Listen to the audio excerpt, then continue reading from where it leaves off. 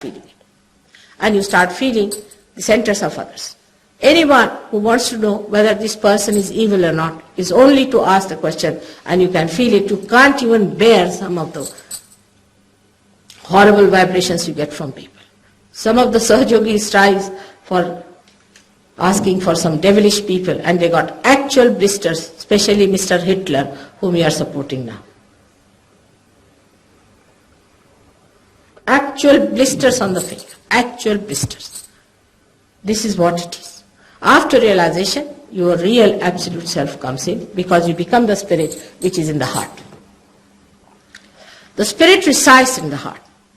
But this is the place of its seat. There are 7 seats in the head, and the seat of the spirit is here. When the Kundalini goes, it's just a very small thread of Kundalini rises, because there are lots of problems. And a very small, through the Brahmanadi is the centermost channel, it rises and opens this. When it opens it, the grace comes down. And when the grace comes down, you get completely relaxed, because it falls on both the sides, on the Ida and Pingala Nadi, which are the manifesting our left and right sympathetic nervous system. By which you feel first relaxed, thoughtless, and then when it is little bit established, you start feeling the cool breeze, because your spirit has started manifesting, and you just feel a cool breeze like a wind coming into you. First you may feel tingling, heat, all that is going out. Sometimes people little bit shake also, because if the nerves are not properly built up, if they do not have the strength to bear it, then it sometimes happens that you shake a little bit. Doesn't matter. After some time you start sustaining it. It takes time into some people. In some people it doesn't take time at all. It's the quality of your central path of Sushumna is important. If it is very simple, there's no problem, then the Kundalini takes no time. She's anxiously waiting. She's your mother. She's the pure desire within you, the power to become one with your spirit. Unless and until you achieve it, whatever you may try, you do anything you like, you spoil your Sushumna, but you'll have to get it, otherwise your seeking will not be over. You have to reach the place where you should say, I have found it. If you have not found the spirit, you will never be happy with any sort of thing you do. Anything you do, be kind to yourself. Be gracious to yourself and get your realization. This is a simple thing as a mother I would like to tell you. There's nothing to be done except by getting realization. But if you are an adamant person, and if you are employed by some of the gurus to come here, or you are running a lawyer's job for other gurus and all that, you cannot get realization. I am sorry you cannot get it, I cannot help it. But you have to identify with yourself and see to it that you want to have it, then only you will get it. If you do not have the desire to have it, you will not get it at any cost. You are not to be forced into it. Your freedom is completely respected. If your freedom is not respected, how are you going to enjoy the freedom of your spirit? So it is completely in your hand to be free to accept whether to get realization or not. Now this chakra of Vishuddhi is very important, because there are 16 subplexuses which are looked after by it. For example, ear, nose, throat, all these things are looked after by the center of Sri Krishna. And this center has got 2 sides. One is the left, another is the right side. I have to talk about it because most of the people in the West somehow suffer from the left Vishuddhi. One of them is the reason maybe smoking. Right is more affected by smoking, but later on it goes to the left also. But I think the more important is that you people have developed a theory, I don't know how, that you have to be guilty for everything. Maybe it is from your childhood, you are brought up this way, don't spoil the carpet, don't spoil that, don't do this and don't do that. Maybe your confessions in the churches, maybe, I don't know what to blame, but it's a very good indulgence for people to sit down, so I should not have done this, I should not have done that, criticizing yourself and analyzing yourself. This is also a very good escape of egoistical people. They are egoistical, they dominate others, and then they sit down and weep on the left Vishuddhi. This left Vishuddhi is such a dangerous thing that it creates problems of the worst nature in human beings. For example, if you have, say, any cancerous growth within you, and if you have left Vishuddhi, it's going to be difficult to cure, because the escape of the Kundalini has to be through the Vishuddhi chakra. And the Vishuddhi chakra on the left hand side is very important for the escape of all these tensions of the cancer. And if you have this kind of a bad habit of sitting down and indulging into this kind of a nonsensical thing, like sitting down like Lord Byron and reading some sort of a tragedy and making a tragedy out of you. It's a drama going on. What is there to be tragic about you? What is wrong with you? You are very rich people, you have everything. Still, why do you want to cry and weep? All the time you are in a crying mood. Why? God has given you so much. Do you ever say that? Count your blessings one by one. How many blessings you have got? You do know. You are especially blessed people, especially in this Australia. I think you are especially blessed. But you want to show that you are extremely miserable. The worst are French in this, I would say. Because when I went to France, they said, Mother, never say that you are a happy person because they'll think you are not sensitive. I said, really? You think these French are very, very sensitive people? To what?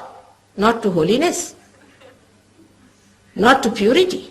They are sensitive to God knows what. 10 feet you walk and you find a prostitute standing on the road. And about 10 feet you walk and you find 3 alcoholics lying on the street.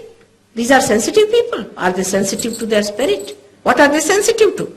What are they crying about? This is the very good thing that in the night you drink a lot, sleep with 10 women, and in the morning you feel guilty.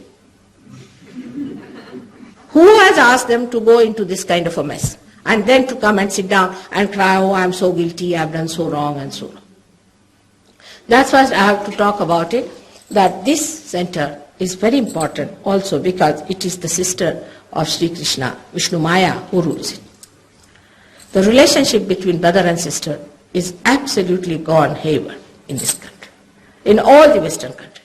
For us Indians, we do not understand. Really, we cannot understand. And we cannot explain what it is. The other day only, we had a very interesting talk because 2 Indians have come with me, very, very great sahajogis there. They said, Mother, why did they say that a girl cannot hold the hand of a girl?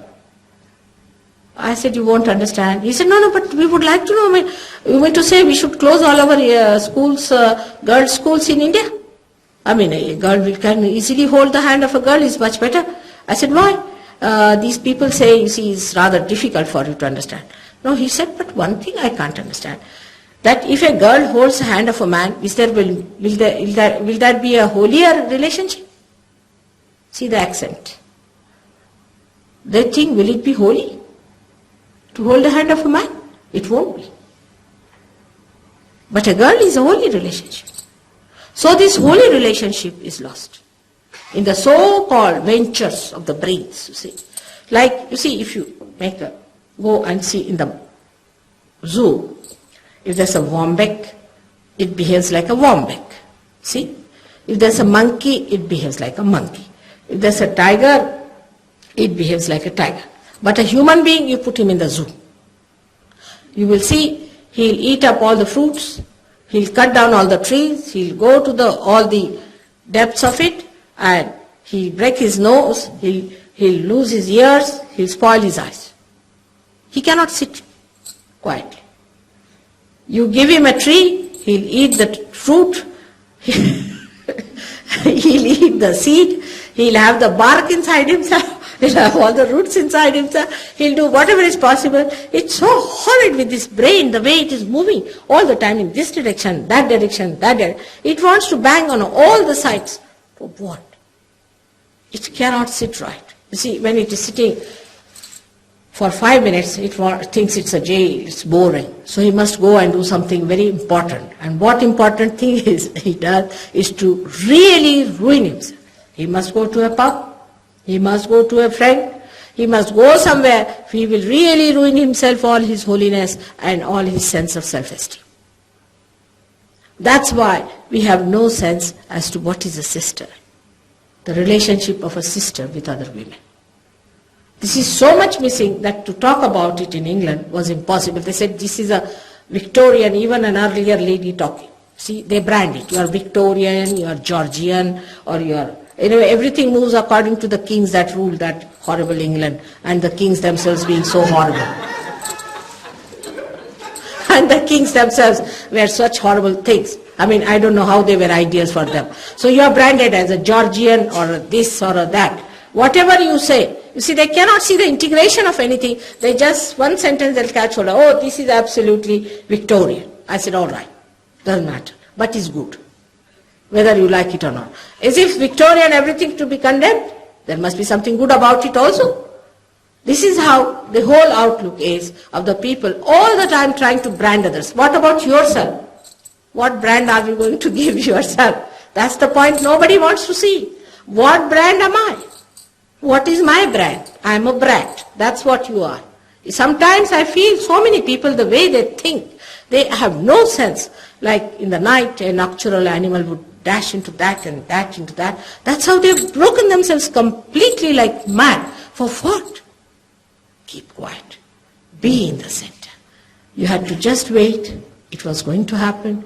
This is your own. You are the people who are searching the truth, for which it is all created. The whole scene is there. You have to just get it. Why are you breaking everything that God has given you? It's such a beautiful being He has created. You are the most beautiful person. Have you seen that when you go to the zoo, all the animals are looking at you?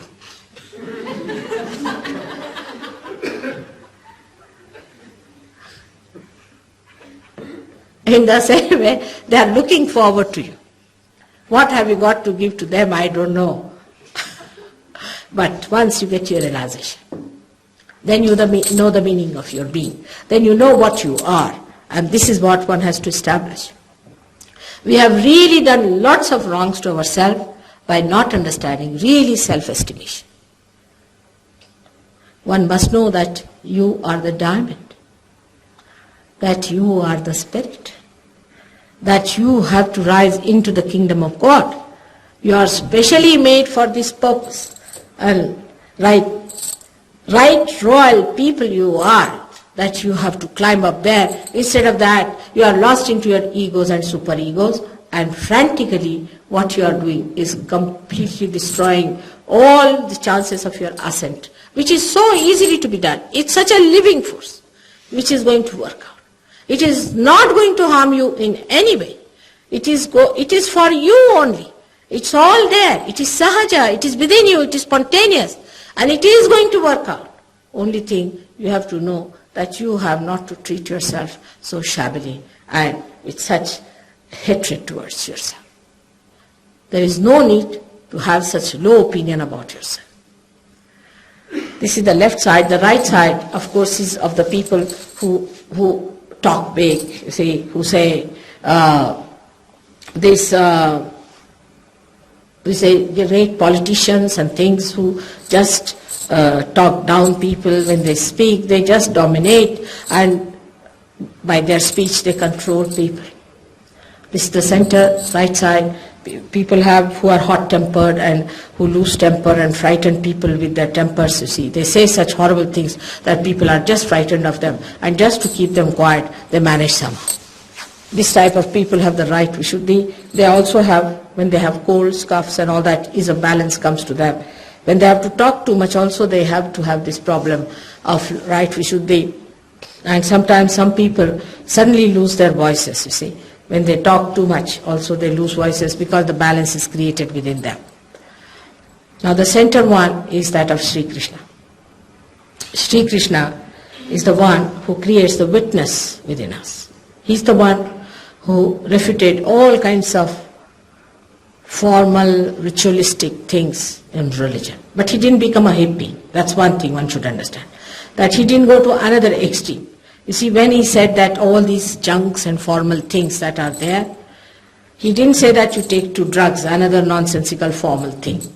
He said that if you have to get over these things, you have to see it as a drama. The whole thing is a joke going on. It's a drama going on. But for that you have to become. It's not a question of your achieving it by rational thinking. You have to go beyond your mind to achieve it.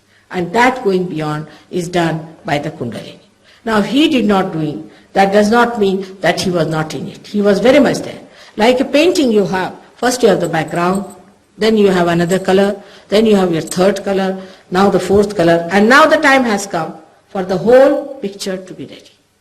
Everybody has played their part, very important part in our evolution. Everyone is needed. Among you may be many who might be having a problem with Shri Krishna.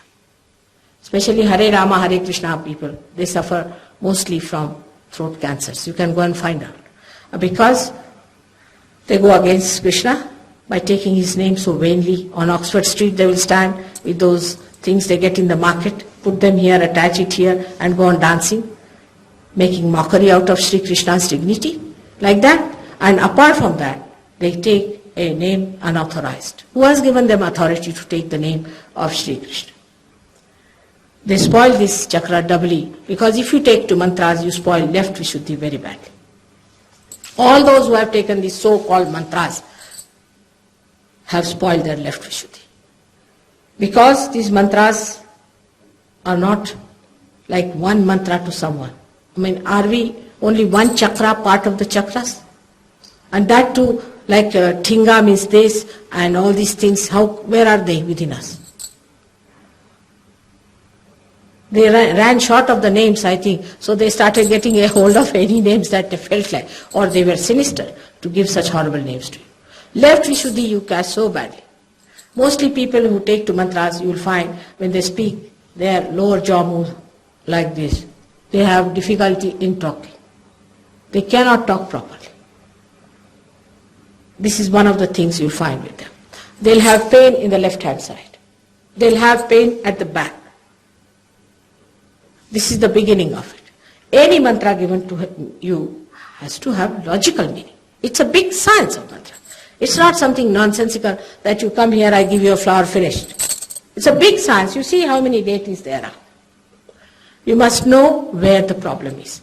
It is like a Kundalini rising in its living power. You know that here is the obstruction. And you want to get rid of that obstruction, then you say there the password and you pass through. When the Kundalini has not started, what's the use of having a mantra? The Kundalini is frozen down there. And you are saying a mantra for a chakra. Now it would be something like this, that I am frozen in England and I am saying a password for a bridge here. It is absurd. Because you are so naive about it. Our Indian modern people also who think they are very westernized and sophisticated, they also are equally naive. They don't want to read anything about scriptures. They are not translated in English. They do not know anything about mantra vidya. The mantra has to be connected with your development in your Kundalini. Not only that, but it should relate to the movement of the Kundalini. It should be given by a person who is a realized soul, Jagrut, awakened. Mantra has to be awakened. And that you will find in Sahajayoga that it is such a temporary thing. For example, the Kundalini is stopping at this point. Now what is the mantra of this point? Lord's Prayer. Or I forgive. To make it short. That's the weapon Christ has given us, of forgiveness. At this point, which stops your thinking. But any dictum and Hari cannot do it. You have to have realization first. Then only, because the Kundalini has reached there, you know that it is stopping there, then you have to say that, all right, this is Lord's Prayer. You say Lord's Prayer, it opens up. What is the mantra over here? Is Allahu Akbar. You put these fingers are of this center. You put them here and say Allahu Akbar 3 times, it will open up. But you have to be a realized soul to begin with, or the one who is telling you has to be realized soul. There has to be some authority from God, not from theological college or anything. It's a mockery to get knowledge of God in theological college. I mean, you must enter into the kingdom of God to know what He is, what it is like, what is His whole vidya, His knowledge. Divine knowledge is very different from the knowledge you have. Have you ever known that this is Vishuddhi Chakra before?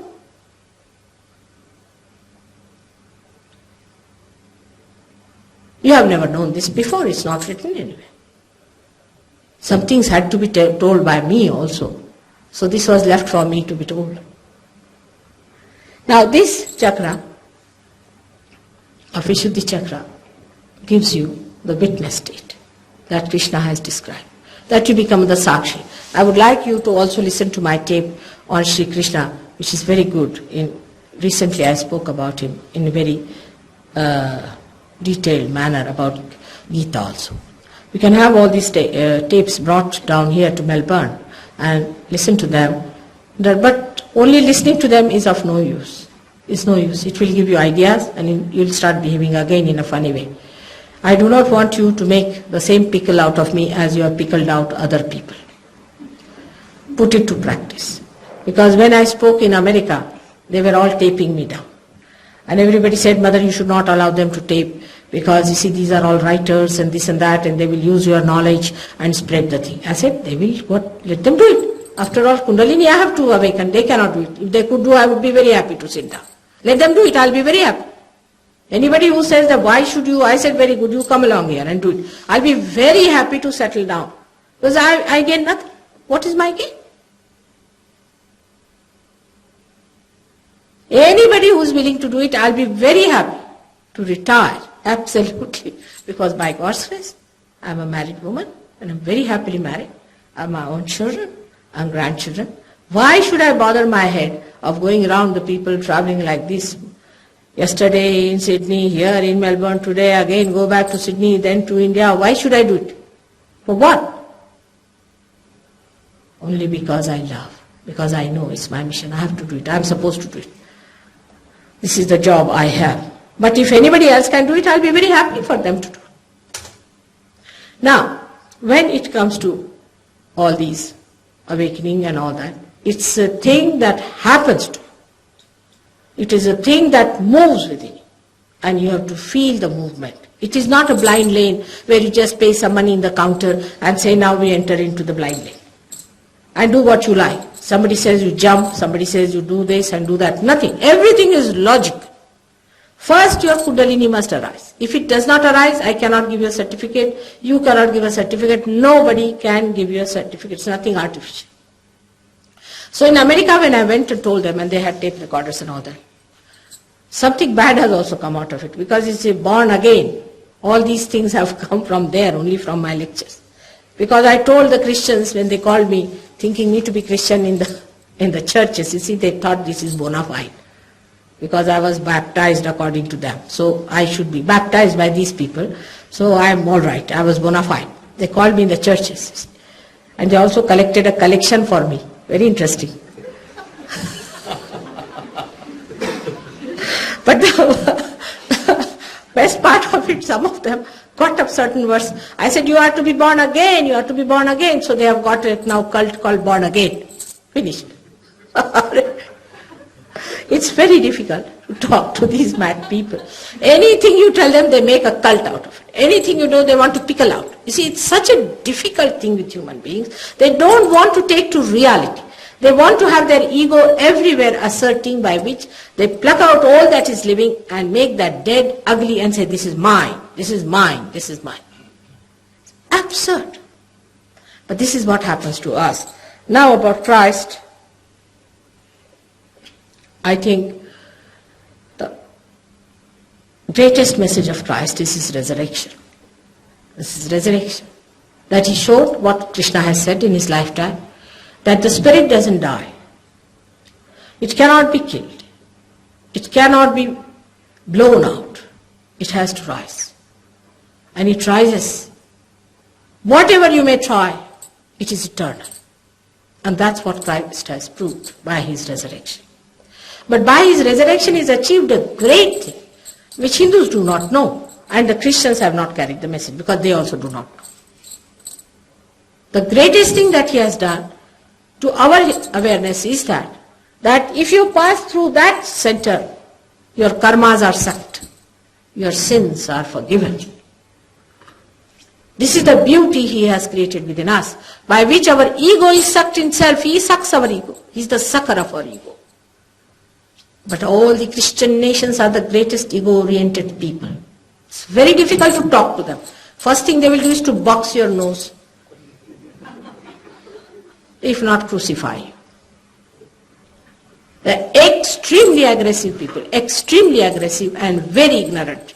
They are so naive, so naive. In India, it's not so difficult to talk to them because they know what is knowledge. I mean, they know what is Kundalini. They know what is rising of the Kundalini. They know who can do this. It's not difficult to talk to them, but the people are so naive in spiritual life. And then they are so ego-oriented, despite the fact that Christ is the one who is the sucker of your ego. He's the one who sucks your ego, so there is no karmas after realization. You become the spirit. Spirit does not have any karmas, it's a myth, which is sucked. And this is what Christ has done for us. So when Christians, so-called, came to India, they converted people in such a crude method by putting a loaf in the well. If the poor Indians said that, they were naive as far as the Christianity was concerned.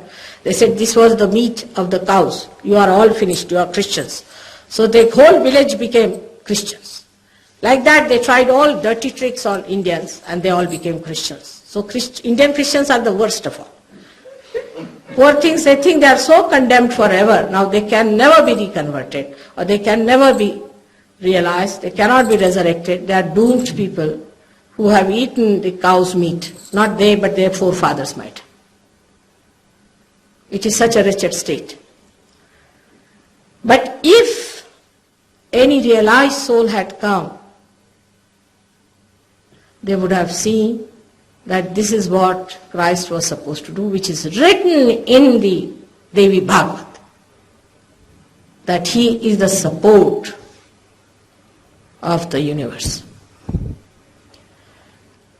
But the narrow visions of Christians and the narrow visions of Hindus and the narrow visions of Muslims have made such a mess that the time has come to get the whole picture, the complete integration of all these great incarnations who are within you, and to understand them in reality, what they are, and becoming yourself such a wider personality as a collective being. About Christ, I don't know, I must have spoken hours and hours. About Krishna, I must have spoken for hours to hours. In England, also we have about 300 to 400 tapes on different subjects which you should get and listen to that. But again, do not make it a big library for you, please. It is to be actualized. It is to be felt. It is to be practiced within yourself. It is not for giving you any big knowledges. We have a book called Advent, which is written by a French sahajayogi, which is a very beautiful book, but we do not sell it to people who are not realized. We do not. Because it is very difficult for a person who is not realized to bear the truth. That's why they crucified Christ.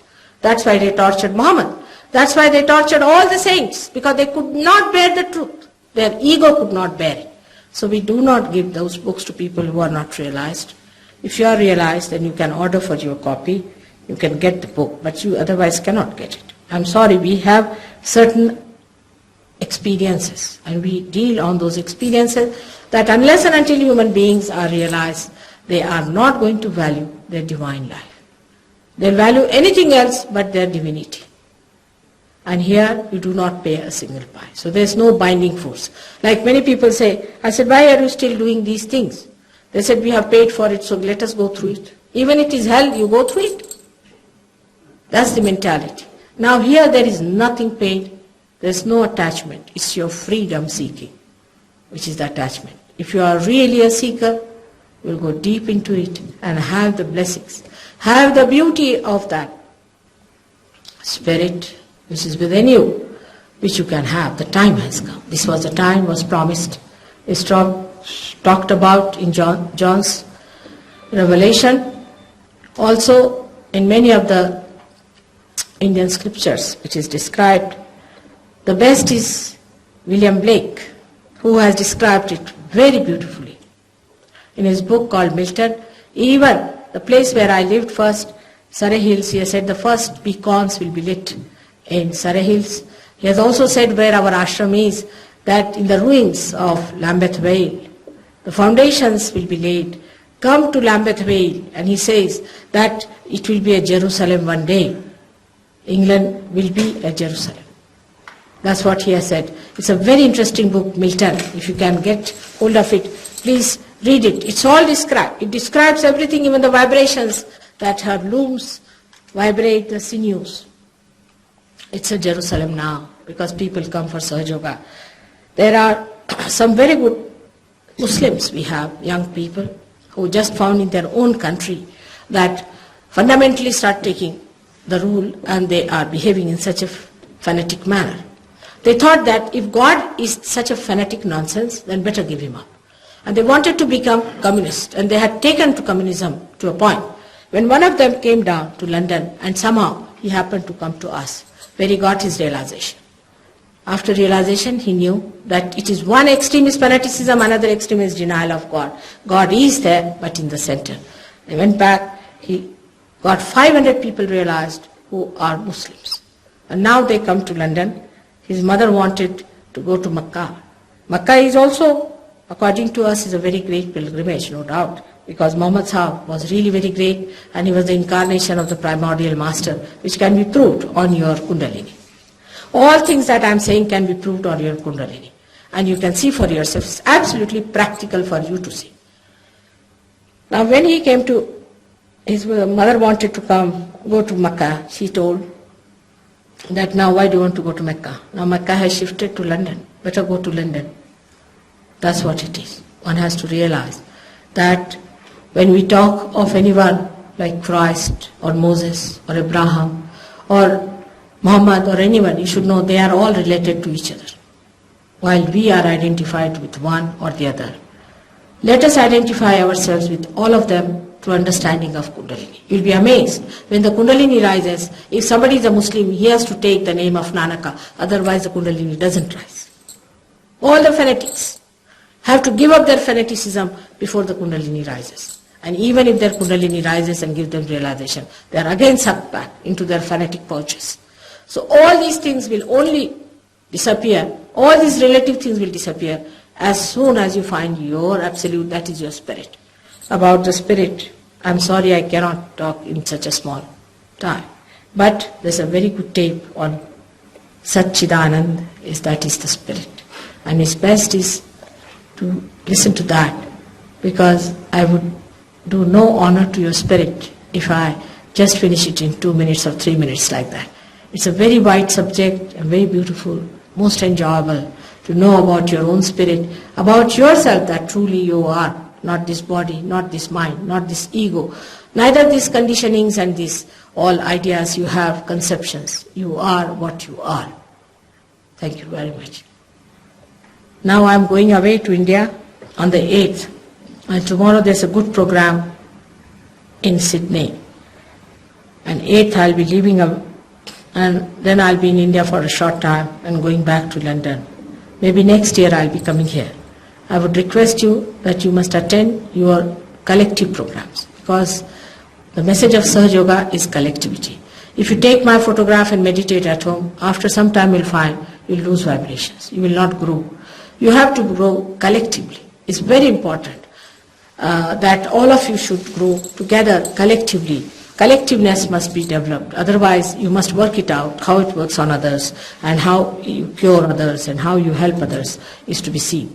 Some people will be coming from Melbourne, from Sydney to Melbourne in the beginning till you understand Sahajayoga, and then they will go away. Of course, there is no money, nothing involved. As you see, we have started in a very small way. Now, when next time I come, I'm sure Melbourne will be a seat of very good Sahajogis, not doubting but understanding. Doubting doesn't give you much chance. You see, what is there to doubt is nothing but your ego is doubting something.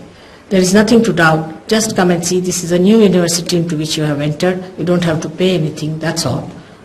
Where you have to pay, you do not doubt and ask questions. I know you go headlong, but here you are free. You have freedom to doubt. But do not pull it too fast, because it will spoil your chances of realization. May God bless you.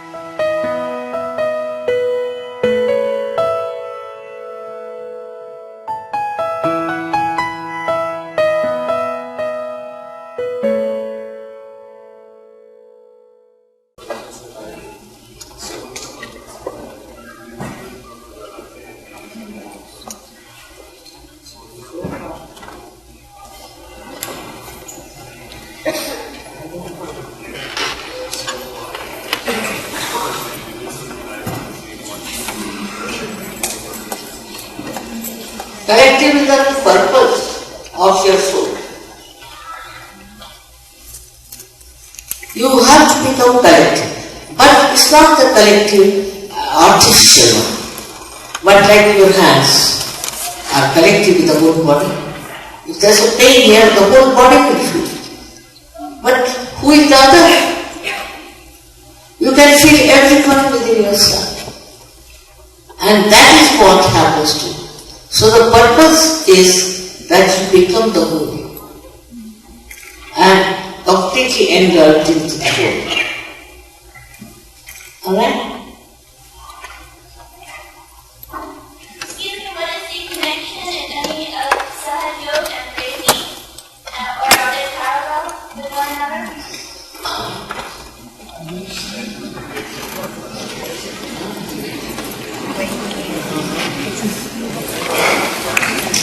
I don't want to criticize anything.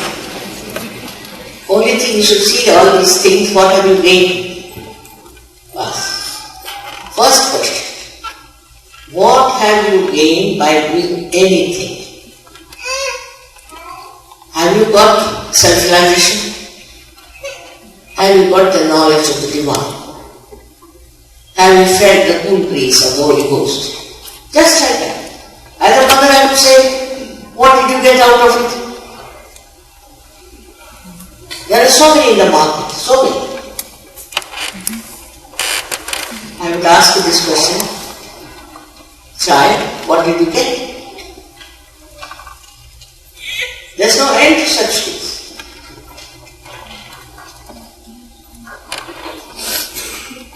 Once you become self-realized, how do you maintain it?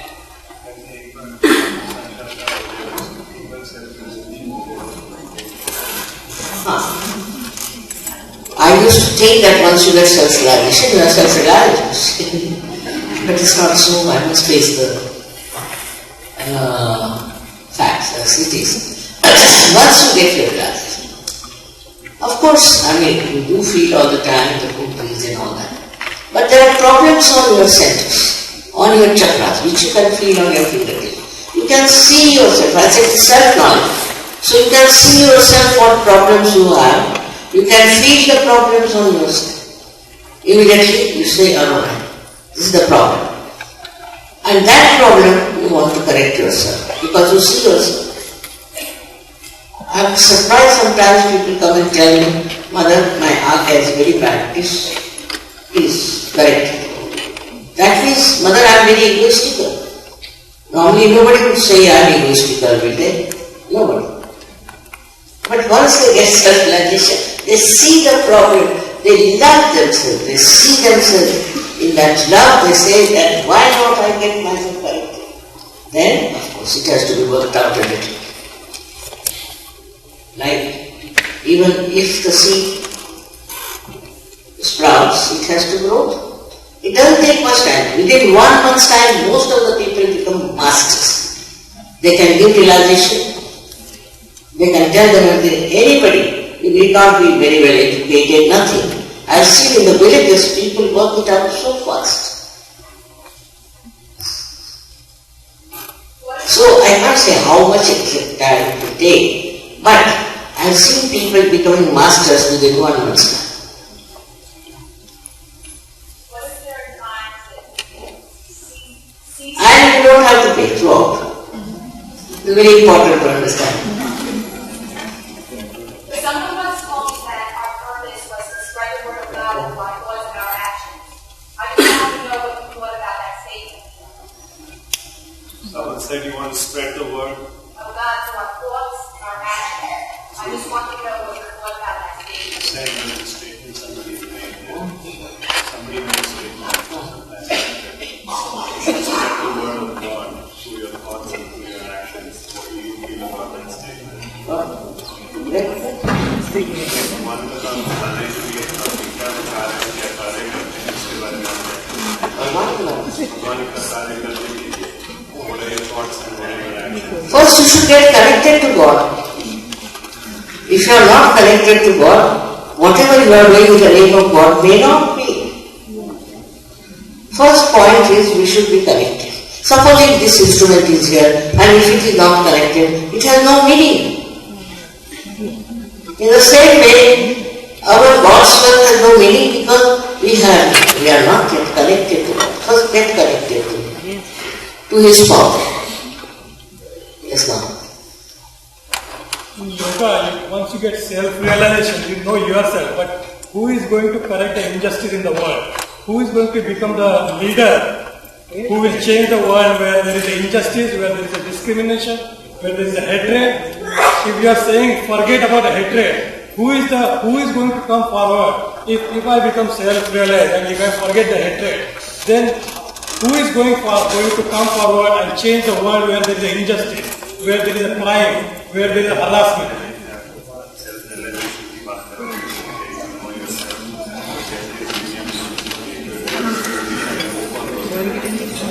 Correct.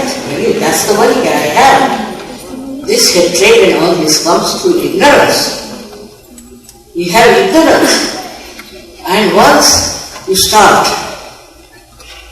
getting into this great ocean of love, it starts just disappearing from you to begin with, and from others also who have got realization. Now they say that sahajayoga is working in 72 countries. And we have seminars in India sometimes, and sometimes in Italy, where the people from all these countries come. I have never seen them criticizing each other. Of course they have great fun, they enjoy, but never seen complaining or doing anything wrong to each other. Because now they have become all one. It's a last judgment. This is the time of last judgment. If you want to remain as you are, you remain. Nobody can force you. But if you want to rise to that level, you'll be amazed. You'll have friends all over the world. Not ordinary friends, but real friends. So, just to get rid of this hatred and all nonsense, what do we have to do? Thinking hatred comes from where? It comes from human beings. So, we have to transform them. If they are transformed, things will be alright. Is there healing energy that will come from your meditation tonight?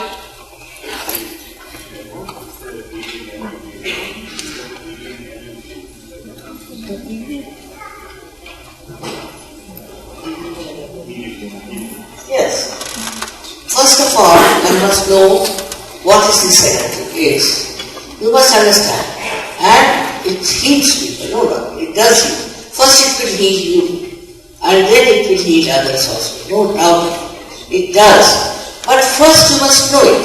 You must know how to do it. It would be like any doctor who is not even done his MBBS or anything and trying to do some job. It will be like that. So first I will say you should establish.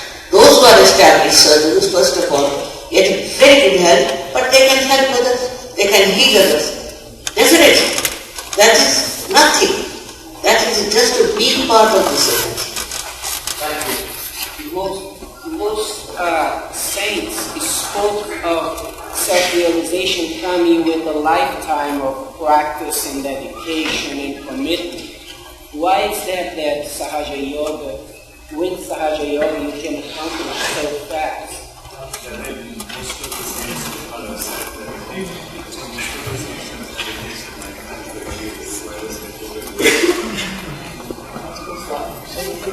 Why? Because the need is so much. It's the need of the divine. Divine now is present with human being. And it wants to have a very short thing. You see, formerly, to go to, even to New York, was very difficult. I don't know how many years Columbus took to come to America. But today, it has come. So I would say it's a jet age.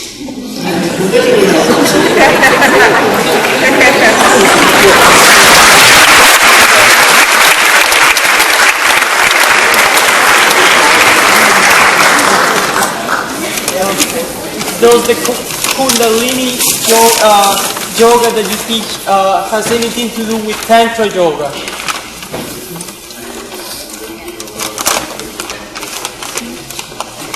see, the name is Kundalini Yoga. It has nothing to do with Kundalini Yoga. So, Sahajayoga and Kundalini Yoga are the same, if you see the meaning of it. But in actual, I've seen the yoga business is done because people have suffered so much.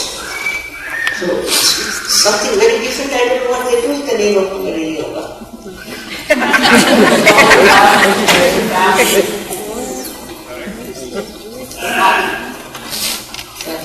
With all your travels, do you miss your family?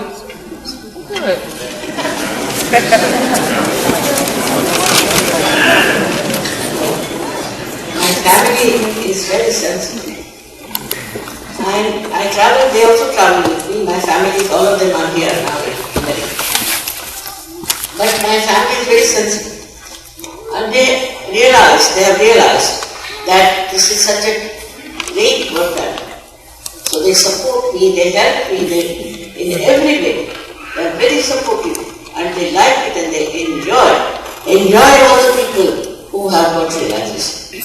This whole family have the same ideas, or we can say the same feeling for the world, and they are very happy.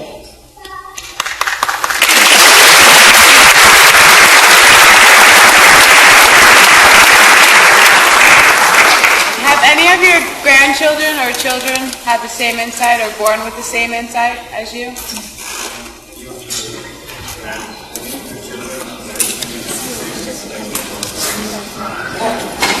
Yes, see, I have also great grandchildren. And I am surprised that they are all born realized. They are born realized. That's very surprising. And the family is so united, so helpful. And my great-grandchildren also have the vibrations, they understand. I mean, it's remarkable how the Divine has been kind to give such a family. I have never neglected my family, never. But they understand that my work is very important. And they also enjoy my work very much. They also feel the vibration. They also have got realization. Yes, please. I'm not able to get out of this body consciousness.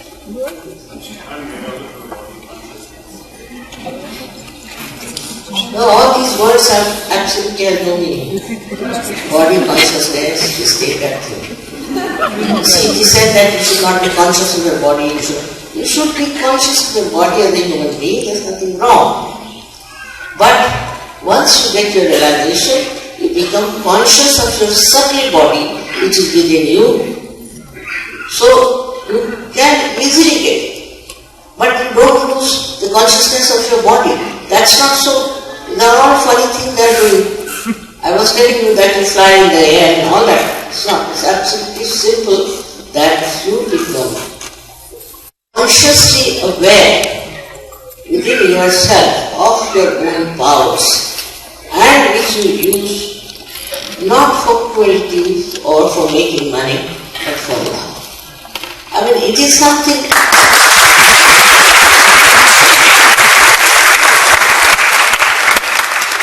It is something that happens to you, like I would say a flower. See, it's just a bud. Maybe it's not even a bud. Then it becomes a flower. And you see your fragrance, and you are amazed at yourself. So all these things that you have to give up your body consciousness, this consciousness, is not necessary at all. You don't have to give up anything. Wherever you are, whatever you are, in that only you get the light, the enlightenment as the thought.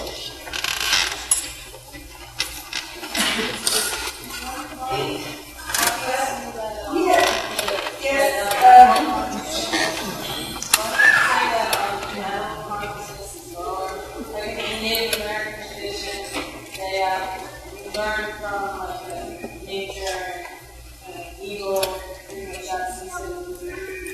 evolutionary, the higher.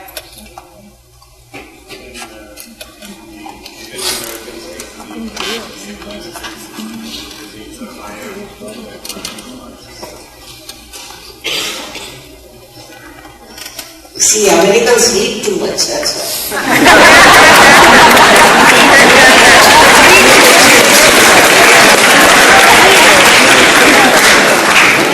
All their beliefs come from some reading, I don't know from where they get all the time. And to neutralize them is very difficult or mental.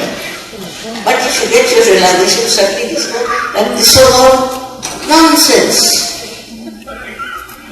You said it's correct that Americans have this idea, those ideas, but these ideas are not reality. Have you felt the reality? First get to the reality. Then you will see, in these words, I don't know what people read. I mean, this is nothing I came long time back before here. I ran away. I said, impossible. Their brains are already filled with so many books, I don't know how to talk to them. And after 9 years I appeared on your soil. Now they are changing. So they are realizing this is all kind of a money making going on with the books. Thank God it's coming up now. It's better. Do you believe that the Kundalini is the same life force, energy that the Chinese call Qi? That this energy is, part of us, part of the world, that can be accessed in this way, and also through things like Qigong and Tai Chi, is it the same force?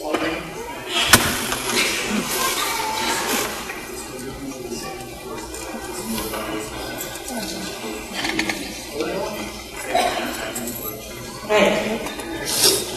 But you see, it has something to do with that, and that is what is our ego and super ego. The Chinese, what they have written is that. But Chinese also don't know who is Lao Tse, can you imagine? Lao Tse is the man who talked about this thing, is the one who told them about Kundalini, and they don't know who is Lao Tse. Especially in America, I don't know what sort of Chinese live in. It's such a great source of knowledge, and what they are saying is a perfect thing. But everything gets integrated inside. All the knowledge, all the scriptures, everything gets integrated. Absolutely integrated, because out of light you see the truth in all of them. There is truth in everything. There is truth in every religion. But religion now has become money oriented, also power oriented, so it's gone now.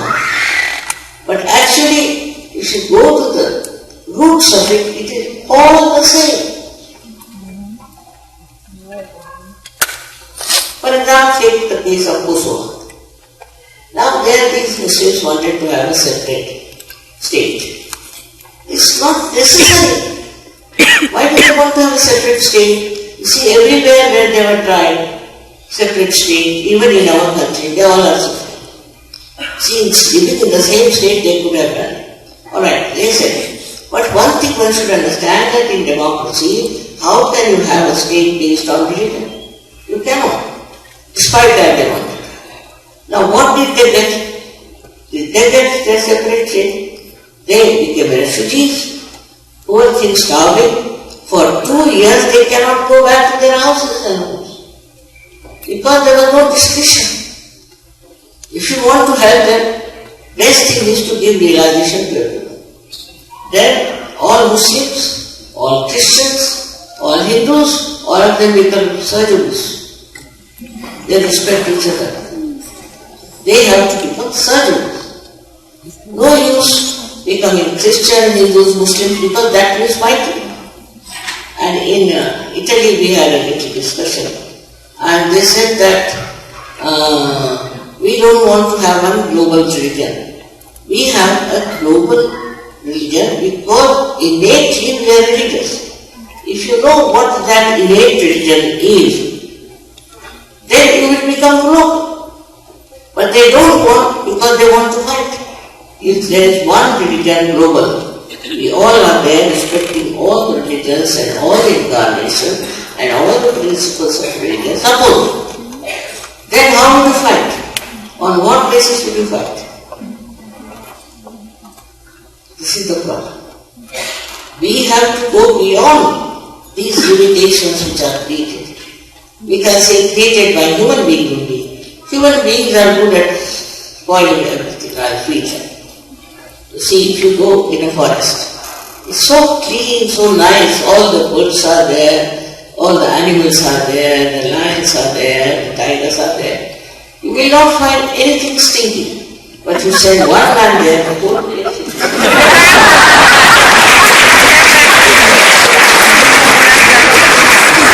That is what we have done to religion also.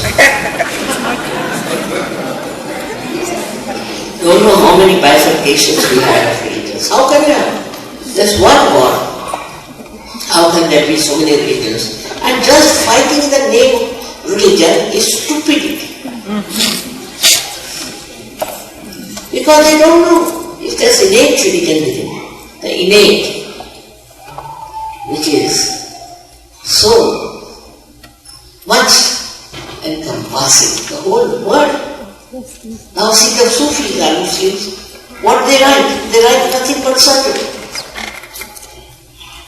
What Christ wrote was surgery. What Muhammad wrote was surgery.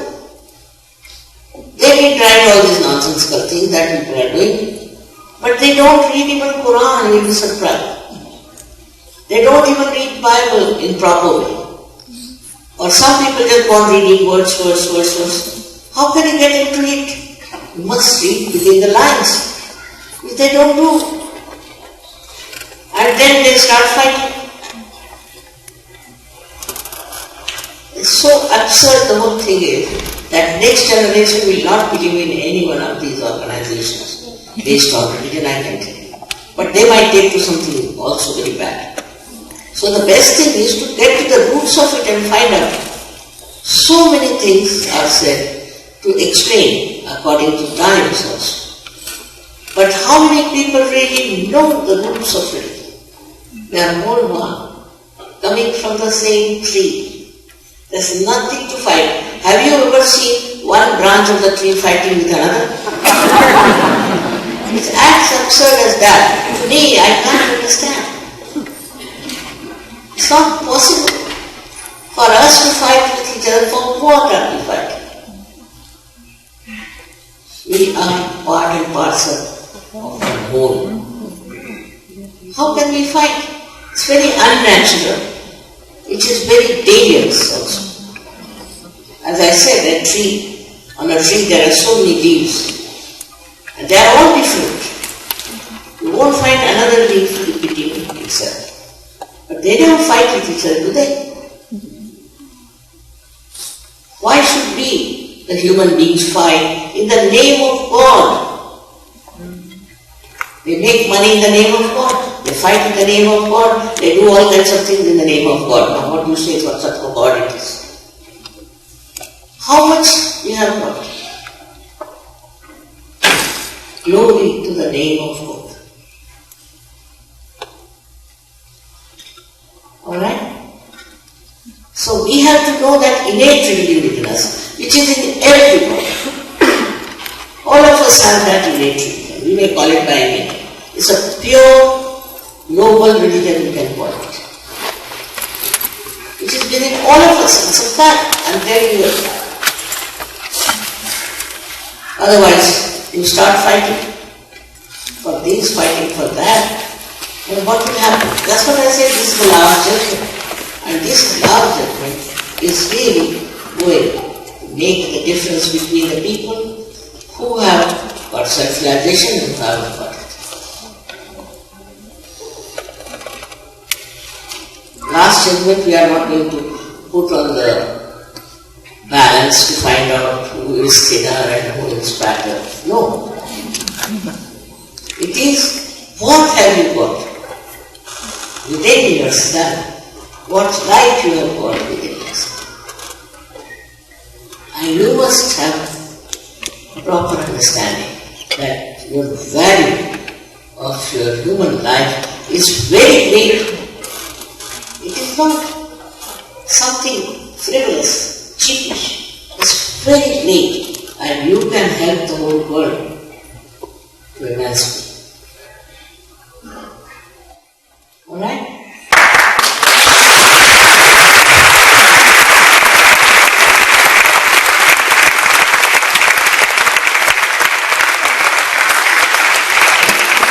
There is one lady, she wants to ask a question from last. Well, it's the fact that I'm not vegetarian, that I eat meat and fish and things like that. And also I smoke coffee, stuff, those things. You get yourself damaged with worry. Whatever is good for you, you will have. You have all the things that are there because you haven't got yourself that way. Please make yourself comfortable. I never say you become vegetarian. I never say you don't give up your smoking, drinking, nothing. If I say that, half of the people will go away.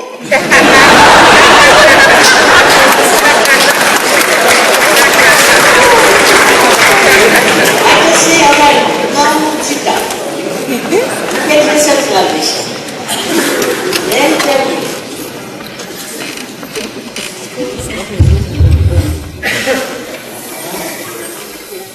What's going on?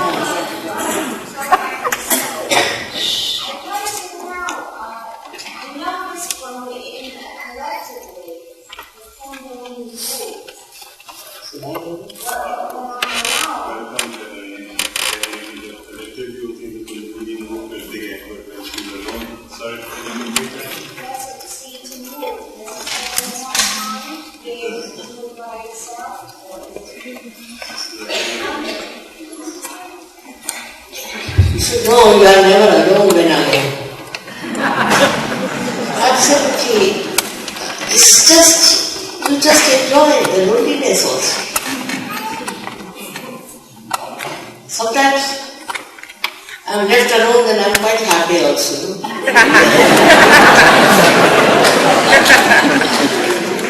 No questions, nothing, no problem.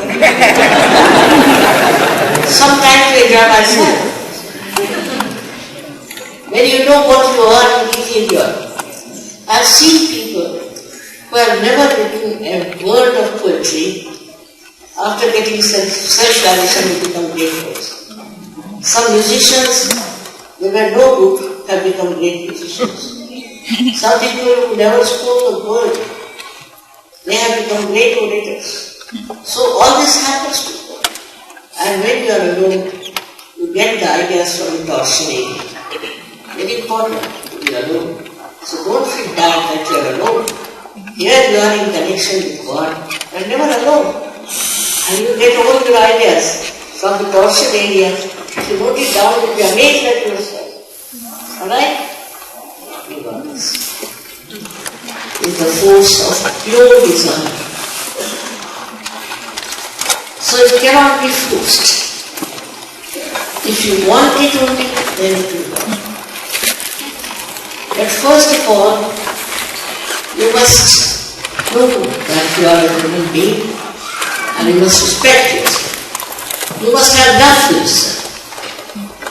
It's not selfishness, but respect that you are a human being and here you have come to get yourself knowledge.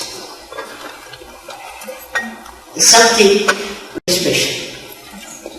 There are so many people in New York. But you are special that have come for yourself knowledge. If you have only this feeling within yourself, without any force it will work out, I'm sure. Now, you don't have to do anything, but if you could take out your shoes, it will be better because this Mother Earth helps us. I hope you don't mind taking out your shoes. That will definitely help. Because the connection with the Mother Earth is very important. We then realize how important is this Mother Earth. How she helps us in our future. So far we have never known this important.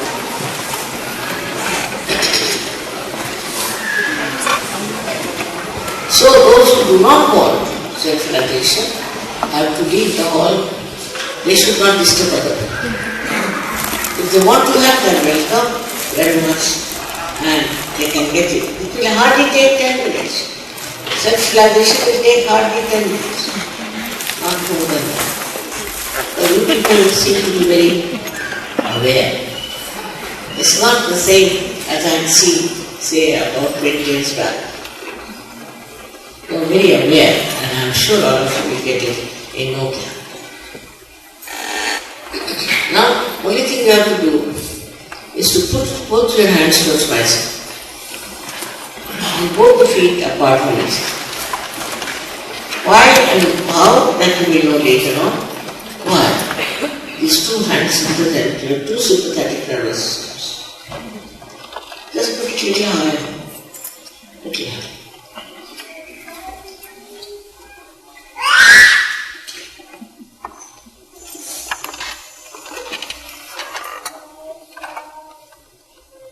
Now, one thing is very important, that this center is very constricted. And to open the center, you have to forgive everyone. Now, you might say that it is difficult to forgive. But the argument is, whether you forgive or you don't forgive, you don't do anything. Just don't do. But if you don't forgive, then you torture yourself, not the other way. So please, just try to forgive. Forgive everyone. Just say that. In my presence you say, Mother, I forgive everyone.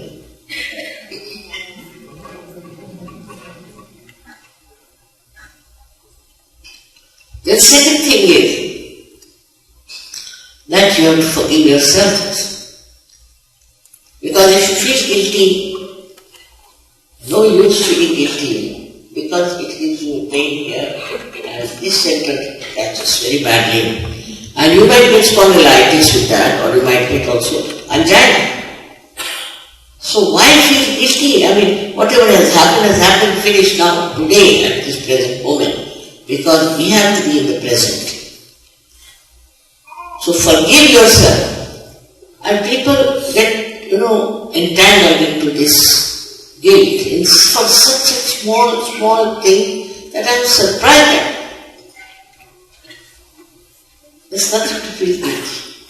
As I said, you must have respect. After all, we are human beings. If you have made mistakes, it's all right. Now don't go on playing on it. Just forgive yourself and forgive others. That's all we need. Just say that. Now, put your hands up like this towards me. Now, put your right hand towards me. And bend your head.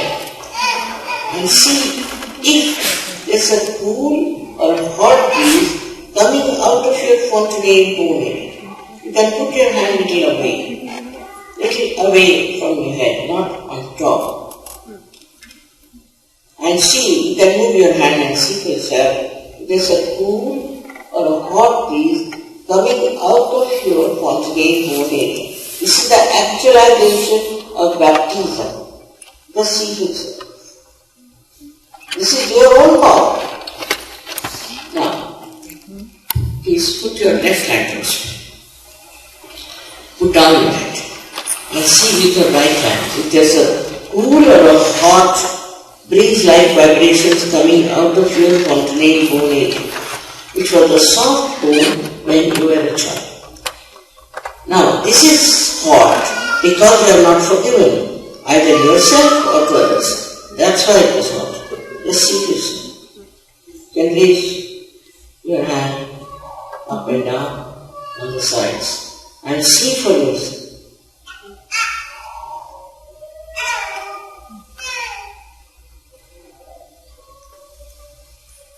Now put both the hands towards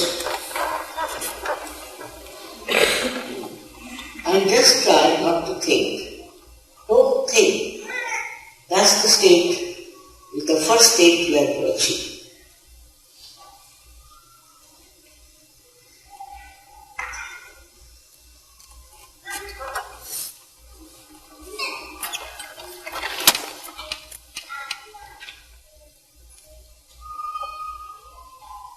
Now just try to feel.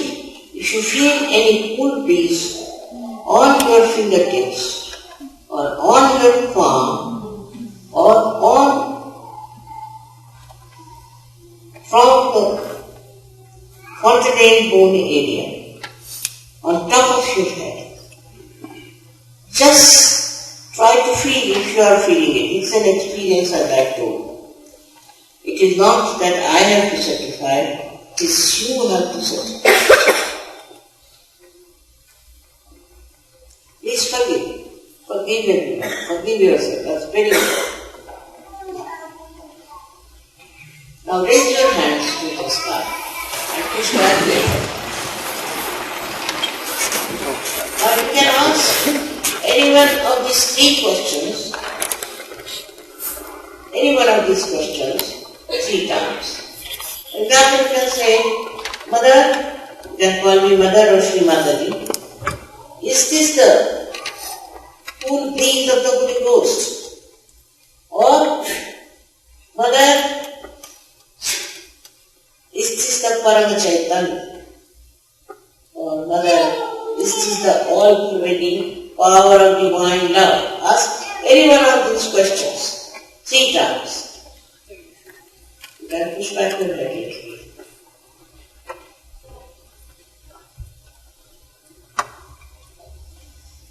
Take down your hands, please. Those who have felt hot trees in their fingertips, on their palm, or out of the fontanelle bone area, please raise your hands. May God bless you all. That is New York. May God bless you. I could feel the good breeze coming from you to me. Can you imagine this New York? It's a wonderful place now. But now you have to grow. I must tell you have to grow. You feel very nice on top of the world now. I know that you feel fine. You have to grow. For that, we have programs, follow programs. So please try to come to those follow programs. Because then you will grow. And then you will realize, if you do not take it seriously, it won't work. And you'll be lost again. Like some, Christ has said that some seeds were sprouted and were thrown on the roadside. It's like that. So you have to respect your self-realization, and please try to come to follow programs. I don't know where they are. I will tell you just now where they will. Please be seated for 1 minute. 1 minute. And write it down. It's important that you must know everything about it, and you should become masters. Every one of you can give realization to at least 1,000 people.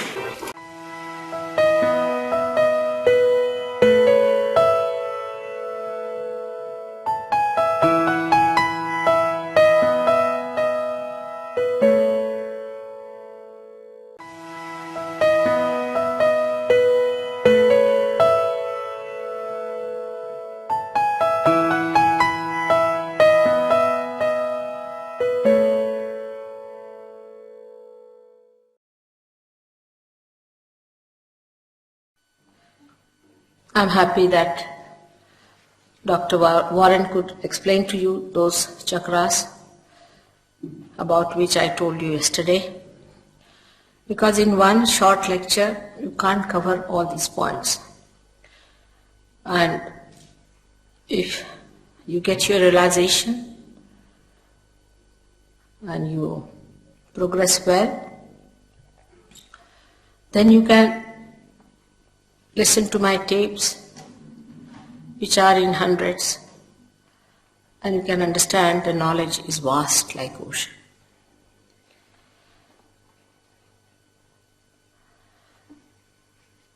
As I yesterday told you, that when you get enlightenment, you become the knowledge. It's a very confused statement. People don't understand what does it mean to become the knowledge. The other day, a gentleman came to me and he told me that my guru has already given me the knowledge. I said, how? Because he told me I have given you the knowledge. I said, but still, how is it? It is knowledge. How do you believe that he has given you the knowledge? So he said, no mother, it touched me on my forehead and I saw a light. I said, then still, you can see the light otherwise also. How is it you have got the knowledge? So he started thinking about it. He said that, what should happen if I get the knowledge? I said, see, this is another person sitting next to you. He's a sahajayogi. He knows what kundalini is. Also he knows how to raise your kundalini. He knows what is your problem, what your chakras are catching. He also knows what are his problems. So he asked me, how does he know? I said, he has become the knowledge. Yesterday I told you that on your central nervous system, you should be able to feel others and yourself, which is inside. Now, for example, a person who is mad. When he started becoming mad, he did not realize. He did not realize he is already possessed and that he is getting mad and that he should have treatment. Nothing he realized. Gradually he became mad and he is in the lunatic asylum.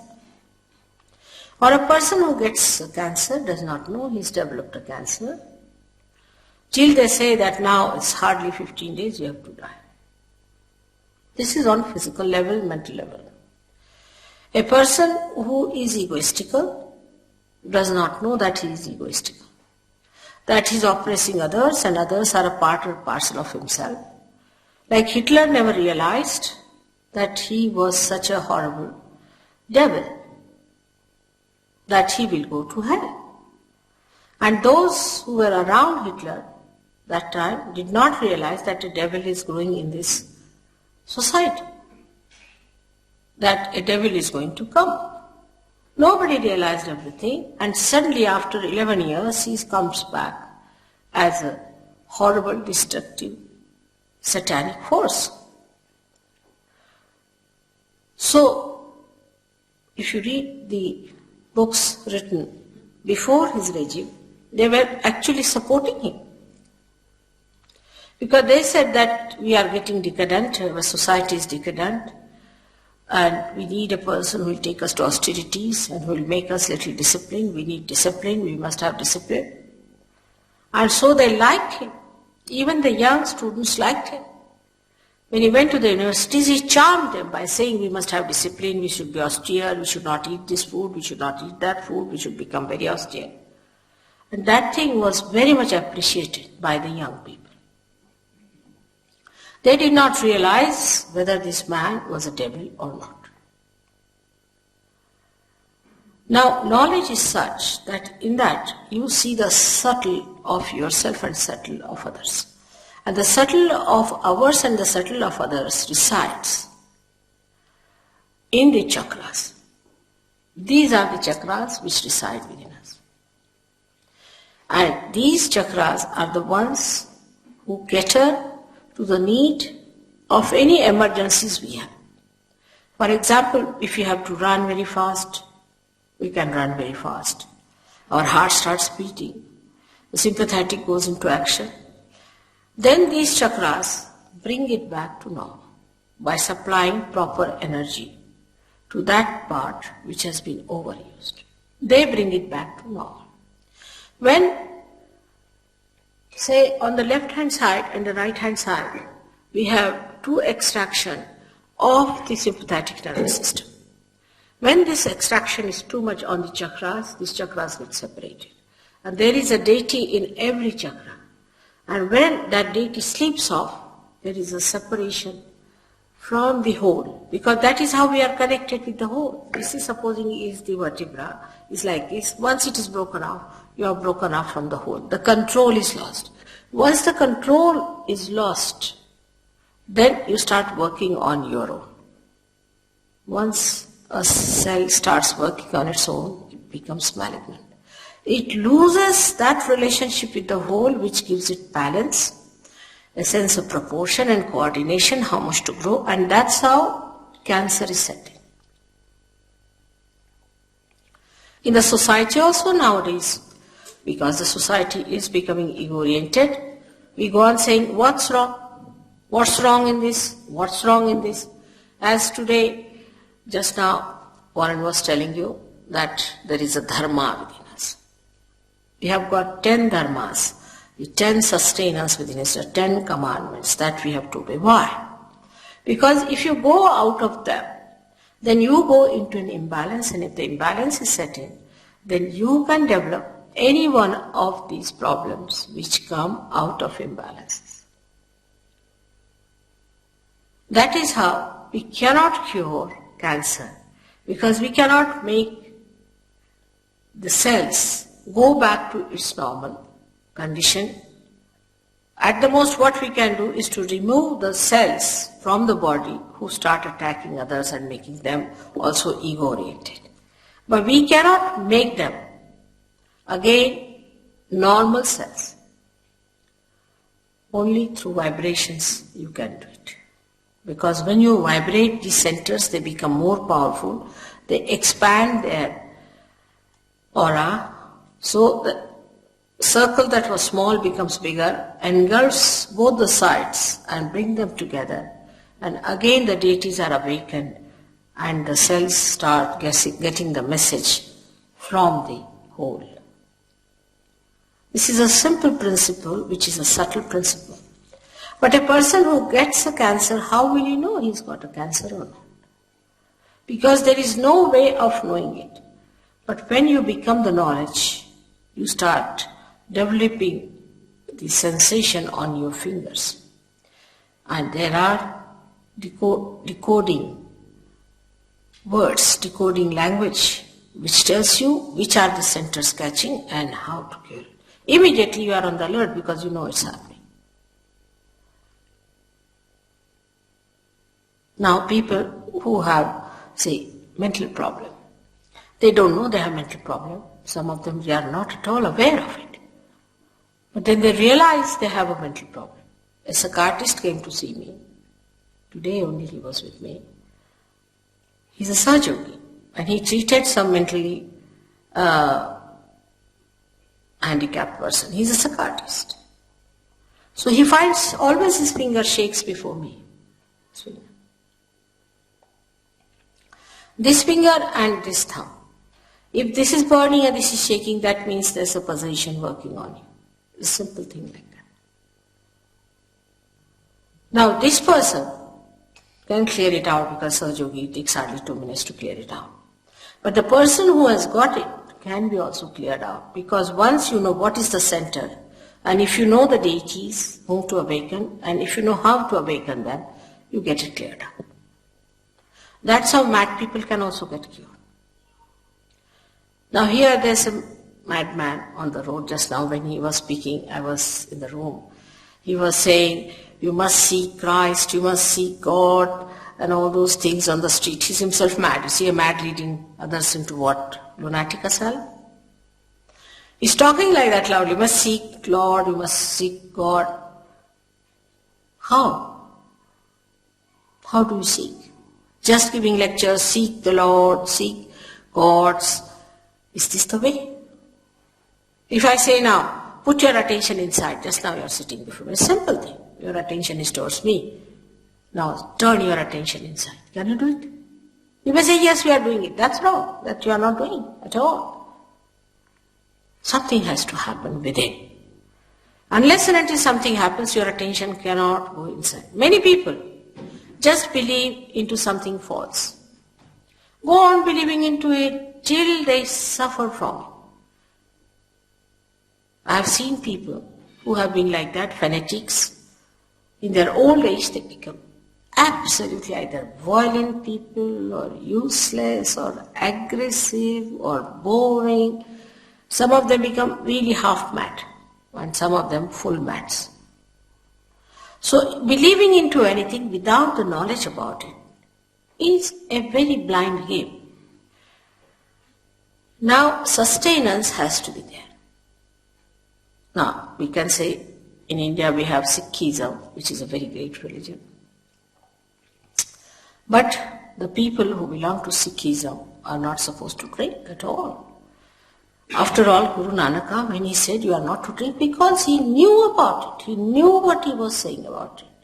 He was an incarnation of the primordial being.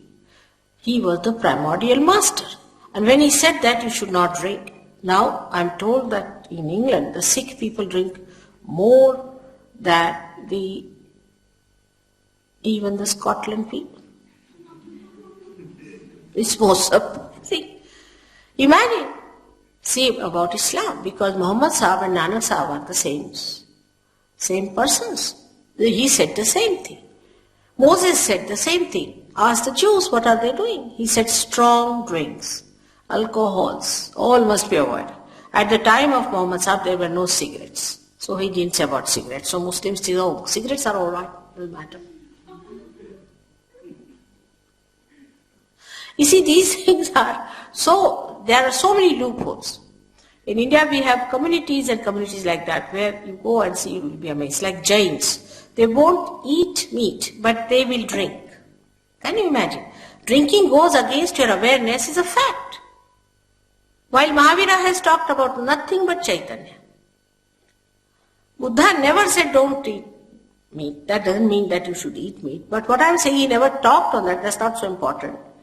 He himself, Buddha himself, died because he ate a raw pork. He went to a house. You see, Buddha was a realized soul, a great personality. He was an incarnation. And he went into a house where, as a guest, suddenly he appeared there. And the person was just a hunter. And he said, oh Buddha, you come to my house, what should I give you, what should I do? He said, I have very little time, whatever you have, you give me. He said, I have killed a wild boar, but the food is still to be cooked and it will take some time. It's all right, give me half meat. And he died of that. Even in Jainism, you'll be surprised that Neminath is the first one who was the cousin of Sri Krishna. In his marriage, there was a big function and lots of birds were brought. I mean, they were Jains, imagine. And the birds and all that, when he saw so many killed, he got a kind of a feeling against it and he said, all right, no more of this. But they have gone to another extreme of vegetarianism. I mean, they can be very cruel themselves, but they don't mind that. They can be vegetarians. To such an extent that you can't imagine. So this is the problem with the religion has been, that you go to extreme of things. First thing about religion is not to go to extremes. That's the basis of every religion. For Christianity, you know, Christ has said, keep away the dead. Have nothing to do with the dead. He took out the dead spirits and put them in the pigs and put the pigs in the sea. You all know that story. But every church has got all the dead lying under their feet. You don't know how to walk in the church, they are all lying down there. Luckily I've been living, or unluckily I should say, living next to the church all the time I've been in London. And in the night I see all of them coming out of their graves and it's of God. And here the children sit down, pray to God and everything. Now what do they get? No wonder Catholicism is bringing such a catastrophe, or this so-called Christianity. I mean, the basics of every religion has been contradicted by the disciples. Because Christ is the one who controls the dead. He is the one who sucks the effects of the dead. And he absolutely banned them. Everywhere you go, any church. Only in India they don't do it. Somehow I don't know how they have managed it. But here every church you go, there's dead bodies lying everywhere. Sahajogis now don't go to church because they're frightened. Once a Sahajogi is caught up by a spirit, immediately he knows he gets a headache, he doesn't want to go there. But a person who is not a Sahajogi, he goes to a church, he catches the booth, he does not know. One of my disciples had a mother who was a Catholic lady, very staunch Catholic. And she was MA in mathematics and things like that. A very staunch Catholic. She came to see me and I told her that you should give up all this fanaticism about church going, because in the church there are all these dead bodies placed there. But she wouldn't listen to me. Now, then after old age, about 60 years, they go mad actually, really. And she started using her B-day for WC, all sorts of things, problems arose. But she would get up in the morning of Sunday, get ready and go to church and come back very nicely. Every time it was a Sunday, she would get up, she would dress up well, go to church and come back. As if somebody was taking her down there. And somebody was bringing her back. But one day it happened that she got lost. And this lady telephoned to the police and said, what to do now? This lady is lost and my mother is lost. And she got very bad. She telephoned to me. I said, you'll find her. She's all right, but she'll come. After 3 days, she came from somewhere, God knows. Came back. And again, she started the same things, using this for that and that for that, and absolutely like a mad person. But the police said nothing doing. Now you better put her in the old man's place. So she put her in one of these places where the old people live. Now, this Mari, my disciple, she told me it's most amazing. The people who are there are mostly Catholics or Christians. They are all mad like this. The nurses are having a bad time. But all of them get ready on a Sunday and go to a church which is specially made for them. Can you imagine? Just look at this obsession. It's an obsession with us. We must know these are obsessions. We are not free people. We are slave to these things. Now once you come to this side, the other side of slavery are our habits. They enslave us. They enslave us. I have seen now people, once I had a minister sitting with me, and Russian minister, very powerful man otherwise. And suddenly he got up. He was the host. Suddenly he got up. Oh, I must go. I said, what happened? He said, I am a sick man. I said, what's the matter with you? You see, I am a football fan and I can't sit any longer. The football match must have started. Imagine, he was the chief host. And so many people were there, he just couldn't sit. I mean, he could not glue himself to the chair and he wanted to get up and walk. And he just didn't know what to do. I was amazed. He had no poise, no control over himself. I mean, I just thought must be some possession from this football is coming to him, or what is it? But such a grown-up, matured person behaves like this. This is nothing. Other habits that we have are much worse. And they all enslave us. We can't live without them. Anything that is in this world is for us. We are not for anything.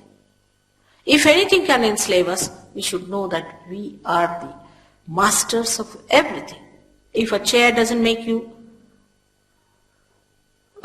comfortable or uncomfortable, it's not important. What is important is that this doesn't enslave you. Nothing should enslave you. The one who is a king, who is the emperor, is least bothered. If you put that person on the street, he'll sleep well. If you put him anywhere, he'll be happy. That's the person is the real emperor. But not the emperor who cannot live without complete comfort. If he's slave of the comfort, then he's not an emperor. All these things we can learn when our center here, Nabi Chakra, is awakened. When the light spreads in that area, in the white, the green color you see, then what happens immediately in that light? You don't see anything. But the light works. Enlightenment is such that it goes into action. The light itself acts. Can you imagine? The light itself acts in you. We had a doctor who was very fond of wines, drinks, and I never tell you don't drink. I never say that because I don't want people to run away. No, nothing of the kind. You sit down comfortably. Just take your realization. Then you'll see about it. This fellow gave up his drinking next day. But then he had to go to Germany. And he thought, I better try some special type of wine that he had liked. So he tried it. And then he vomited. He couldn't bear it. He said the taste was so bad. I had never tasted such a dirty thing. I never told him. It just happened. He saved money. He could buy things out of the money he saved. He was a free bird. But I don't have to tell you this because we are so addicted and identified that even if you say that this can happen with sahajayoga, many people will refuse. Our identifications have gone so deeper into our being, our hangs up, as we say, that we are not free people at all. We might be free politically, all right. But this is so superficial. The spirit is the only thing that is free within you, which has no hangs up, which has no habits, which does not stick on to anything, is completely detached and emitting joy to us. It is the thing that makes our spirit, our attention so enlightened. Now, enlightened attention, as I said, is not the attention that we understand that there's a light, we see the light, nothing of the kind. But with this enlightened attention, our awareness becomes enlightened. So that we start feeling other people on our hands. Like the other person here sitting yesterday, you must have seen. आप जरा ठीक से बैठिए, सब लोग क्या सोचेंगे? कायदे से बैठिए, हिंदुस्तानी आदमी. The other day, one gentleman was here, and he told me that your energies are different from mine. Nothing of that. If you have negative energies, for the time being you will shake. Definitely you will shake for a while. No doubt, if you have too much negative energies. Like once we had a program, and some people were there, some Brahmins, and they were very much against me because I am not a Brahmin. They said, we'll not have a mother's program. I didn't know all these stories. They never told me. But they came before me and started shaking like this. So I said, why are you shaking so much? They said, we are Brahmins and we understand you are Shakti, so we are shaking. I said, but why are you shaking? Nobody is shaking here.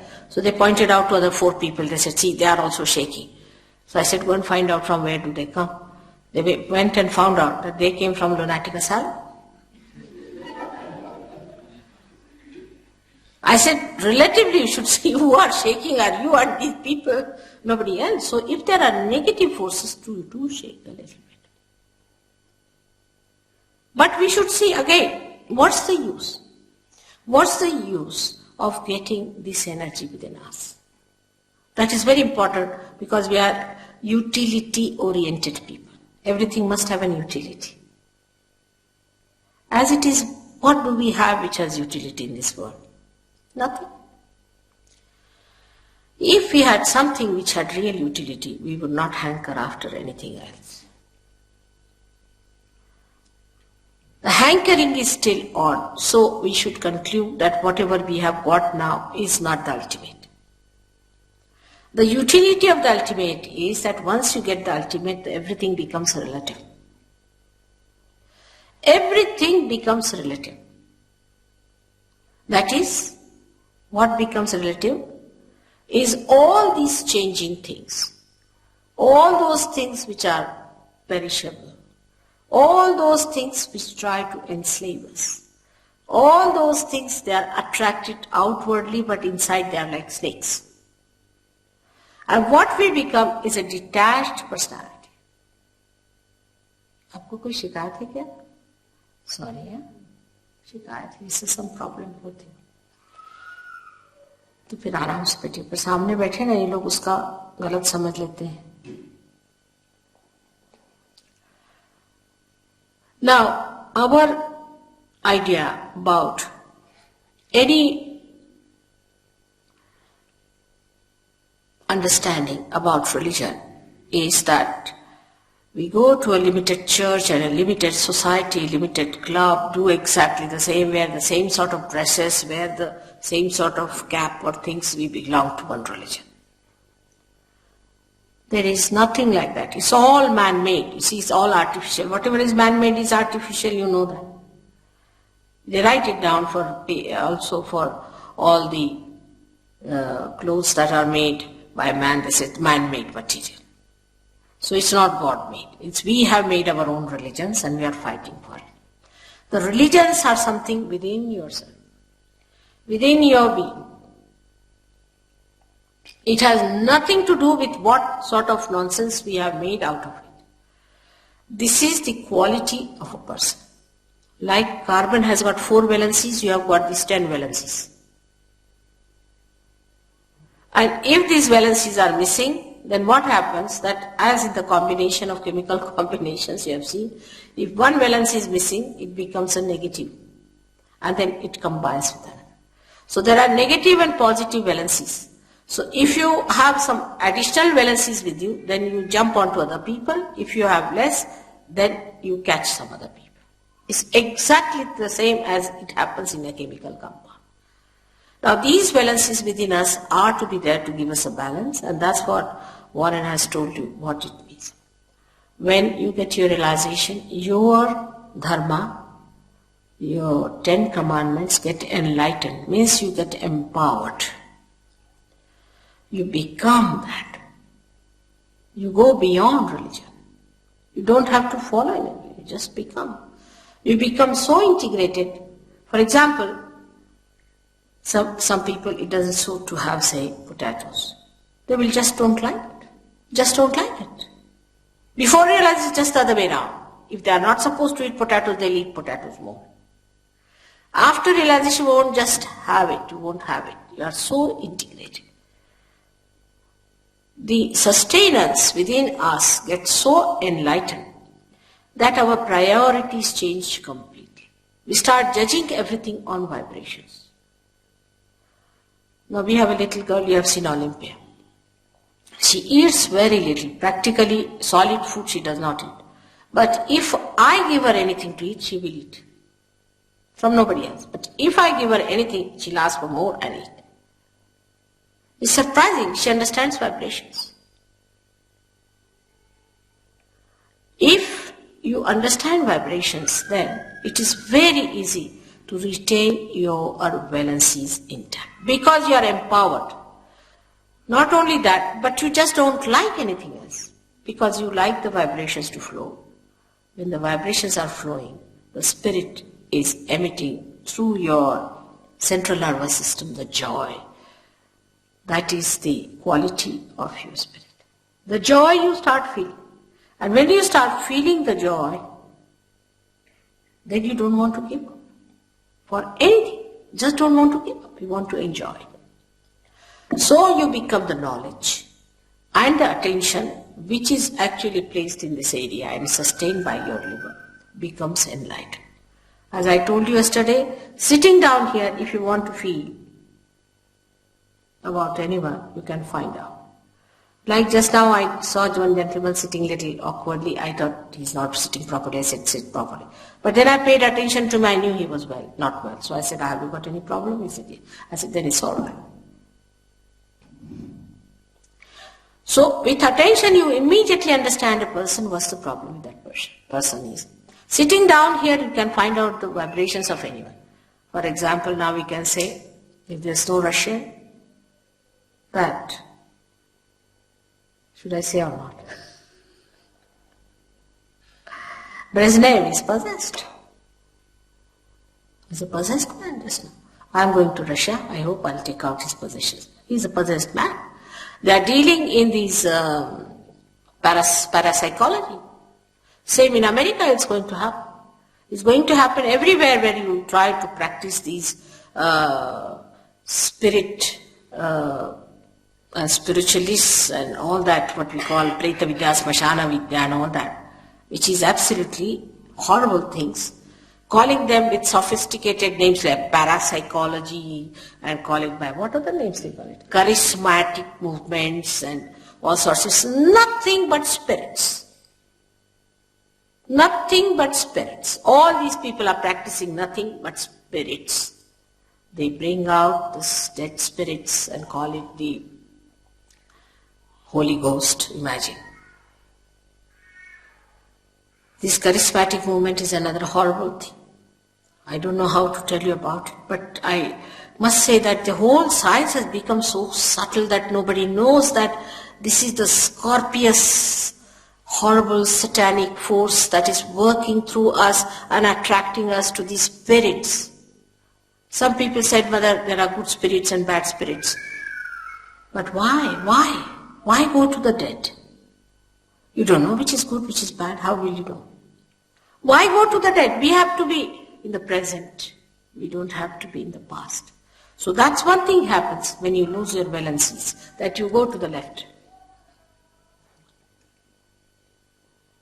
When you go to the right, you may be very austere, you don't eat that food and this and that. You may become a very ego-oriented person. You go to another side called supraconscious, the collective supraconscious. The left side is the collective subconscious and the right side is the collective supraconscious. When I started my work, I decided not to talk about these dead spirits. I said I'll manage without that. That's not possible. For 3 years I never talked about it. I didn't talk about the deities, I didn't talk about anything. For 3 years I managed it. But then among us a lady came who was practicing all these things. And she possessed so many people. And thousands of people used to go to her. She would tell them which horse will come first. Where is the money lost? All sorts of things.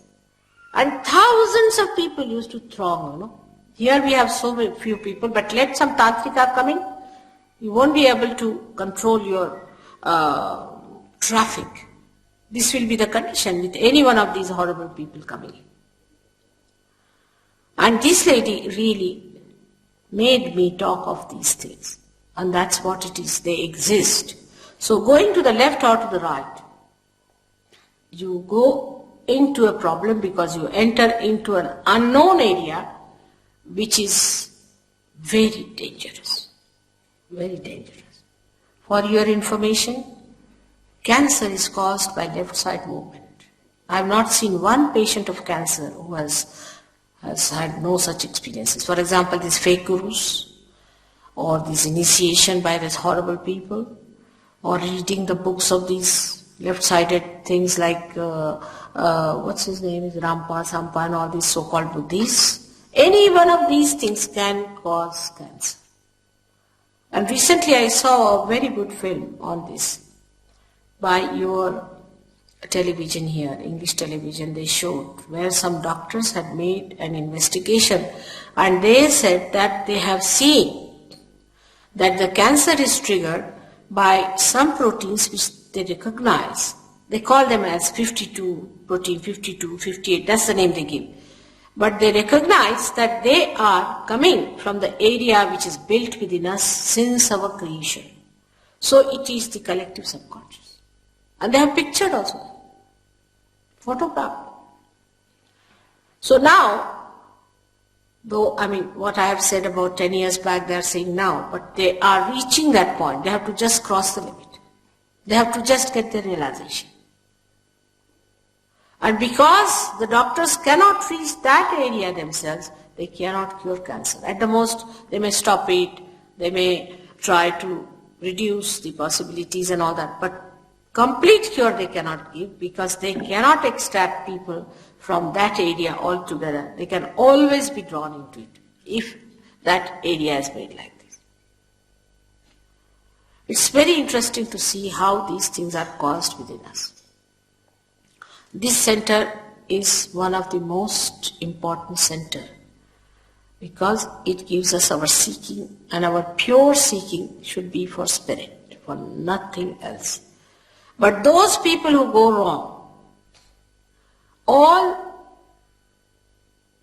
that you see in such people who have bent their forehead before wrong people, they develop a ridge on their head. And there are 11 centers here which just come out like a ridge. And these are the 11 centers called as Ekadasha Rudras, which are responsible for the destruction, the ultimate destruction, the Kalaki as called as, or what you call the Maitreya, or the coming Christ on the white horse. That ridge once set in, it starts developing more and more, and destruction is made. I must say from the unconscious, many people get ideas. I have seen people drawing or showing some pictures where they show a very devilish person with a horrible this thing coming out and a squarish thing. I don't know how they get these ideas, but that's a fact. Now, the destructive forces are also on action. They are also working out their forces. You have to be very careful. We are very precariously placed. Formerly, if you had gone too much to the left and right, you would have been not so badly off, and people didn't care also so much. But today, you are so precariously placed and you are so sensitive and vulnerable that you have to be extremely careful The rate of destruction is set in very fast, and the rate of construction has to be set in much faster. If you see along, when I see what is constructed, nothing.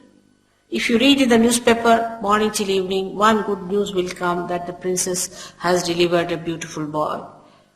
The rest is horrifying. You ask them to publish something nice. I told them to publish about sahajayoga. They are not interested. They are interested if there's a mishap, an accident, some people died, some people killed. They want to put all these photographs, how the people were killed and what wars took place, this and that. They have no time for some good news, some good message, something of hope. They don't want it. That's how you see any organization that is working out today, how they are building up ego-oriented organization. Even charity organizations are nothing but ego-oriented. I have myself been with many associations like that and worked with them. I was amazed. These people had no charity in them. Charity is something that should come as compassion, should just flow from it. But it is some sort of a camouflage for earning better position or a better status and all nonsense going on. A person who is charitable is actually a person who just flows. Who is the other to be charitable? If they are the part and parcel of me, whom am I going to be charitable? If this finger is paining, am I going to be charitable to this finger? I must look after it jolly well, because it's paining me. I have to do rubbing of it, whatever is necessary. I have to do it. And that's what people don't understand. All this kind of our facade will one day fall down, and we'll find out that we have been wasting our energy over something very, very trivial. Actually, the all-pervading power does everything. We do not do anything. Believe me, we do not do anything. How many flowers are turning into fruits just now? Who is doing that job? How many seeds are sprouting at this moment just now? Who is doing all that? How many children are born at this moment? In the human body, no foreign matter can stay. No foreign matter. It tries always to expel it. But when it comes to fetus, not that the body only keeps it there, but sustains it, nurtures it, looks after it, makes it grow, and when the right times come, it throws out. Who does that? We take everything granted. Take our eyes. If you are a doctor, you can see what an intricate thing has been created as eyes, that we see people through these eyes. Who has done all that? Have we done it? Can we make even one eye? And we see so many different types of eyes. This is the compassion of God. This is the power of God that is all pervading. First time when you get realization, first time you feel that compassion. You feel those vibrations. You feel that all-pervading power. You can now know that all-pervading power is there, and then you can see the maneuvering of it. You can work it out. You can work it out. Use it. You are the instrument, as I say. You are the master. Only you have to assume that power. Warren, I hope, has told you how he came to me. I don't know if he's told you. He just came with a phone call. He had my phone number, and the person who sent him gave a big idea about me, that she's not available, this is that, and all nonsense. I'm the most available person. He just called me, and I said, come along. When he came to my house, he got his realization. And now in Australia, he's transformed so many people. We have ashrams in 7 cities of Australia. England is the most lethargic, I must say. 7 cities of Australia are now there, ready to get it. There are so many people working it out, because once you get the light, you give it to others.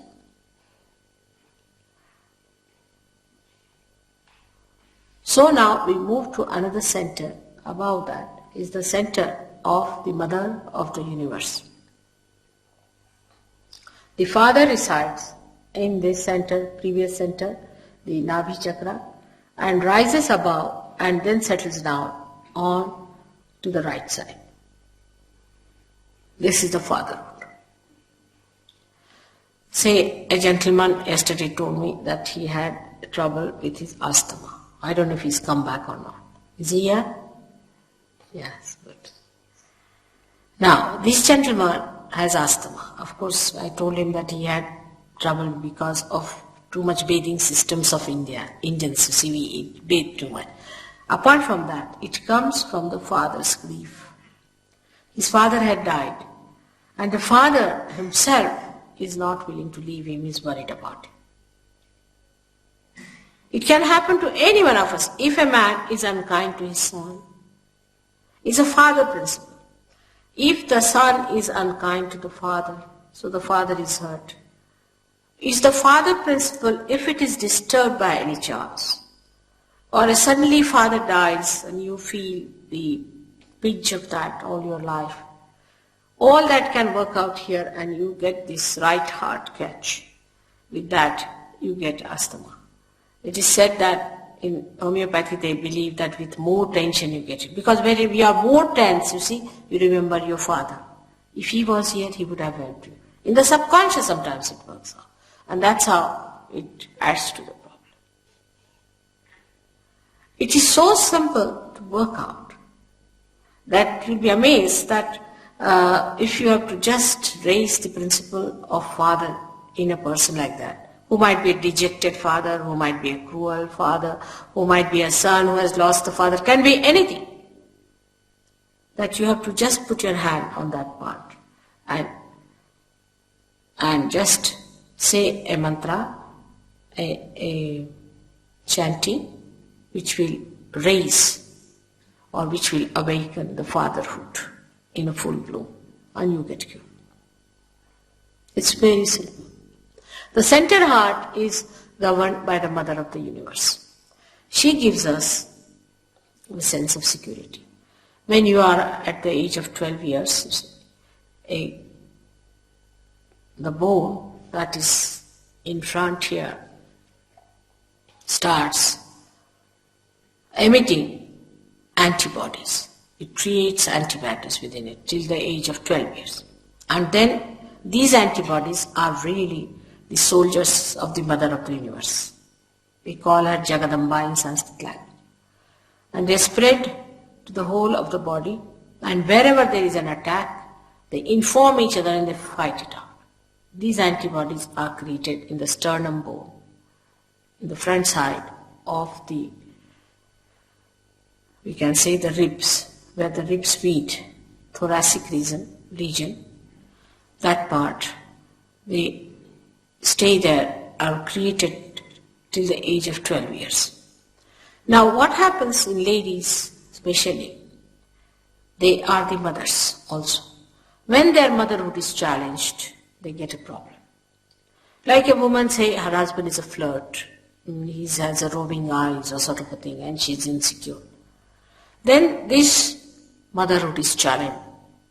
And when it is challenged, she gets a problem there. And she gets a disease of the breast cancer and all that is caused by the insecurity of a woman.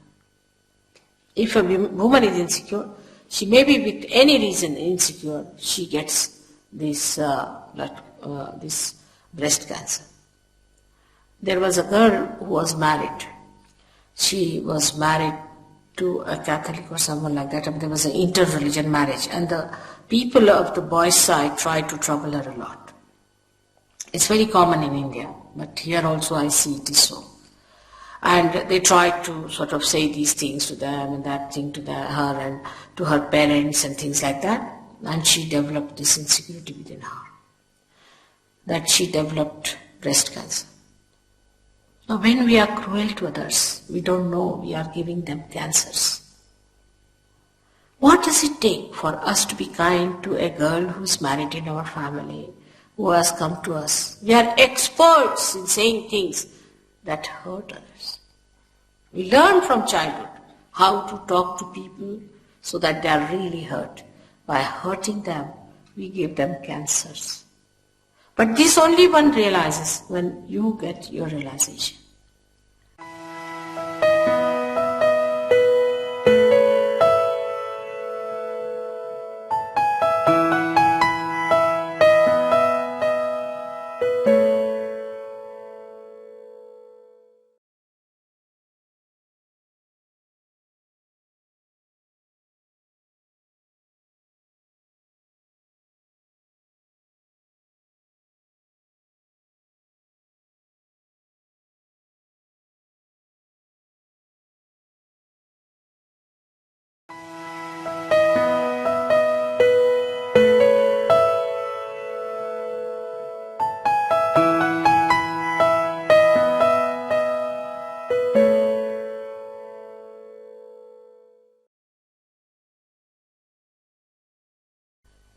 Then you really understand that how much a person is suffering.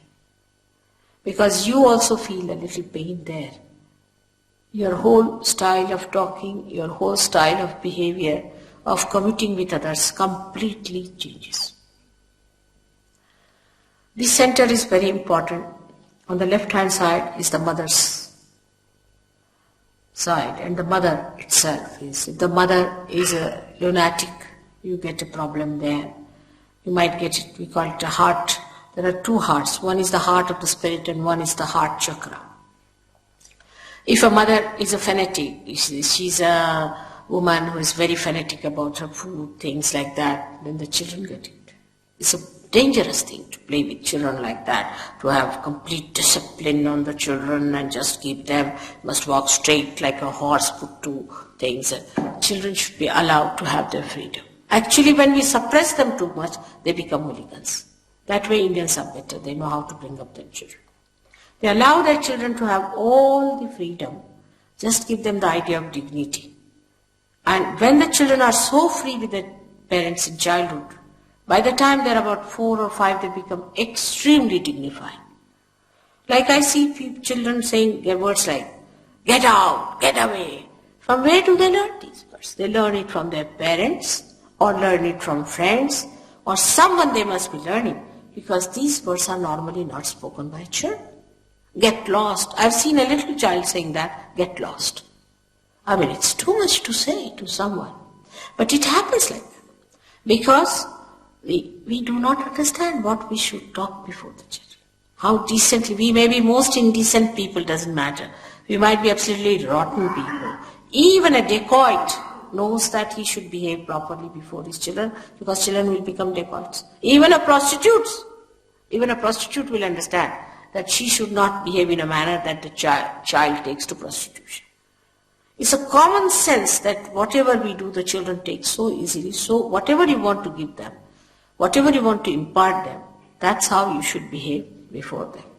But now as the society is today, people are not paying so much attention to their children at all. They are so, still the ladies are, the mothers are still like brides, busy finding new husbands. Husbands are still like bridegrooms finding new wives.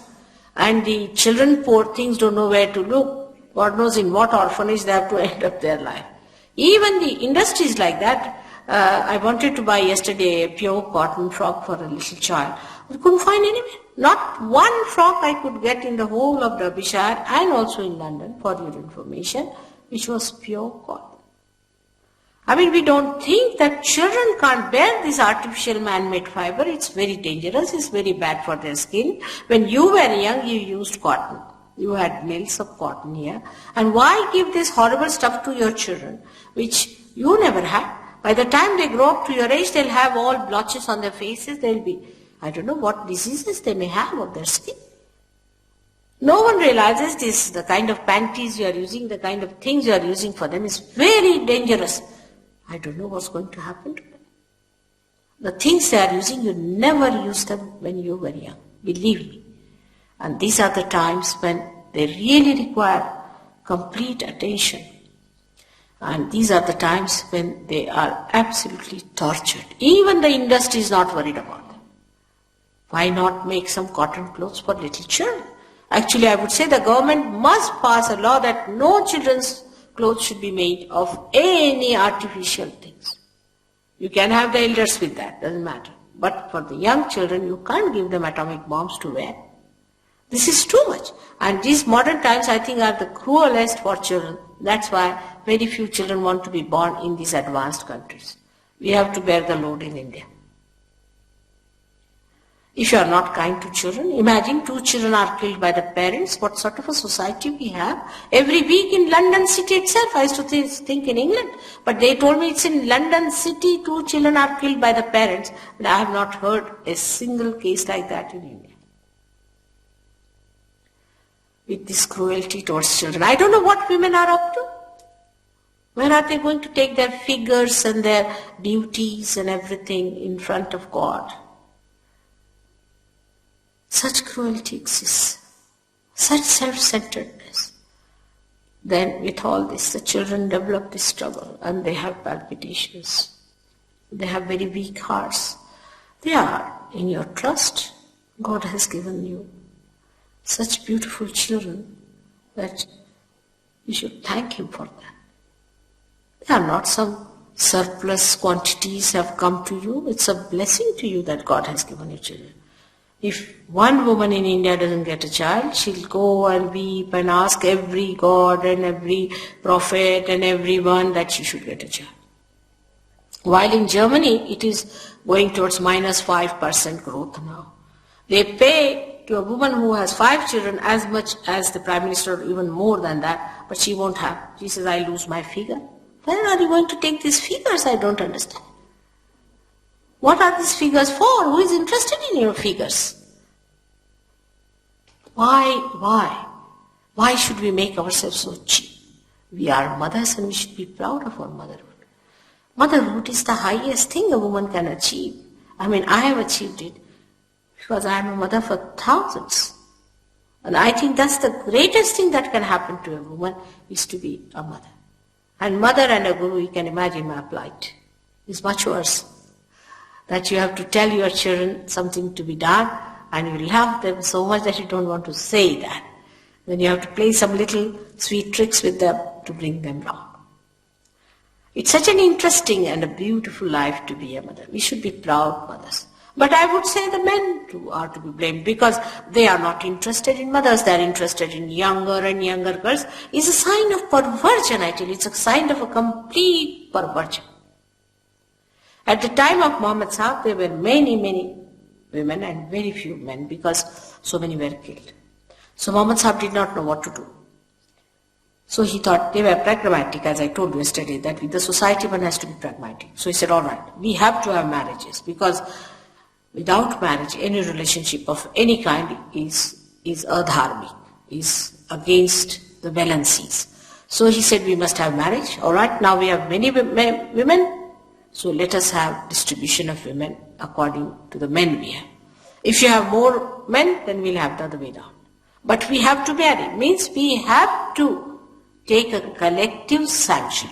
A collective sanction has to be there to be blessed. So he said, all right, marry 5. But he himself, you see, was surprised at that time. People were so sensitive, they would not marry young girls. Old men would not marry young girls. They said, how can we marry these young girls, you see? So he said, no, all right, I'll marry one. Because where will these young girls go? There are no young men left. So what to do? But these days, if you ask an old man of 80 years, he would be very willing to marry a girl of 18 years. Stupid old fool, I call him. Because he doesn't understand. He doesn't understand that this girl is not going to respect him as a husband and he cannot enjoy the life of a husband. He is a grandfather, or call it a great-grandfather. He should behave like a great-grandfather. That's an ideal relationship he should have with a younger girl. All these ideals are confused today. Our relationships with others, every woman has to be attractive. Why? Every man has to be attractive. Why? For what? What are we going to achieve out of it? What is the utility? The attractiveness is all right as long as you are not repulsive.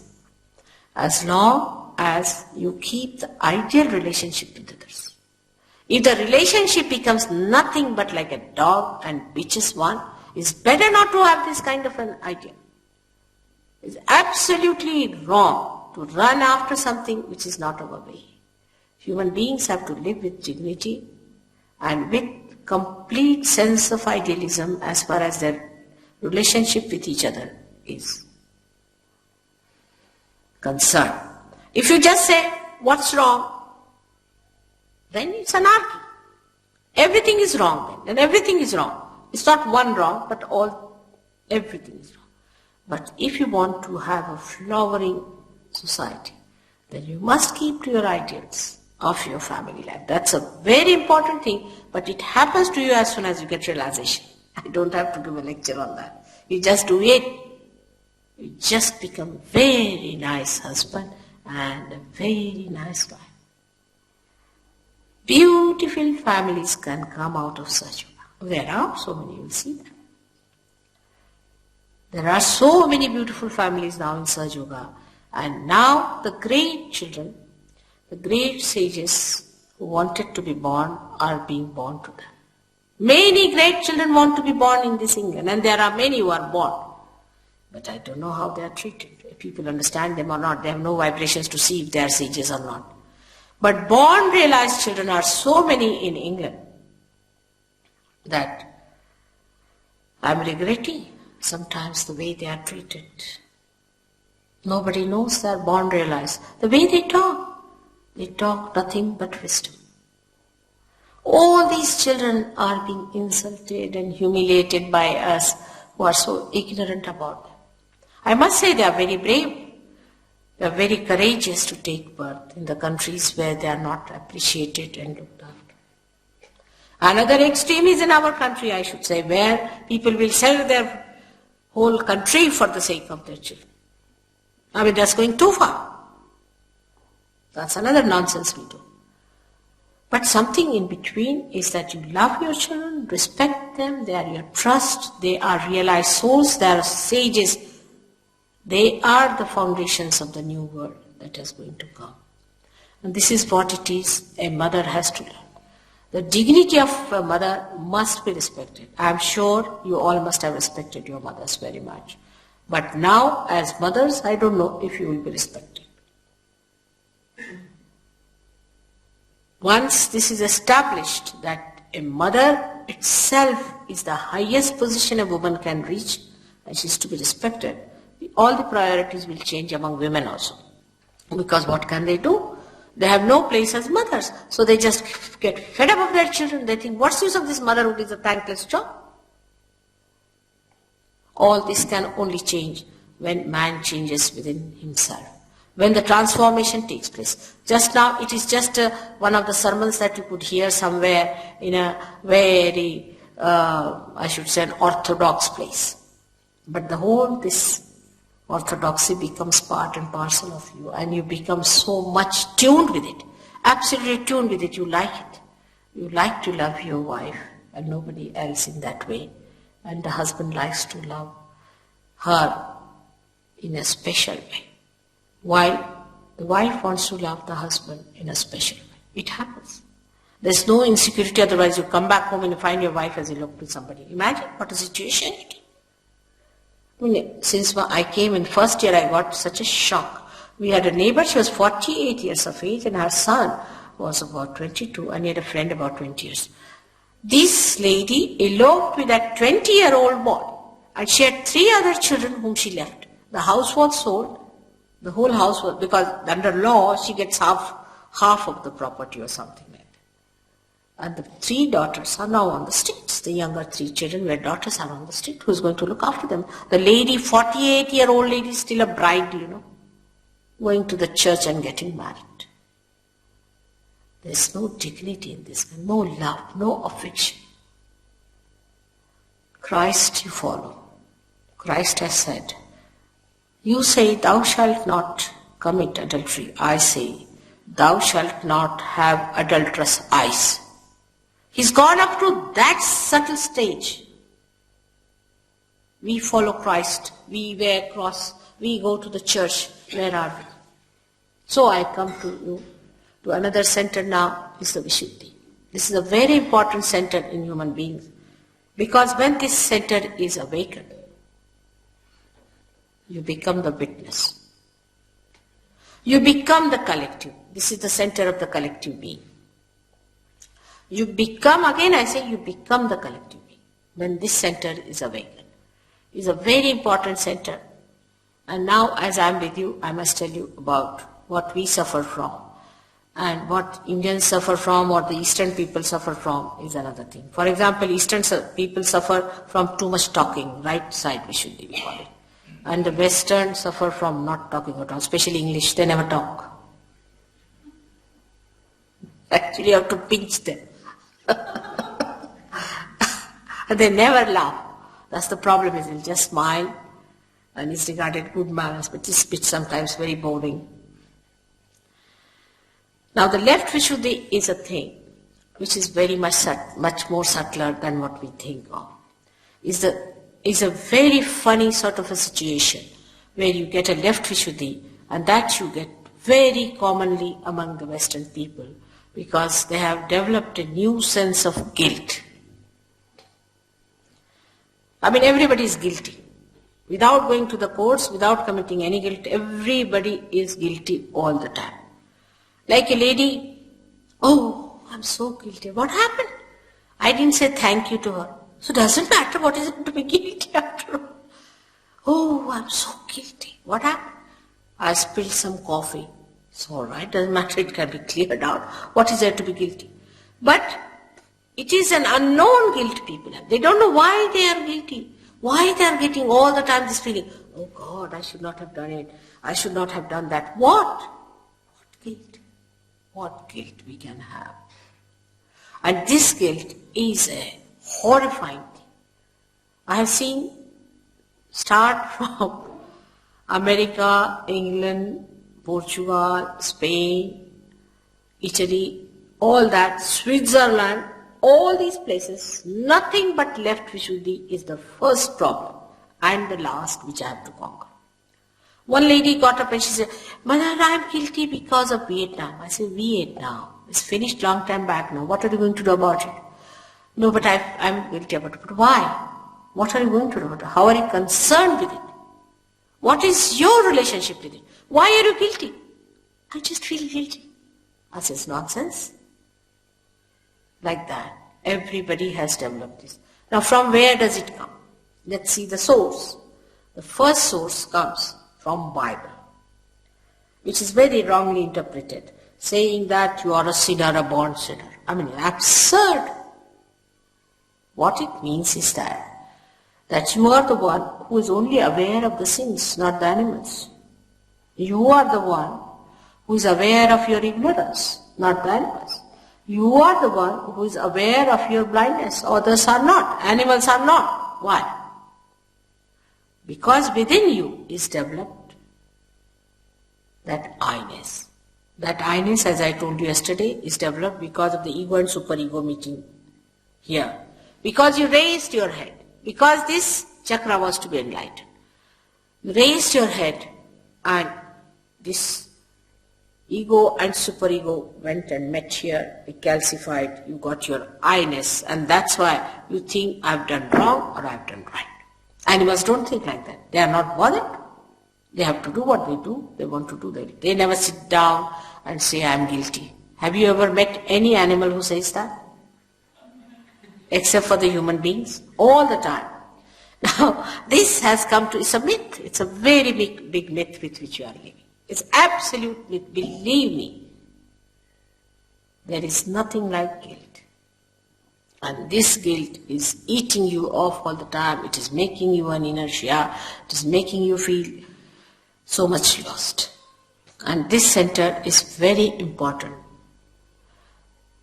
to be opened out. So first of all, before I start any program, I tell them 1 month I should say, Mother, I am not guilty, Mother, I am not guilty, 16 times. That's the punishment for being guilty. If you are guilty, you must go into punishment, all right? So this is the punishment for you, is to say, Mother, I am not guilty, Mother, I am not guilty. Say it 16th time, and that's how you get rid of it. It's so practical. It works out. With that you get spondylitis, you get pain in the heart, you get this hand, what you call frigid hand, all problems you get with that. And that is all because of this mythical guilt you are working on. Now, the another myth comes, the source of it, I think, is the psychologist, the so-called psychologists. They have no sense of psyche because they have no way of entering into psyche. What they are doing is recording, finding out, and trying to cure people. How many mad people have they cured? Sahajayoga must have cured hundreds. How many mad people have they cured? They have not cured anyone. On the contrary, if you go to a psychologist, you might become more mad, the way they are mad themselves. Because the psychologists, when they talk to people, they don't know they are dealing with pathological cases, abnormal cases. And when you deal with the pathological cases, you yourself get intoxicated by that, or you can say that there is contamination and you don't know how to protect yourself. Jung is the only psychologist, I would say, because he was quite a perfect person after he got to realization, who talked of it, that a physician can get sick. Now they start becoming pathological, like poor this Freud, half-baked. He is the one who started talking about sex and things like that, but he himself was a perverted man. He died of cancer. What did he get in his own life? He was such a perverted man. I mean, imagine he was a wretched soul who died of cancer. How can he guide you on any point whatsoever? Now, whatever he taught, we took him as Bible. More than Bible, people believe in Freud. More than Christ, they believe in him, actually. And if you reduce it to a minimum sentence, you can say he made everyone a sex point. You are nothing beyond it, nothing more than that, nothing else but that. Imagine to reduce your dignity to that level. As a mother, I just give him a grace mark by saying, poor fellow must have dealt with pathological cases and he was caught up and he gave these wrong ideas to me. He dealt only with the psyche, with the left side, which is also starting from there, but ends up there, ends up into your superego. So, sex addiction takes you to superego, means it takes you to your subconscious mind and your collective subconscious. Now, all your problems you are having or sex are because of this. Emotional behavior and all perversions take you to collective subconscious. There was a girl in India which is very abnormal.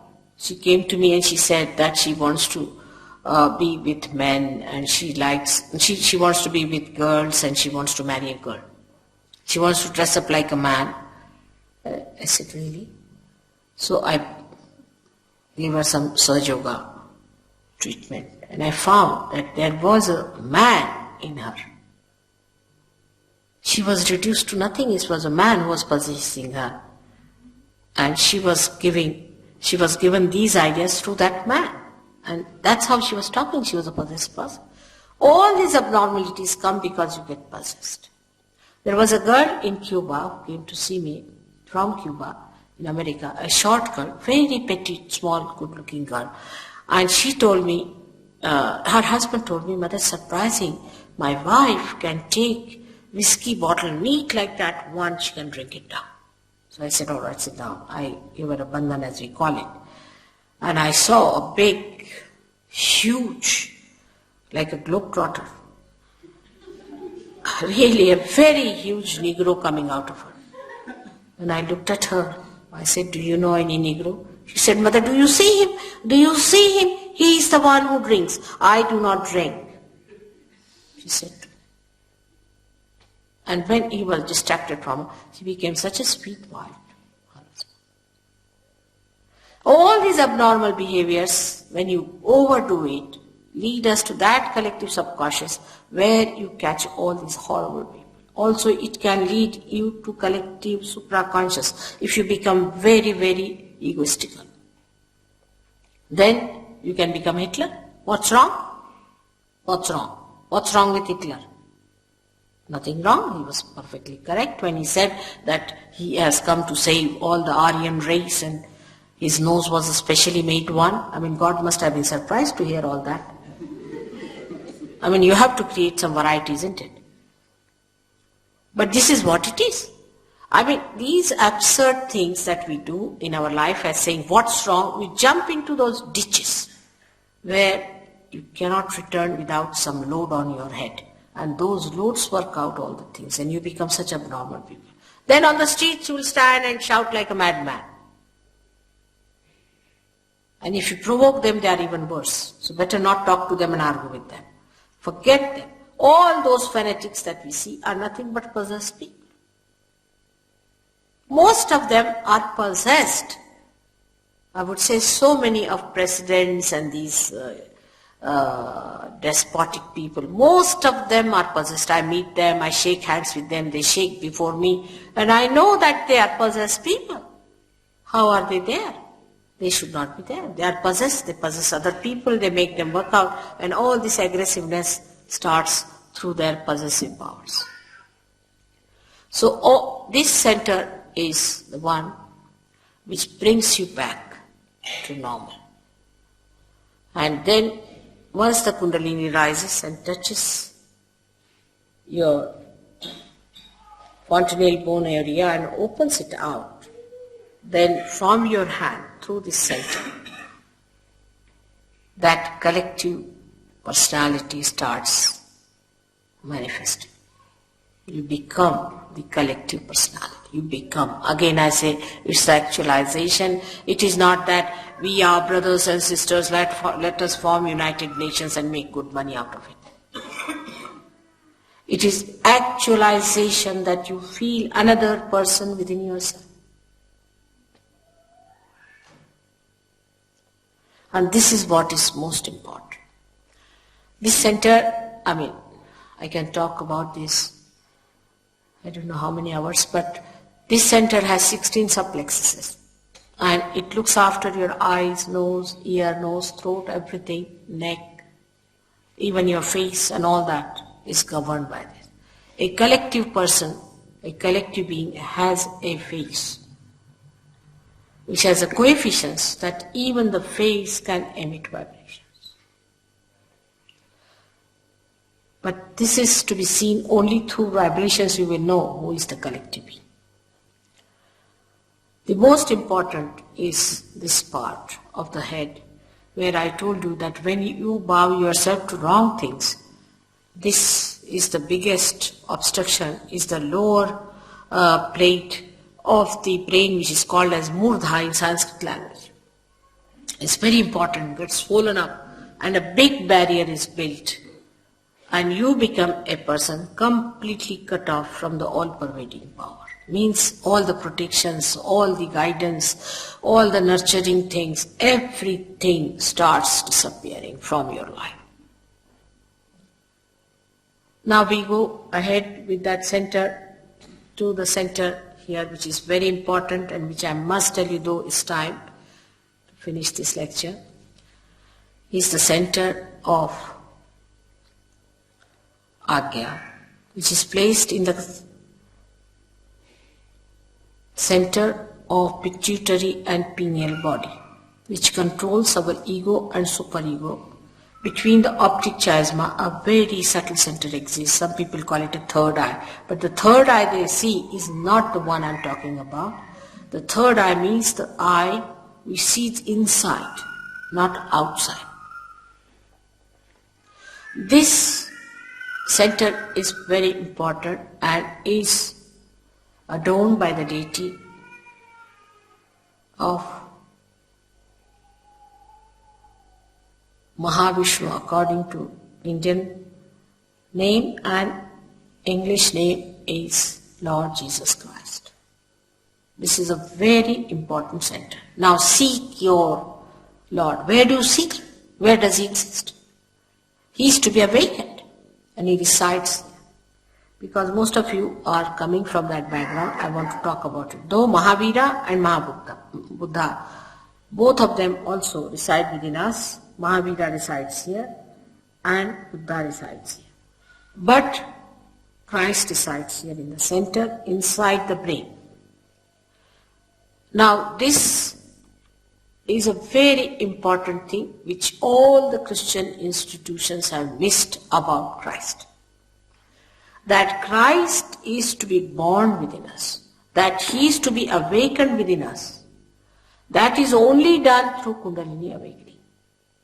And once he is awakened at that point, ego and superego both are sucked by him as a result of his awakening. And this is a very big thing. That's why I said, I am the door. But very nice, they crucified him. But that crucifixion was also a drama, because ego and superego has pressed these points so hard that to pass through that, you needed somebody to be just divine. And he was Omkara himself, the divine personality, who never died and passed through that. Krishna has said, who is at this point, has said that Nainam Chidanti Shastrani Nainam Dahati Pavaka. He said, this divine power, this Omkara, never can be killed by anyone. It cannot be destroyed by anyone. And this itself took the birth of Jesus Christ to create that passage for us. And that is the thing he proved, that it cannot be killed. But they are all one and related to each other. This you will discover in Sahajayoga itself. Because once the rapport is established, you have to ask questions. What is the relationship between Jesus and Krishna? And you can discover eternal vibrations. They are all related to each other, very closely. Christ has said, those who are not against me are with me. Nobody has tried to find out who are those. It is said in the Bible that I'll appear before you like tongues of flames. Nobody tried to find out what is that. Or tree of life is, this is the tree of life. So he is to be awakened within you. That's the main point that he said, that somebody will come and awaken it so that you will know my Father forever. Now, which one of the institutions which are running in the name of our Lord Jesus Christ are doing that job? What they are doing is having a fete or a carnival, collecting money, building churches, this, that. You have to build every human being as a church by awakening Christ in them. That was what was meant by baptism. But who did baptism in the real sense is the Kundalini awakening, where it comes on the fontanelle bone area, which is called as Brahmarandra, and breaks through that. Who has done that? None. I went to a church called Unity Church. They have united all the churches, I believe, and also united all the ghosts of the world. All kinds of fake gurus are there. All kinds. They have no discrimination of any kind. I was so amazed, Christ. He was not so diplomatic, I should say, because the way he lashed at these people, and then he said, if they are hot, we can manage them. Means if they are hot, means they are cut up, we'll manage them. If they are cold, we like them.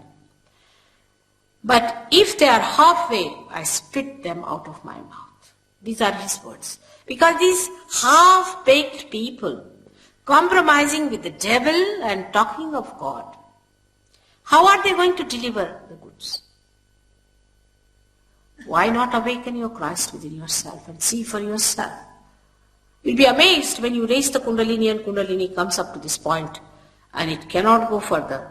Among all the Christians, this is a problem. You have to ask them to say Lord's Prayer and it works. That's a mantra. At the time when the center is catty, because Krishna is a collective being, Allahu Akbar means the same. You have to put your fingers into ears and say Allahu Akbar. Realize souls. And you get the Kundalini rising. You can see the pulsation of the Kundalini at the triangular bone. You can see the rising of the Kundalini. You can feel the breaking of the Kundalini at the Sahasrara, at the point where it comes and breaks. So you enter through the gate of Christ, who sucks these two institutions and makes the way here. And once the Kundalini rises about Agya, you become thoughtless. The limbic area is the kingdom of God, from where you are guided and the Kundalini passes through. That's the last job that is to be done, and now it is done. That is done, now en masse. It has to be done. It was to be done. It was promised. The time has come. But where are the people? Sometimes I wonder. I'm in England now with you. You'll be amazed that in India, these people have seen thousands and thousands are there to receive realization in the villages. Here I find people don't want reality. You should have a circus. At least English people come, but Indians, very few, and they never stick. It's so amazing, I can't understand. It's amazing how things work out. When are we going to take to it? I mean, it's free. You don't have to pay anything. It's your own. It is spontaneous. It is there. But still, they get realization, they get lost. It's something so surprising. I've been working here, you won't believe, 10 years now. 8 years? 8 years. For 4 years, in the first 4 years, I had 6 people. They would come up, go down, come up, go down. I said, what sort of people? 4 years. Can you imagine? In India, I go for 3 months and I get thousands. Is it that there are very few who are going to be saved? As told by John, he said only few thousand are going to be saved. Is that what we are going to do in the West? But England is the minimum. You'll be amazed. Even Italy is better. Switzerland, Geneva, so much better. What's happening? Here they run after a man who is asking for a Rolls Royce. A fellow who asked for a 59th Rolls Royce, they starved themselves and made a Rolls Royce for him. And when he came, they gave him the Rolls Royce. Imagine. They said he's a perfect master. There is no pure intelligence left in the mind to understand that how can you get spirit for this nonsensical Rolls Royce.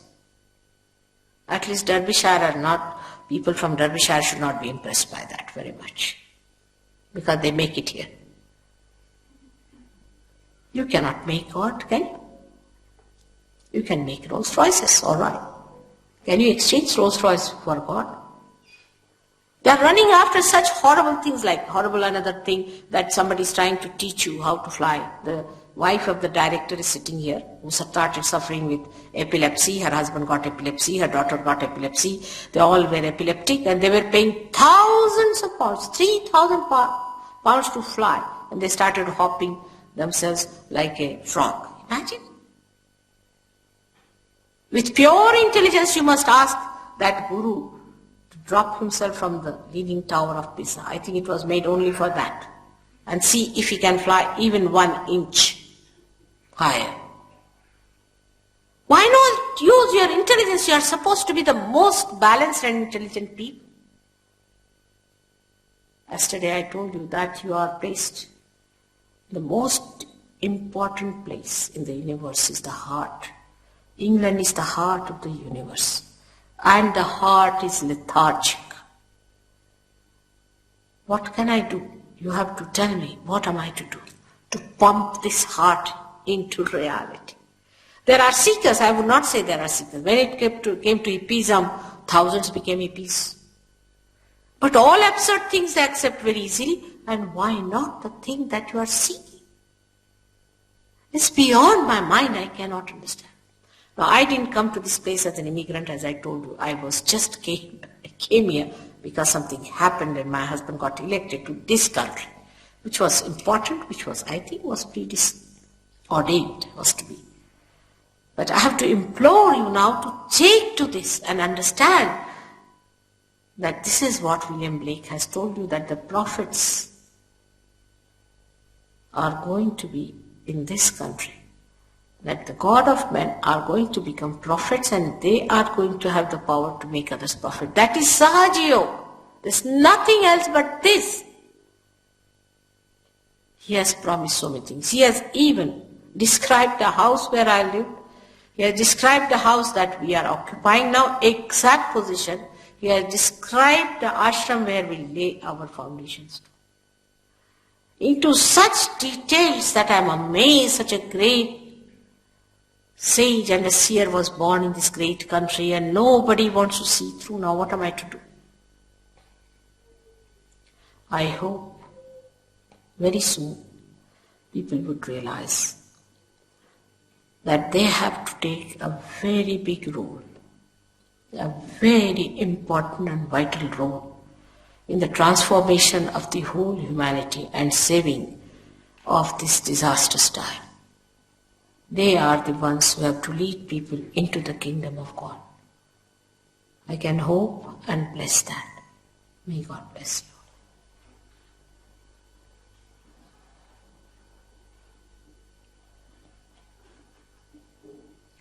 Luckily, we have a very good standard of the Sahajogis in Derbyshire. Really surprising. And Blake has mentioned Derbyshire very much. They wanted me to come to Derbyshire. I said, Birmingham has been sufficient for me and I will not go to Derbyshire. This mother, please. And then he said, Blake has mentioned you come to Derbyshire. That's how I'm here. And I hope that this center will definitely create very good Sahajogis. Great prophets can be created out of this. After all, Blake has mentioned Derbyshire very strongly, recommended it. But what I find today when I went for a drive, there's a lot of black magic on. People are indulging into horrible, horrible things. I was worried, quite worried. It's a very dangerous thing. It's dangerous for you, for your children, for your families, for everyone. When I found those pockets, I was amazed how they are prospering here. May God give you strength and proper wisdom to understand how you are placed in relation to the great work of God.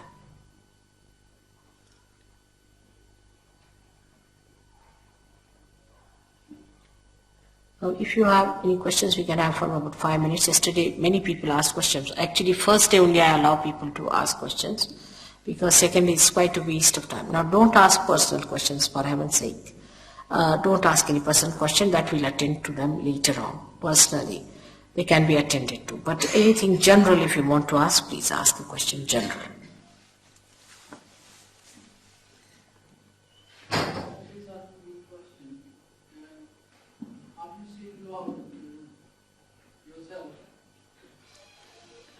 He's in India. Have you seen God yourself? Why do you ask this question? Are you authorized to ask that question? First you see your spirit and then we'll talk about it. Why should you ask such a question? Are you an Indian? Then at least keep some manners. Please be seated. This kind of an arrogant question should not be asked. Have you seen God? Why should you ask me such a question? What authority have you got to ask that question to me? I have to ask you a question. Have you felt your spirit? Alright? First feel your spirit. That's why Buddha never talked of God. I yesterday only told you. Because suddenly you want to see God. Have you got eyes to see God? You can't see me, even how can you see God?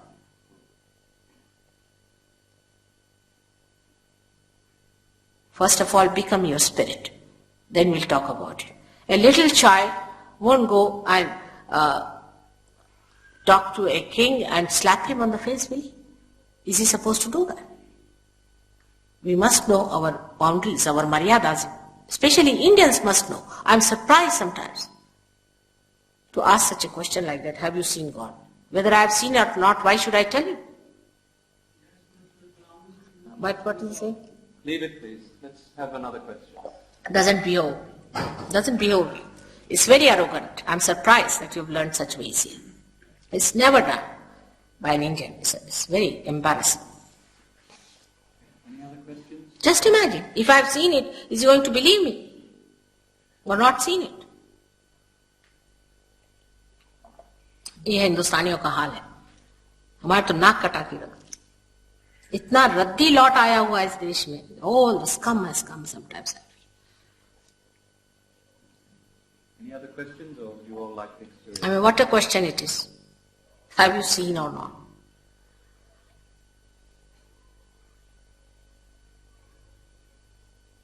Okay, everyone slip their shoes off, feet on the floor, just simply rest your hands on your lap. अपनी मर्यादाएं तक नहीं रहती. Would you like the other microphone or this okay? This microphone okay? I would like to have because I can speak, but I will not touch. He's a master of philosophy from Banaras University and all that, maybe that one. But in India you won't find such people. I don't know from where these materialistic, absolutely gross people are. I mean, what a question to ask me.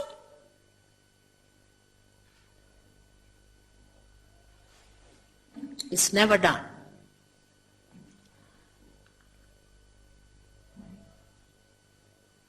I'm here to give you self-realization. That's all. And you should get it. That's your right. This is a bank, I should say, and I have to sign your checks. That's all. If you get your check signed, that's all. Finished. That's my relationship with you. I'm not going to tell you about myself to get crucified again. Christ tried to tell something about himself, and they crucified him. Now, if I tell him, of course, I know about God, he's not going to accept. If I say I don't know, then he's not going to accept. Stupid. Indians are not stupid at all. They're very wise people, I must say. I'm surprised from where this stupidity has come. Very wise. Indians are very wise because it's a yoga bhumi. You know? It's such an ancient country of ours. You don't know the praises of this country, I can. Do not judge them by the people you see. No. It's a very great country. It's very great, spiritual, absolutely spiritual country. See, these are, I don't know what's the matter with the very superficial people have come here. Extremely superficial. There are some great souls also, I say. But don't judge. Don't judge that great country. Once I was going to India with my husband and told him, we have touched our country. He said, how do you know? I said, see the vibrations.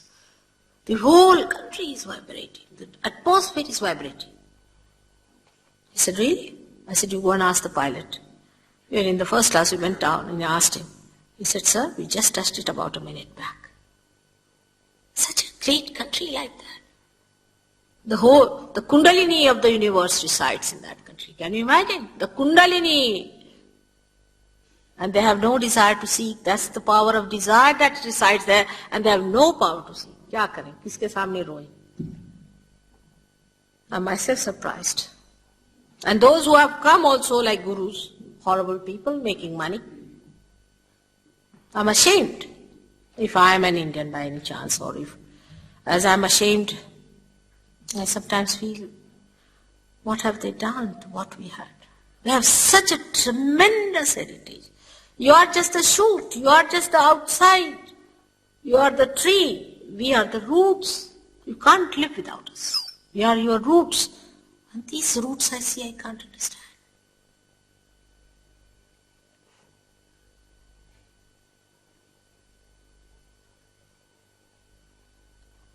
Still, it's all right. It's the concern of a mother.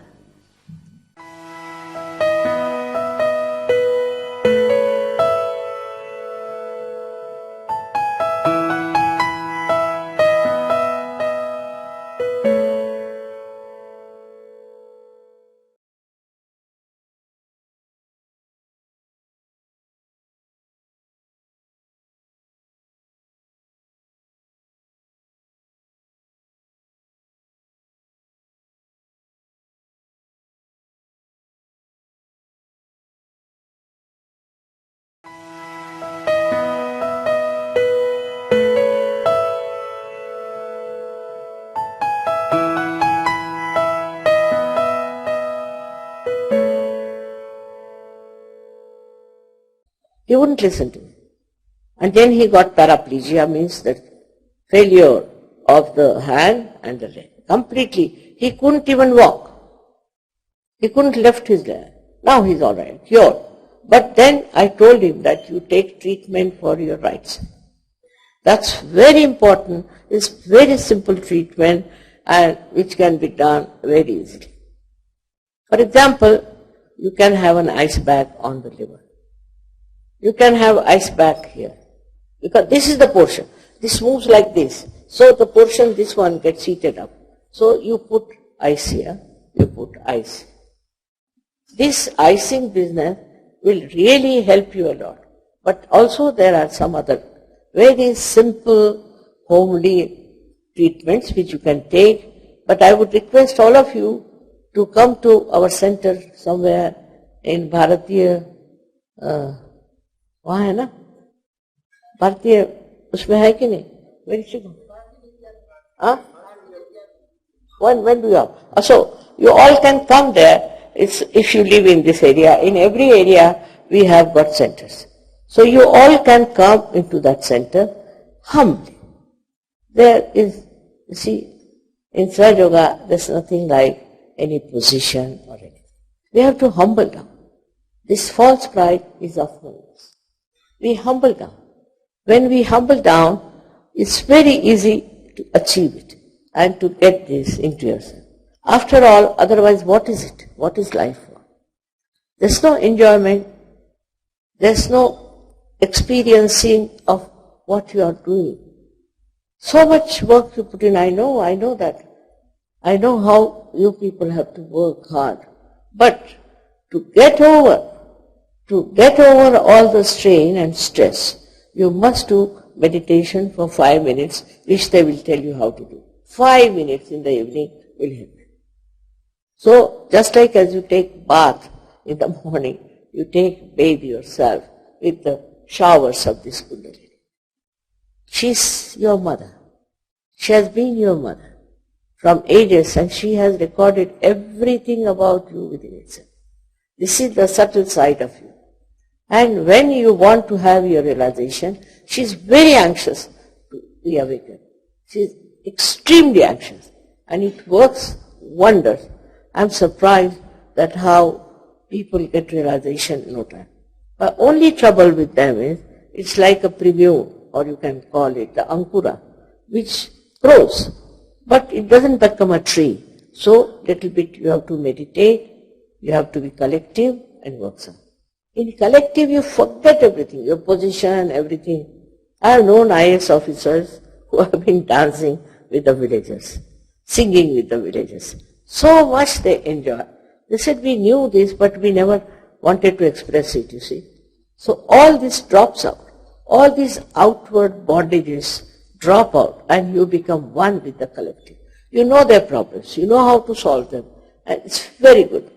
I think this is what is only one has to achieve, nothing else. If you achieve this, you have achieved the last and the best. With this, then you can help others. You can give realizations to others. You can save their lives. I mean, it's all your power that is going to work. In these days of horrible struggle and all kinds of things happening, violence, very much needed is this sahajayoga. And you will be amazed. It is something, a grace, that people get it. In Turkey, we have about 2,000 people who are realized souls. Nobody lost their life, not a single thing, not their houses, even they just little bit, I would say, shook, but never fell. Odisha, it happens the same. It has happened in several places that people have been just saved with those who have been in the grace of the divine. We have to become that. We can't live without it. It's rather subtle. It is subtle, I know, but sometimes must understand we have to be subtle. Now, as it is so much of illness, sickness, I find, mostly I find with all the people who are working very hard is the right-sided problem. Some sort of a right side. And it can be absolutely cured, absolutely be under your control, and you can cure others also. This is such a blessing we have in this horrible Kali Yuga. The worst times, they say, the worst and worst, that is the time, is now. And you see the effects of that. But in that only, the lotus of sahajayoga has come up. You don't have to pay for it. That's one thing you should know. Anybody asks money from you, he is not divine. Don't have to pay for it at all. When you grow and when you achieve, when you give realizations to others, then you will be surprised. You rise into a new realm of understanding, which is a doubtless awareness, which is called as Nirvikalpa Samadhi, according to Patanjali. Now, as we have learnt English, I don't think we read much of our Indian scriptures and things. But that also those who read will go on praying to one mound of statues, these, that. I mean, they are fanatically religious people, wasting their life like that. The another side are the Buddhivadis, what they call, are the intellectuals, you see. They are the much worse one, because they think they have read everything, they know everything. Now what to tell them? It's a very simple thing they don't want to accept. You can't tell them, take it straight. You have to have it in the other way. So, also, to understand it, we should know we have not known ourselves. We have to know ourselves. And for knowing ourselves, Kundalini awakening is the only way as far as I know. And I hope you all will think about it and come to our centers where realization can be given. There are many centers we have got. You don't have to pay any money, nothing. But you come and relax. Relaxation is only possible after self-realization, not before. You'll be surprised your aging will stop. I have no aging problem. My husband also has no aging problem. We don't think of it. It's over. Now, whenever one has to die, one will die. But till then, we are not bothered. Anything that you do will have a special light of the divine. I bless you from my heart that you develop these subtleties within yourself and you try to understand that so far you have not known yourself. You have to know yourself. You don't have to introspect and sit down criticizing yourself, feeling guilty. No, not at all. Whatever has happened has happened. Because you'll be amazed at yourself that all your destructive habits also will drop out by themselves. Overnight in London, there were 12 boys with the addiction of drugs. They stopped overnight. Overnight. I never told them. I never tell people, don't. I never say that. But that Kundalini rises and the light of your heart, light of the spirit, that guides you. That tells you what is destructive for you. And you have power not to accept anything that is destructive. I know there are difficulties. I know there are problems. But you will never see them. If you are sitting in a boat, you are not bothered as to how deep the sea is. It's like that. You rise above all these things and you watch and you help others. Apart from that, it helps you in your work. Very much in your work. You understand your work very well because of torsion area thing. My husband says, how do you get this idea? I said, got it. All right, this is the idea I've got. Now, he's amazed sometimes how I manage things, how I'm doing. I have no secretariat, I have no secretary, I have not PA, nothing. And we are working in 86 countries. So it is just works out because it is this divine power which is so helpful, which is so kind. So again and again, I wish you best of luck. Please come to our centers. I hope they'll give you the addresses and all that. And you can come on Saturdays or Sundays, whenever you want to, and get your realization. May God bless you. Shrimataji, they are requesting if you can give them self-realization. You see, there is one thing that one feels very guilty. For, I don't know, that's our temperament, I think. We feel guilty. Oh, I've done this, I've been doing this, how will I get realization? So, first of all, you don't have to feel guilty at all. Forgive yourself and then forgive others. Just these two things can you manage?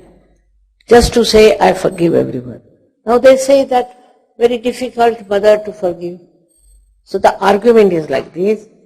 Whether you forgive or don't forgive, what do you do? But when you don't forgive, then you torture yourself for the person who has harmed you. So I request you just to say, I forgive everything, Mother, I forgive everyone. And forgive yourself. Not to feel guilty. Whatever has happened is finished. That's past. We are not talking of past. We are talking of present. You have to be in the present. Not in the past. Of course, not in the future, as most of us are there. That's the thing gives you right side. So we have to be in the center. We have to be in the balance. And we have to be in the present. I cannot go on giving lecture. See, I've given so many lectures after lectures after lectures. But you can also get my tapes. But first, get yourself completely blossoming with your own vibrations, with your own spun. So for doing this, it's simple is I have to request you to take out your shoes if you don't mind. In England, I said, take out your shoes, so half of them walked out. Very difficult people.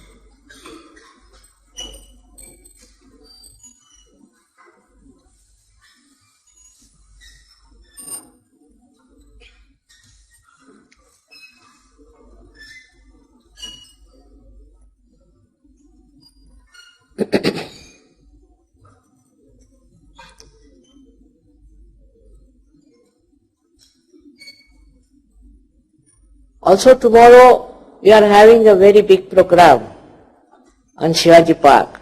So I would request you all to come there, and I hope they'll make proper arrangements for your city. It will be nice. With all of them you will feel even better. So just think what you have to do is to put hands like this. Muhammad Sahib has said that when the Qiyamah will come, your hands will speak. What does that mean? Just like this. Little higher. Wow, right side is too much.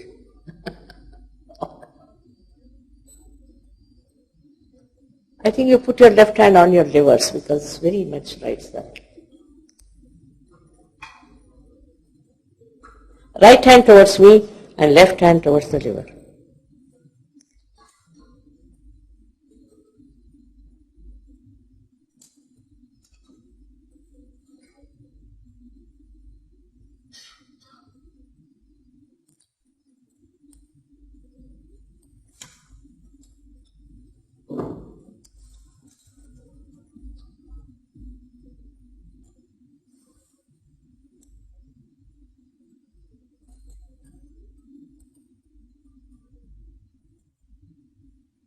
Now, put both the hands towards me, right hand towards me, and just put the left hand on top of your fontanelle bone area. Yeah, high, little higher. Topi karunga. Right hand towards me.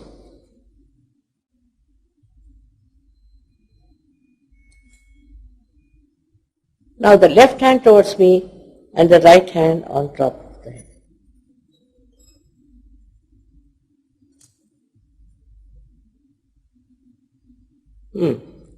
Again, right hand towards me.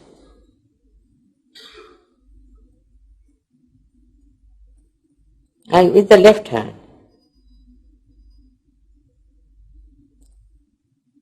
There's air conditioning, but don't doubt.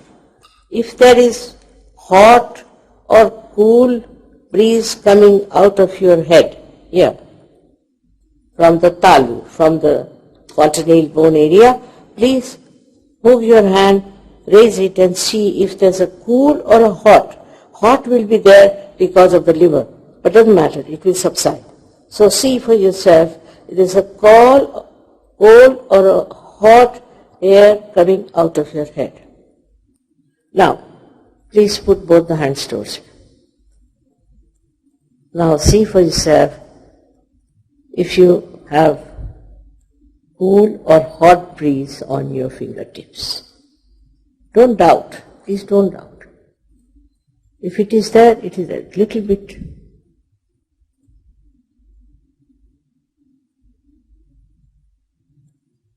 You get realization very fast in India, because my country is a yoga boom. It's a very great country. Don't misunderstand it by its superficial expressions. It's a very great country.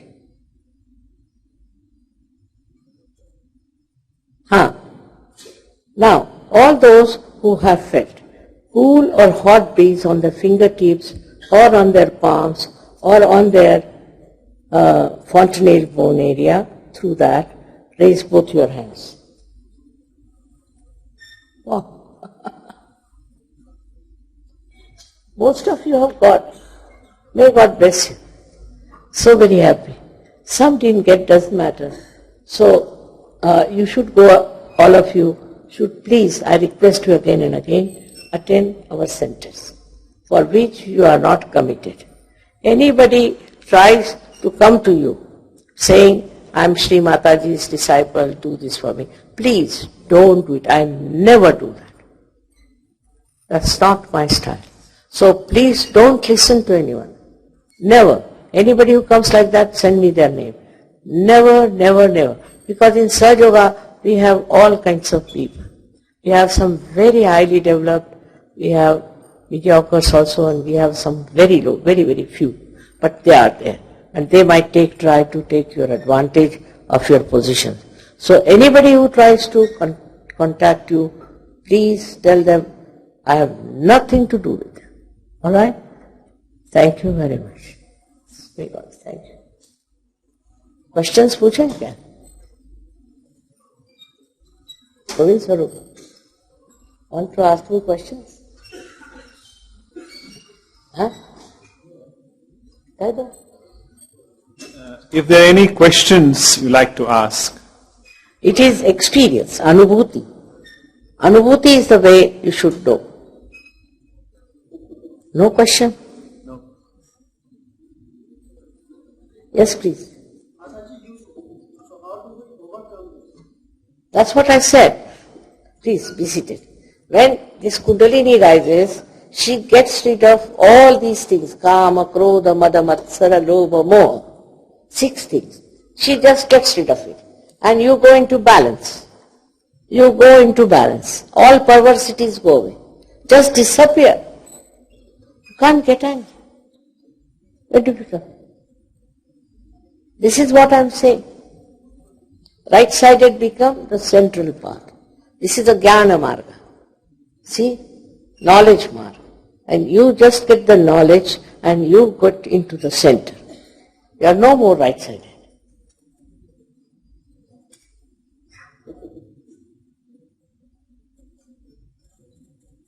You become so peaceful, you don't know.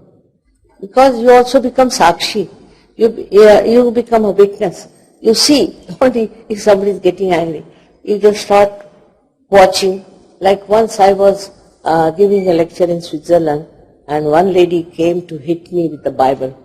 The scene was very ridiculous, you see. And I started laughing, and she couldn't understand why I was laughing. She went back.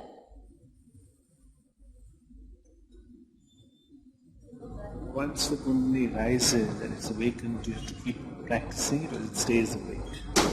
It stays mostly, but can also come down. Supposing you have some disease, then it comes back to look after that organ.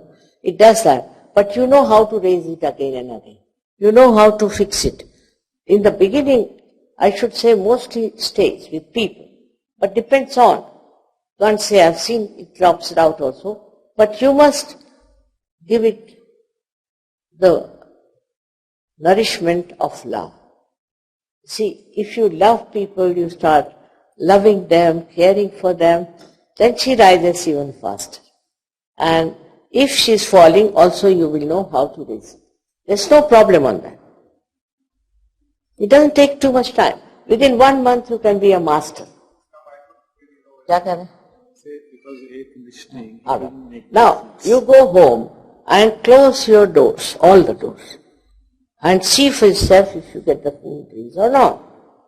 If you get it, you have got it. If you don't get it, then you come again and see for yourself, I would say. But actually it is always with the thing is a different kind of a feeling. It's not what you get from the air conditioning on the fingertips. See for yourself. It's not that way. But go home and see for yourself. It is there. Your eyes will be shining also. When you open your hands, what are you supposed to say in your mind? Nothing. You don't tell your mind anything, don't fight with anything. Just she works and shoots you off, alright? You don't have to say anything better. Nothing. These are words. And words don't help. Adi Shankaracharya has said, "Oh mother, take me out of this Shabda Jalam, the web of words." We read so much sometimes that Kabira has written, "Padi padi pandita murakha bhai," and I have met many of them.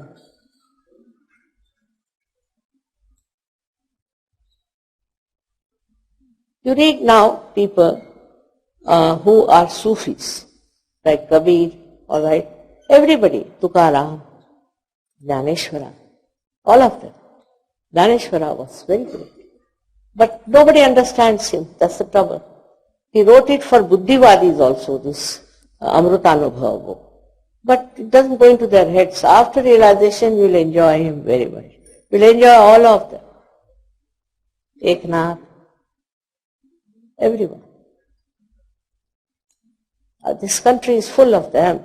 For example, Namadeva, who was just a tailor, and he was such a great poet, and he went to meet another one, Gora Kumbhar. And the Gora Kumbhar was a potter. So he was kneading the mud for the pots that he wanted to make. So when Namadeva went and stood before him, what's he say?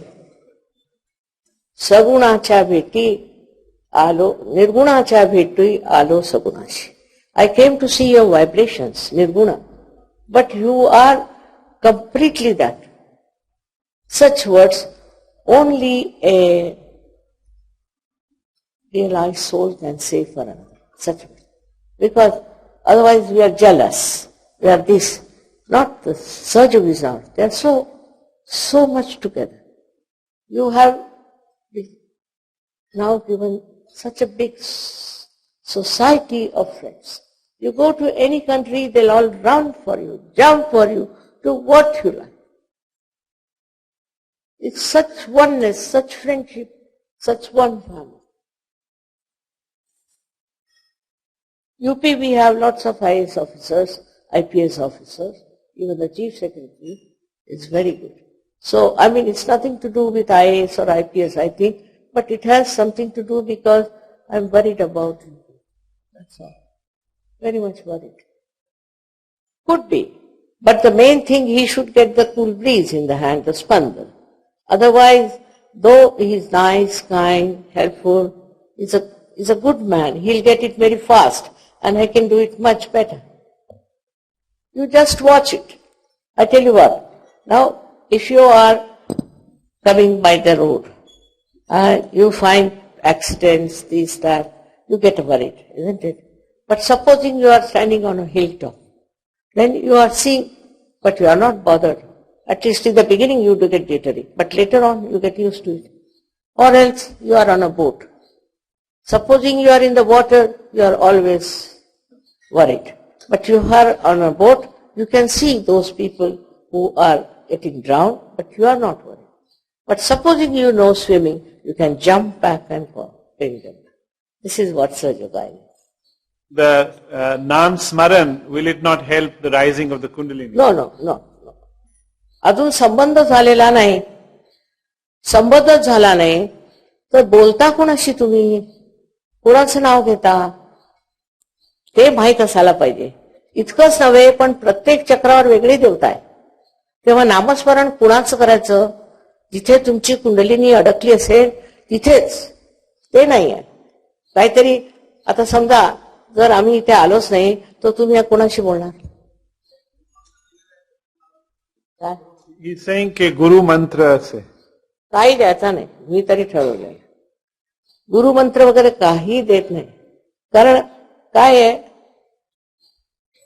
त्याच्यातच मन अडकतं. जर तुमची प्रगती प्रत्येक क्षणी होईल तर तुम्ही कोणता मंत्र देऊ तुम्हाला? काहीही गुरु मंत्र नाही. मला फक्त आई माना म्हणजे झालं, दुसरं काय. आई स्वरूपात पाहिलं म्हणजे पुष्कळ लवकर सगळं समजतं. कारण आई एक अशी देवाने दिलेली आपल्याला देणगी आहे की ज्यामुळे आपल्याला जगातलं सगळं मिळतं.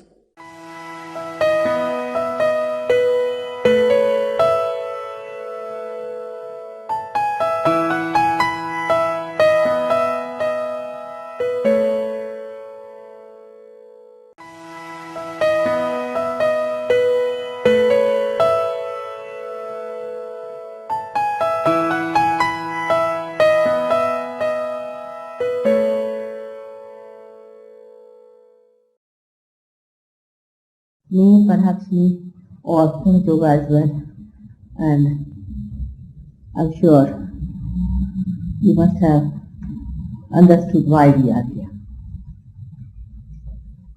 Sahajayoga is an eternal process.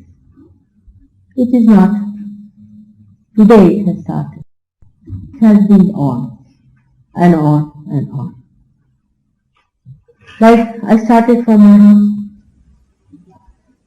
then I had to avoid some traffic, terrible traffic on Park Lane.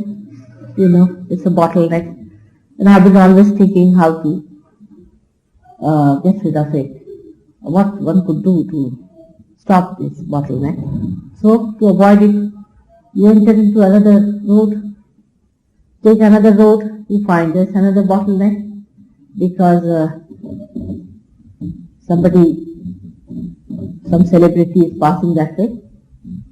Like that you try to avoid all these roads. When you start moving, you think you've reached there much ahead of time and you may have to wait outside the hall while you find you land at that place little late. The whole process is to arrive here and to talk. The whole thing is based on one basic event that I have to reach. In the same way, the whole process of our creation is based on one thing. That is, you have to meet your divine self. Of course, as I said, there's traffic, there's problem, there are hindrances.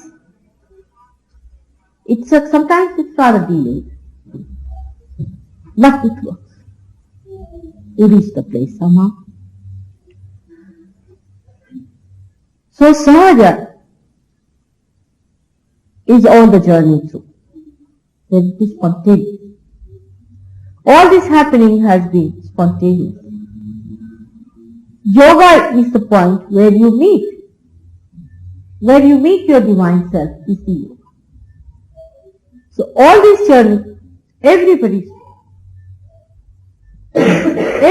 doing because they think their yoga will be if they get a parliament seat.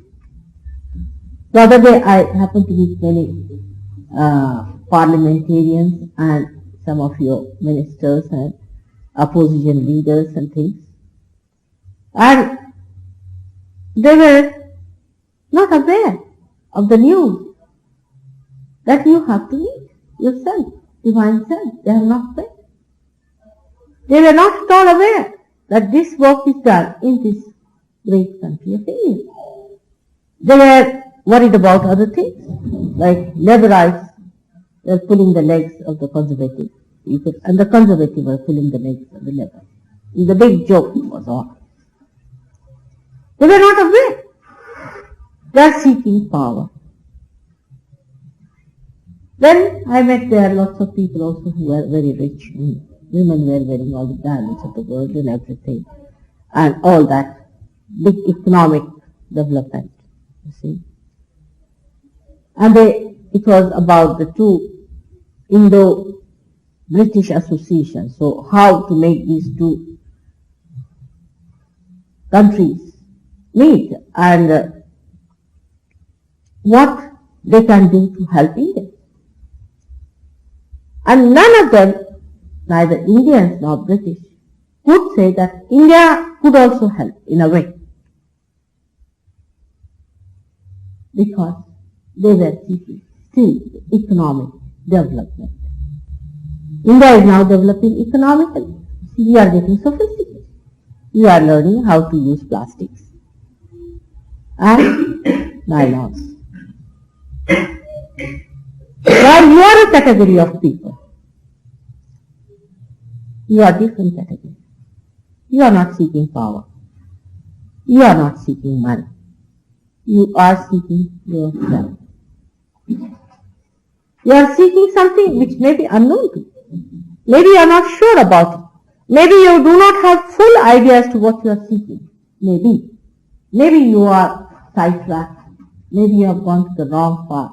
Maybe you are misled, carried away. Whatever it is, but you are a category different. You can see the joke behind all this seeking of other people. That's there, definitely. If you have not yet come to that conclusion, and if you still think that all these things are very, very important, then still you may little bit turn round and look back as if I have left some luggage behind. Now we are here to seek ourselves. This idea didn't occur to anyone. Only one gentleman somehow remarked that we have a very rich heritage from India. But it is not that you have, we are complementary people.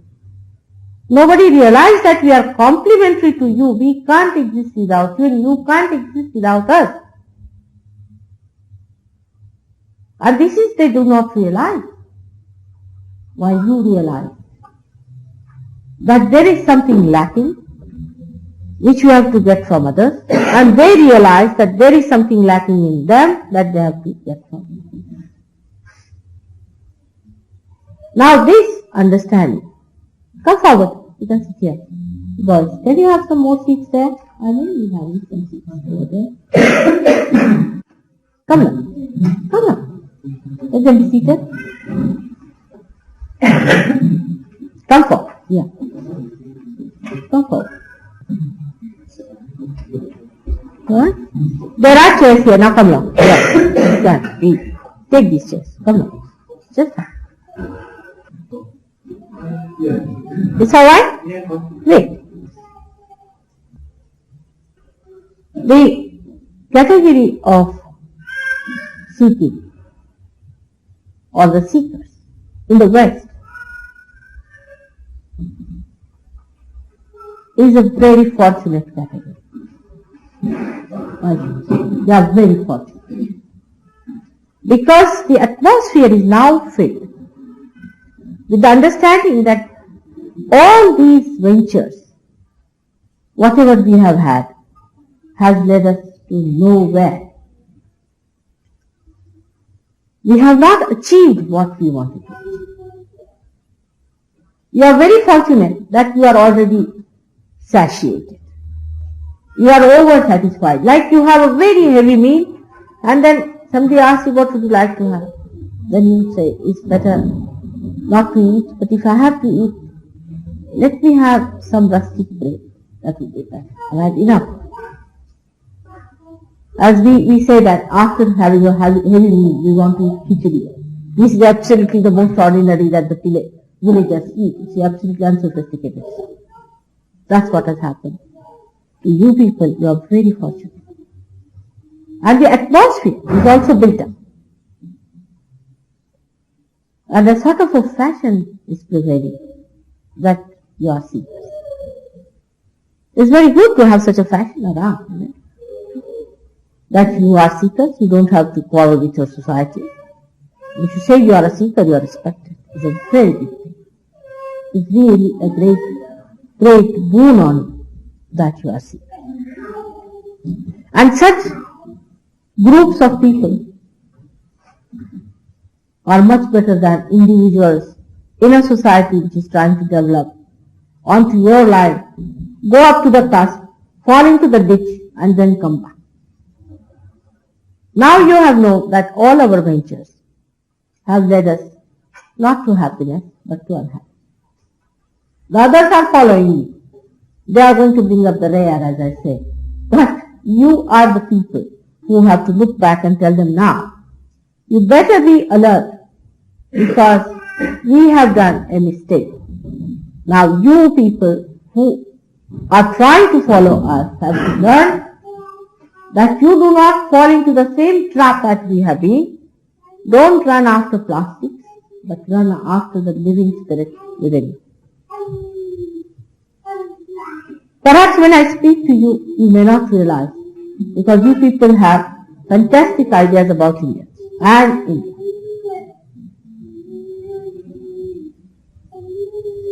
But the conditions are different. England is today one of the best place for seeking. Jerusalem has started being built. In England and in Hampstead it was declared that Jerusalem will be built in England. He lived in Hampstead and his vibrations have created really the foundations for that Jerusalem which you people have to build. With this understanding that you are the people who are the category of seekers, that you are, according to me, the best placed as far as your seeking is concerned in this turmoil and in this darkness, where you see that this is darkness, that you are aware about it, that you can really circulate through the media of your country and your language to other people, the advent of sahajayoga, which is really the only method by which you are going to get to your realization. They all say the same thing. If you talk to anybody American, he says, I am twice born. Any American is a twice born. He thinks he is born in America, is twice born. They think that American soil itself gives you the second birth. It's surprising. But anybody you talk to, the president is twice born, the vice president is twice born, everybody is twice born, and perhaps all the refugees who are there must be also twice born. The way they think about it. But they have no idea as to what to expect when you are twice born. And they are having a very subtle type of an ego trip. And this subtle type of ego trip, I think we can avoid by understanding that ego becomes subtler and subtler, the subtler we become.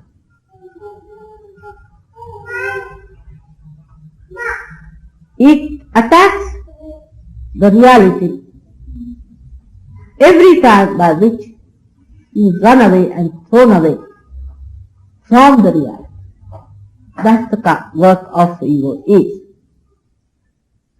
For us to see that the time has come to become one with the divine is rather difficult.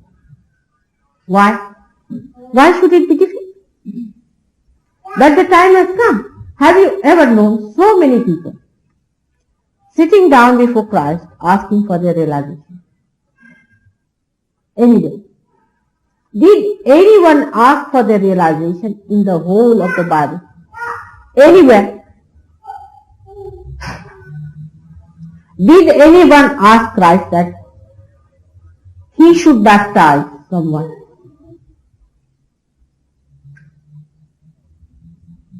Just think of it. What is the situation today? is that you have so many of them asking for their self-realization. I don't say that you are not misled. I don't say you don't understand. That's there. But see the awareness to what point it has come. So why not? This is the time to get realization. The first ego's attempt is to tell you, oh, the time has not come. Because ego does not want you to accept really your self-esteem. It doesn't want you to accept that you have that capacity to receive God's blessing, that you should get your realization. So the first question comes to you, how can it be now? Why not? First question should be asked to your Mr. Ego, why not? Second, how can it be available to me personally?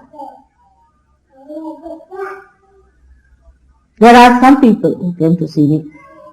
One gentleman who was in India, who was sort of trying to help people out, he came to see me and who got realization. He's an Indian. He's a man, son of a rich man, so he started an organization saving these people, guiding them to stuff. He came to see me and he knows many people here. And he said that, Mother, I think the people are not yet ready for sahaja. I said, what makes you think like that? He says, because they say, how can that be so easy? How can we get it? You are not ready. You are frightened. I said, at least, do you have faith in sahaja or not? He says, I have. Then do you have faith in its powers or not? I have. Then why? Let us test whether they get it or not. Why are they worried? Before coming into the hall, do you try to find out that what will be the wall's color? Do you find it? Do you find out what will be the paneling of the house? Before coming inside. You come inside, see for yourself. What is the color? How it looks like? That is what it is. Instead of that, at the door people are standing, oh, we are thinking whether we should get inside or not, because we don't know what sort of a color it has. What do you call such people? STU. Alright? And that's what it is. The ego makes you really laugh. Ego really stupefies you in the sense that it makes you stupid. The more you listen to your ego, the more you will find you become stupid. Now what is stupidity is not yet defined in any dictionary. But we can understand with our common sense what is stupid. And all kinds of stupid things you have seen in your life, and you have discarded them because you are seekers. If you were not seekers, you would have been somewhere else, not here. You would have ended up with some sort of a horn, as I have seen many people carrying it. But you are still here. You have thrown away all these horns and you are still here, thinking that you have not yet found out. So one has to be careful about this Mr. Ego, which really makes you absolutely stupid. And there are stories and stories in the Indian scriptures everywhere, how a stupid man thinks that he is the wisest. And that's what one has to know, that when you think you are too wise, you must try to think, am I stupid? So I said, you ask the question to yourself, why not?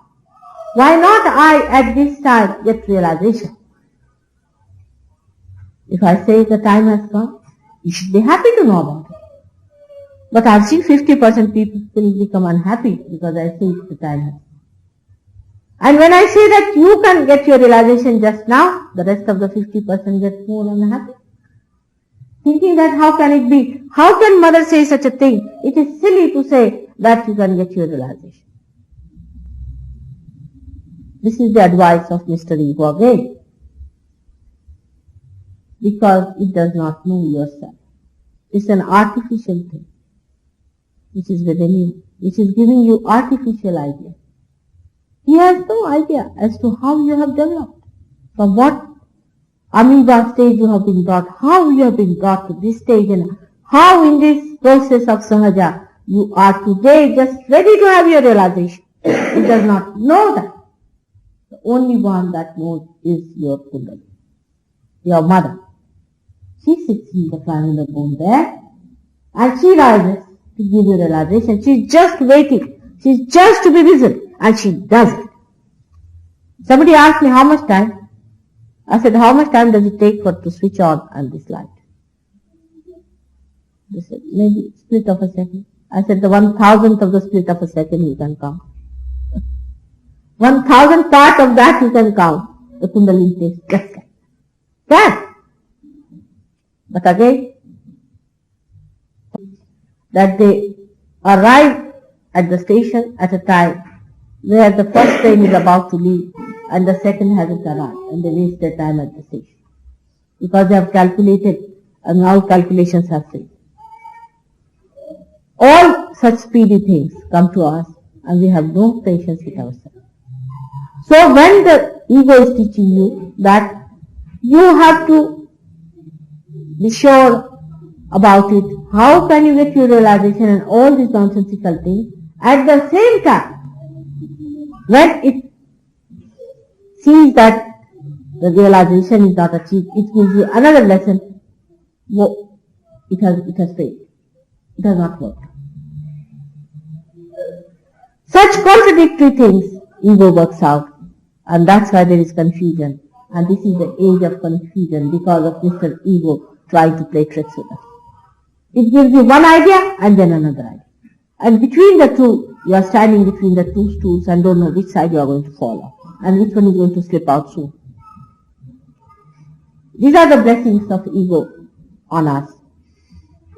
The sooner we get rid of it, the better. But when you try to get rid of it also, it's not easy. Because the more you try to beat it, it swells up. It's like a balloon. If you beat the balloon, it swells up. The only way is to know the reality, so it goes down by itself. The whole idea, the myth falls off. The myth of ego falls off. Like a person who is going by an aeroplane, suddenly starts thinking that I am driving the aeroplane. He puts up his hands like this and he starts thinking, am I a child or a stupid fellow? Egoistical people, as I said, can become like that. He starts, oh, I am driving the plane, so what happens? You see, they start guiding the pilot back to driving. Maybe, why should he do like this and why doesn't he do like this, and all sorts of things start. And then suddenly they find that they cannot manage the plane. They find that the plane just lands on its tail or somewhere. When the person is completely jammed and he cannot manage. When they find themselves into difficulties, then they start wondering, what have I been thinking? So why it has happened then? Was I wrong? That is the time when the ego will give you another suggestion by which he will put the blame on Mr. Pilot and not on you. So again the ego's play will start in that fashion by which you will be again lost. Why I am saying that? Because ego plays a very, very subtle obstruction in sahajayoga. One has to be careful about it to begin. To overcome this, now here you see on the right hand side this yellow line is the one which gives us the power of action by which we act. We act through our physical being, through our mental being. So it looks after our physical and mental being. It gives rise to the ego on the left hand side as you see. And this left side ego is the problem of today. Because it covers the whole of the head sometimes, so much so that Kundalini cannot pierce through that. Now on the left hand side that you see is the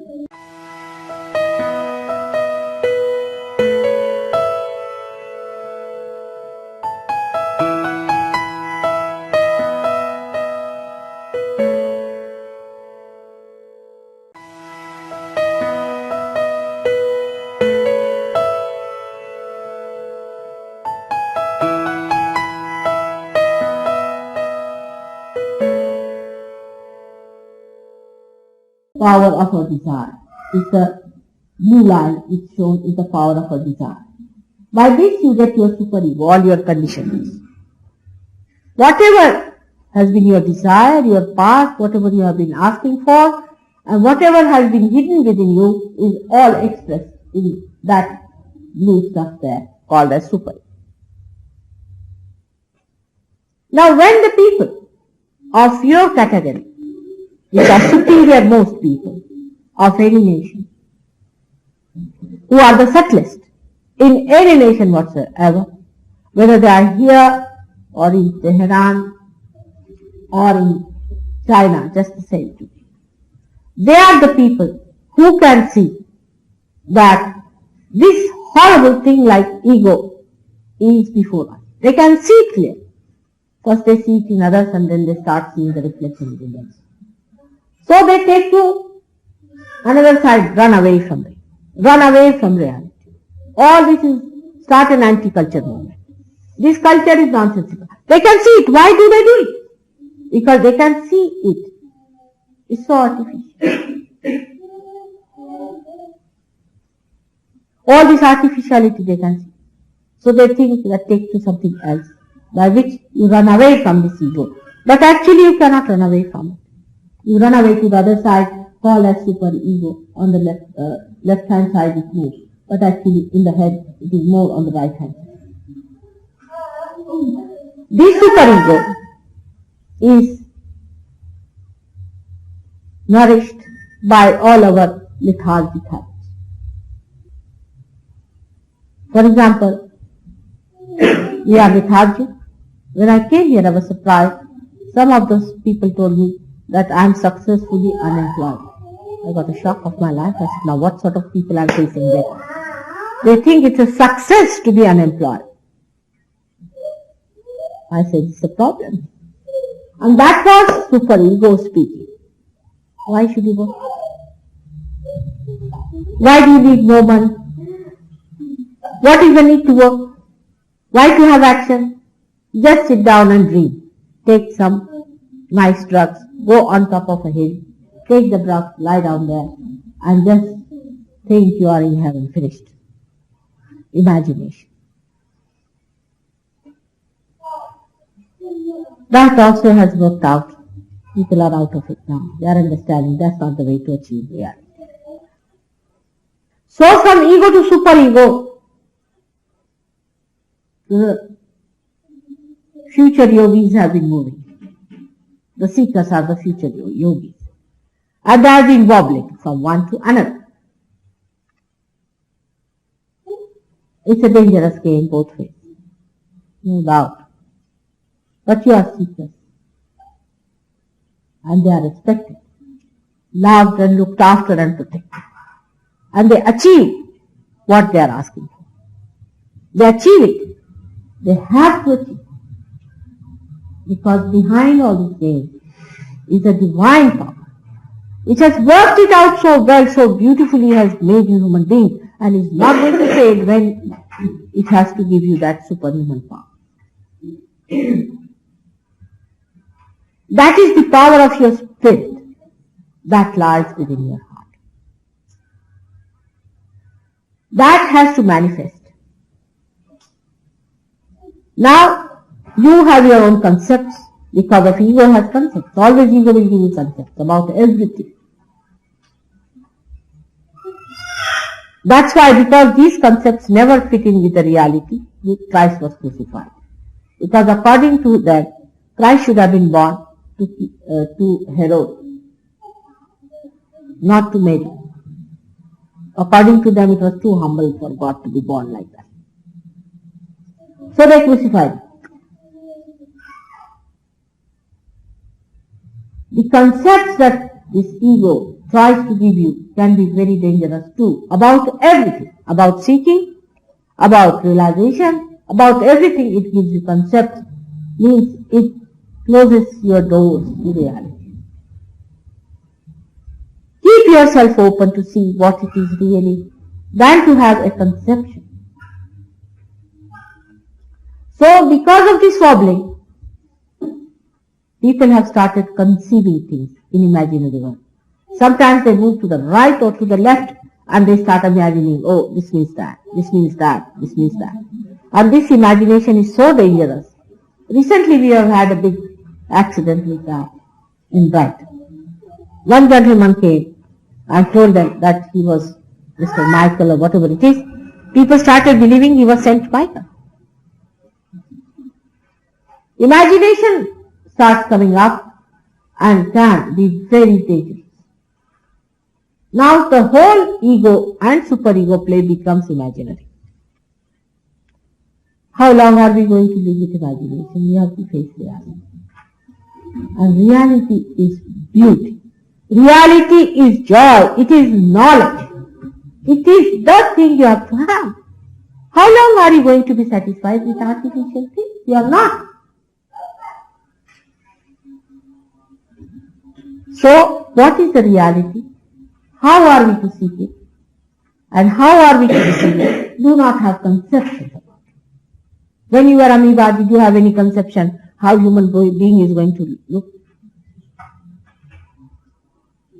Did you have any conception about how sahajayoga is going to work out in England? Do you have any conception even today how the whole world is going to be transformed? All these conceptions are conjectures. They are not the conceptions of the reality because you are not there from where you can see. And there is a difference between one and another. All these writers, I find somebody is saying this is the truth, another is saying this is the truth, third one is saying this is the truth, the psychologists are saying this is the truth. There is nothing common in them. And this is the problem for us to read them. One person you read, then you read another and the third. It's better to go to lunatic asylum these days than to go in the library and read any book. At least there you will get treated for your troubles, while you will get lunatic if you go to these libraries. It's that matter. And the more you read, the more confused you become. This confusion is necessary because without confusion, you are not going to seek in the right direction. The earnestness goes up to the point of absolute emergency when the confusion is at its height. You feel that now or never. You feel so desperate at that moment that if we are lost in this confusion, we are lost forever. And something has to happen within us, or something we have to face or to know or to realize within us. Otherwise, we are finished. Such an emergency, when it comes into your mind, that's the point for sahajayoga, and there the light comes in. That emergency is settled down already, everywhere, in your mind itself, because mind is running with the speed of 500 miles per hour. You cannot stop it. It's mad, the way it thinks.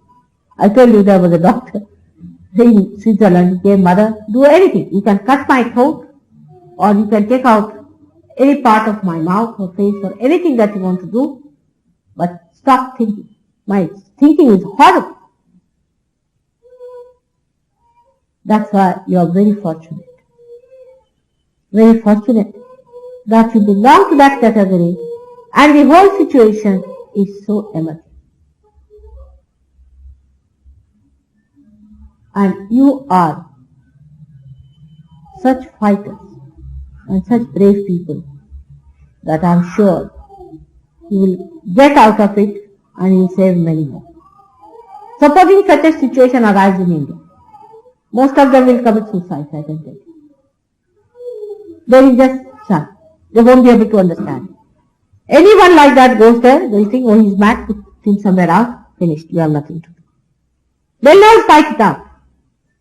Because they're not used to this kind of a thing, this kind of a struggle, this kind of a complete emergence of all the problems of the world on their head. All these problems are bombarded on you through different media, and you see the whole world going into a shock. They don't read this, they are ignorant, they don't know anything about it, what's happening. Everybody today who is aware is feeling the emergency of something happening to them. Something has to happen. They are aware that unless and until this happens, it cannot be saved. Atomic energy problem. There's another one, the wars are going on, earthquakes are coming. People are saying that all the stars are going to fall into one line. Everybody is feeling there's going to be something horrible. The reason is, the last judgment has started. It has started. And you have to go through it. You are going to judge yourself. There is God within you which is going to judge you. And you are going to be chosen by your own efforts. And you are going to help others. Many, many thousands of them to be like you. A certain number is needed. That's all. For every evolution, a certain number was needed to create a complete explosion. A certain number is needed, and you are one of them who are the first to get it. So here is your Kundalini, which all of you have. Except for demonic people, everybody has the Kundalini. The Kundalini exists within you, which you can see with your naked eyes in many people, which rises through all these centers which are within you and pierces your fontanelle bone area. Only what I do is I tell you what it means. For example, on your fingers, if you get cool breeze, what does it mean? If you get all these fingers burning, what does it mean? If you get a particular finger burning more, what does it mean? I just decode it for you. Secondly, I am like Daniel, which was enlightened first. And now I enlighten you, you can enlighten other Daniels. Ego can also start saying, why she? It's a very common thing. Why you? Once a doctor asked me, why you? I said, you please come here. I'll be very happy. If you can raise the Kundalini, I'll be very happy to retire, sir. Because it's better to retire now. You get somebody like that, nothing like it. I mean, I would become a disciple of anybody who can raise the Kundalini. They may say so. They may talk about it. If they could do it, nothing like it. Oh, I would retire. I'm looking forward to my retirement. I don't know when it will be. But that's the thing it is. You see, it has been given to me to do this job. Now what am I to do? I can't understand. So that you do not feel hurt. And also, I have a role of a mother. A mother who bears up everything. Everybody tries to crucify me. It's not a question of one crucifixion. I've seen many coming and being very rude to me, shouting at me, screaming at me, doing all kinds of things, saying things against me. So on. But I'm mother. Everything I know because you are children. That's why you are kicking. You'll be alright. I know that you'll be alright. But it's better to be wise and to get your realization, to understand. The wiser you are, the easier it is for you to mature. You have to mature faster and faster with your wisdom and discretion. Regarding serialization, nothing can be promised to anyone. There is no promise, there is no enrollment, there is no fees, nothing. Like the trees, they do not enroll themselves somewhere that, oh God, give us the sun's rays, so that we come up. The sun is shining and all the trees are blessed. Some do not get the blessing, some do get. Some die at the dwarf stage, some grow up, become heavily laden with fruits, which they distribute to others. And people say, all right, this tree has come up. They do not say that the sun has done anything, they just take it for granted. In the same way, sahajayoga is working out. It's just very simple, it's natural. You cannot pay for it. How much do we pay to the sun or to the Mother Earth for giving us all that she is giving us? We are giving to all intermediaries, who have created economic problems for us. But to the direct people, we don't give anything. The real sources, we don't pay anything. In the same way, you cannot pay anything for it. It's so natural, it works out, it helps you, and you help others. This is what has to happen to most of the human beings. But first to the number I was telling you, which is required, and they have to be sensible, wise, open people who have self-esteem. It's not meant for useless, frivolous, nonsensical. So one has to understand that as you are seekers, you have discarded many things which looked nonsensical to you.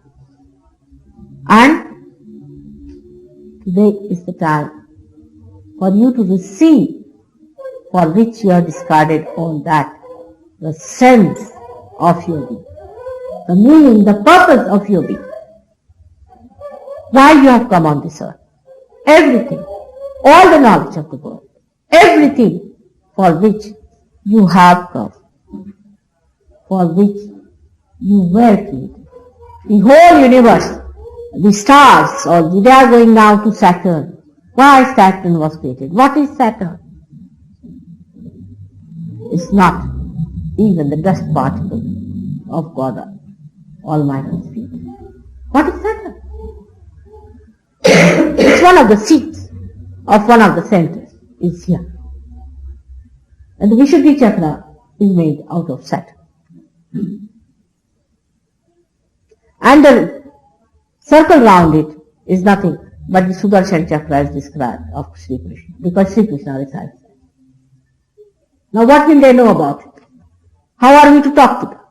You see, they have to become realized souls to know whether it is true or not, because there is no way of judging it. By your imagination you cannot judge it. You have to know it through your feelings. This is what happens to you when you get realization. That you get the cool breeze in your hands, all your fingers get enlightened, your palm gets enlightened, and your base of the palm, all of them are centers, 7 centers are there. These 5, 6 and 7, and they all get enlightened, by which you know what is what.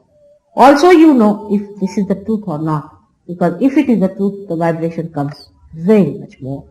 When it is the falsehood, it stops. There are so many permutations and combinations of these feelings which you learn, and you become a person, you become again and again, you become a person of a new awareness in which you start perceiving things through your feelings as reality. For example, one person is sitting here, and if 10 surgeries are trying on that person, they'll say the same thing about that. One gentleman came and asked me, Mother, why everybody is asking me, what about your father? I said, all right, what about your father? I also asked. He said, he died suddenly and I was this thing. I said, then that part is little bit showing. He said, how do you know? I said, you will also know later. But he said, tell me how do you know? I said, very simple. If this finger is burning, that means your father's finger, something wrong with that. Everybody's this finger is burning, whether it is a child or a big person. They'll ask, what about the father? Now you tell about your father's problem, and there is a way of correcting this problem. If you correct it, immediately you get your realization. It's that simple. It's everything so simple in life. If you to see someone, what do? Do you think about it? You just see it. In the same way, when you get your realization, what do? You just feel. It's a vibratory awareness. Then you just started feeling within yourself. Just started feeling it. You see a person, you know it's that. He may tell you lies, doesn't matter. You know this. You may not tell that person diplomatically not to hurt the person, but you know this is the problem. But it's better if somebody tells you be thankful, get rid of it. Not to be angry.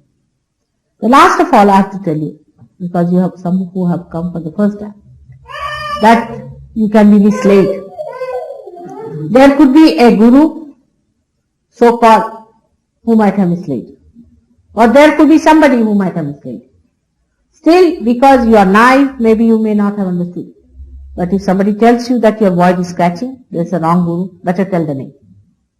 It's better to get rid of it than to have it there. Because your realization is difficult, and even if you get your realization, the Kundalini will suck back.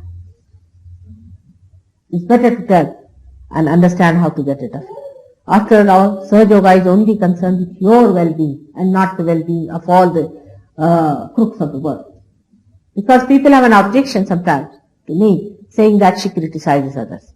Do you mean to say that I should sit here and praise Mr. Hitler? Or someone who is even worse than that? You need courage to face these horrible people. Only a mother can do it. And I have to tell, and I will tell, on the top of my voice, that these devils and these negative forces, which are trying to drag down my children, are going to be doomed and they are going to go to hell. But you give them up as soon as possible. I'm not afraid of them. That's one thing you should. They are afraid of me. May God bless you all.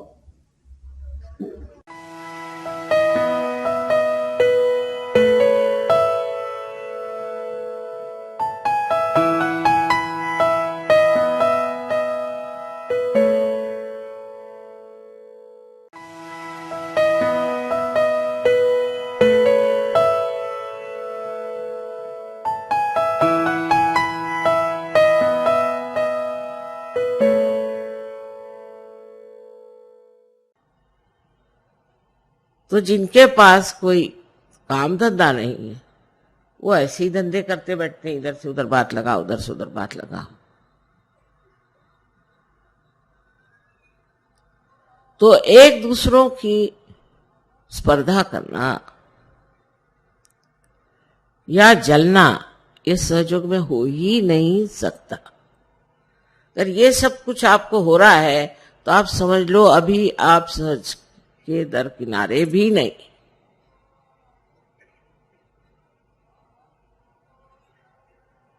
अपनी ओर नजर करके देखिए कि आप क्या क्या गंदगी इकट्ठी किए हुए हैं, जिनकी सफाई होना नितांत आवश्यक.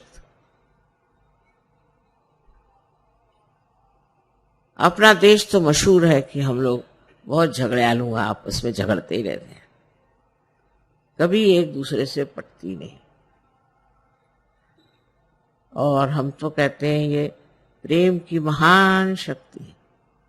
इस महान शक्ति में भी अगर यही कार्य हो रहा होगा तो आप में सूक्ष्मता कैसी आएगी और आप उस परमानंद का अनुभव कैसे लेंगे, मेरी समझ नहीं आता. तो ऐसे अगर कोई बड़बड़ाने लग जाए तो उससे कहना चुप रहिए, हमें सुनना नहीं है. एक दूसरे की बुराई अगर कोई सहयोगी करे तो वो दोनों ही सहयोगी नहीं है, सुनने वाला भी और सुनाने वाला भी. और इस प्रकार जब हम अपने को स्वच्छ कर लेंगे तो एक बहुत सुंदर सहयोग का अभियान हो जाएगा। फिर आप अनेक लोगों को प्यार कर सकते हैं, अनेक लोगों में आत्मदर्शन हो सकता है।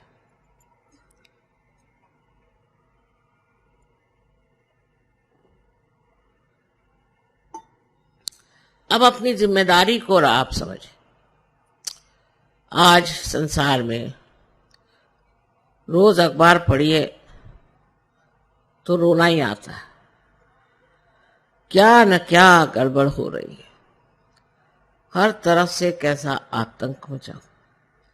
ऐसी समय में आप संत हो गए, आप आत्म साक्षात्कार हो गए, आप इतने ऊंचे स्थान पर चले गए। अब आपकी जिम्मेदारी ये है कि ये जो कुछ गड़बड़ियां हैं इसको अपने आत्मबल से रोक लो, इसे ठीक करें। आपको लड़ने झगड़ने की किसी चीज की जरूरत नहीं, क्योंकि आपके अंदर वो आत्मबल है जिस बल बूते पर आप ये जो तनाव, जो झगड़े, जो आफते आज अपने देश में हैं उन्हें पूरी तरह से आप ठीक कर सकते। दूसरी सहयोग की महत्ता ये है कि जो ये लोग अपने को आज तक समझे बैठे हैं कि वह हम कुछ भी करें, चोरी करें, चकारी करें, ये करें, वो करें, चल नहीं सकता। अब सब चीज जो है प्रकाशित होगी, सब चीज प्रकाश में आएगी। जो गड़बड़ करेगा वो प्रकाश में आएगा। इसलिए आपको सतर्क रहना चाहिए और ऐसे लोगों के पीछे जाने की कोई जरूरत नहीं। धर्म का मतलब सिर्फ इतना ही नहीं कि धारणा करना और आप साधु बाबा बन के और समाधि लगा के बैठ गए, बिल्कुल ये सहयोग में मतलब नहीं, और जगह होता हो। लेकिन धर्म का मतलब यह है कि जो धर्म आपने धारण किया, जिस धर्म के कारण आपके अंदर इतनी विशेषताएं आ गई, जिसके कारण आज आप आनंद विभोर हैं, वो धर्म भी दूसरों में बांटे और इस धर्म के अपने माध्यम से दर्शन दें। आपको देखकर लोग कहें कि ये कोई विशेष है। लेकिन आप अगर और लोगों की तरह ही आपसी लड़ाई और तमाशगिरी करें तो कौन मानेगा कि आप सहयोगी हैं? आपकी शांति, आपका औदार्य और आपकी सहिष्णुता सब कुछ एक साथ देख करके कोई भी अचंभे में पड़ेगा। और आपके अंदर सारी शक्तियां हैं, आपको हाथ चलाने की जरूरत नहीं, कुछ कहने की जरूरत नहीं। करने वाले बहुत बैठे हैं, आप जानते हैं इस बात को, और वो जो करने वाले हैं वो सब कर बैठेंगे, सिर्फ आप शांतिपूर्वक अडिग देखते मात्र रहें। सारा नाटक आप देखते रहें जो आप कर सकते। तो एक तरफ तो अपनी ओर नजर होनी चाहिए कि मैं क्या कर रहा हूं, मैं कौन से गर्त में घुसा जा रहा हूं, ये चार लोग बड़बड़ा रहे हैं, मैं इन्हीं के साथ लग गया हूं क्या? और दूसरी तरफ नजर बाहर कि मेरे कारण कुछ लोगों को लाभ हो रहा है कि नहीं, कि मैं अपने स्वार्थ के लिए सहयोग में आया। अब पहले से हालत बहुत ठीक है। शुरू में तो ऐसी चिट्ठियां आती थी कि बस मेरे माँ के बाप के फलाने के ठिकाने के टुकाने के कुछ के उसको बीमारी हो गई, माँ उसे ठीक करो। सारे दुनिया के ठेकेदारी और सहयोगी भी बहुत लगे रहते थे। अब वो चीज छूट गई, उतनी खुदगर्जी खत्म हो गई। अब दूसरों के बारे में जरूर सोचने लगे, पर तो भी ये जिद है कि आपको तो आना ही पड़ेगा लखनऊ, या कानपुर आना ही पड़ेगा, या बाराबंकी तो आना ही पड़ेगा। लेकिन बाराबंकी से आप लखनऊ तशरीफ क्यों नहीं ले आते? मैं तो जगह दुनिया भर में मारे मारे फिरूं, लेकिन आप 10 मील भी नहीं आ सकते हुजूर। ये भी कोई तरीका है? और उस पर बड़े सोचिए कि बड़े पैमाने पे गदर हो जाता है। चलो भाई, मैं जहां कहते जाने को तैयार हूं, पर हर जगह तो मैं नहीं जा सकती हूं। तो मैं देखती हूं कि इसमें भी एक अहंकार तो नहीं कहूंगी मैं, पर एक चिपका हुआ सिक्का है कि हम लखनऊ में रहते तो लखनऊ, बंबई में रहते तो बंबई, और दिल्ली में रहते तो दिल्ली। अगर मां एक मर्तबा दिल्ली नहीं आए तो सब लोगों की हालत खराब हो जाए। दिल्ली जरूर आए, और फिर लखनऊ जरूर आए, फिर बनारस जरूर आए, फिर कलकत्ते जरूर आए।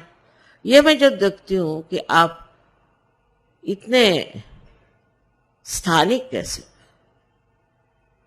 लोकलाइज जिसको बोलते हैं, फिर कहेंगे कि नहीं आप नोएडा आइए। नोएडा नहीं आते तो और कोई यहाँ गली कूचे बहुत है, वहां आ जाइए। दूसरा रोना ये कि मेरे घर आपको आना है। अब इतनों के घर जाने के लिए कोई नया जन्म लेना पड़ेगा। इस पर भी बड़ी नाराजगी कि मां आप मेरे घर आई नहीं, मेरे घर आके आपको खाना खाना है। फिर ये मेरा बेटा है, फिर ये मेरा पति है, मेरी पत्नी है, मेरा मेरा मेरा मेरा मेरा। जब तक ये ममत्व नहीं छूटने वाला, तब तक आप सहयोग में कैसे उतरेंगे? ठीक है, आपकी जिम्मेदारियां हैं, उसको निभाओ, पर वो मुझ पर मत ला दो। मेरे बेटे को देखना ही चाहिए, मेरे बेटे को नाम दीजिए, फलाना ठिकाना। सुबह से शाम तक नाम देते देते मैं तो हार गई। मैं सोच रही हूं एक डिक्शनरी बना लूं।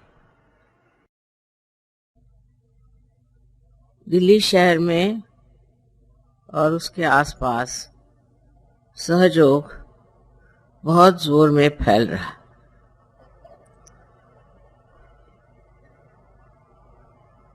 ये एक बड़ी आश्चर्य की बात है कि दिल्ली शहर राजधानी है और यहाँ अधिकतर लोग सत्ता लोलुप हैं।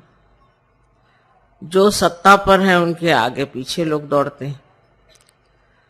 लेकिन ये सब होते हुए भी अपनी आत्मशक्ति को खोजना, अपना आत्मबोध कराना और आत्म साक्षात्कार को प्राप्त होना, ये इच्छा रखना ही बहुत आश्चर्यजनक है। मुझे ऐसी उम्मीद नहीं थी,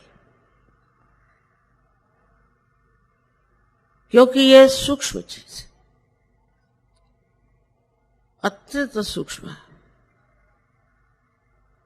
ऊपरी तरह से हम हर चीज को बहुत मानते हैं। जैसे है, मैंने बहुत बार आपके सामने उदाहरण दिया कि एक सुंदर सा चित्र अगर आप देख रहे हैं और उस चित्र में बरसात हो रही है, बहुत सुंदर फूल हैं, पक्षी उड़ रहे हैं, और आप चित्र को देख के बहुत खुश हो रहे हैं। लेकिन उस चित्र की जो अनुभूति है वो आप में नहीं, इसलिए उसकी अनुभूति लेने की आवश्यकता है। और अनुभूति लेने के लिए एक बहुत सूक्ष्म विचार चाहिए। वो सूक्ष्म विचार आपके अंदर जागृत हो गया, यही कमाल है कि हमने अभी तक यथार्थ को पाया नहीं, हमने अभी तक असलियत को पाया नहीं। कोई न कोई ऐसी चीज है जिसके पीछे हम भागते हैं, उसमें सत्य नहीं है। और इस प्रकार मनुष्य कहां से कहां भटक जाता है। बाह्यता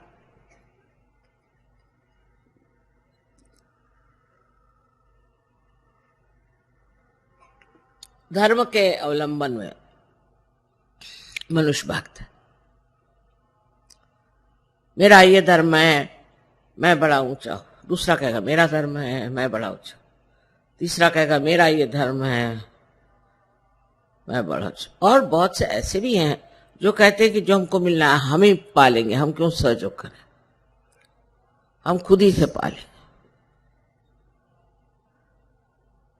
इस प्रकार दो तरह के लोग देखे गए।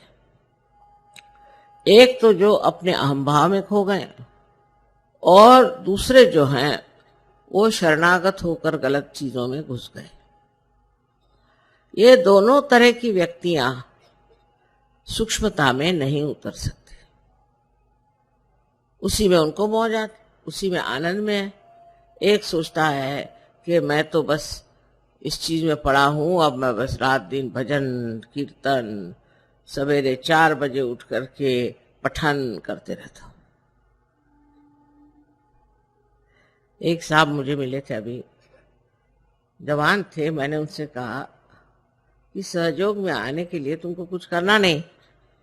कहले कुछ नहीं करने का। मैंने कहा कुछ नहीं करना। तो कहने लगा फिर सुबह से उठ के करना क्या?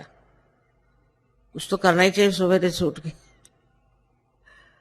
तो ये जो भावना हमारे अंदर है कि हमें अपने को प्राप्त करने के लिए, अपने को जानने के लिए कुछ करना है, सो गलत है। ये तो आप लोग जान गए कि बगैर कुछ किए ही आप सहज को प्राप्त हो गए।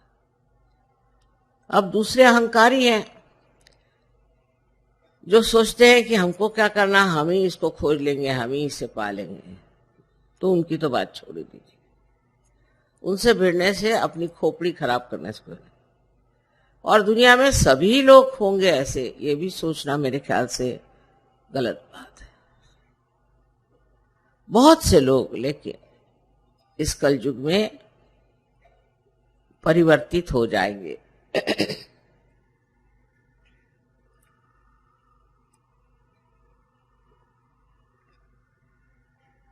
क्योंकि ये परिवर्तन का समय,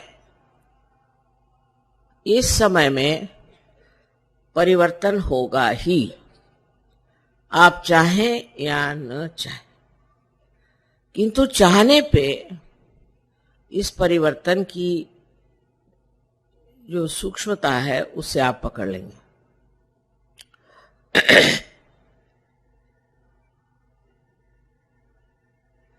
उदाहरण के लिए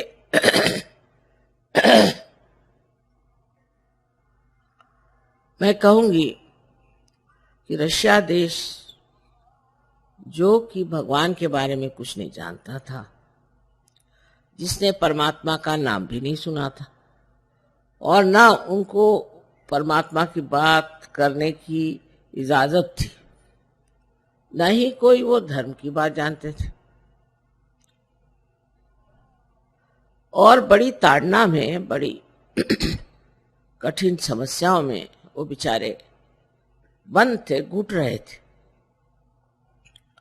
उस घुटन में उनमें कौन सी ऐसी बात हो गई जो वो सहज में उतर गए? किस बात के कारण ये लोग एकदम से सहज में आ गए? वो बात है जिसे हम कहते हैं कि अपने को पहचानना। इसको अंग्रेजी में इंट्रोस्पेक्शन कहते हैं। हम अगर ये समझे बैठे कि हम परिपूर्ण हैं तो कार्य नहीं हो सकता।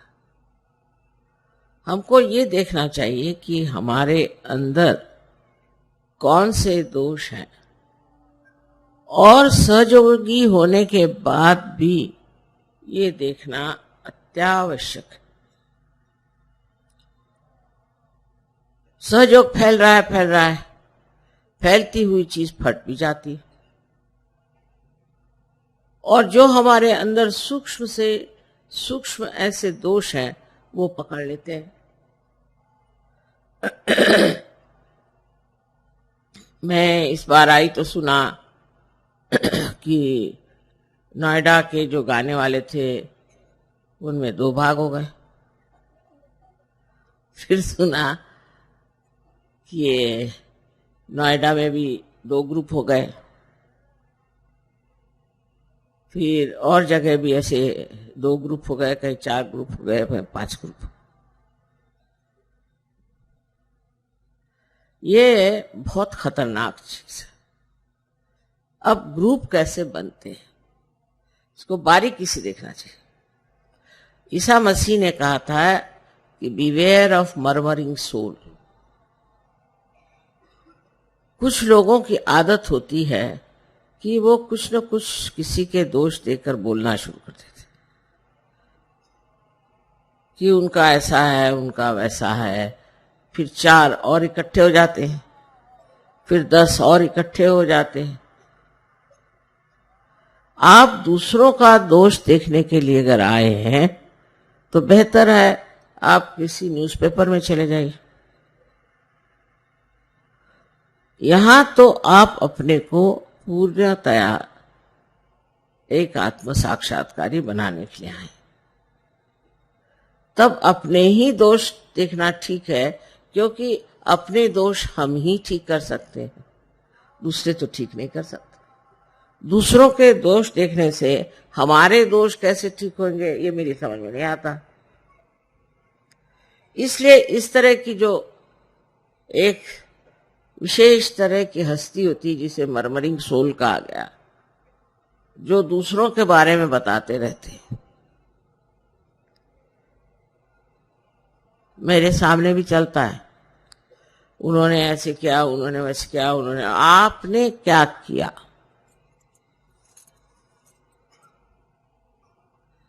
ऐसे चक्कर चल पड़ते हैं।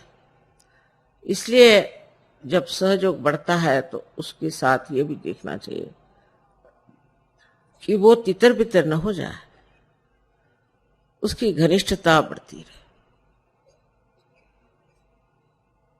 हमारे अंदर एक और बड़ी विशेषता है कि सहयोग का जो नाटक है उसमें लोग सोचते हैं कि लीडर माने हम लीडर हैं, वो लीडर है, वो लीडर। एक मजाक है। लीडर वीडर है क्या? कुछ नहीं। लेकिन उसके लिए लड़ाई झगड़ा। दिल्ली शहर में रहते हैं ना, तो यहां के लोगों को देख करके आपको भी यही सोचता है। ये सब नामधारी है, इसमें कोई खासियत नहीं। मेरे कान पर बहुत सी बातें आई जिससे बड़ा दुख हुआ कि ऐसे बेकार चीजों में लोग अपना समय बर्बाद कर रहे हैं। जिस तरह से रशिया में हुआ है वैसा होना शायद यहाँ संभव न हो, क्योंकि हम लोग अमन चैन से हैं, सब कुछ ठीक ठाक है, ऐसा कोई दबाव हमारे ऊपर नहीं।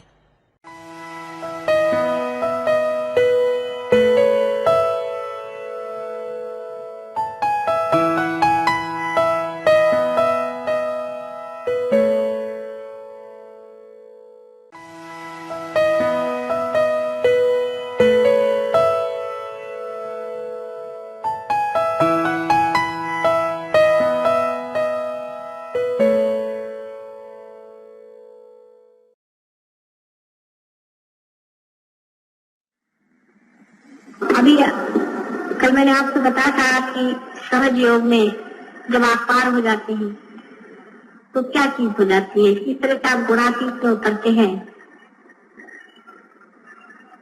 और गुणातीत में उतर के आप किस तरह से अपनी चेतना में चैतन्य लहरियों को देखते हैं और उनके द्वारा दूसरों का उद्धार करते हैं। यह गुणातीत का आशीर्वाद।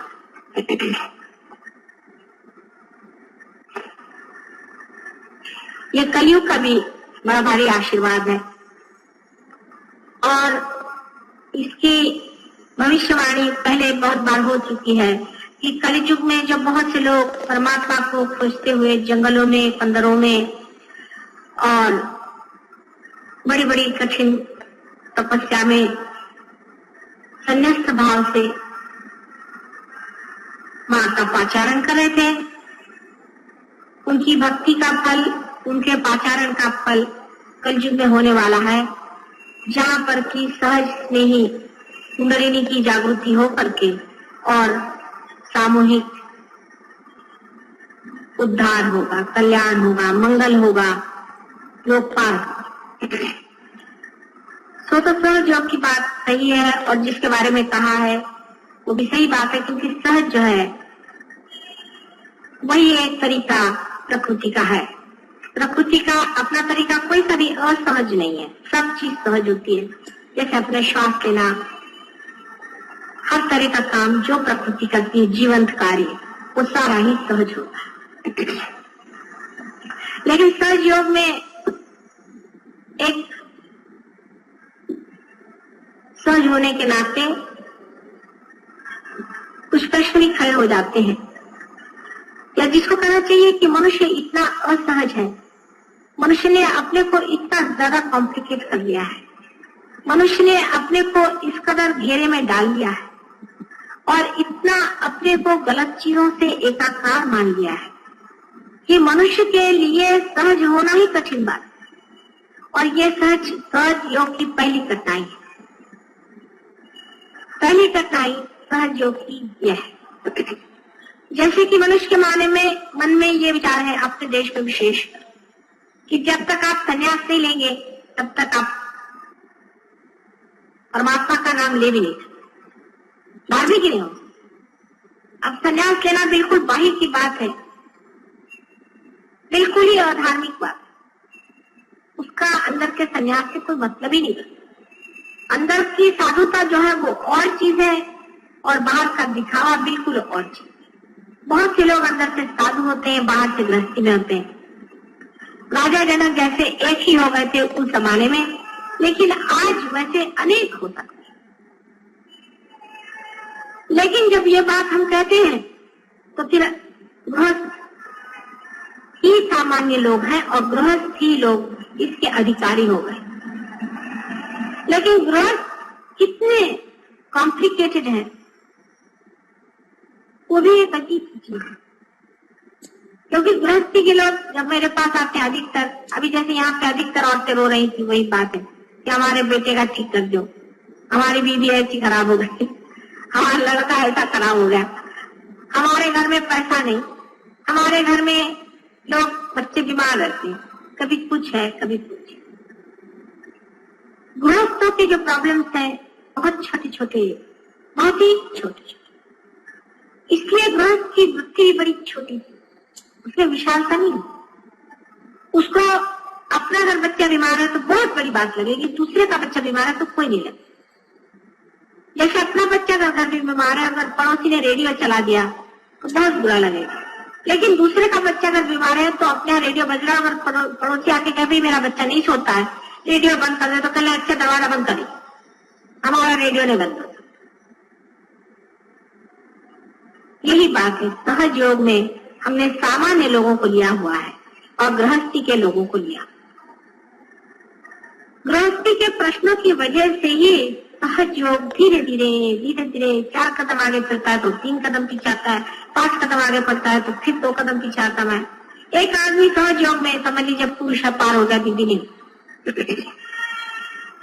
पुरुष का पार हो गया, वो आधा अधूरा ही है, अभी लटकता हुआ आवाज चिपक रहा है, उसकी बीवी उसको खींचेगी, अरे इसमें क्या रखा है, क्योंकि उसके दिमाग में ये बात आएगी कि मैं क्यों नहीं पार हूं, ये कौन होते पार होने वाले। मन में से दुष्टता है एक तरीके, तो उसको लगेगा मेरा पति होगा मैं क्यों नहीं, तो उसको सिखाएगी इसमें क्या रखा है ना बात।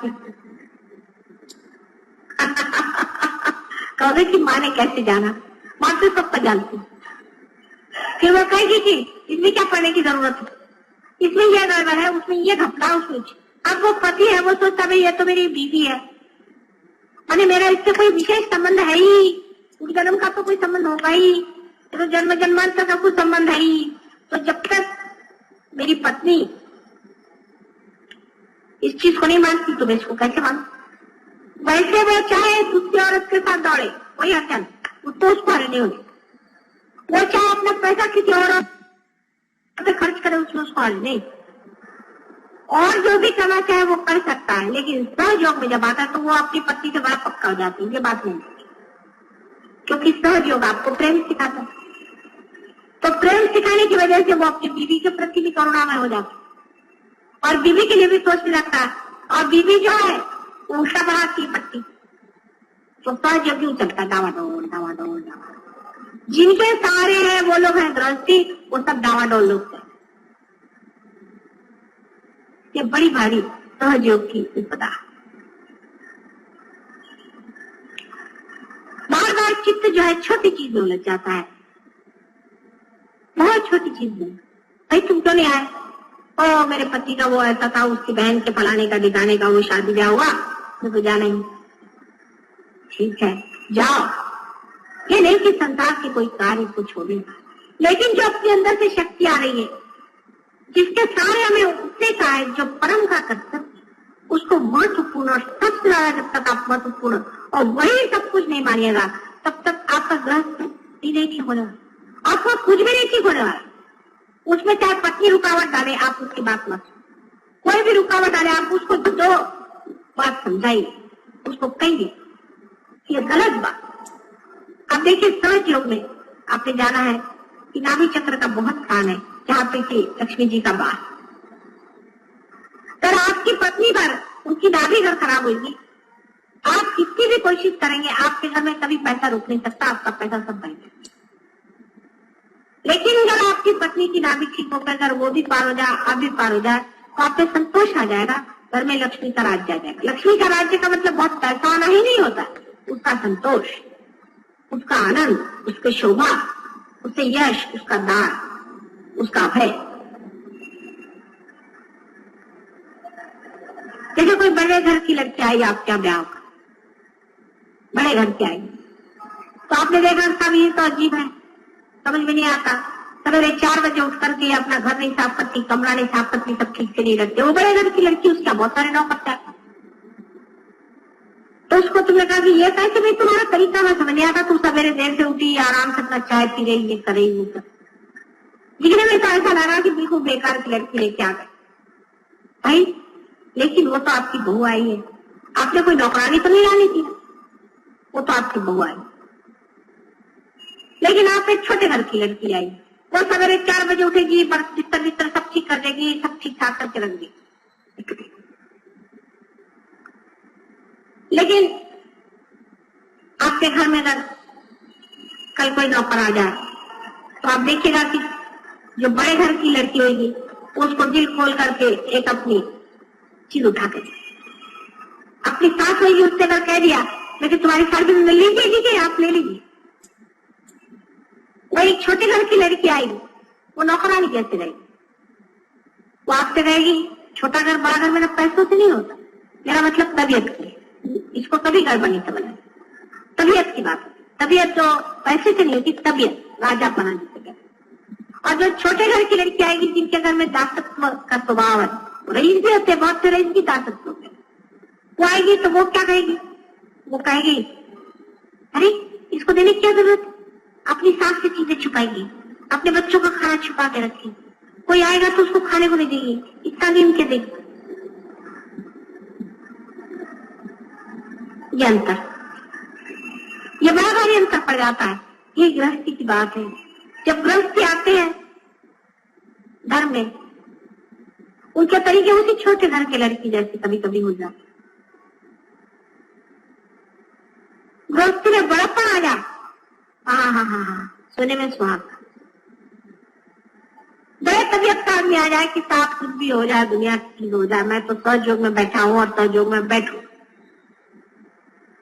तो उसके घर में लक्ष्मी तो आ ही जाएगी, उसमें तो सवाल ही होता है। उसका सारा घर ठीक हो जाएगा, उसके बाल बच्चे ठीक हो जाएंगे, उसका क्योंकि साक्षात परमात्मा ही उसके अंदर से चलेंगे, साक्षात आदिशक्ति की सारी शक्तियां उसमें चलेंगी। उसका कोई अंदाज है, उसका कोई तरीका।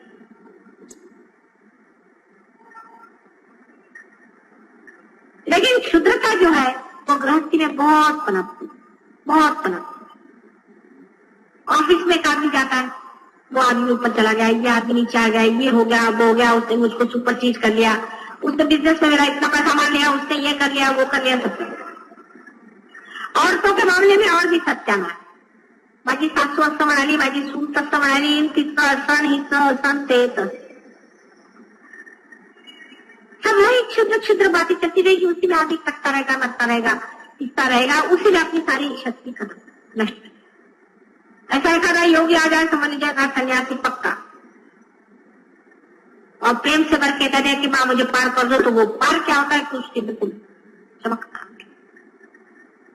फिर बोलना नहीं पड़ता ऐसा, उसके चक्कर नहीं रहते, उसके सारे चक्कर खत्म हो चुके। ये फर्क है। इसका मतलब मैं तुमसे ये नहीं कह रहा हूं कि तुम लोग संन्यास लो, कभी भी नहीं, लेकिन फर्क बता रहा हूं कि गृहस्थी के लोग जो है छोटी तबीयत, बहुत छोटी तबीयत होती है, बहुत ही छोटी तबीयत। रात दिन अपने बाल बच्चे, घर का ये वो कीड़े मकड़, लेकिन काम तो इन्हीं में करने जाता, काम तो गृहस्थी में ही उठाने, उसी में सहयोग पनपने वाला है, उसी में फूल खिलने वाले, इसी कीचड़ में कमल आने वाले। लेकिन गृहस्थी में एक आदमी खड़ा हो जाए, एक औरत खड़ी जाए, नहीं साहब मैं तो पार हूं, मैंने सहयोग के वाइब्रेशन मेरे अंदर में पाए, मैंने इसको पूरी तरह से जाना है, इससे मुझे उठने का है, तो कोई गृहस्थी और से सब उधर दब जाती। जैसे कि कमल है, खिल जाए एकदम से पनप जाए, ऊपर में आ जाए तो सारा कुछ कीचड़ कीचड़ सब गिर जाता है, यहाँ तक कि पानी भी उस पर नहीं जाता।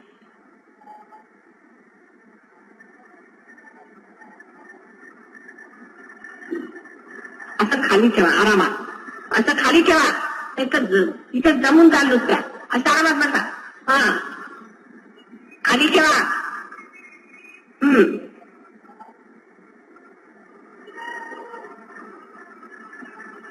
अब गृहस्थी को यह सोचना चाहिए कि हमें किस तरह से अपनी क्षुद्रता को कम करना चाहिए। गृहस्थी को यह विचार करना चाहिए कि हमारे अंदर क्षुद्रता जो है उसको हमें कैसे ठीक करना चाहिए। जो पार हो, जो पार नहीं हो उनसे तो अभी यही कहना भैया पहले पार हो, क्योंकि हाथ में जब तक झाड़ू नहीं आएगा आप सफाई क्या करें। जब तक आप अपने मशीन को अलग नहीं करेंगे आप सफाई कैसे करेंगे। जब आप अपने को नहीं जानेंगे आप दूसरों को कैसे।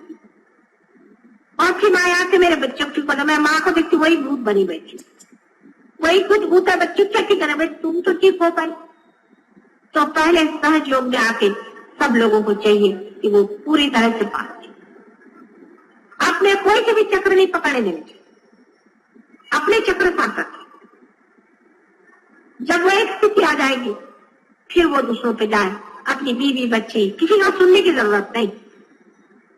कोई इससे आपकी सलाह दे आप कभी नहीं सुना चाहिए, ये आपकी वीकनेस है और ये वीकनेस बहुत मात खाए। मैंने ऐसे बहुत से सहयोगी देखे कि वो दूसरी औरतों पर निगाह रखेंगे लेकिन सहयोग के मामले में अपने बीवी का गुलाम।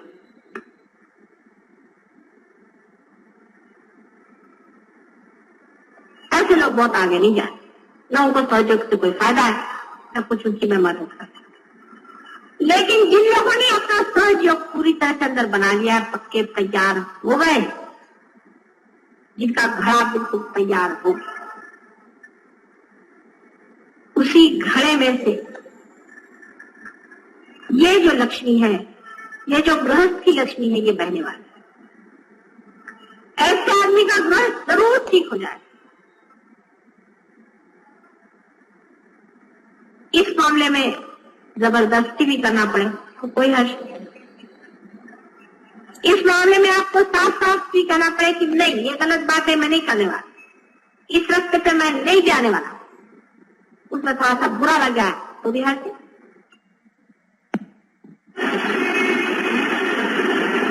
धीरे धीरे धीरे धीरे धर्म की स्थापना हो सकती।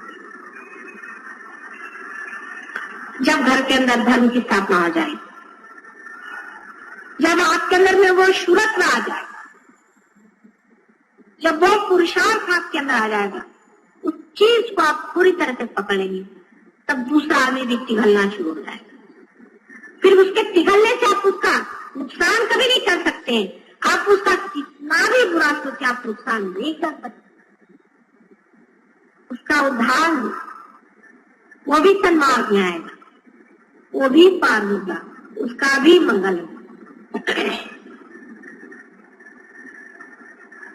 लेकिन अधिकतर आप देखिएगा, पार होने के बाद मेरी माँ ऐसी खराब है, मेरा बाप ऐसा खराब है, मेरी फलानी ऐसी है, वो जीता। जैसे घर में ही दो आदमी है, या बीवी है। ऐसे हमारे यहाँ बहुत से लोग हैं जिनके पति सहयोग में काफी ऊपर उठ गए, और बीवी जो है वो सत्य साई बाबा की शिष्य। उसको सत्य नहीं आ सकते कहना चाहिए, पता नहीं क्या कहना चाहिए। वो ये बाधाओं के पीछे में भाग रही है, इसके पीछे भाग रही है, मेरा कल के पीछे भाग रही है, ये कर रही वो कर रही। या दूसरी कोई है, वो जा रही है जहाँ औरतें वो नाचती है, जहाँ पर वो घाघरी फुकड़े बोलते हैं, वो होता है, ये होता है, वहां जाती कहता ना तुम्ही तिथे गेला होता ना, गेला होता की नाही, गेला होता नक्की। म्हणूनच हे सगळे त्रास तिथून आलेत तुम्हाला। तुम्ही मगाशी म्हणाला ना मी कुठे नव्हते गेले, म्हणून आज सांगते। जनरलच बोलते मी तमाट्यावर, जिथे घागरी फुटला जातात तिथे जायचं नाही। हे भूतांचं आहे सगळं का, भूत आहेत भूत। त्या बायकांच्या अंगात देवी आला का, देवीला अक्कल आहे की नाही, घाणेरडा बायकांच्या मध्ये आला। हमारे महाराष्ट्र में बहुत है इसका प्रमाण। इथून तिथपर सर्व देवळाला लोकांना क्षेत्र नीती करून ठेवणार आहे। आणि तुम्ही कुणी गेलात ना तर मग बघा, आणि मग घरात ठेवतो आणि ठेव सगळ्यांना मिरच्यांच्या धुण्या नाही। सब मंदिर में जा करके पांव छुआ के तुम लोग जाके सब लोग मंदिरों में मिर्चियों की धुनी लगा के और सब भागेंगे वहां से, सब बड़े वेशड़ में। और ये सब घाघरी फूकने वाले भूत, ये गृहस्थी में हो जाता है कि मनुष्य जो है गृहस्थी के चक्कर में अपना जो मूल कार्य है उसे भूल जाता। इसलिए गृहस्थ को पार कराने में तो आसानी हो जाती है, लेकिन उसको स्थिर कराने में बड़ी मुश्किल हो जाती है, क्योंकि वो आपस में सलाह मशवरा करता है। अगर कोई संत हो तो संत से सलाह मशवरा करे ना, अगर कोई संत हो तो वो संत ही से सलाह मशवरा करे, और अगर कोई असंत हो तो उससे संत लोग क्यों मशवरा करें, उससे क्यों बात करें, उससे क्यों पूछे, वो कौन होते, वो बोलने वाले कौन। अपनी संतता पूरी करने के बाद फिर आप दूसरों से पूछ सकते हैं, दूसरों से कह सकते हैं।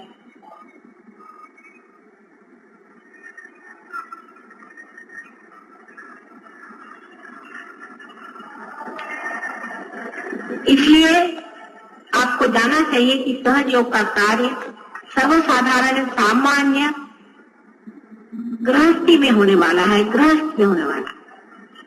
पर उसमें सिर्फ एक चीज का विचार रखें कि गृहस्थ को ये जानना चाहिए कि गृहस्थ एक बड़ी भारी रुकावट भी है, बड़ी भारी बाधा भी है, और बड़ा भारी माया मोह और जंजाल।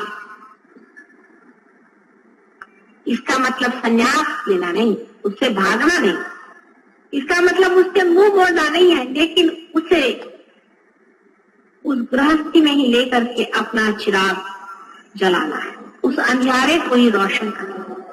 जब हमारा चिराग वहां से उठेगा तो वही गृहस्थी ऐसी चमक उठेगी कि लोग कहेंगे क्या हाँ हाँ ये एक खानदान हुआ, एक ये घर हुआ, ये ऐसे लोग हुए कि सारा ही घर धर्म में पड़ा, उनके बाल बच्चे, उनके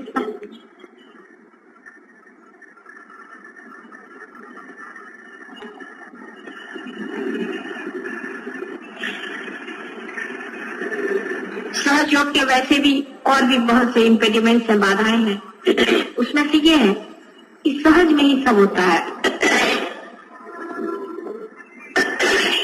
एकदम हठात सब कुछ हो जाता है।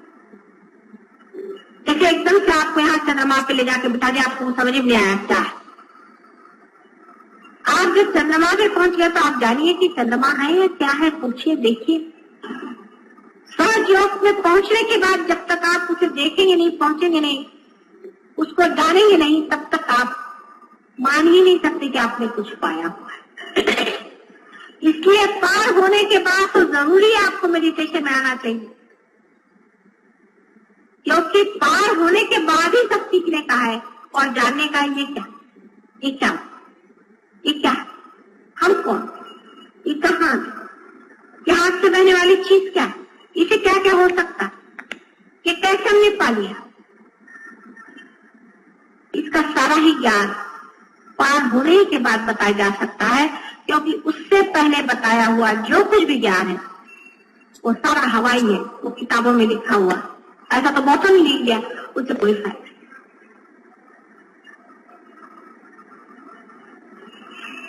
बाद में इसका एक्सपेरिमेंट आप करें। यहाँ पर कुछ लोग हैं, उन्होंने फूलों पे किया, फूलों को वाइब्रेशन दिए तो गुलाब के फूल इतने इतने आते थे, इतने बड़े बड़े आने लगे और उसमें बहुत सुगंध आ रही, उसका रंग खूबसूरत। इन चैतन्य लहरियों का आप एक्सपेरिमेंट मनुष्यों पे तो बहुत अच्छे से कर सकते हैं। कोई अगर पागल लोग हो वो ठीक हो जाते हैं, किसी की अगर कोई बीमारियां हो, कैंसर की बीमारी, तो सिर्फ सहज योग से ठीक होगी और किसी से हो ही नहीं सकती। मैं बार बार कह रही हूँ, कोई माने या न माने, इसका इलाज सिर्फ सहज योग कर। इसका उपयोग घर के खाने में, पीने में, उठने में, बैठने में, बोलने में, व्यवहार में, सोचने में, पढ़ने में, लिखने में, पॉलिटिक्स में, हर एक चीज में आप इतनी बड़ी भाई। प्रेम का जो सबके स्वरूप है वो ये है। इसकी शक्ति का वर्णन ही नहीं किया जा सकता कि कितनी शक्तिशाली चीज। अभी मैं दिल्ली गई थी, मैं किसी से बता नहीं था क्योंकि मैं अपने पति के साथ नहीं पटना गई थी। पटना से जिस दिन लौट के आई तो वहां जितने भी सहयोगी हैं सबके हाथ एकदम ठंडे होने लगे और जोर के वाइब्रेशन मार दिया। मैंने किसी से बताया नहीं, तो उन्होंने मेरे भाई क्या फोन किया, क्या माता जी आ रही, क्या हम लोग इतने ठंडे क्यों हो रहे। तो भाई ने कहा भाई आई तो है लेकिन वो अभी इस तरह मिलेगी नहीं, तो कुछ तो दौड़े दौड़े चले आए, तो एकदम फौरन पता जाता है कि माता जी आ गई है। आज हम रास्ते से जा रहे थे, एक आदमी सामने जा रहा था, उसको ऐसा लगा पीछे कोई उसको खींच रहा, मुड़ के देखा तो मोटर में बैठी थी, दौड़ता है माता जी। मैंने देखा क्या पाई, मुझे लगा कि कोई है खींच रहा है। इतनी सुंदर चीज आपको मिली, इसका प्रयोग हर जगह आप कर सकते हैं, इतनी अद्भुत शक्ति। लेकिन आप अभी भी उसी 3 डायमेंशन के दायरे में घूम रहे हैं, उसी में आप घूमना चाहते हैं। दीदी, बच्चे, ये वो, घर द्वार, पॉलिटिक्स, पोजीशन, बहुत से बड़े बड़े लोगों को पार कराया मैंने। बहुत से बड़े बड़े लोग हैं जिनको क्या आप कहिए कि मिनिस्टर हैं और क्या क्या उनके बड़े बड़े नाम होते हैं, सेक्रेटरीज हैं, ये है। उनकी प्रायोरिटीज जो है, उनका जो मूल्य है, मूल्यांकन बदलता है। उनके लिए एक फाइल बहुत महत्वपूर्ण है, परिषद इसके सहयोग से पड़े। फिर मैं जब दिल्ली गई, माता जी वाइब्रेशन चले गए, भाई तुमने किया क्या यार, होता हम अपनी नौकरी करें, भगवान को याद करें, मेडिटेशन किया, वो प्रायोरिटी तुम्हारी बदलनी चाहिए। आप मेडिटेशन करिए, आपका काम ऐसा होता है, ऐसा डायनामिक काम होता है और कोई टेंशन आप पे नहीं आता है। आप बिल्कुल हमेशा फूले फले रहते हैं, खुश रहते हैं। लेकिन प्रायोरिटीज वही रही, पर मिनिस्टर को मिलना वो ज्यादा इंपॉर्टेंट है, माता जी है उनको मिलने की क्या जरूरत। हाँ, अगर घर में कोई बीमार हो जाए या कैंसर हो जाए तो मिनिस्टर को छोड़ के माता जी के पास जाओ। दुख में ही माता जी याद आती है आगे, तो माता जी मिनिस्टर को नहीं ठीक कर सकती, चलो माता जी। इसीलिए गृहस्थियों पे जब दुख पड़ता है तभी वो परमात्मा की ओर झुकते हैं और तभी उस तरफ बढ़ते हैं। पर जैसे दुख खत्म हो जाता फिर क्या, ऐसे प्रगति कैसे होगी, आप उस चीज को कैसे जानेंगे, जिसका कि सारा भंडार आपके सामने मैं खुला करना चाहती हूँ। उस संपूर्ण ज्ञान और उस संपूर्ण प्रेम और उस संपूर्ण शक्तिशाली आनंद को आप कैसे जानिएगा जब तक आप ये सब फालतू की चीज छोड़ करके उसकी ओर अग्रसर नहीं होंगे। लेना तो बहुत चाहेंगे, लेकिन आपको लेना भी आना चाहिए, उसका खर्च करना भी आना चाहिए और फिर उसका मजा भी उठाना चाहिए। नहीं तो किसी निठल्लू लड़के को बाप ने बहुत सारी प्रॉपर्टी दे दी, वो क्या इसका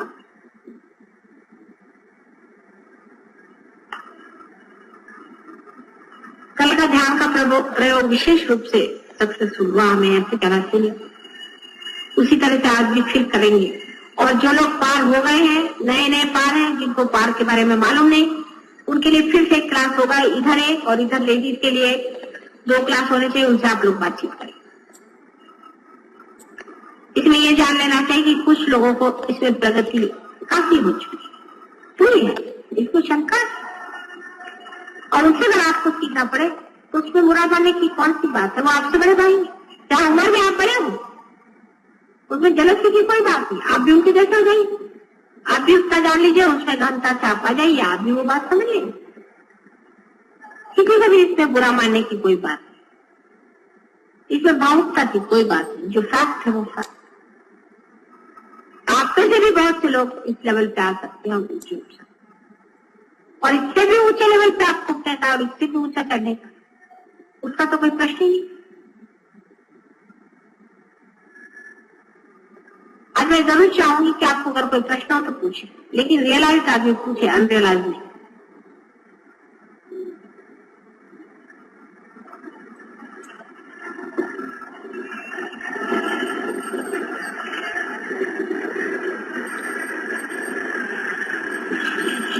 विचारा एखाद 2 प्रश्न विचारा काय माझं डोकं चालत नाही, तुम्हाला काय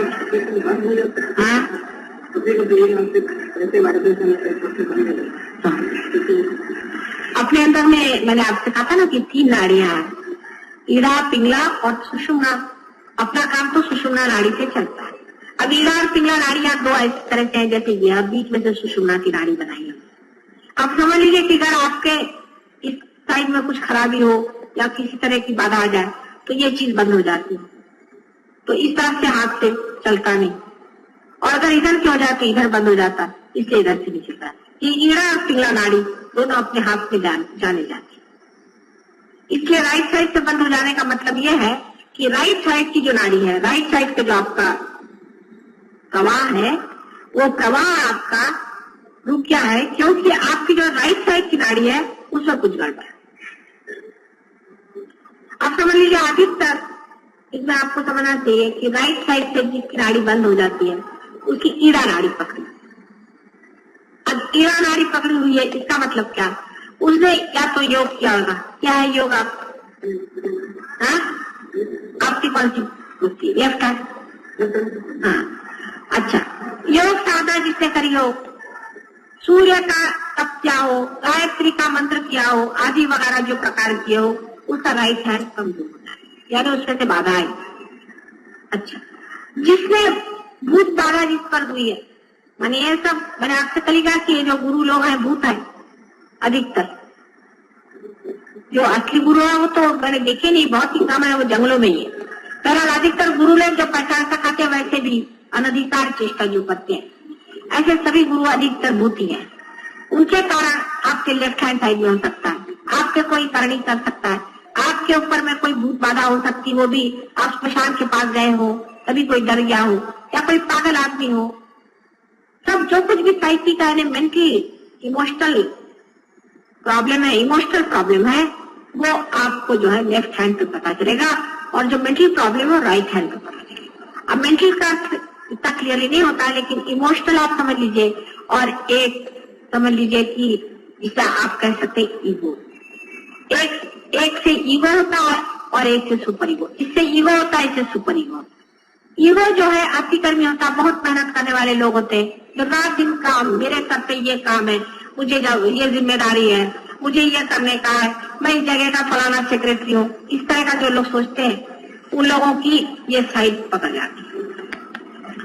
जो लोग लिथार्जिक है लेकिन भूत बाधा आदि में फंस गए, कहीं उनको भय हो गया, कहीं कुछ होगा, जिनकी साइड, जिनको इमोशनल प्रॉब्लम है, जिनका सुपर ईगो गड़बड़ में है, उनका ये साइड, इस तरह से दोनों साइड चलती है। आप में जो दोष है वो आपको समझ लेना चाहिए। आप अगर है किसी वजह से, हो सकता है आपने कोई गुरु जी की सेवा करी होगी और उन्होंने आपको सेवा का फलस्वरूप आपकी एक कुंडलिनी की एक शक्ति खत्म कर दी हो सकता है, अधिकतर यही होता है। तो उनका इलाज बहुत ही बंदा है लेकिन है, वो आप जानते हैं, वो क्या बताऊं मैं आपको, वो आप जानते हैं कि पुराने शरीफ में उसका इलाज लिखा हुआ है कि ऐसे आदमी का नाम लिख करके और उस पर बंधन डाल के पैराबोली और उसको जूते मारना चाहिए, और वो इलाज सबसे अच्छा हमने देखा है, नींबू वो से भी बेस्ट है। और उसको जितने आप जूते मारेंगे 108 कम से कम मारना चाहिए। ऐसे अपना बच्चा है, समझ लड़का है, बदमाश है, शराब पीता है, फंसाता है, उसको आपको अच्छी तरह पार पहले जो आप खुद पार होना पड़ेगा तब होगा। उसका नाम लिख करके उसको जूते मारो, रोज 108 वो ठीक हो जाए।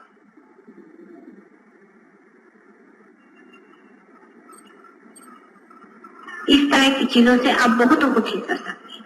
उस लड़के की तंदुरुस्ती भी ठीक हो जाएगी, उसका मन ठीक हो जाएगा, उसकी बुद्धि ठीक हो जाएगी, क्योंकि आप जूते मारिए, चाहे उसको तलवार मारिए, चाहे उसको कुछ भी करिए, उसका उद्धार ही होगा, पर आप सही हो जाएंगे। इसी कारण कभी कभी आपके वाइब्रेशन कम हो जाते हैं, घट जाते हैं। शंका आ गई, अब बहुत से लोग पार हो जाते हैं। उसका शंका ये कैसे हो सकता है, ऐसे आसानी से कैसे हो सकता है, ऐसे क्यों होगा, बस वाइब्रेशन। आपके मन में कोई अधर्म की भावना आएगी तो भी बंद हो जाएगी। आपने किसी गलत आदमी के घर में खाना खाइए तो भी वाइब्रेशन बंद हो सकता है। उसकी वजह यह है कि उस आदमी ने, एक आदमी है समझ लीजिए बहुत ही खराब है, उसने किसी का मर्डर किया और आपको खुश करने के लिए आपको खाना खिलाया, आपने उसका खाना खा लिया, आपके नाभि चक्र में उसकी खराब वाइब्रेशन है, वहां से जो है, वहां के जो देवता है माने विष्णु जी सो जाते हैं, वहां के जो देवता है वो लोग लुप्त हो जाते हैं, गुप्त हो जाते हैं, वो शांत। अब उनके वो नहीं हुआ तो वाइब्रेशन कहां से आएंगे, उन्हीं के थ्रू वाइब्रेशन चलते हैं। इस वजह से जिसकी नाभि आदि पकड़ जाए उसके लिए अच्छा यह है कि पानी जब आप हाथ में लें तो उसको जरा सा वाइब्रेट करके माथे में लगाकर उसे पी। खाना खाने के ऊपर भी एक आप उसको सर्कुलर ऐसे 3 मरतबा उसकी प्रदक्षिणा करें, उसको भी आप वाइब्रेशन खाने को दें। पानी को भी आप हाथ डाल करके उसमें वाइब्रेशन दें, वो पानी अधिकतर चीजों को वाइब्रेशन दे करके आप करें। आपको किसी से बात करना है, अब वो आदमी ठीक नहीं है, आपको मालूम है, उसको घर ही से वाइब्रेशन देते हैं उसके पास। वो अगर कोई बात करा ऐसी वैसी तो उसको वाइब्रेशन देते हैं, वो कोई परमात्मा के विरोध में बात करा तो भी उसको वाइब्रेशन देते हैं। ऐसे ऐसे करने से उससे प्रेम का बंधन पड़ जाएगा और वो आदमी खुद उसका जो है वो ठीक हो जाएगा, उसका सहस्त्रार से वाइब्रेशन आएंगे और उसके कारण आप उसको ठीक करेंगे। ऐसे हजारों ने अपने बाल बच्चों को ठीक किया, आप जानते ही हैं, कितनों ने अपने घर वालों को ठीक किया, बीवियों को ठीक किया, बच्चों को ठीक किया। धीरे धीरे वो खुद ही इस सन्मार्ग पे आ जाएंगे और उनकी भी जिंदगी सुधर जाएगी।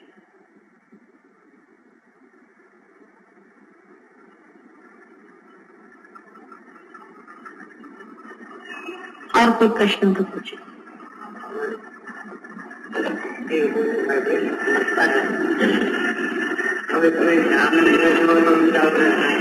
कभी चालू रहे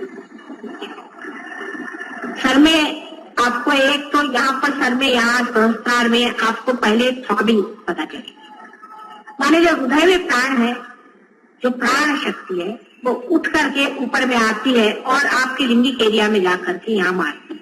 यही योग की साधना होती है। जिस वक्त में वो प्राण शक्ति आपकी चेतना शक्ति से एकाकार हो जाती है तब वो शांत होती है। उसी वक्त में आपके अंदर से वाइब्रेशन निकलना शुरू हो जाते हैं, माने जो तीसरी शक्ति है, जो स्थिति की है, जो शिव जी की है, वो बहना शुरू हो जाता है, जो कि वाइब्रेशन। अब जब आप करें कि इस तरह से आपके वाइब्रेशन जा रहे हैं तो अब आपको जान लेना चाहिए इस तरह से वाइब्रेशन जा रहे हैं कि आपके अंदर थ्रॉबिंग हो, वो थ्रॉबिंग, वो चीज ठीक नहीं। अगर आपके अंदर थ्रॉबिंग हो रहा है तो अभी आपका संस्कार चल रहा है उसको शांत कर लेना चाहिए। उसको कैसे आप शांत करेंगे? आप सीधा हाथ फोटो पे रखें और एक हाथ अपने सर पे रखें, या मेरी ओर भी आप कर सकते, वही चीज। यहाँ जिस जगह में हमारा तालु होता है, जिसे ब्रह्मरंध्र कहते हैं, वहां पर अपना लेफ्ट हैंड रखें और राइट हैंड हमारे ओर।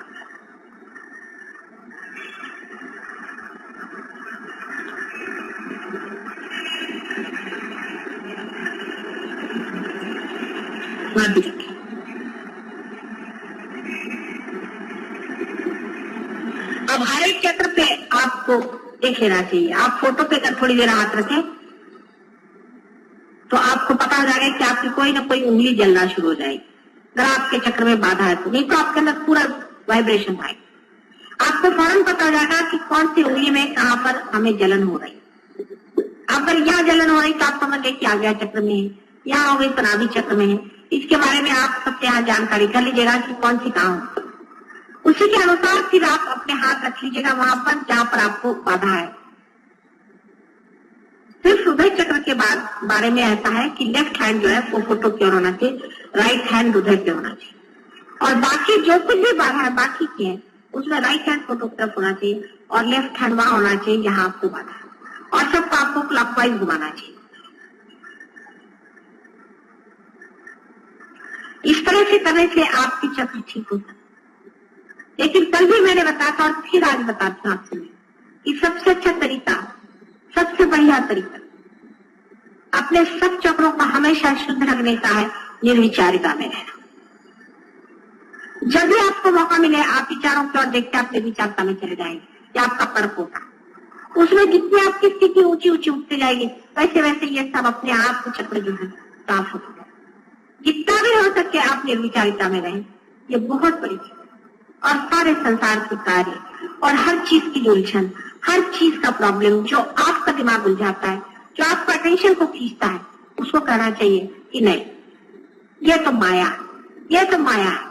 एक बार जान लिया ये माया है, ये सब माया है और हम अंदर खड़े देख, तो धीरे धीरे वो चीज माया जो है वो खुलती जाएगी, छुपती जाएगी और सत्य आपके सामने प्रकाशित हो जाएगा।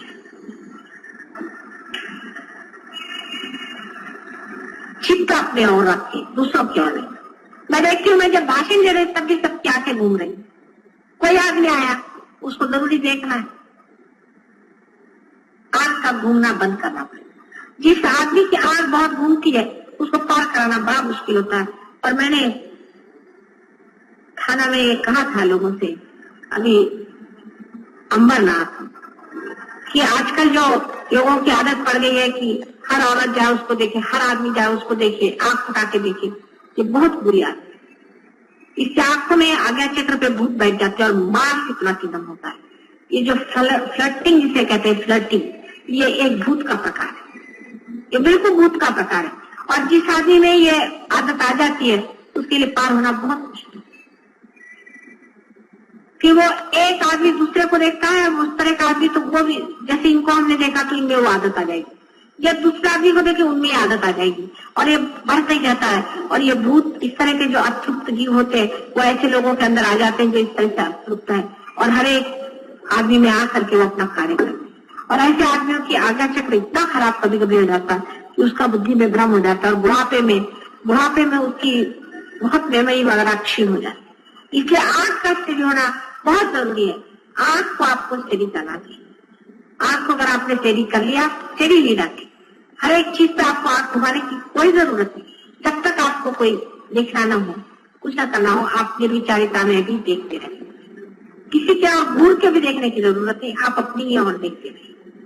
स्थिर आंख करना बहुत जरूरी है। उसी तरह से मैंने बताया था कि जिह्वा का भी स्थिर करना बहुत जरूरी है। जैसे यह है कि लोगों की आदत है या तो बहुत बोलेंगे या चुप रहे, बीच में चलना है। जब बोलना है तब जरूरी बोलना है, जब नहीं बोलना है तो चुप रहे। बड़बड़ करना, बकवास करना, ये भी एक भूत का ही लक्षण है। मेरा तो सर पक जाता है अगर कोई बहुत बड़ा आदमी साथ में आ जाए। और कोई अगर बिल्कुल ही नहीं बोलता है तो वो भी एक भूत का लक्षण है। आप देखते हैं बहुत से पागल लोग दो तरह के होते हैं, तो बकते बहुत है और या तो एकदम चुप हो जाता है। ये सब पागलपन की निशान। सहज योगी को चाहिए अपनी जिह्वा पे पूरा कंट्रोल कर ले, वो कर सकता है। उसी तरह से दूसरी चीजें खाने, जिस आदमी को खाने की बहुत लालसा होती है, बहुत खाता है, वो भी भूत है, और जो नहीं खाता वो भी भूत है, मैंने कल ही बताया था। तो इसलिए जिसको रस स्वाद बहुत है वो भी एक अच्छी चीज नहीं है कि साहब उनको ये पसंद है, उनको ये पसंद नहीं है। ये जिसने ज्यादा शुरू कर दिया वो गया जीव के। इसका मतलब यह भी नहीं कि जबरदस्ती जीव को कुछ खिला, मिल गया तो खा लिया, नहीं तो नहीं खा। किसी की गुलामी थोड़ी करनी, चाहे वो जीव हो, चाहे आंख हो, चाहे कोई से भी अपना इंद्रिय हो, किसी की भी हमें गुलामी नहीं करनी चाहिए। होंगे अपनी जगह बैठे रहो, जब जरूरत होगी इस्तेमाल कर लेंगे, तो बैठे। जैसे कि हमें बाहर जाना होता है तब हम कहते हैं कोचवान से कि भाई चलो जाओ सामने मोटर। ये थोड़ी है कि मोटर का चलते हो कि नहीं चलते। इसलिए ये सारे आपके वाहन हैं, इन पे भी आप पूरी तरह से अधिकार जमा सकते हैं। अगर सहयोग में आपकी बैठक हो जाए तो आप सब पे अपनी बैठक जमा सकते। लेकिन सबका फिर सूत्र वही आता है कि निर्विचार, फिर सूत्र वही आता है निर्विचारिता में। निर्विचारिता में अग्रसर रहे, और आपके अगर चक्र पकड़ना निर्विचार हो भी नहीं सकता। जैसे चक्र छूटेगा आप निर्विचार हो जाएंगे, बिल्कुल साइमल्टेनियस चीज। निर्विचारिता में रहना यही इसका सूत्र है। और जहां तक हो सके निर्विचार है, निर्विचार, क्योंकि विचारों से ही सब इंद्रिय भी आपके प्रति संवेदनशील है। सभी चीज आपको संवेदना विचारों से ही देते। अगर विचार ही ना आए तो आप अपने में समाये हुए पूरी तरह, मतलब इसका मतलब बेहोशी से नहीं है, पर निर्विचार, पूर्णतः निर्विचार है। अंदर देखते रहे, निर्विचार है, उसी में आपकी प्रगति सबसे अधिक से अधिक। सबसे आखिर में जो मैंने आपसे पहले अनेक बार बताया है कि सहज योग कल युग में जो आज पनपने वाला है, जिस दशा में इवोल्यूशन की स्थिति आ गई है, उसमें विराट का स्वरूप पूर्णतया खुलने वाला है। और इसलिए आप सब उसी विराट के अंग प्रत्यंग है। और आप अपने घर में बैठ करके अगर कहें तो आप नहीं ज्यादा आगे बढ़ सकते। आपको बार बार इसी सम्मेलन में आना होगा, साथ आना पड़ेगा, इसी ऑर्गेनाइजेशन में आना पड़ेगा। यह ऑर्गेनाइजेशन मैंने बनाया, किसी और ने बनाया हुआ नहीं। इसके विरोध में जाने की कोई जरूरत है। इसमें जो गलत लोग होंगे वो अपने आप गिर जाएंगे, उनको अपने आप जाना पड़ेगा, वो यहाँ टिकेंगे। ऑर्गेनाइजेशन के विरोध में अगर कोई बात करता है या ऑर्गेनाइजेशन की खिलाफत में कोई बात करता है तो गलत बात। दूसरी बात यह है कि कोई लोग आपसे अग्रसर है, उनको जरूरी अग्रगण्य मानना पड़ेगा। जब तक आप उनको अग्रगण्य नहीं मानेंगे आप भी अग्रगण्य नहीं होंगे। अगर आप एक अफसर, आपका बड़ा अफसर है, जब तक आप उसको अफसर नहीं मानेंगे आपको भी कोई मानने वाला नहीं। और उसके तक पहुंचने के लिए आपको उसको मानी को चलना पड़ेगा, नहीं तो आप उस पोजीशन में कभी जाए। उनसे जलसी करना नहीं चाहिए, उनको मानना चाहिए। जो आपसे ऊंचे उठ गए हैं ऊंचे, उनकी बात को मानना चाहिए। क्योंकि सहज योग साधना और ऑर्गेनाइजेशन भी दो चीजें हो सकती, और सहज योग में जो लोग आगे पहुंच गए हैं वो लोग पढ़े लिखे हो चाहे नहीं, उनकी कोई पोजीशन हो या नहीं, वो किसी दशा में हो या नहीं, लेकिन सहज योग में अगर वो खुले हुए ऊपर में है तो उनको मानना ही पड़ेगा। इसकी सीनियरिटी अपनी बनती है, कोई गवर्नमेंट की बनाई हुई सीनियरिटी नहीं चलती, कोई रिकमेंडेशन से नहीं चलती। क्योंकि आप बहुत बड़े अपने को समझते हैं नहीं चलती, उनकी बात माननी पड़ेगी, उनसे जलसी नहीं करनी पड़ेगी, क्योंकि ये गलत तरीके। मैंने बहुतों को देखा कैसे गलत रास्ते की और गलत बातें बहुत से बोलती, और इसीलिए उनकी प्रगति होती ही बिल्कुल नहीं होती। जहां के 5 जने बैठे आपस में 4 गुट बना करके ऐसी बकवास करते रहते, और ये सोचते नहीं कि आदमी क्यों इतना नजदीक है और क्यों दूसरा आदमी पीछे हट गया। अपनी प्रगति करो, अपने को बढ़ाओ और नजदीक आते जाओ, पास आते जाओ, शक्ति के बिल्कुल नजदीक आकर के शक्ति में एकाकार हो जाओ। ये संभव है, हो सकता है, गृहस्थी में ही हो सकता है। इस गृहस्थी को ही तेरा अनेक बार नमस्कार है। और आपको आश्चर्य होगा कि हर समय जब भी आदि शक्ति का अवतरण इस संसार में हुआ तो वो कोई सन्यासिनी के रूप में नहीं आई, उसने अपनी गृहस्थी बचा के ही बना करके संसार में कार्य किया।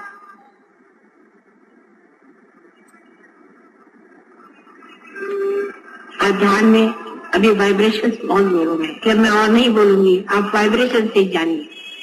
उसमें भाषा नहीं होती, मुंह होता है, अपने आप बहता है। छोटे बच्चे भी समझते हैं, कोई सी भी भाषा में बोलूं, चाहे अंग्रेजी, मराठी, हिंदी में, ये प्रेम जो बह रहा है इसको जानना है। इसको जो जान लेता है वही सब कुछ पा सकता है।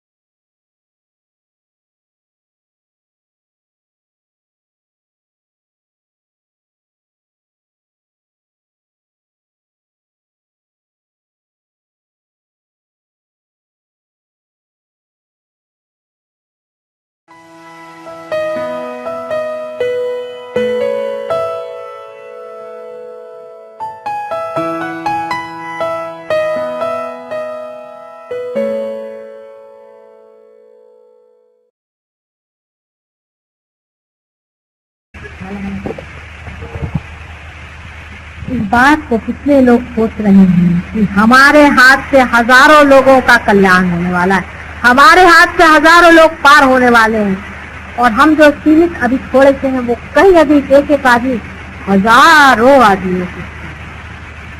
आज ही आपसे मेरी बातचीत हुई थी पति साहब से, तो वहाँ की बात कर रहे थे। एक लक्ष्मण जी महाराज है वहाँ कश्मीर में, है, बड़े माने हैं, सब कुछ मैं मानती हूँ, इसलिए माने हुए हैं। वो भी आप ही जैसे सिर्फ रियलाइज, और वो कुंडलिनी जागृति नहीं जानते, वो पार करना नहीं जानते, वो ये उंगलियों के खेल कुछ भी नहीं जानते। तो पढ़े लिखे आदमी हैं और सिर्फ पार, उस पर भी उन्होंने अपना मठ खोला है। सारे दुनिया में लोग उनसे मिलके क्या खाक होने वाला? वो क्या कुंडलिनी की जागृति जानते हैं? कुछ भी। ये उंगलियों से अगर कुंडलिनी की जागृति करना सिखा दे तो हम जो कहें कहा, पर उनका नाम है क्योंकि वो अपनी मठ बना के बैठे हैं, वहाँ झंडा गाड़ के बैठे हैं लक्ष्मण जी महाराज। सब दुनिया उनको मिलने आती, प्राइम मिनिस्टर मिल जाएंगे, मिनिस्टर मिल जाएंगे, दुनिया मिल जाए, तो झंडा गाड़ के बैठे। आप में से सब उनसे हम आपसे बता सकते हैं, लेकिन आप लोगों को लग नहीं, क्योंकि आप उंगली के इशारा पर अपनी कुंडलियां दूसरों की उठाते हैं। आप उनके सारे चक्र बता सकते हैं। आप उनसे पूछते हो किसी का चक्र बता दे तो मैं जो कहूँ, अगर वो बता दे कि किसका चक्र कहाँ पकड़ा हुआ है, इतना भी बता दे, या ये भी बता दे कि इस आदमी की जागृति हुई कि नहीं, तो मैं देता हूँ। उन्होंने मुझे देखकर ये भी नहीं पहचाना कि मैं रियलाइज हूँ या नहीं। आगे की बात बताइए, उन्होंने मुझे देखकर ये भी नहीं पहचाना कि मैं रियलाइज हूँ या नहीं हूँ, तब फिर आगे की बात करें। और तुम लोग क्या पहचान लोगे कि नहीं? मैंने उनको देख जन्म पहचान लिया कि इनके बाप दादाओं से लेकर के और जन्म जन्मांतर के हजारों साल का सारा इतिहास सामने खुल गया, और इन महाशय जी ने अभी पहचाना भी नहीं, और यहाँ सारी दुनिया उनको जानती है। बम्बई शहर तक उनका नाम है, वहाँ नाम है, वहाँ नाम, और यहाँ जो हजारों लक्ष्मण जी से भी कितने ऊंचे लोग यहाँ बैठे, इनका कुछ भी नहीं। क्योंकि ये संसारी लोग संसार में बैठे, लेकिन जिस दिन आपने संसार ही सब कुछ समझ लिया, सब व्यर्थ हो गया हमारा देना और सारा। अपने सीमित संसार से इस करके आपको, जब तक आप पूरे सृष्टि में उतरेंगे नहीं, और जब तक आप इस पर पूरी तरह से अपना ध्यान लगाएंगे नहीं, तब तक आपका देना बिल्कुल बेकार हो गया। मैं यही सोचूंगी कि पत्थर पे थी। एक एक आदमी एक महानुभावों से बड़ा है, जिनके हजारों फॉलोइंग यहाँ। इसी से आप सोच सकते हैं कि वो मुझे नहीं पहचान पाए कि मैं रियलाइज हूँ या नहीं। ये छोटा बच्चा भी बता देता है कि रियलाइज है इस मैसेज।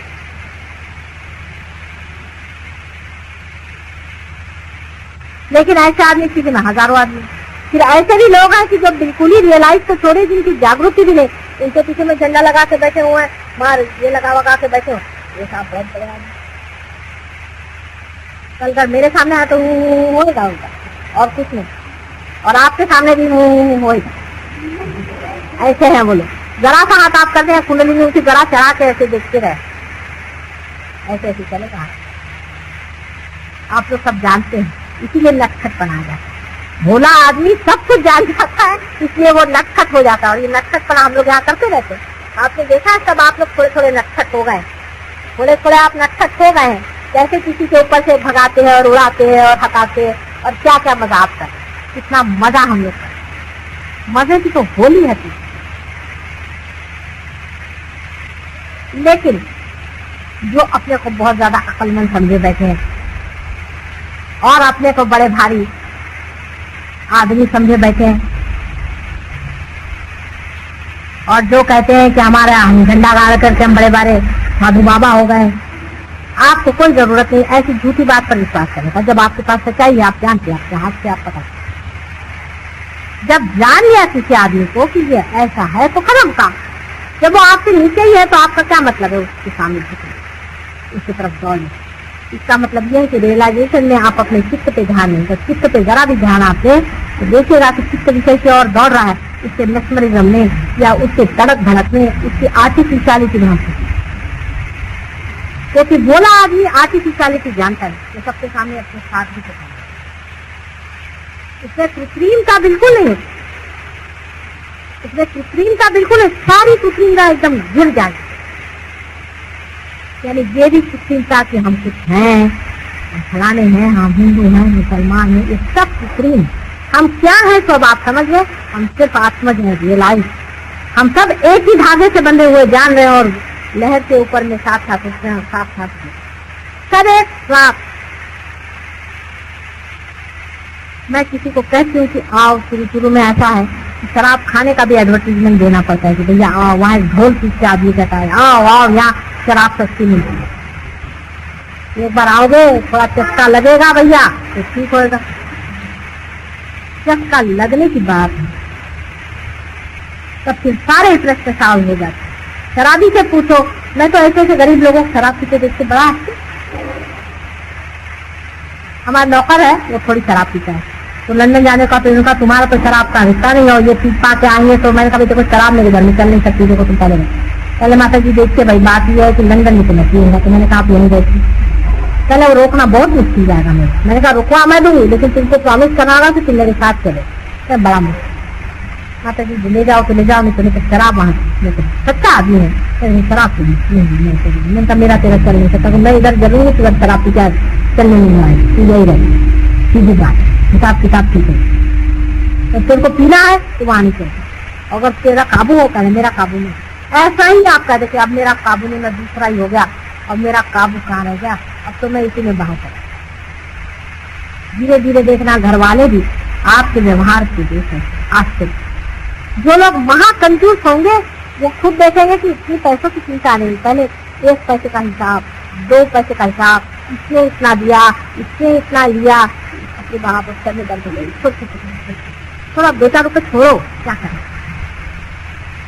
कि टैक्सी वाले की गिद्दी ये लाइज आदमी ले भाई कितना है तो।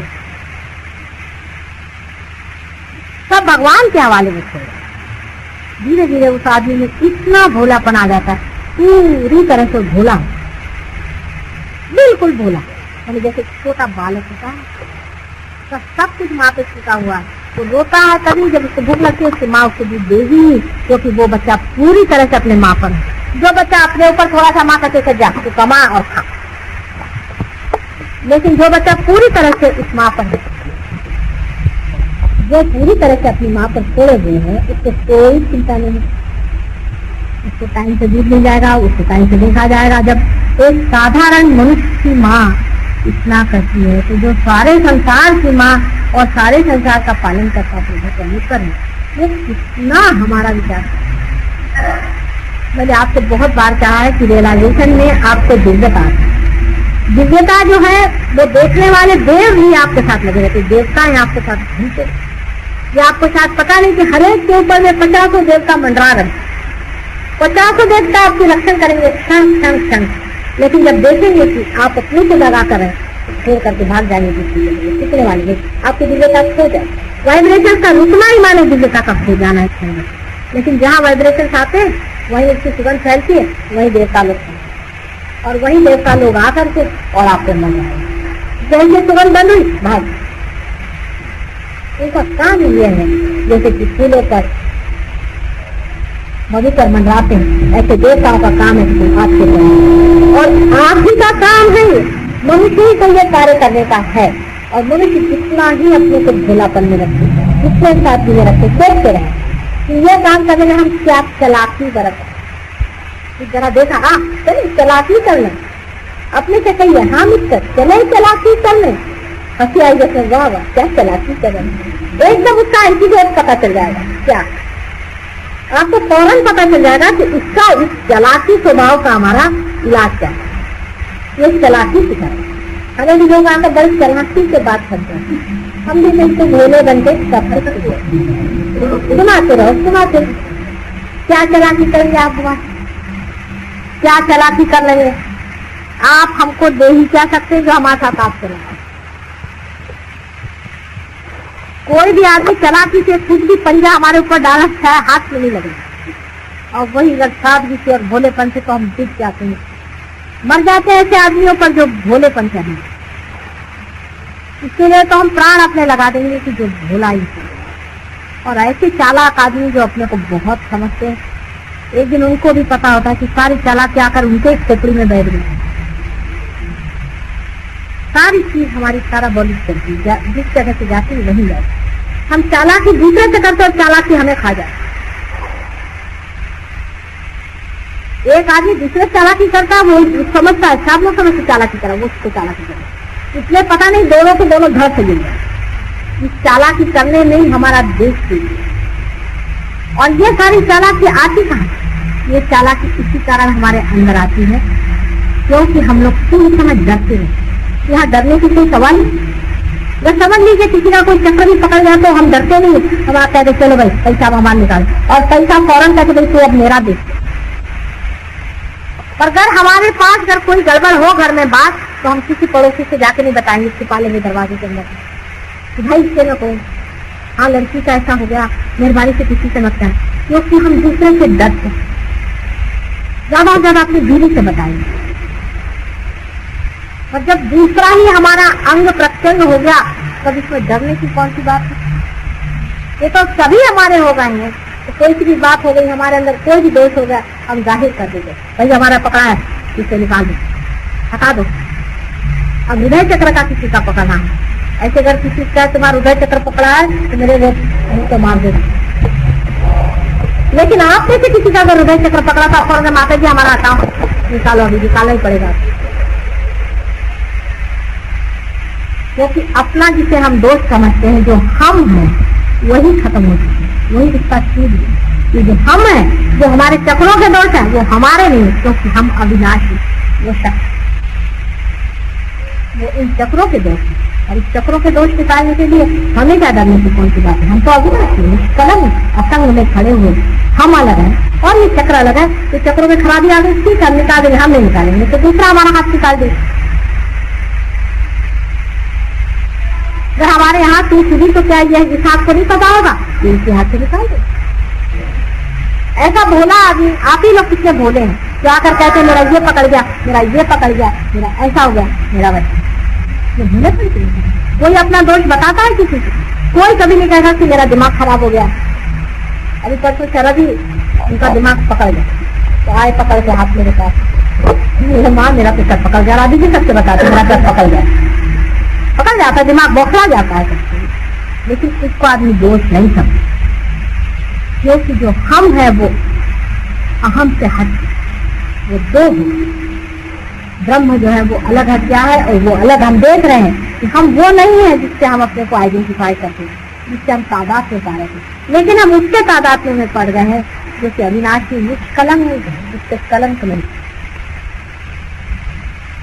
वो सर्वशक्तिमान, निर्भयता में, ज्ञान पूर्ण, प्रेममय, सुंदर ख्याल। ऐसे अपने स्वरूप को देखने वाला आदमी काहे को चालाकी करने जाएगा, कभी नहीं करना है। आदमी जो सुच्चा होता है, छोटा होता है, डरपोक होता है, घबराता है, जिससे सारी दुनिया लौट रही, वही चालाकी। जो खुद ही राजा बना खड़ा हुआ, वो क्या किसे चालाकी करे, इससे किसी से जिससे लेना ही नहीं है तो किससे चालाकी। आप अपने पर देखें कि जब भी आप कोई कार्य करते हैं, कभी कभी लोग कहते हैं माता जी हम आपके लिए तो ये तो चांद सितारे तोड़ना, भाई छोड़ो इतना बड़ा लंबा चौड़ा था। लेकिन जब करने पे आता है तो देखते कि छोटी बात में फिसल जाए, छोटी सी बात में फिसल जाए। समझ रहे क्या कि रिलेटिवली सब चीज चलती है, एब्सोल्यूट नहीं चलती, किसी न किसी चीज के साथ जोड़ के चलती। ये बन जाए मेरा लड़का ठीक हो जाए तो नहीं, बस गए आप काम। मेरा घर बार ठीक हो जाए तो मेरे लड़की की शादी हो जाए तब मैं आऊंगा ध्यान में, गए आप काम से। मैं लड़की की शादी हो जाए करीब ना आपका ठीक है, फिर भी भाषा बोल रहे मैं शादी होगी ना आप आएंगे। तो कहते हैं ना 100 मन तेल हुई है ना राधा नची है, वो बात।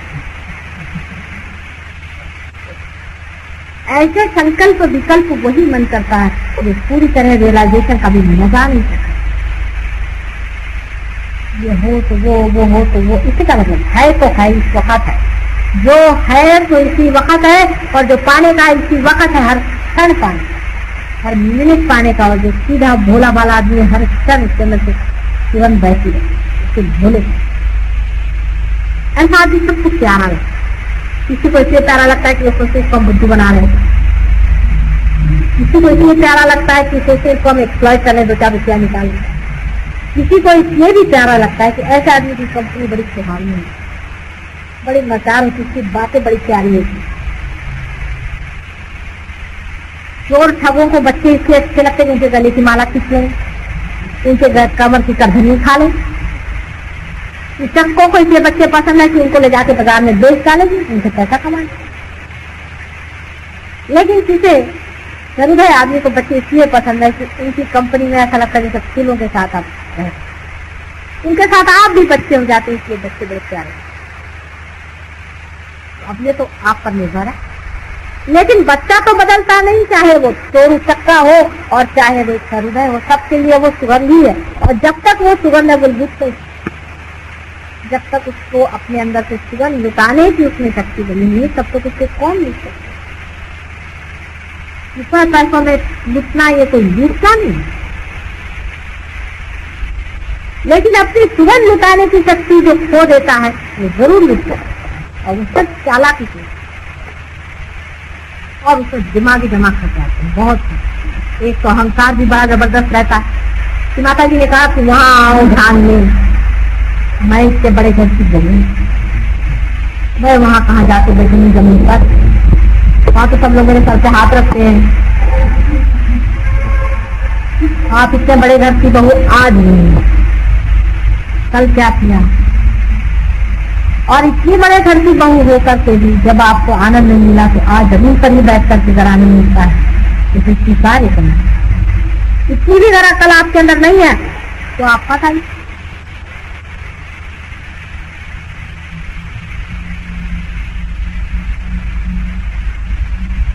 भोले आदमी में अहंकार नहीं है, उसको अहंकार होता ही नहीं।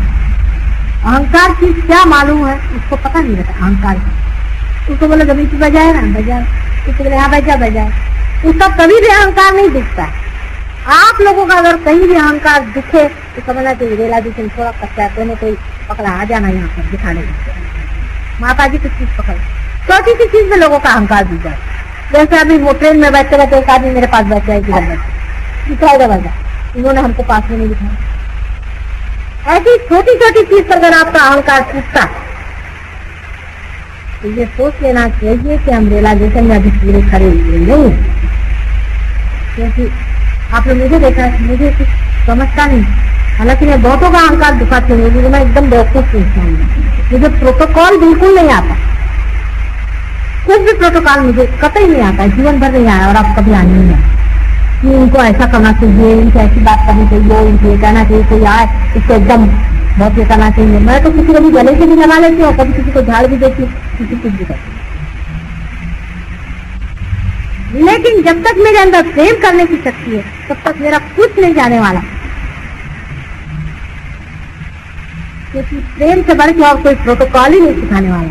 बढ़िया लोग कभी कभी आश्चर्य में रहते। अभी मैं वहां गई थी, जो पहचानते नहीं थे उनके पिता रोने लगे, लड़की के 26 साल की लड़की मरे तो उसको मैंने अपने जी से लगा दिया।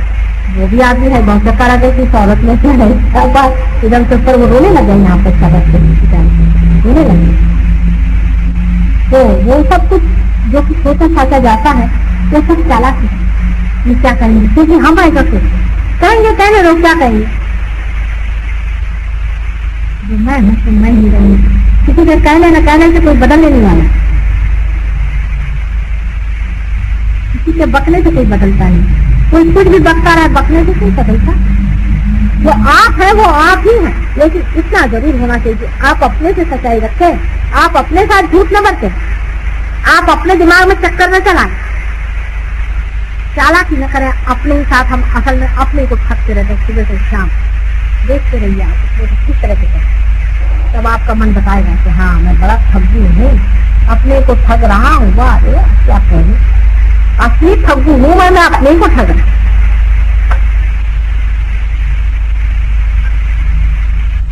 आज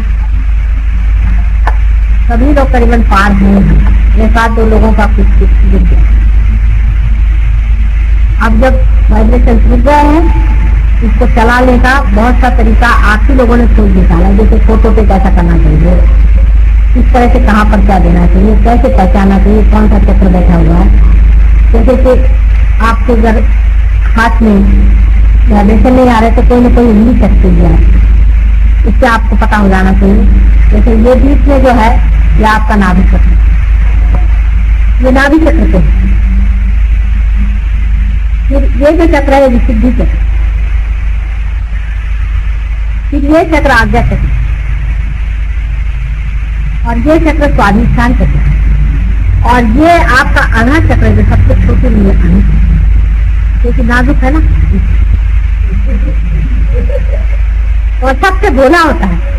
हृदय में जो बात करता है सबसे भोला है, श्री शंकर सबसे भोले, क्योंकि हृदय ही है। हृदय बिल्कुल भोला भाला है, मतलब उनको ये भी नहीं हो सकता राक्षसों को तब तो उन्होंने वरदान दे के रखे मुझे सताने के लिए। लेकिन है भोला आदमी को ये भी नहीं हो सकता कि मैं किसको वरदान दे रहा। अपनी बीवी को उठा करके दे दिया उन्होंने रावण। ऐसे भोले शंकर जी हृदय में वास करते, इनको कौन ठग सकता। शंकर जी को कोई ठग लेते हो, बीवी को ले गए लेकिन बच गई ना उनकी बीवी, तो ले जा सका। और वो जो भी बोलते हैं वरदान भी देते उसको लूप खोल जरूर बच जाता है। तो उनके भोलेपन थे, वो तो बेचारे अपना पूरा देते आशीर्वाद, लेकिन उसमें एक न एक कोई गड़बड़ ऐसी छूट जाती कि जिससे मर जाता आदमी। नरसिंह अवतार में आप जानते हैं उन्होंने वरदान दिया हुआ था, इसमें पकड़ आ गई मारे। रावण को वरदान दिया मारे, कंस को वरदान दिया था मारे गए, नरकासुर महिषासुर सब मारे गए, वरदान दिए हुए। उनके वरदान के लूप खोल दी, ये शंकर जी के भोलेपन का ही निशान। और उनका जो नटखटपना विष्णु जी में, इसलिए इनका कॉम्बिनेशन अच्छा चलते रहता, शंकर जी और विष्णु जी का बड़ा बढ़िया कॉम्बिनेशन। और जब तक वो बैठे आपको चिंता की कोई बात नहीं, कभी आप शंकर जी में जाइए, कभी आप विष्णु जी में जाइए।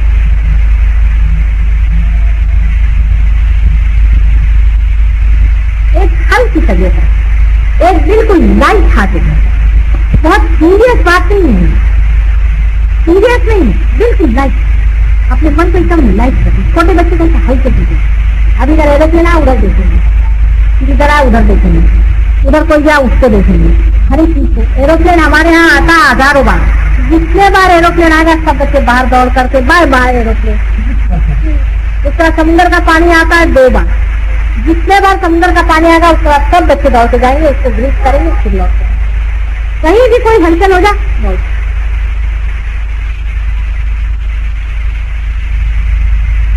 कहने का मतलब ये है कि जो भोला आदमी होता है वो परमेश्वर के पास तभी वो भोला है। वो दिखने में ना इतना व्यवस्थित है, न ही उसको कोई विशेष बात आपको चमत्कार दिखाई दे, ना उसको बुद्धि चातुर हो, लेकिन वो साफ है। और ऐसा आदमी हमारे सहयोग के लिए बेस्ट है। जो भोला सीधा सादा सरल आदमी होता है। और अधिकतर मैंने ये भी देखा कि जो जीनियस लोग होते हैं, बड़े विद्वान, बड़े भोले। मैं मिली कुछ लोगों से, मुझे कभी कभी उससे भोले बनते ऐसा ये आता है कि इतनी भोली जैसे बात करेंगे कि लगता है कि जैसे कोई छोटा बच्चा हो, इतने ज्ञानी पुरुष होकर भी इतने भोलेपन से बात करते, मुझे कभी आश्चर्य था, क्योंकि वो जो ज्ञान उन्होंने पाया वो परमात्मा के पास, और उनके भोलेपन की वजह से ही उनके अंदर उनके आप बात करें ना करें ये मेरा मतलब नहीं कि बकबक करें, लेकिन ये है कि अंदर से हंसती खेलती दुनिया है। छोटे बच्चे अधिकतर बच्चों की कंपनी में रहे, बुजुर्ग कंपनी में मत रहते। मैंने हमारे यहाँ कोई 80 साल के भी लोग 18 साल के हो गए, तो ऐसे लोगों की कंपनी में रहा करें कि जो बच्चों जैसे और अपना मन भी बच्चों जैसा ताजा है। इससे सहज योग में बड़ी मदद रहेगी, आदमी आगे बढ़ता है। बच्चे जब मेरे पास पार होते हैं मैं देखती हूँ कि वो बड़ी श्रद्धा से, मेरे 2 बच्चे हैं, मेरे ग्रैंड चिल्ड्रन आप जानते हैं, दोनों पार ही कर रहे हैं। रोज घर में झगड़ा, तो पूजा में भी जाने का मन है, पूजा में भी जाने का मुझे लगता है कि दोनों मेरे गोद में यहाँ बैठ जाएंगे, इससे बेहतर ये ट्यूशन का। रोज सवेरे उठ करके, देखिए छोटे बच्चे 1.5 साल से 1.5 साल, रोज सवेरे उठ करके दोनों पैर के नीचे में हाथ रखते और सब लगा करके आधा घंटा में कौन बच्चा रहेगा दूध पिए बगैर, वो पिए बगैर उनका होता ही नहीं, जैसे कि दूध से भी ज्यादा जरूरी चीज है पैर। और आके पड़ी फिर कहेंगे अब उनको मैंने बड़ी वाली बताया कि इसको कुंडलिनी कर, कुंडलिनी पर पैर रखो, और छोटी वाली जैसे उनके हम हाथ रखेंगे कभी यूं कभी यूं। अभी उस दिन अपनी उनकी नौकरानी थी, इसलिए तुमसे गरम आता है, क्यों नानी के पैर पकड़ो, बड़ी वाली को, और उनको लगन है नानी हमको पूजा में ले जाए, बाद नानी हमको पूजा में। अब वो छोटे छोटे बच्चों को तो जिसको बिस्किट चॉकलेट अच्छे रखे, चॉकलेट नहीं चाहिए, कुछ नहीं चाहिए, बस पूजा में ले जाए। जैसा बच्चा अपनी माँ चाहिए उसको कुछ तो माँ चल गया तो बेटा ऐसे नहीं है।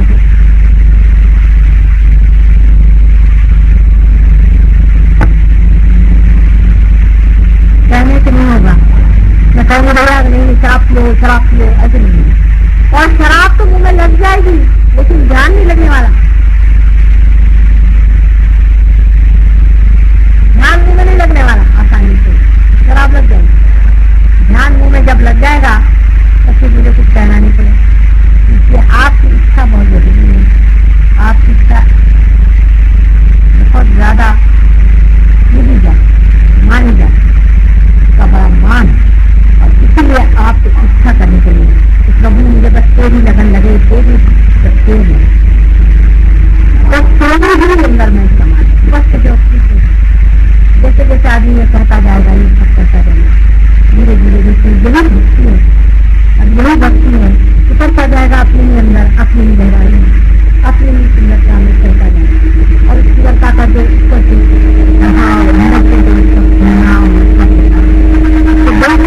सारे संसार के कितने भी विषय और उसकी जो आधार है उसको भूल।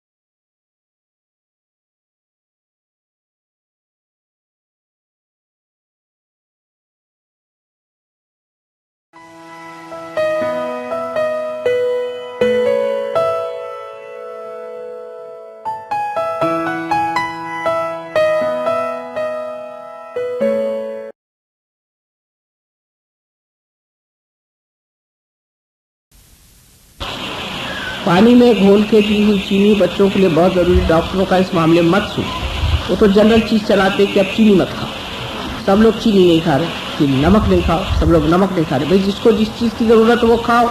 बच्चों को चीनी की जरूरत बहुत है, उनको आप चीनी दीजिए, लेकिन ऐसी चीनी न दीजिए जो दांत में वो खाएं या जिस तरह की, पर चीनी जो कि पेट में चले। दूसरे ये कि गर्मियों के दिनों में कोकम नाम का एक फल आता है, महाराष्ट्र इसमें मिलेगा, उसको भिगो लिया रात, उसको दूसरे दिन चाहे तो थोड़ा उबाल लिया, उसका रस निकाल के उसमें चीनी डाल दी, चीनी डाल करके और उसको रख लीजिए, दिन भर बच्चे को पीजिए। अगर जॉन्डिस जैसी बीमारी हो जाए तो मूली के पत्ते को, छोटी छोटी जो पत्तियां होती हैं उनको उबाल लीजिए, कोमल जिसको कहना चाहिए अभी अभी नवीन जो निकली, उनको उबाल करके उसमें खड़ी शक्कर मिला करके या चीनी जो वाइब्रेटेड हो मिला करके बच्चे को दीजिए और कोई पानी न दे। 1 दिन के अंदर बच्चे का जॉन्डिस ठीक हो सकता। और गर्मियों में मूली का रस कर दे सके तो बहुत ही अच्छा। मूली खूब खाने को दीजिए बच्चों को। बच्चों के लिए मूली बहुत फायदे की चीज़ है। और उनको ऐसी ऐसी चीज़ें दीजिए जिससे कि उन पर बहुत ज़्यादा फैट न पड़े। हमारे यहाँ तली हुई चीज़ बच्चों को दे देते, कुछ सोचते नहीं। तली हुई चीज़ बिल्कुल नहीं देना। और दूसरा, यहाँ पर एक लीफ-52 भी अच्छी दवा मिलती है, वो अगर शुरू करते हैं तो 1 साल के अंदर वो भी चल सकती है।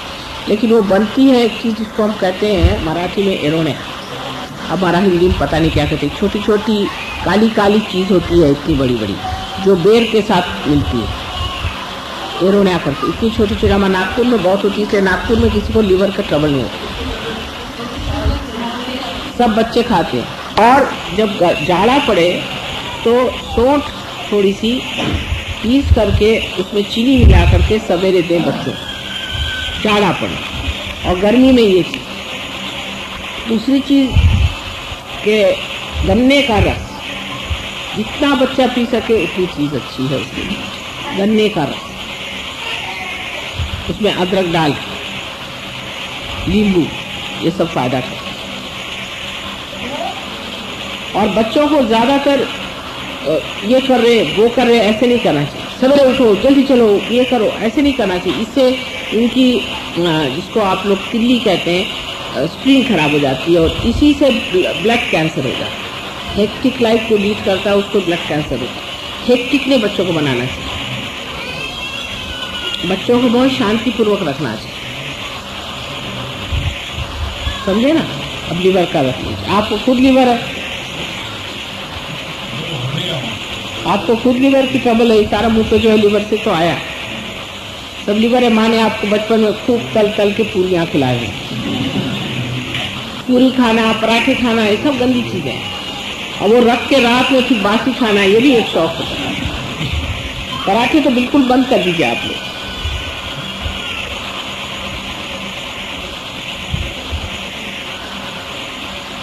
और कोई बात, कोई और बीमारी?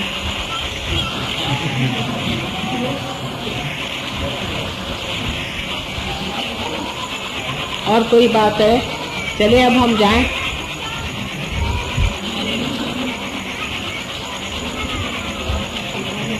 क्या करें? जुकाम ऐसा में काम रहता है तो आप अंदर से कुछ पहनते हैं। शिमीज पहनना चाहिए।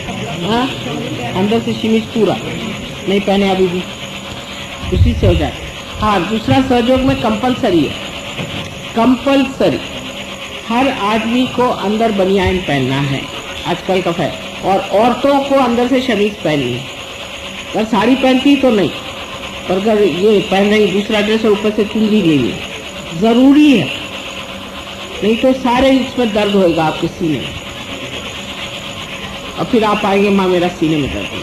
सब लोगों को बनियान पहनना है, क्योंकि आप जानते हैं छोटी सी चीज़ है कि आपको जब पसीना आता है तो पसीने में सूख जाता है और बदन में ठंडक लग जाती है। इसलिए ऐसी चीज़ होनी चाहिए जो पसीने को खींच ले। बहुत लोगों को ऐसे दर्द होता है और बेकार मुझे परेशान करते हैं, इसलिए सबको कंपलसरी है। और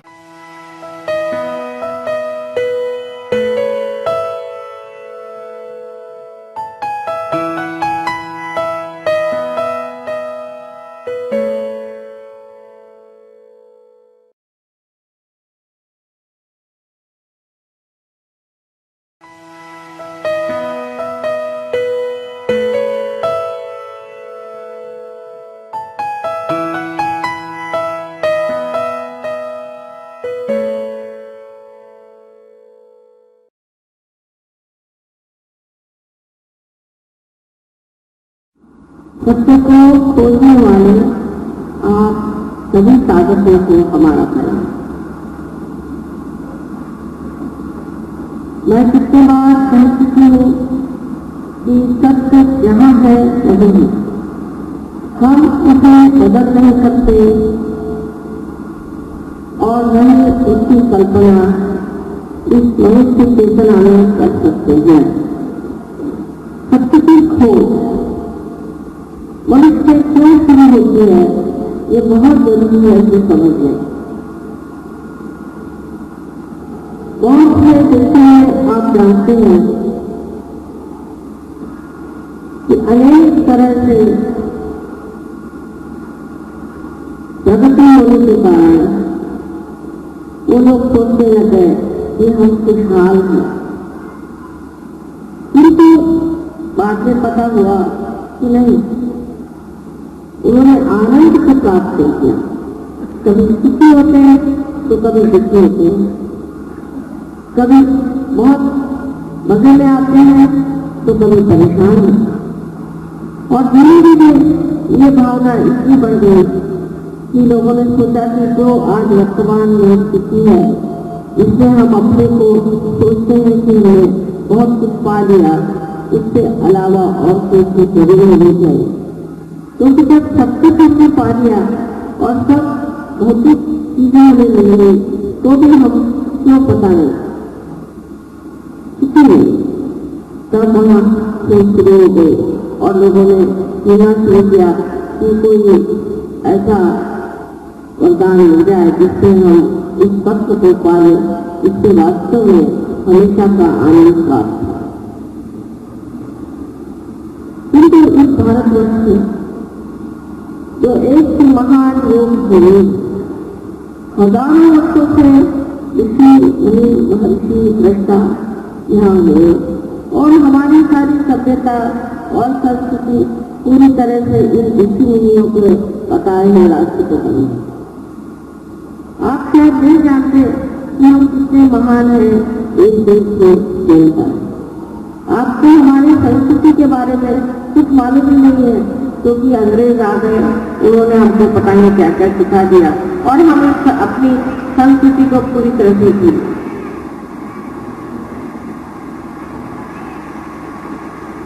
आप अब भी उस संस्कृति से प्लावित, आपके अंदर अब भी वो संस्कृति बची, जिससे मनुष्य का चरित्र सबसे ऊंची चीज मानी जाती है।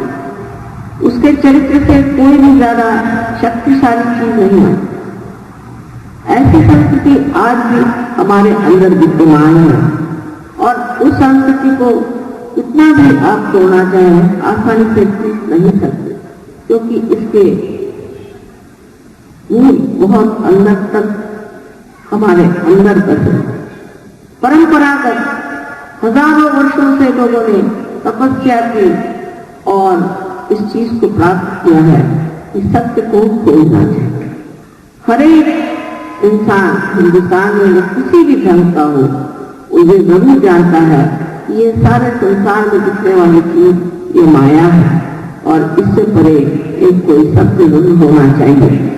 और उस सत्य की खोज वो चाहे गरीब हो, अमीर हो, चाहे किसी भी दशा में हो, उसको अंदर से खींचती जरूर है।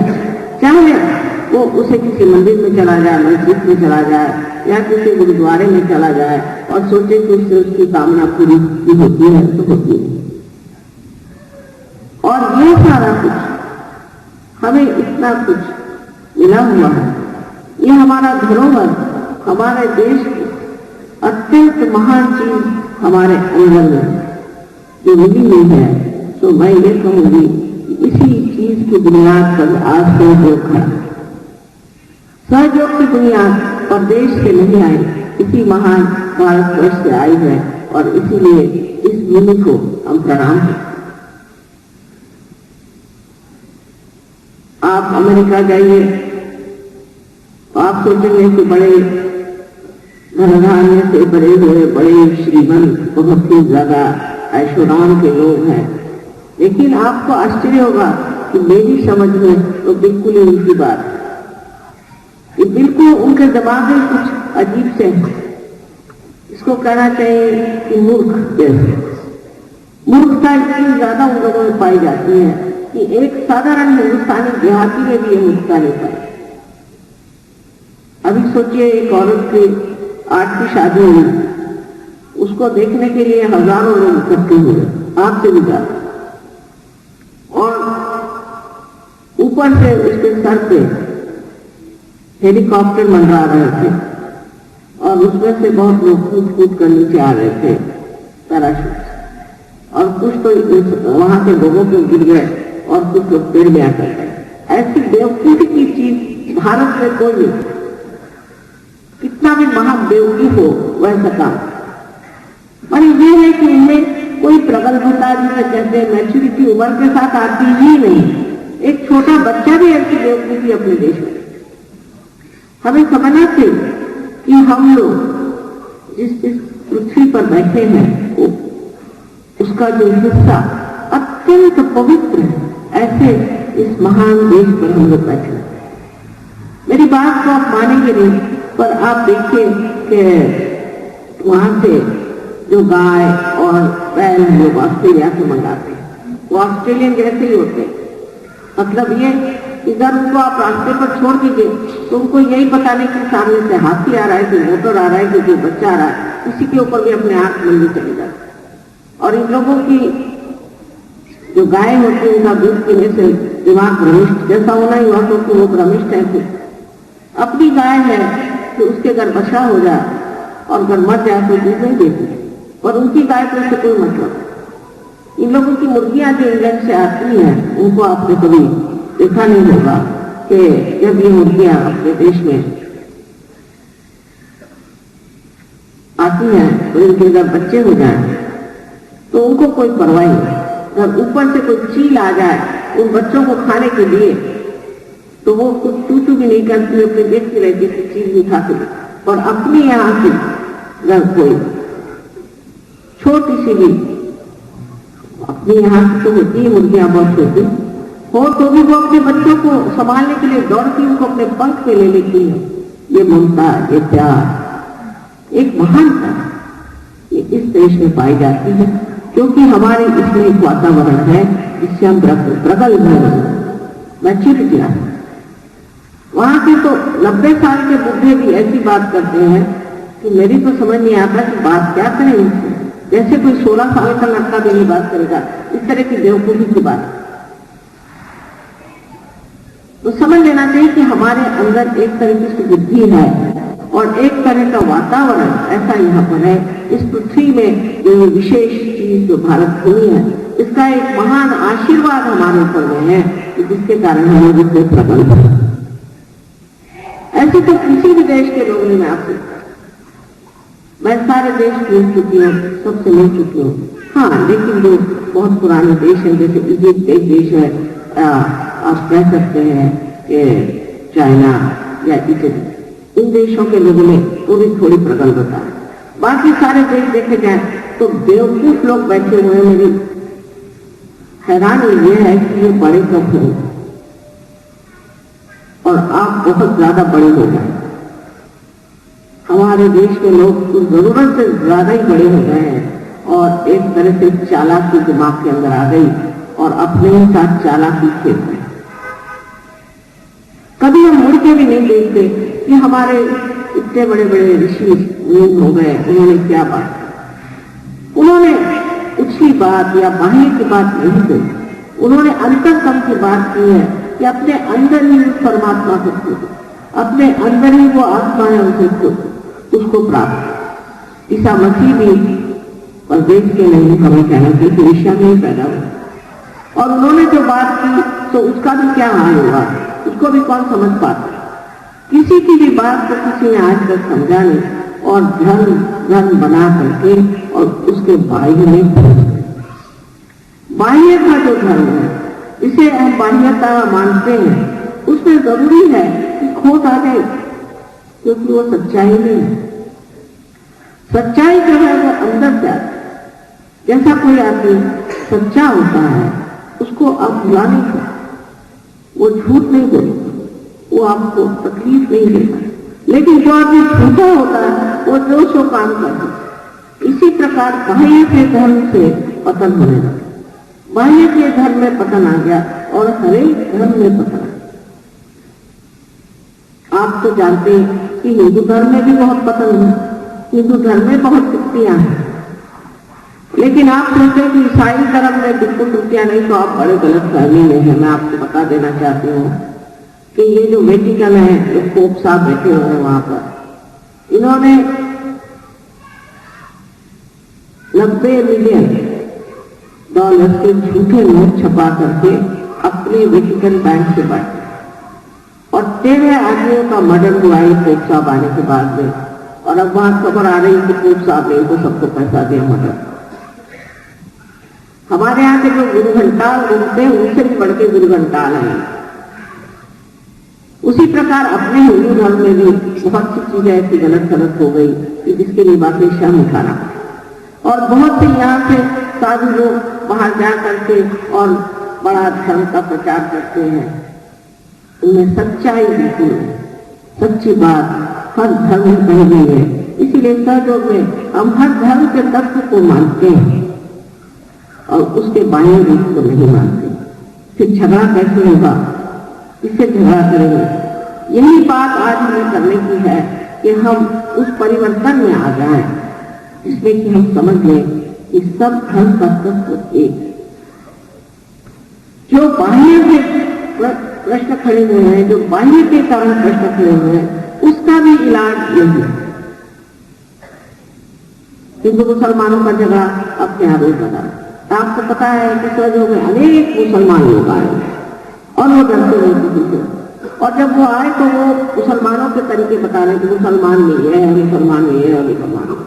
इसी प्रकार जो हिंदू सहयोग में आ गए वो बताते हैं कि हिंदू धर्म में ये खराबी है, वो खराबी है, वो है।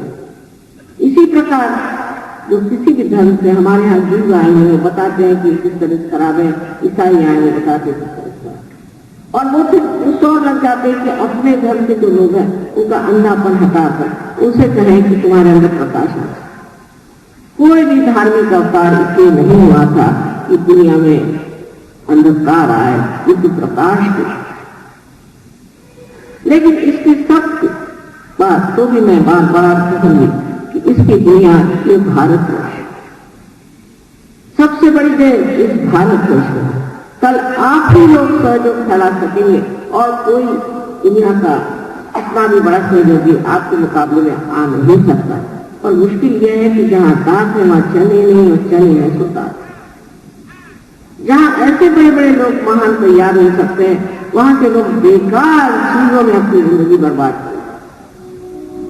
और जहां पर कि अभी सत्य की खोज में उन्होंने नाम भी नहीं सुना कि गणपति कौन होता है, उन्होंने जो गणपति का सुना नहीं, वो इससे जोर से दौड़ करके सहयोग में बढ़ रहे हैं।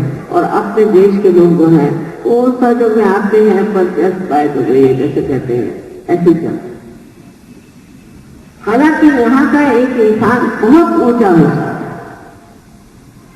तो अजीब सी चीज कि बढ़ के जो बीज है वो पनपते ही नहीं और जो घास के बीज है वो बड़ होने की कोशिश कर रहे हैं।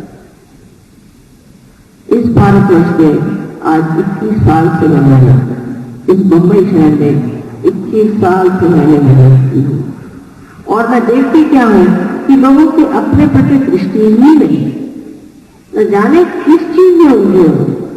क्यों नहीं, जब आपके अंदर ये सब शक्तियां हैं उसको क्यों न जगाए, क्यों न उन शक्तियों को आप प्राप्त। और फिर देखिए जब आप ये शक्तियां प्राप्त कर लेंगे, सबसे बड़ी तो बात यह है कि परमात्मा का आशीर्वाद आपके ऊपर।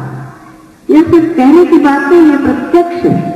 इसको प्राप्त करके ही देखिए कि आपको कोई हाथ नहीं लगा सकता, किसी भी नाम पर आप पूरी तरह से रक्षित आरक्षित है। आपके ऊपर परमात्मा का है। आजकल के जमाने में परमात्मा की बात ही करना मुश्किल है क्योंकि साइंटिस्ट लोग सोचते हैं कि हम पता नहीं क्या। लेकिन जब रियल कोई, इसको कहना चाहिए साइंटिस्ट है, असलियत में अगर कोई साइंटिस्ट है तो उसको चाहिए कि पहले परमात्मा की खोज कर, उसके खोजने के बाद उसको कहना चाहिए कि परमात्मा है या नहीं। बस यही बकवास शुरू कर दी किसी ने भी कि परमात्मा नहीं है। तो क्या परमात्मा नहीं है? ये सारी सृष्टि का ही चलती है। ये फूल देखिए एक बीज से निकल आते, ये अपनी आंख को देखो एक बड़ा सा कैमरा जैसे है।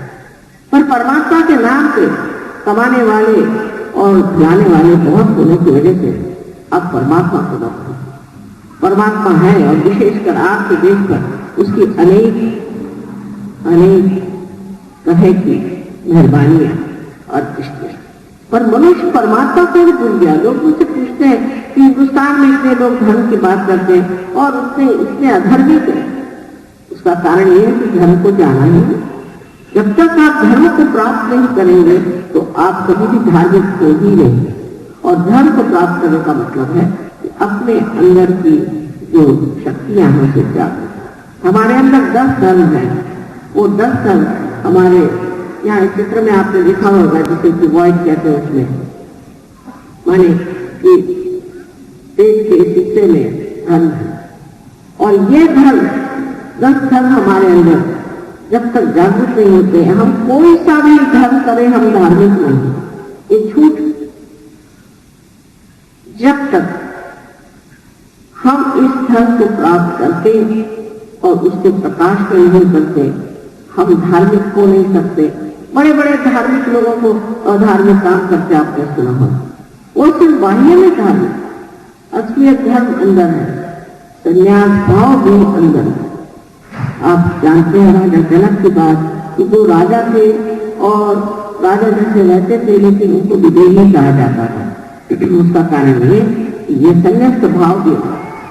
आजकल के जो कुछ अपने को बुद्धिमान समझने वाले इंटेलेक्चुअल्स हैं, उनकी तो अकल वाकई मारी गई है, क्योंकि दिमाग उनका उल्टा फिर गया और एक बार तय कर लिया कि परमात्मा नहीं, तो चाहे जो कहते रहो, जो बकते रहो, जो बोलते रहो, और वो ये सोचते भी नहीं कि उनकी जिम्मेदारी क्या है। क्योंकि लोग उनकी बात सुनते हैं, सोचते हैं बुद्धिमान लोग, इससे तो निर्बुद्ध अच्छे जो कि सोचते हैं हो सकता है परमात्मा होगा, परमात्मा से भय करना चाहिए। ऐसी कोई जरूर चीज हो सकती है और जिनका विश्वास है वो परमात्मा है। क्योंकि इस विश्वास से भी अगर कोई जरूरत से ज्यादा कर दे तो वो भी एक तरह से परमात्मा से दूर हो जाता है। क्योंकि जो विश्वास आता है उस विश्वास को श्रद्धा में बदलना होगा, और वो श्रद्धा सिर्फ आपके अंदर जगी हुई इस दीप से ही आप जान सकते हैं कि परमेश्वर। आज वो परिवर्तन का समय है। हम पढ़ते हैं अखबारों में रोज, तो समझ में नहीं आता कि अपने भारतवर्ष में क्या हो। कहीं कुछ मारकाट हो रही है, गरीबी आ गई है, लोगों की दुर्दशा हो रही है और उनमें बिल्कुल आशंका फैल गई है। तो कहीं है खाने को नहीं मिल रहा है, तो कहीं है तो लोग झूठी बातें कर रहे हैं, दुनिया भर की बातें पढ़ रहे हैं। सबसे बड़ी चीज तो भ्रष्टाचार, वो भी सब जगह दिखाई। ये सारी परेशानियां आ गई, ये कलयुग की निशान है, घोर कलयुग। लेकिन कहा गया कि घोर कलयुग में ही ईश परमात्मा को खुद क्या करें। जब तक कलयुग नहीं आएगा मनुष्य खुदेगा ही नहीं। और इसीलिए आज देखिए हजारों लोग हर जगह में जाते, हजारों लोग आते हैं कूद गए। पहले तो ऐसे कभी नहीं हुआ, न श्री राम के जमाने में, न श्री कृष्ण के जमाने में, और न ईसा या मोहम्मद के जमाने में ऐसा नहीं हुआ कि हजारों लोग आकर के उनकी बात सुने। लेकिन आज ये जो हलचल मची हुई है, जो घटनाएं पड़ी हुई है, लोग तो सोचते हैं कि कोई न कोई ऐसी शक्ति होनी चाहिए, कोई न कोई ऐसा मार्ग होना चाहिए जिससे हम बच जाए, जिससे इन चीजों से छूट। हर तरह की परेशानी, अगर आपके पास पैसा है तो इनकम टैक्स वाले आपको लगे रहेंगे, ये तो और कोई लगा रहेगा। और पैसा नहीं है तो भूखमरी से मरे रहेंगे। बीच में कोई चीज है नहीं, और मनुष्य इसके त्रस्त परेशान। इस देश में एक तरह से इस देश में इसलिए परेशान है क्योंकि इस देश में खाना पीना हर एक चीज की परेशानी, और दूसरी जगह इसलिए कि मनुष्य बिल्कुल ही नैतिकता के स्तर से एकदम गिर चुका, इतना अनैतिक है कि आपको मैं बता नहीं सकता। इतने अनैतिक लोग तो जिनके पास बहुत ज्यादा पैसा है और ये देश समृद्ध है, वो तो अनैतिकता में मर रहे हैं और हम लोग गरीबी में मर रहे हैं। इसका तो कोई न कोई परमात्मा को विचार आता ही है। परमात्मा तो सोचते होंगे जब उन्होंने सृष्टि बनाई, उसमें एक अमीबात से इंसान बनाए इतने सारे, तो वो कुछ न कुछ तो बात सोचते हैं। और वो क्या सोचते होंगे कि इसका मेरे साथ संबंध हो जाए, ये मेरे साम्राज्य में उधर आ जाए, मेरा जो साम्राज्य है उसमें विराजे कि मैं देखता हूँ। लेकिन हम उसी में देखते हैं, हम लोग उसी को नहीं सोचते कि हमारा स्थान कहाँ है और हमें कहाँ जाकर बैठना है और किसे प्राप्त करना। और ये सब आप ही के अंदर शक्ति है, ये कुंडलिनी की शक्ति आप ही के अंदर है और उसका जागरण भी आप ही के अंदर होता है और ये चक्र भी आप ही के अंदर है। इन चक्रों के कारण आपके सारे ही प्रश्न खड़े हो गए हैं। वो चक्र ही जब ठीक हो जाए तो आपके तो सारे प्रश्न टूटे ही जाएंगे और संसार से भी जितने प्रश्न हैं वो सारे मनुष्य ही के तो कारण हुए हैं और अगर मनुष्य ही बदल जाएगा तो ये संसार के प्रश्न भी छूट जाएंगे और इस तरह से राम राज्य आएगा। सोचने की बात यह है कि हम अपने बारे में क्या सोचते हैं, हम अपने को क्या समझते हैं। पहले तो ये जान लीजिए कि इस योग भूमि में आप पैदा हुए, इसलिए आपका बड़ा मान है। ये बात सही है क्योंकि 55 देशों में हमारा सहयोग फैलता है और वहां से फैला हुआ आदमी वहां से आते हैं और जब आते हैं इस बम्बई में जब उतरते हैं आपको पता है एयरपोर्ट पे चूमते हैं इस जमीन और सोचते हैं इतनी पवित्र भूमि है और यहाँ भी बहुत खुश रहते हैं, कहते हैं कि माँ सब कुछ चैतन्य ही चैतन्य दिखाई देता है, सब चैतन्य से भरे और उस चैतन्य के सागर में हम लोग प्यासे बैठे हैं। क्यों न हम सहयोग को प्राप्त करें और उसके अंदर स्थित हो। और ये सहयोग लोग बहुत से ऐसे भी कहते हैं तो बड़ा धीरे चलेगा, इससे 2-4 होंगे, ऐसा होगा वैसा होगा, कोई ना कोई ऐसी चीज करनी चाहिए जो बहुत जोर हो जाता है। लेकिन आपको पता कि आपकी जगह आपके दुगने भी लोग हो जाए तो भी पार हो सकते, आपके 4 गुने हो जाए तो भी हो सकते हैं। रशिया जैसी जगह जहाँ पर स्टेडियम में सहयोग के प्रयोग हुए और एक स्टेडियम में कभी भी 16,000 से कम लोग नहीं आए, 16,000 या 18,000 और वहां पर सबके सब पास। तरियाती में एक तरियाती नाम का वहां गाँव है, उसमें 22,000 सहयोगी, 22,000 एक छोटे से गाँव में रशिया में बैठे। तो क्या इससे बढ़ के कोई ऐसा ऑर्गेनाइजेशन है या कोई ऐसी संस्था है इतने जोर में फैल सकती है? पर उसके लिए साधक चाहिए, उसके लिए मांगने वाले चाहिए। नम्रता पूर्वक जो सहयोग में आना चाहता है उसको सब कुछ प्राप्त हो सकता है। और यहाँ ऐसे अनेक लोग हैं जो आपको बता सकते हैं अपने करिश्मे जो उन्होंने प्राप्त किया और वो कहते कि मुझे समझ नहीं आता कि हमें एक सर्वसाधारण इंसान होते हुए भी इतने शक्ति को कैसे प्राप्त। आप सारे शक्ति का संचय, आपके अंदर सारी शक्ति बची और दूसरे इस देश का आशीर्वाद आपके अंदर। लेकिन आज आप भूल गए उस चीज को, आप भूल गए कि आप क्या हैं और आपके अंदर कौन सी चीज प्राप्त हो सकती। ये जरूर बात है जैसे कि लता ने कहा कि मैं योग का निरूपण करता हूँ, ठीक बात है क्योंकि वो काम मेरा है, किंतु योग स्थिति का वर्णन अपने देश में अनादिकाल से हुआ। मार्कंडेय ने 14,000 वर्ष पर किया था और उसके बाद आदि शंकराचार्य ने किया। किसने नहीं किया योग का वर्णन? आप तो जानते ही हैं कि ज्ञानेश्वर जी ने 12वीं शताब्दी में साफ तरीके से लिख दिया, छठी अध्याय।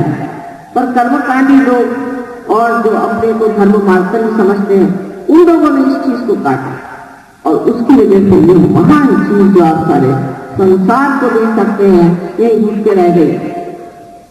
सारा संसार आपके पैर पे आ सकता, लेकिन आप उठिए तो पहले, जागिए तो पहले और उसे प्राप्त करें। उस गहराई में करना, उस ऊंचाई को प्राप्त करना है जिसके बारे में कहा गया आप कर सकते। अनेक बार मैंने कहा इस महाराष्ट्र में, जिसका नाम महाराष्ट्र किसने रखा, ये भी सोचने की बात है। ये महाराष्ट्र है। सो हमारे इंग्लिश सहयोगी जो है और स्विट्जरलैंड के, उन्होंने खुद ही मराठी में कविता बनाई, इस महाराष्ट्र देश को चलो जागरूक करें। बड़ी शर्म की बात। इंग्लिश सहयोगी और शिक्षक कहते हैं कि चलो इस महाराष्ट्र देश को जागरूक करने की जरूरत है, क्योंकि वो जानते हैं कि आपको कितनी शक्ति है। साधु संतों ने अपना खून गिराया। ये ऐसा महाराष्ट्र, इस महाराष्ट्र के बड़े महान लोग होने चाहिए। आप अपने को सामान्य में समझते हैं, लेकिन आप असामान्य हैं। सामान्य में आप असामान्य लोग हैं। आप जानते नहीं कि संस्कृति कितनी आपके रोम रोम में भरी हुई,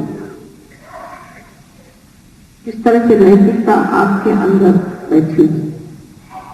लेकिन जो आज इतनी निराशा लगती है वो इसी बात की कि अभी लोग अपने को समझे नहीं, अपनी शक्ति को पहचाने, अपने अंदर के महानता को और गौरव को जाने। आप ही के अंदर से बड़े बड़े लोग निर्माण हो सकते, लेकिन ऐसी व्यवस्था कभी भी नहीं थी जो आज है। ये भी समझ लेना चाहिए कि ऐसी व्यवस्था कभी नहीं थी कि हर आदमी उच्च स्तर पर चला जाए। और जब आप इस उच्च स्तर पे आ जाएंगे तो दुनिया की कोई ताकत आपको बदल नहीं। अभी आप देखते हैं यहाँ लोग हैं दलबद्ध लोग, कितने सारे देखे गए, अभी दल में रहे फिर दल में चले, क्योंकि उनके अंदर कोई प्रतिष्ठा ही नहीं है। उनके अंदर वो चीज अंदर में प्रतिष्ठित नहीं हुई जिसे वो मानते थे। वो चीज उनके अंदर एकांतता जिसे कहते नहीं प्राप्त हुई। वो बाह्य नहीं थी, वो किसी वजह से रही होगी, नीचे रह गए। लेकिन सहयोग ऐसा, सहज में आप बन जाते हैं, बन जाते हैं। उसमें फिर डावाडोल आदमी होने का सवाल ही नहीं होता, क्योंकि जिसको प्राप्त किया उसमें आनंद ही आनंद, प्रेम ही प्रेम, उसमें सुख ही सुख। सब तरह के प्रश्न एकदम इस तरह से खट से खड़े हो जाते। उस पर भी ऐसे लोग आएंगे कि जो मानते या मैं बकरी की चिंता नहीं, हम नहीं मानते, ये सब झूठ है। ऐसे बकरी की चिंता बहुत लोग हैं और वो कहते हैं कि हम नहीं मानते। लेकिन नहीं मानते का मतलब क्या है? मतलब यह है कि आप निष्क्रिय हुए हैं, आपको भी अपनी शक्तियां प्राप्त कर लेना चाहिए। समझदारी की बात यह है कि आपकी खुद की बात। आज उन्होंने कहा था कि आप प्रास्ताविक कुछ कहिए, मैंने कहा प्रास्ताविक में क्या कहना है यही समझ में नहीं आता। आज कहाँ से कहाँ कर बढ़ रहा है, और इस महाराष्ट्र में पूरी स्थिति खराब है। ये समझ करके आप सोचिए कि क्यों दिल्ली में, दिल्ली जैसी जगह जिसको कि मैं कहती थी कि इसमें कोई होने नहीं वाली बात, दिल्ली में जब हजारों लोग इसको सहयोग पे आ गए और यूपी में इतना बढ़ गया, मद्रास में, बंगलोर में, तब आप लोगों ने यहाँ महाराष्ट्र में, जहाँ की बचपन से हमने संतों के वचन सुने हैं और जहाँ पर हमेशा ही परमेश्वर की महत्व गाई गई, उस देश में क्या होना चाहिए? उस देश में अगर हमने परमात्मा को प्राप्त नहीं किया तो हमने कुछ भी नहीं पाया। सबसे बड़ी चीज है परमात्मा की शक्ति को अपनाओ। उनकी शक्ति के बगैर क्या कार्य हो सकता है? लेकिन वाकई में परमात्मा है या नहीं है, ये भी विश्वास बहुत कम है। अब मैं कहती हूँ आपके अंदर से मजबूत है, समझ लीजिए, तो बजाय इसके कि मुझसे लड़ाई करने के आप देखिए है या नहीं, उसको प्राप्त करें। बजाय इसके कि आप कहेंगे तो ऐसी बातें हैं, इससे कोई होता ही है, ऐसी कहाँ को मजबूरी हो सकती है, ऐसा वैसा, इससे कोई फायदा। जब कोई चीज है उसे आप देखें, प्राप्त करें, उसमें बढ़ें और उसका आनंद उठाएं, उसका सुख उठाएं। अब दिल्ली में 3 डॉक्टर को एमडी मिल गया सहयोग, उन्होंने बड़ी इकट्ठ से ऐसी बीमारियां उस पर काम किया, मेहनत की, उस पर अनुसंधान किया, रिसर्च किया और उससे उनको एमडी की पदवी मिली। तो भी कहेंगे कि हमें विश्वास नहीं,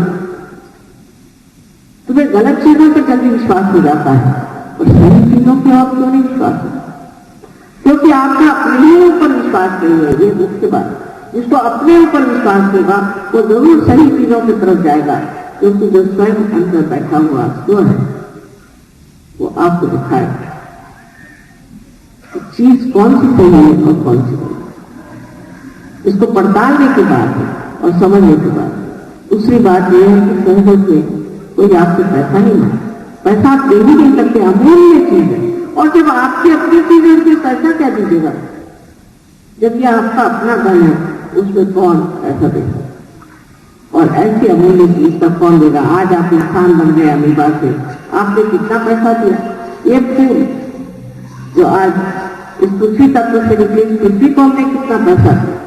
पैसे की जरूरत कब पड़ती है? समझ लीजिए हॉल लेना है, ठीक है, उसके लिए पैसा नहीं, लेकिन आपने उठान के लिए आपको पैसा नहीं। फिर जो आदर्श है वो आपके शरीर के अभिन्न भाग बन जाता, अभिन्न, उसको कोई हटा नहीं सकता। आदर्श आपके अंदर भूल जाता है, उन आदर्शों से आप हट नहीं सकते। कुछ भी कोशिश करें वो ऐसा लगता है कि वो और आपके प्राण एक हो। आदर्शों को सिर्फ बातें करने से आदर्श गिर जाए। मैं जानती हूँ, मैं गांधी जी के साथ थी, गांधी जी स्वयं एक रियलाइज हो, वो भी एक योगी उनके साथ में रहती थी और देखती थी कि कांग्रेस वाले सब आते थे वहां पर, और गांधी जी बहुत ज्यादा उन्हें कहा कि डिसिप्लिन बहुत ज्यादा होना चाहिए, सुबह 4 बजे सब उठाते थे और फिर दौड़ाते थे। तो मैं उसे कहती थी कि आप सबको क्यों दौड़ाते हैं? कल कुछ कैसे जाते, मैंने मेरी बात हो रहा है पर और लोगों को आप क्यों दौड़ाते हैं बेकार में, क्यों उनको ये करते हैं? कल कल ज्यादा डिसिप्लिन की जरूरत। उस वक्त अगर वो सहयोग कर देते तो बड़ा अच्छा। वो सारी डिसिप्लिन जो है एक जनरेशन में खत्म। उसके बाद जो दूसरे लोग आए वो देखती हूँ मैं कि उनमें कोई डिसिप्लिन ही नहीं। ये कांग्रेस वालों की बात नहीं है, ये सारे देश की बात, क्योंकि असलियत में जब तक चीज अंदर से नहीं आएगी वो ढह जाएगी, वो टिकने वाली। बाहर की जितनी भी चीज है वो गिर जाए। ये अंदर से आने की चीज है और अंदर से प्राप्त होने की चीज है। अगर वो अंदर है ही उसे क्यों नहीं हम लोग जागरूक करें और प्राप्त करें? अपने से प्रश्न करें कि क्यों नहीं मिल सका, जिससे हमारी तंदुरुस्ती ठीक हो जाती, जिससे हमारी मानसिक स्थिति हो जाएगी, इससे हमारी भौतिक स्थिति भी ठीक हो जाएगी और इसके अलावा हमारी आत्मिक स्थिति ठीक हो जाएगी कि हमेशा हम आरक्षित हो। कोई ना कोई ऐसे ऐसे चमत्कार होंगे कि आपको लगेगा कि अरे ये तो चीज सामने से नहीं जा रही, ऐसी घटित होना, ऐसी बन पड़ना, ये चीज से हम समझ नहीं पा रहे हैं। तो अत्यंत सरल और सहज मैंने आपके साथ पैदा हुई, ये आपका जन्मसिद्ध अधिकार है कि आपको साक्षात्कार को प्राप्त, ये आपका जन्मसिद्ध अधिकार। और आज इसी युग में आप पैदा हुए। आप क्या सोचते हैं कि इस युग में आप नहीं पैदा हो गए और किसी समय में होते, इस समय में क्यों पैदा हो गए? विशेष क्योंकि ये चीज इसी युग में होने वाली थी। जनसमय के आख्यान में है कि एक बार नल को कभी से बहुत दुश्मनी हो गई, क्योंकि उसके पत्नी का विछोड़ हो गया, उससे विरह हो गया इस कली के बाद। एक दिन ये कली उनके हाथ में, तो उन्होंने कहा कि अच्छा तुमको अब मैं खत्म कर देता, तुम्हें मेरी पत्नी का उससे विछोड़ कर दिया और मुझे बहुत तकलीफ में डाल दिया और तुम सबको संभ्रम में डालते हो, तो मैं चाहता हूं कि तुम्हें एकदम से एक खर्च कर दो तो सारे संसार का दुख ही हट जाए।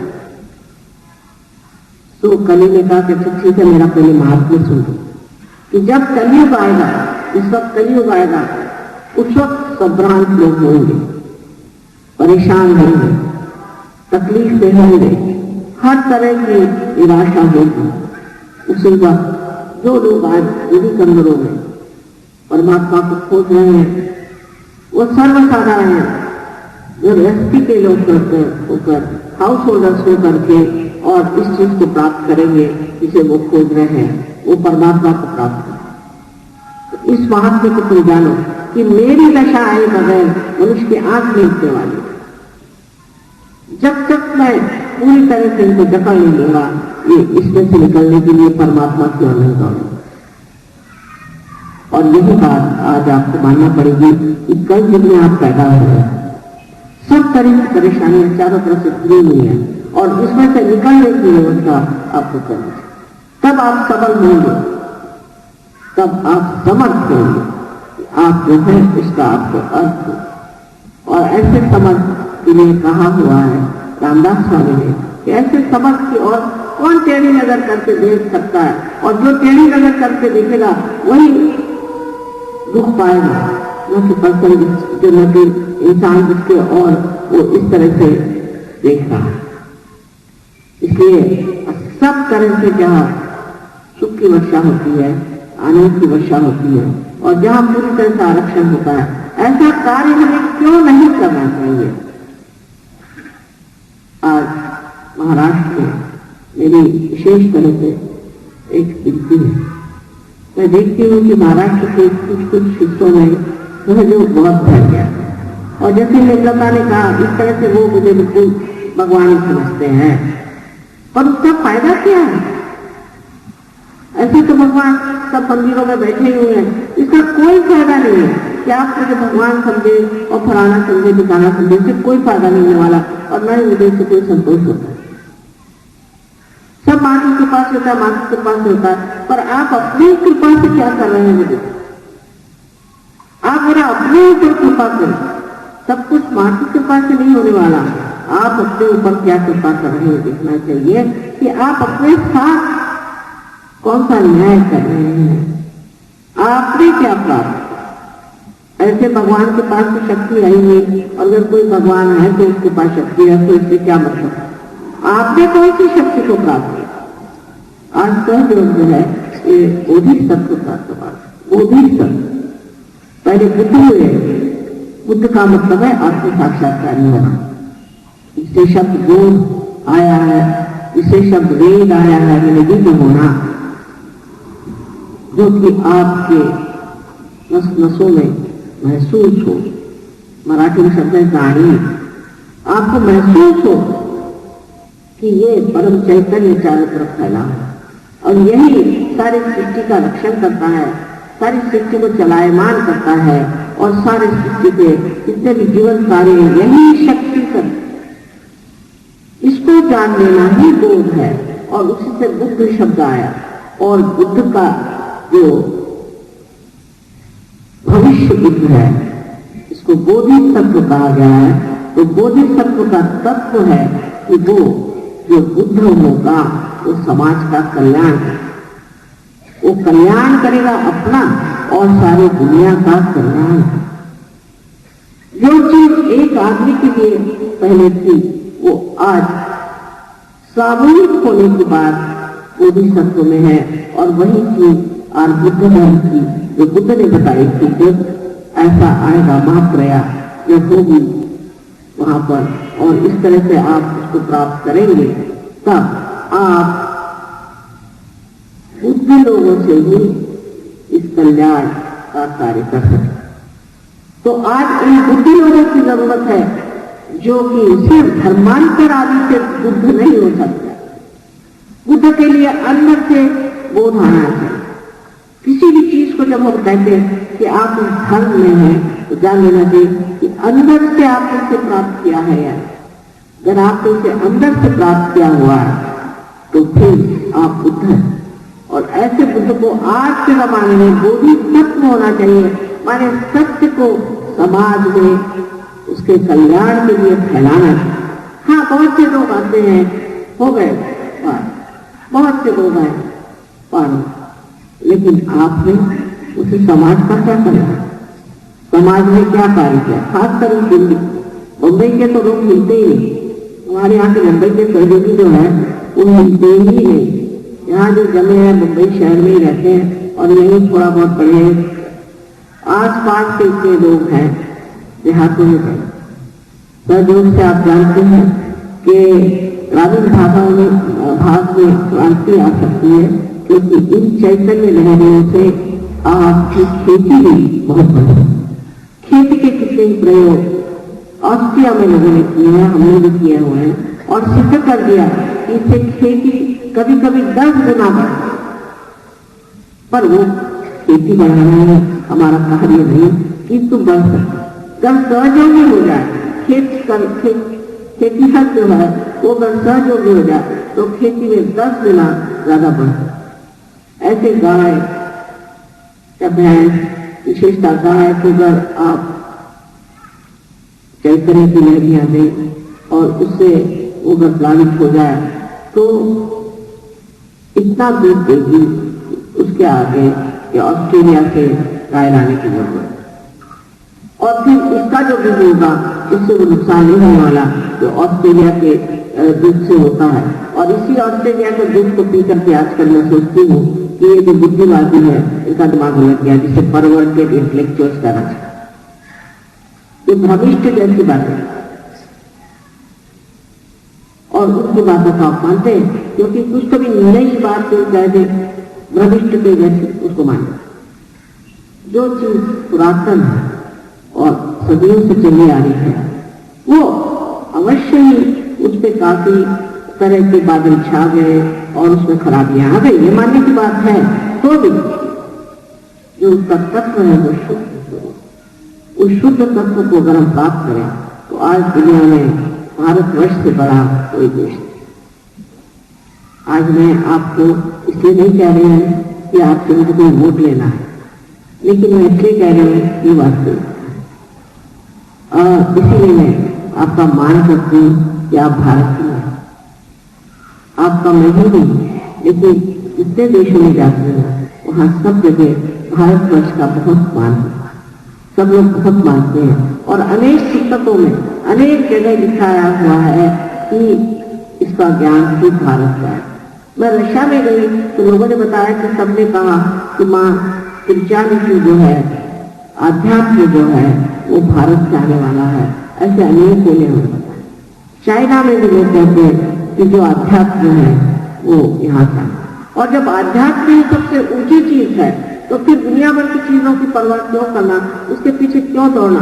इससे अच्छा यही है कि हम उस चीज को प्राप्त कर लें जो सबसे ऊंची चीज है, और जिसको प्राप्त करने के बाद किसी भी तरह का अहंकार नहीं, किसी भी तरह का आतताई बनाने में एक अत्यंत नम्रता आ जाती है, और उस नम्रता में आदमी पूरी तरह से आरक्षित, उसको जरूरत ही नहीं कि किसी के ऊपर में आक्रमण करे। जो आक्रमणकारी है वही नष्ट हो जाता है, क्योंकि वो असत्य पे खड़ा है और आप सत्य पे खड़े। अब कलयुग जा करके 50 साल से कृतयुग शुरू हो गया।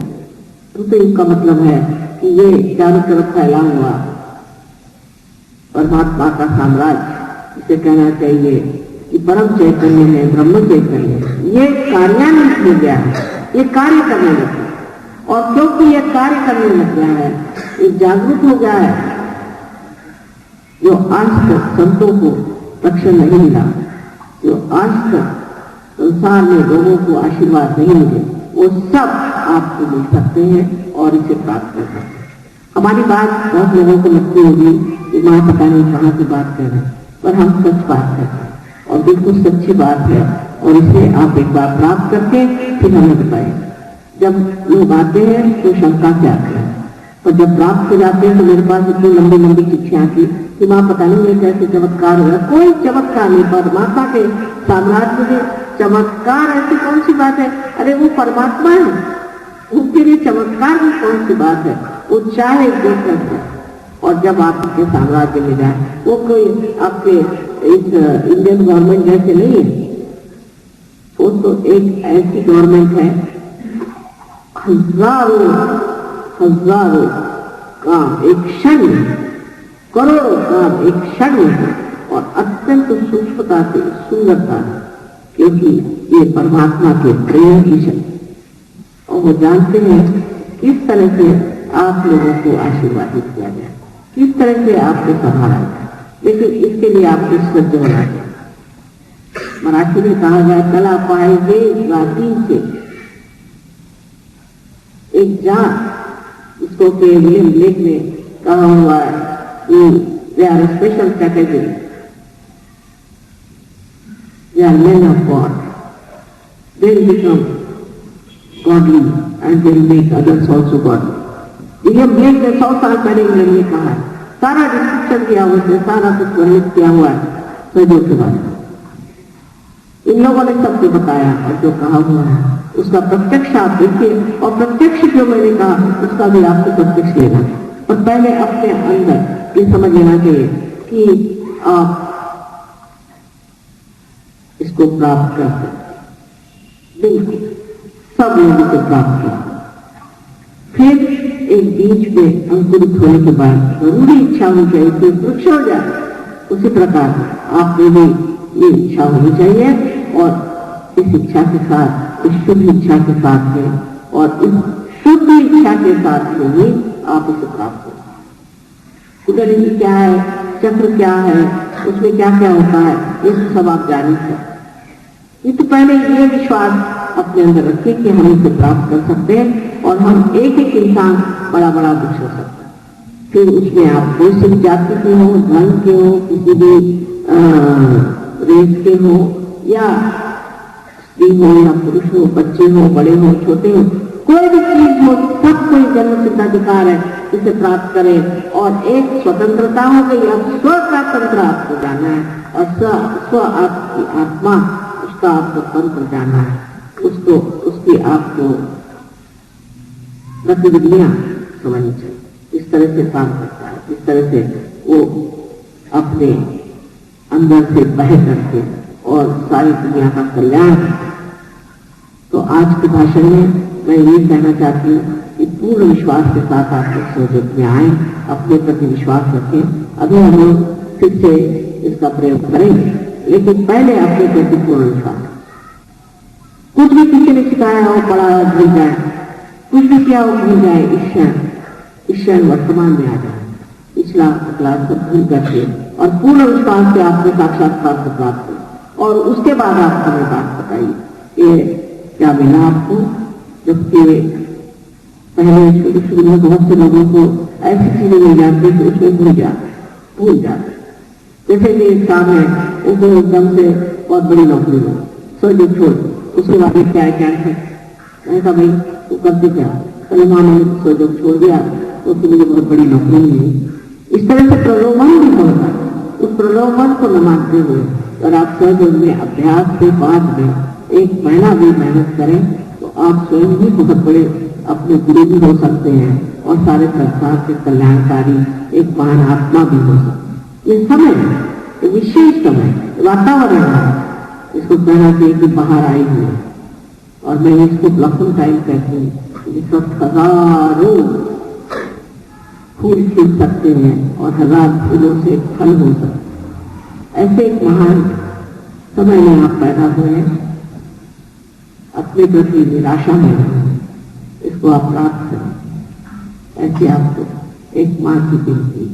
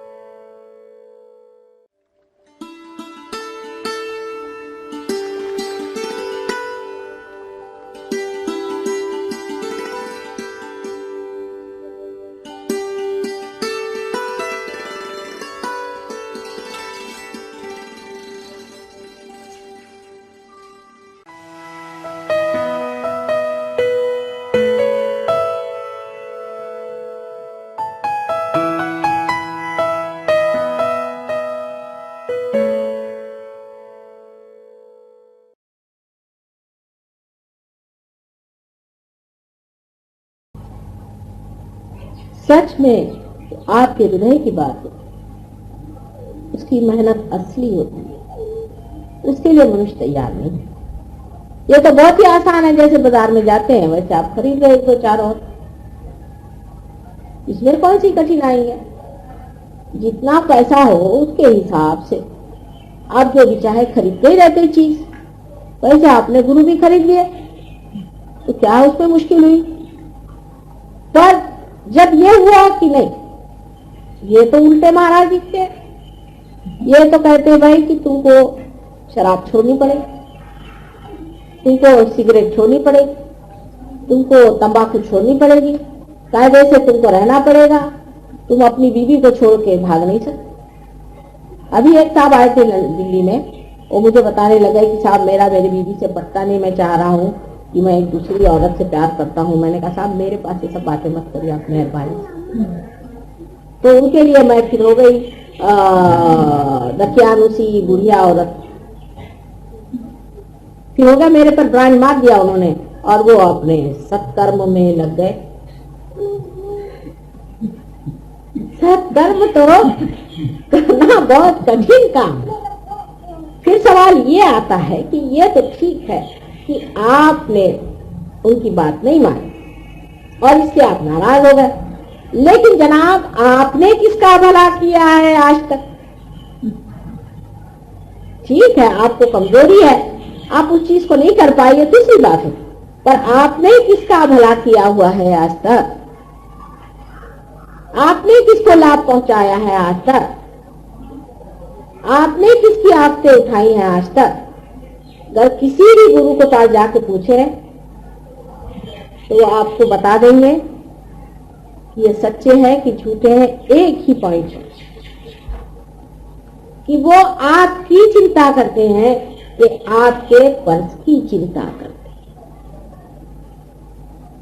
आपकी चिंता करते हैं कि आपकी और जो कुछ भी चीजें हैं उनकी और उनकी नजर। इसी से आदमी सच और झूठ को पहचान। अब सहयोगियों के सामने बड़ा प्रश्न है कि ये कहें कि नहीं कहें कि माँ आदि शक्ति है। अब भाई है इसमें कोई झूठ बात, चाहे बुरा मानो चाहे भला मानो, बात तो सही है। तो उल्टे सवाल ऐसा पूछना चाहिए कि साहब हमने अपने आंख से कुंडलिनी को उठते देखा, उसके स्पंदन देखा, और तो कहीं तुमने देखा है क्या पूछ लो, कहीं देखा है? हम भी जब कुंडलिनी को उठाते तो वैसे स्पंदन नहीं होता जैसे माँ के चरणों में होता है। लेकिन तुमने देखा है क्या कुंडलिनी का स्पंदन? हमने देखा अपनी आंख से, हजारों का देखा। माँ के पैर पे कुंडलिनी उठ के दौड़ती। और देवी महात्म्य में लिखा हुआ है, ललिता सहस्त्रनाम में लिखा हुआ है कि माँ के ही चरणों में कुंडलिनी चलती है, और जो हजारों कुंडलिनियों को उठाती है वो कोई ना कोई चीज हुए बगैर तो होने नहीं वाला माम। इस तरह की जब आप उनसे बात कहेंगे कि भाई आखिर विश्वास नहीं करो तो कैसे नहीं करो। अब कहो साहब, सुधाजी लोगों का किस्सा बताते हैं। एक साहब गए कहीं तो उन्होंने सूरज देखा, तो पूछा भाई ये सूरज है कि चांद है? तो झगड़ा शुरू हुआ, तो वो पता नहीं सूरज है कि चांद है, समझ में नहीं आता। तो दूसरे आए, उनसे पूछा भाई ये सूरज है कि चांद है, बताओ, हम दोनों में झगड़ा हो रहा। तो कहा भाई देखो मैं परदेसी हूँ, मुझे पता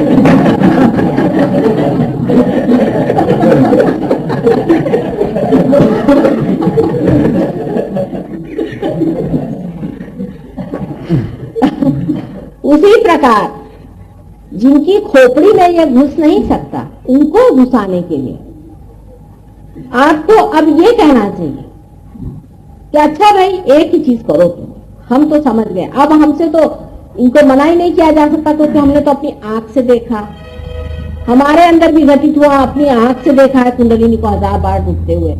तो क्या अभी इस सत्य को हम भुला दें? हम कैसे भुलाएं इस बात को? अच्छा अगर तुमको विश्वास नहीं होता तो तुम माता जी के फोटो पर ये सवाल पूछ लो, जो भी तुम्हारी डेटिंग होंगी उन पर पूछ लो, पूछ के देखो कि है क्या माता जी आदि शक्ति। चलो पूछ के तो देखो। और ये व्यवस्था मैंने कर रखी है कि फोटो पे जवाब आएगा। देखिए क्या कमाल कर रखा। अब फोटो भी जो चीज है वो भी एक प्रपोर्शन है, वो प्रपोर्शन रखना पड़ता है, बॉडी का भी सब चीज का रखना पड़ता है। अगर वो प्रपोर्शन ही रहेगा तो कोएफिशिएंट नहीं जाने वाला उसको। गधे लोगों को थोड़ी समझ में आता है। अब वो चाहे कि आपकी माँ हेमा मालिनी जैसे, समझ लीजिए लेकिन क्या उस हेमा मालिनी से वाइब्रेशंस आते हैं क्या? उसको लेके करे क्या? उसका क्या अचार डालें? इतनी बेवकूफी की बातें लोग करते हैं। उसको सोचना चाहिए कि सब चीज परमात्मा ने बहुत विशेष रूप से बनाई और उसको बनाने में बहुत कुछ रचना करने में बहुत चीजों का विचार करना पड़ता है। शरीर के अंग प्रत्यंग हर एक चीज बहुत ही कमाल से बनाया और फिर जिनको इस तरह से जब आप अचंभे में डाल देंगे तब उनके लिए आसान होगा कि सहयोग का सत्य वो माने। अगर सीधे उंगली घी में निकलता है तो टेढ़ी उंगली से घी निकलना चाहिए। उनसे यही कहना चाहिए कि भाई हमने तो देखा अपने आंख से, इसमें निर्विवाद हमने तो देखा, हमारे अंदर वाइब्रेशन दिया और हम भी वाइब्रेशन दे रहे हैं, हम भी लोगों को ठीक करें, इसमें कोई शक नहीं। अब तुमको विश्वास नहीं होता तो तुम चलो फोटो पर देखो, तुम अपनी तरफ से पूछो ना डंके की चोट पर। अगर बहुत ही बेकार आदमी हो तो दूसरी बात है, पर सर्वसाधारण अगर आदमी सरल हो तो हो जाता है। सर्वसाधारण आदमी अगर सरल हो और उसकी हृदय सच्चा हो और उसने वाकई किसी की तपस्या की हो तो ये काम बिल्कुल क्षण में घटित हो जाता है। ये आपने देखा होगा। इतना आसान है रियलाइजेशन देना आज सहयोग, लेकिन इसके लिए जरूरी है कि आप में वो दृढ़ता आनी चाहिए, आप में विश्वास पक्के जमने चाहिए। जब तक वो विश्वास आपके अंदर पक्के नहीं, दूसरा आदमी फौरन पहुंचा लेगा कि ये डामाडोल है महाराज। ये बोल तो रहे लेकिन इसमें अभी उतना कॉन्फिडेंस नहीं। हमेशा जब आदमी बात करता है, वो अथॉरिटी से जब बात करता है तो अंदेशा हमेशा रहता है कि लोग आपको ब्रांड मारेंगे। ये तो जैसे हमारे मराठी में त्या बाईंच्या नादी लागला, हमारे मराठी में है ऐसे शब्द, नहीं मराठी में हिंदी में भी है। नहीं तो फिर कहेंगे कि त्यांनी घोळ घातली। दुनिया में कैसी चीजें हैं ब्रांडिंग, वो तरह से हर एक भाषा में, अंग्रेजी में भी है और हिंदी में भी है। हाँ क्या हो गई? हाँ, उनको भूल भुलैया में डाल दिया। इंग्लिश में भी है, अरे उस चक्कर में तुम कहाँ गए। सब तरह की चीजें हैं, लेकिन कहना भाई आने की बात क्या है, इन आंखों से हमने कुंडलिनी को उठते देखा है तो क्या हम भुला दे? हमने कुंडलिनी का चढ़ना देखा और हमारे हाथ से वाइब्रेशन जा रहे हैं और हमसे लोग पा रहे हैं तो सब क्या भुला दे? कैसे भुलाए? क्या ये तो बहुत मुश्किल काम है। पर ये कॉन्फिडेंस जब तक आपके अंदर पूरी तरह से नहीं होता है तब तक आपका भी असर लोगों पे पड़ने वाला नहीं।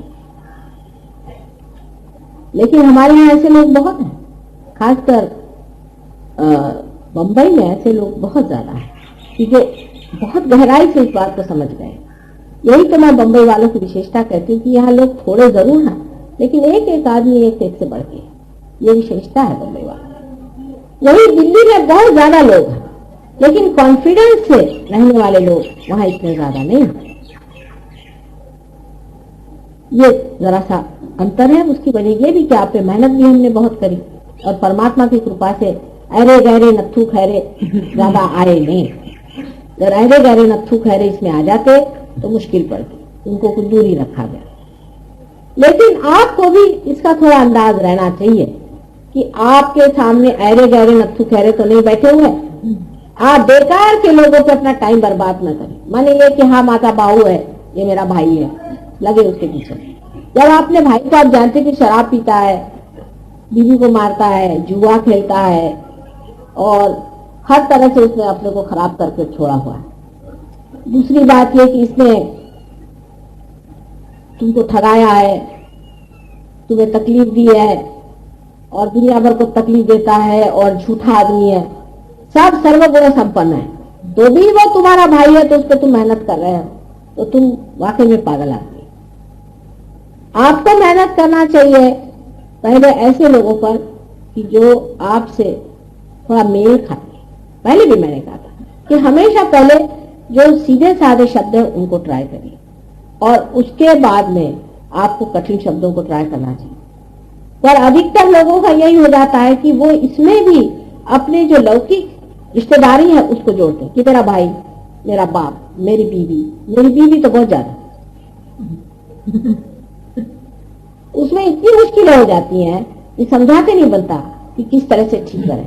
हालांकि ये बात सही है कि जब तक आपके घर वाले ठीक नहीं होंगे तब तक सहयोग में उतरना जरा मुश्किल हो जाता है, और पूरी फैमिली की फैमिली सहयोग में आ जाए तो बहुत अच्छी बात है। लेकिन आज सहयोग में सामने जो प्रश्न खड़ा हुआ है वो ये, उसको भी समझ लेना चाहिए कि आज तुम्हारे सामने कौन से प्रश्न है। आपके सामने सबसे बड़ा पहला तो प्रश्न है कि आप जमे हैं या नहीं। पहले जमना चाहिए, बगैर जमे सहयोग नहीं चलता। पूरी तरह से सहयोग में पहले जम जाओ।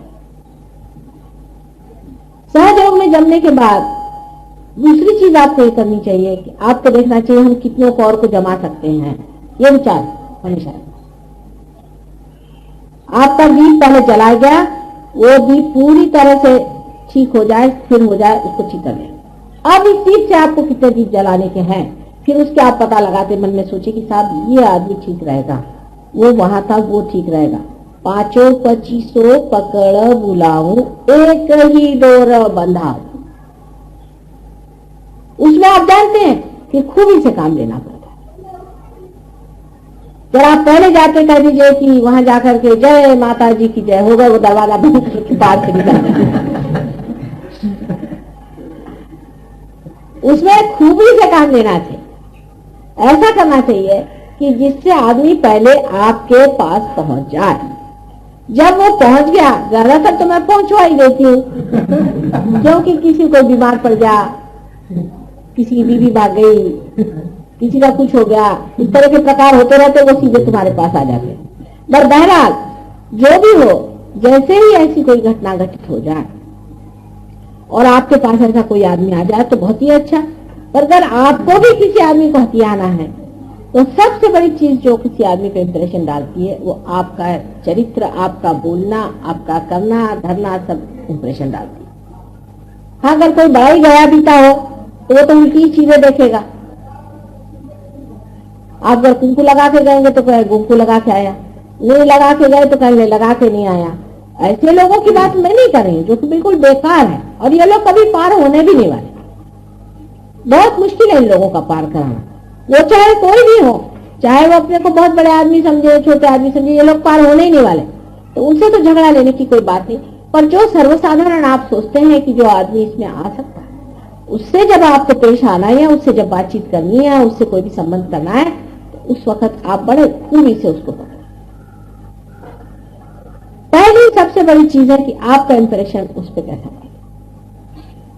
इस पर भी निर्भर रहेगा कि वो आदमी किस लेवल का है।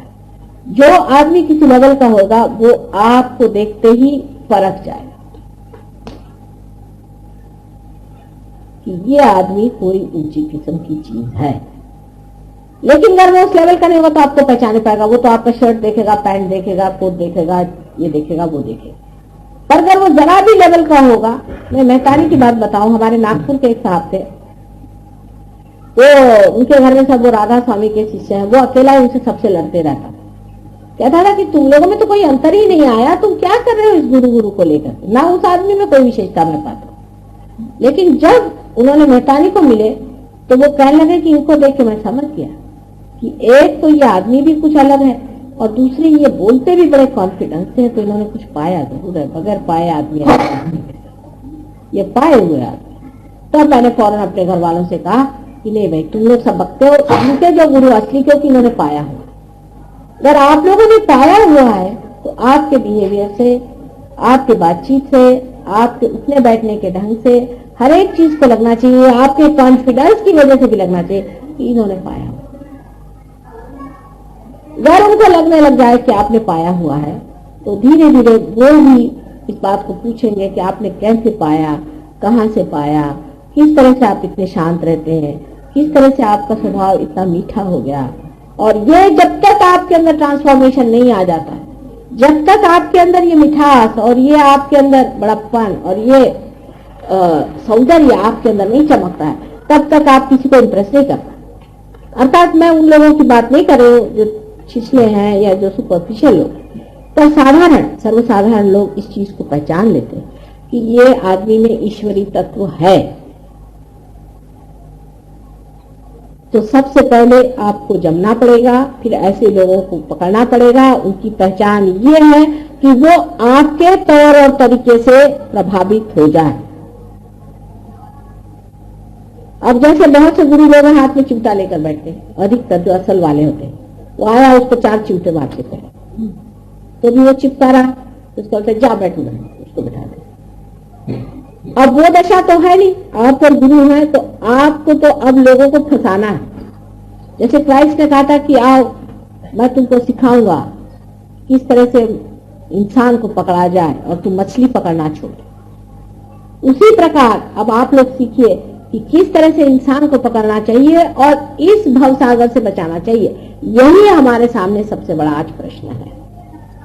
यह सबसे बड़ा प्रश्न सहयोगियों के सामने है कि किस प्रकार आपको और लोगों को बचाना चाहिए, और वो हर हालत में होना ही पड़े, जितना भी हो सकता है। उसके लिए जो जो मेहनत करनी पड़े, जो जो आपसे उठानी पड़े, वो हमको करनी पड़ेगी और हम लोगों को बचाना पड़ेगा और बहुत से लोगों को हमको सहयोग में उतारना पड़ेगा।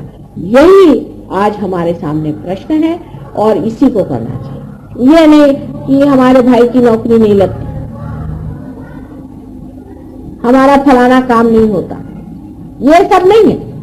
आज सबसे बड़ा काम यह है कि आप किनारे पे खड़े हैं और उन लोगों की ओर देखिए जो डूब रहे हैं और उनको बचाने की कोशिश करें। ये सबसे बड़ा प्रश्न हमारे सामने है। अगर इस प्रश्न को हम हल नहीं कर सकते तो हमारा पाना भी बेकार हो गया और सभी बेकार हो गया।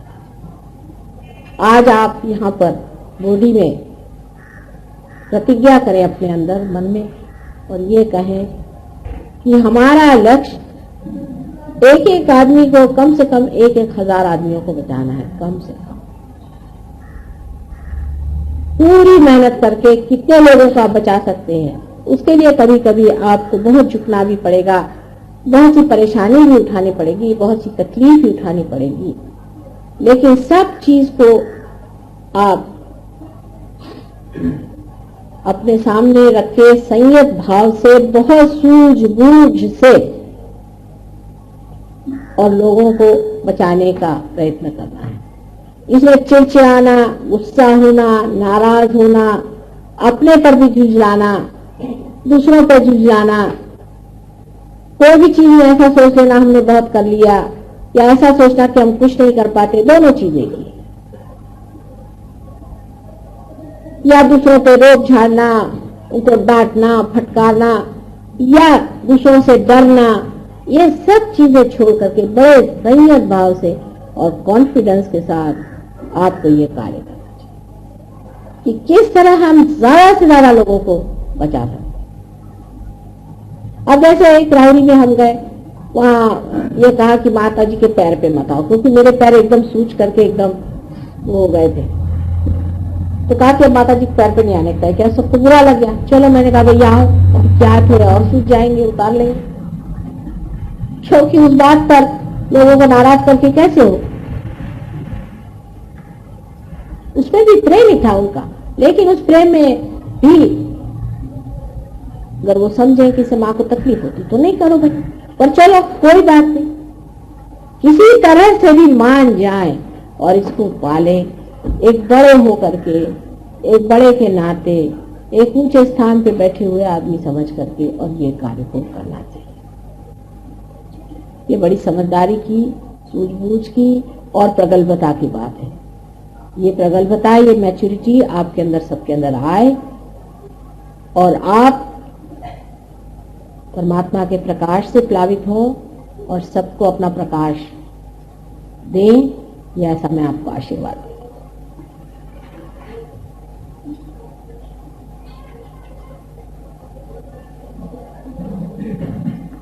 सांगताना काय सांगितलं मी ते everywhere, so they take advantage of you, they take full advantage of it, they get your treatment and they give up realization, but they don't come to me or to the program. Then it's a very wrong thing, because then they again lose the connection. And you must know that by salvaging these people, what you are doing is to connect them to the primordial being. And that is what you have to do all the time. If you cannot do that, then again they are dropouts. So you be careful about it, that you try to tell them that somehow you should try to meet Mataji, because she's traveling all over, you see, and I can also organize to go to places where they would like to meet me. Now, what is the program? A platform which you have to learn how you are going to face people and how you are going to tell them about my coming. You see, it carries with us the light also, see. But if your attention is passing through the center of the Agya Chakra, you don't see any light. But if it is not passing through that, then what happens? Because your attention is outside, you see the light. Because it is enlightening also, you see. And you just see the light, but not, the Kundalini is not passing through, it just is stuck up there. And that's why, because of that light, your eyes go on like that, you see. People have seen even the complete flow of light moving up like that. But they have not felt the realization. They saw it coming up to the Agya, and then the whole thing dropped back. They saw it. See, they saw the Kundalini, how it was helping. The Adi Kundalini was helping the pure Kundalini. They saw it. Even this light rising is because of that, because your attention is still outside, you see. So you go on the flickering of the eye star. Then I tell you to fix up your eyes onto my figure. When you fix it up onto my figure and my face, what happens? The Chaitanya pushes you through your eyes into the center, you see, so that you see me as I am, but the eyes are controlled by the Chaitanya, and the attention that is inside, you see, is pushed inside that what you call the aperture in the Agya Chakra. So I always say that if you are fluttering your eyes, please pay attention to me, so that the Chaitanya works out through your eyes and fixes your attention to pass through. Because the light starts spreading on all the sides, and you see that light, you see, and the eyes go on like that. You cannot close your eyes. That's the reason for that. Then the second thing you said, that you are facing your Sahasrara was on the thing. Yes, one of the reasons for Nirvichara is that. But also Nirvichara is a way to express the blessings of your mother. When she wants to bless you, see, you wrote the letter, she was happy. Just to bless you, you became Nirvichara. You see, it's the blessing. That's the grace, you see, that comes to you from your mother, that you become Nirvichara. That's one has to remember. If you do the things that I tell you, I feel I bless you very much, because they are for your good, for your kalyana, for your mangal, and that's why you are blessed, and that blessing you feel as Nirvichara, because I am Nirvichara myself.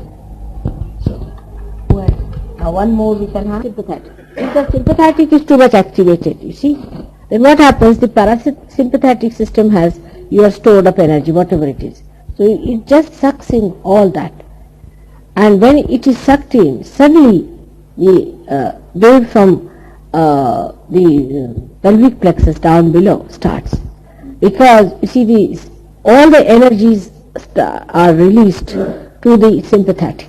Because the sympathetic is so exhausted that whatever is the energy left in the chakras is released. Once it is released, you see, all that released energy, you see, makes you feel that the energy is rising within you, because it is rising to Ida and Pingla. Now this is the energy which is just sucked into Ida and Pingla. It rises up.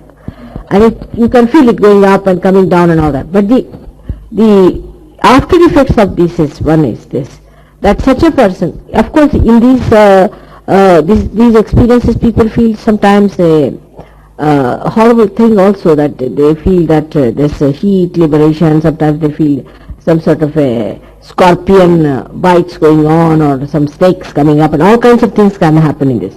Can be very horrifying also, this one, and could be very simple also. But when this happens, after effects is like that you become arbitrary. You see, sort of all this drug system started after that. Because once you are released from that self-control in between, you see, you can take to anything like this, because you are free now to do whatever you please, you see, and that's how you can take to drugs and things. And this is what all these gurus are doing, is to take out the stored energy which is controlling you, suck them out onto the sympathetic. There are so many ways by they can do it.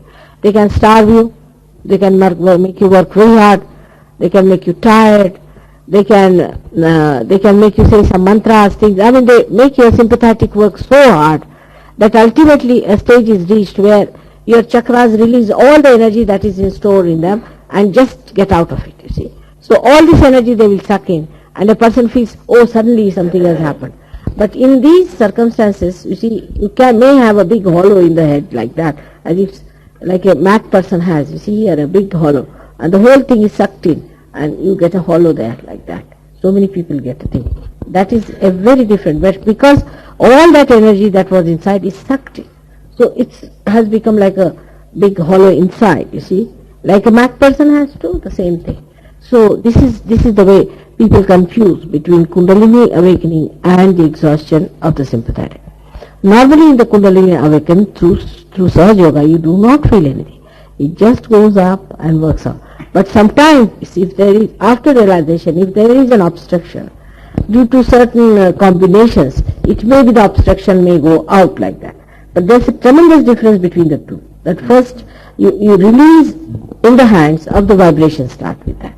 But with the first one, you do not get, on the contrary, you get heated up. And you start avoiding yourself, escaping from yourself. And this starts, and that's how you get into these drugs. This is very much played by these gurus. You see, that's what they do to you. They exhaust you completely so that you cannot withstand reality and the present moment. And so you try to get into something.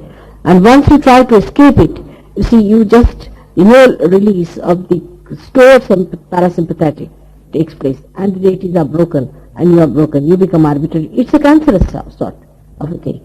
So that's not Kundalini awakening, but we would say it is more sympathetic system which comes into play.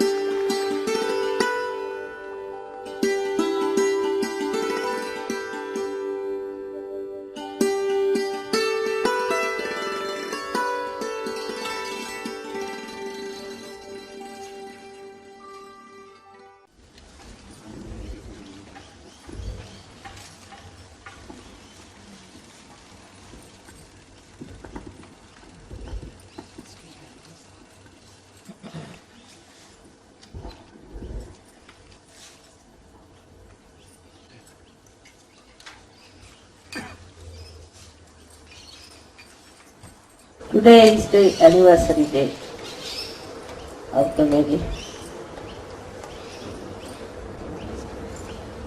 and I have allowed them to celebrate it because marriage is very important in Sahaja. It is one of the most important things for Sahaja Yoga that one should get married. Firstly, marriage always gives you a balance of understanding. If you have proper ideas about marriage, if you have funny ideas, and if you are just married for fun's sake, and you do not understand the value of marriage, then it is just a joke. It's not a marriage. But in Sahaja Yoga, you really understand the value of marriage first of all, what it means. And then luckily today we are going to have some Sahaja Yoga weddings in which you will see how we try to conform to the divine laws of marriage and get married under those laws. Here I find in Australia as well as in other countries that marriage has lost its sanctity. People don't understand that by doing sin against the marriage, they are committing such great sins that many generations will have to suffer for this kind of thing. One has to understand that fidelity is the basis of marriage. If there is no fidelity, marriage has no meaning. If you are not capable of being fidel, that means you are not yet a human being. A human being has to be a fidel and In marriage, we confirm that the problem is over now. We have finished with the choices we had, and now we are going to settle down with one person. And the sharing of life, even absolutely private life, is with one person.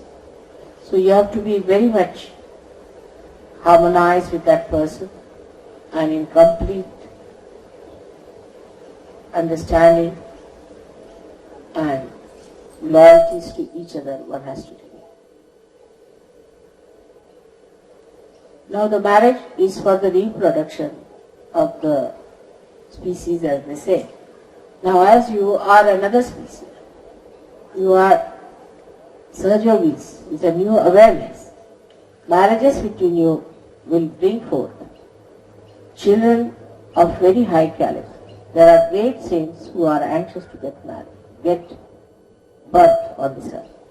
And if they find good Sahajogi husband and wife who love each other, are good progressive people in Sahajoga who are dedicated to Sahajoga, they would be definitely descending on this earth through you. So it is very important and imminent at this time that one should understand the value of the marriage of Sahajoga.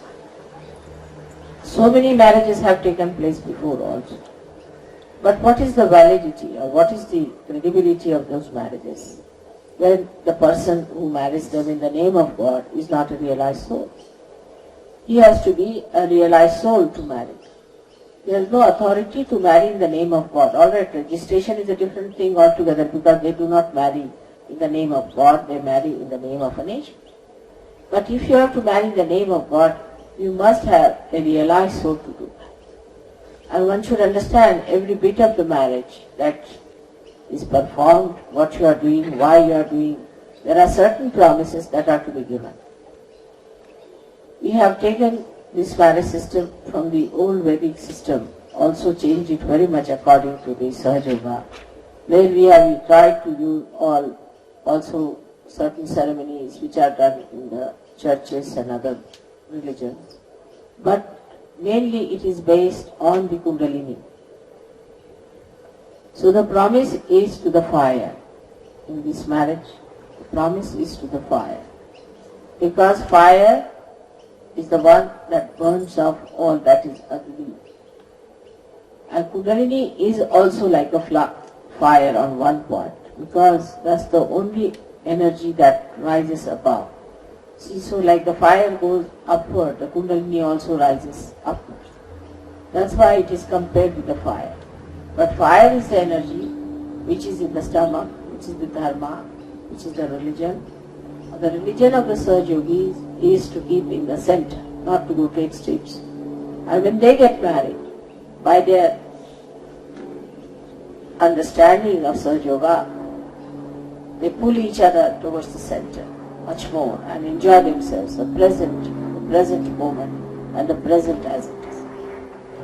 Sahajoga marriages can be really fantastic if the Sahajogis who marry are sensible, are equally balanced, or are not criticizing each other, not taking an upper hand. It is possible for one Sahajogi to marry another one to gradually upgrade that Sahajogi. It is possible also to degrade. If another Sahajogi is more powerful or negative so much that it can degrade also another person. It depends on your quality to be upgraded or degraded. So marriage is a very big blessing in Sahajoga because all the gods and all the angels are watching these marriages and they will see to it that these marriages are successful. But if you are bent upon making them unsuccessful because you still have the same kind of an awareness which you had before and you want to go to the same, it can fail also, like animals. If you live with the animals, even human beings can become like animals. So the Sahajogis must know that their awareness is changed, they are different people, They have to live with Sahajogis and not with other human beings who are not yet realized. They can talk to them, but they must know that the Sahajogis are at a very different level of awareness. If they realize this point, if they understand this simple point, that their awareness is very different, they would adjust much better in marriage life. There is no divorce in Sahajayoga. We do not think of as divorce, but there is nothing forced. I mean, if they fail to live together, it's a shame, but so far we have had no divorces. But as the people are coming from every sort of culture and thing, there is a possibility that people may like to divorce legally. But in Sahajayoga, there is nothing like divorce. But there is no force on anyone. One must try to understand marriage that it is for your enjoyment. If you cannot your enjoyment, you cannot enjoy the marriage, then it is of no use. In Sahajayoga, it is to be ensured that people enjoy their marriages and live very well, happily with each other.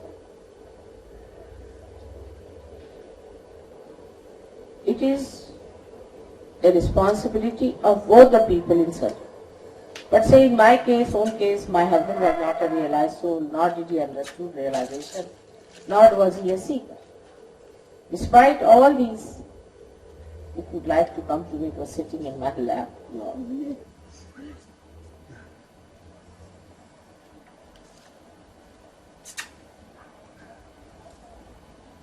And despite all that, see, I didn't get upset or anything. I didn't push him. I didn't push anyone. I said gradually he will be able to see it through. So even if the person, another person is not a realized soul, one can manage it very well and can live very happily. But in case you get both the people realized, then it's a much better thing and should be enjoyed. But the interest should be in Sahajayoga. If you have other interests, then there could be problems. Because a Sahajogi would not tolerate his wife, or a Sahajogini would not tolerate her husband to waste his energy on nonsensical things. And a new sort of conflict will start between Sahajayoga and the Sahajogis and Sahajogis. So it should never be a matter of conflict, because we have so many now ways and methods of finding out what's the matter with us. And if there is anything wrong with us, we should try to face it and clear it up. We should not try to clear each other's chakras, but our own. Actually, we do not pay attention to ourselves. We start paying attention to others. Moreover, I must say that Sahajayoga marriages will be the most successful marriages. Have to. They will re-establish the institution of marriage on very sound basis. There is no doubt about it. And those who will be married in Sahajayoga will be really remarkably happy marriage couples. But there will be an attack of the negativity on them as soon as they get married. Because it is not a very happy thing for these negative forces to see that people are happily married. And they would try their level best to bring all sorts of problems, all sorts of complications in the beginning to see that these marriages are broken. And when you start playing into their hands, you will also be spoiling the chances of getting good realized souls to you, because they would not accept such situation. If you have been quarreling in the beginning also, it's not good, because you go down in their estimation. So you have to be very patient, very soft and good to each other to see that you create an atmosphere of invitation for these great souls to come on this earth. And if that is not so, then they will wait. They will not incarnate, because they don't want to have parents who are quarreling, who are fighting, who are suspecting, who are troubling each other. Now, one has to know that Sahajayoga marriage has a precise reason. It is not you are marrying just out of fashion. You are marrying because you want to have children who are realized souls on this earth to come. We give them a place, parentage to do that. And if you do not understand the value of that marriage, then it is better not to be married in such. It's better to spare the Sahaja. There's only one snap in Sahaja is this, that you are all born of the same mother. So you are all brothers and sisters in a way. But when you are going to marry each other, then this point becomes a little funny. That how can a brother marry a sister? Now we can say like that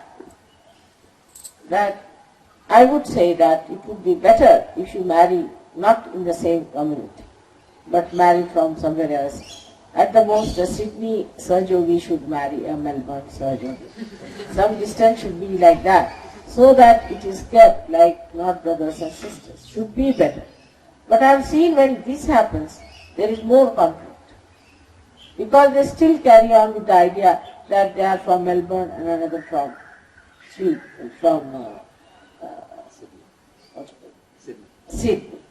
Just like what they call Sydney. Now the Sydney and Melbourne should not be a matter of conflict. Because as soon as they start quarreling, they say, oh, you Melbourneian, I know you are like that. You should say, you Sydneyans, you are like that. And immediately you become like that and you start quarreling about it. So you must know that you are not a Sydneyan or a Melbourneian, but you are nothing but a Sahajogi. And Sahajogi has no caste, community or any race or any religion or also no power of any nation. Whatever nation you come from, you are a Sahajogi, you are a universal being. You are. You can feel the vibrations of anyone sitting down here, whether he is from Hawaii or from America, doesn't matter. So when you can feel about everyone, that means you are no more belonging to any community or any particular country. You are a universal being, and that's what we have to do. We have to create more universal beings. And to expedite that, we want to get these great souls on this earth. So it's a very important work. They have to be on this earth because they are the great channels for this divine work. Once they start descending on this earth, the real ones, it will all expedite. It will be such a great, you don't know, it will be such a great sudden explosion of Sahaja. You'll be amazed how it can grow faster with these people coming down. And we should try to make such arrangements that we get the real blessings of those people, that they come down on this earth. It's very important.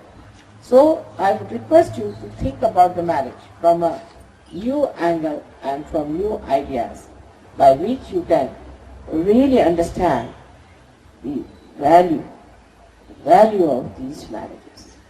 And then you make it a successful marriage and not a failure, a nonsense of it. That's such a great simple thing to do because you are married before realized souls. So there is no question of being just married like other people are married and then they take a nameplate on their car saying just married. And they are going to a divorce case. There cannot be such a thing for surgery. It's a serious thing. If you are not serious enough about it, better not. If you have expectations about marriage, it is better not to. It is better not to marry. Nobody is going to force you to marry. Just say, no, not at all, I'm not ready. But if you are going to go on like this, you are really be harming Sahaja in the worst possible way. It is like stabbing Sahaja from the back. So there is no need for you to get married in case you do not want to have it. On the contrary, it would be better that there are many married couples who can produce children. And they can have those great people born to them. But if you think that adjustment and all that means all kinds of these old ideas of married life, it's better that you do not get married. It's a new heavenly marriage for which you should be prepared to receive the beauty and the blessings and also the greatest of greatest, the ultimate meaning. I hope you will understand that Sahaja is emphasizing on marriages. And we do not believe in any asceticism, running away from family life. We believe that family life is the most important thing. We have to establish it very well on this earth, and that we have to see in these beautiful nests of divine love, that great souls are born, and we have to continue it. There's no escape from having a very good married life. And I wish you, all of you, that you will have a very good happy married life, and those who are not married, I wish them that they also will have a very happy married life. Now I've been married, I think 36th year is this my marriage today. So many years have passed, but still I feel like a bride with my husband, because really we have been very wise people to live like that. And of course there are ups and downs, but ultimately one feels very different about the whole thing. He has sent a beautiful letter today, thanking you all for your kindness shown to me and for all the kindness you have shown to him. So we should have the puja this today as a Graha Lakshmi. You are worshipping me as a Graha Lakshmi in you, and which is very essential also. To worship me as a Graha Lakshmi, because you all have a problem with your Graha Lakshmi. That's the left now. So I hope it will work out better for you, and we'll start with that puja.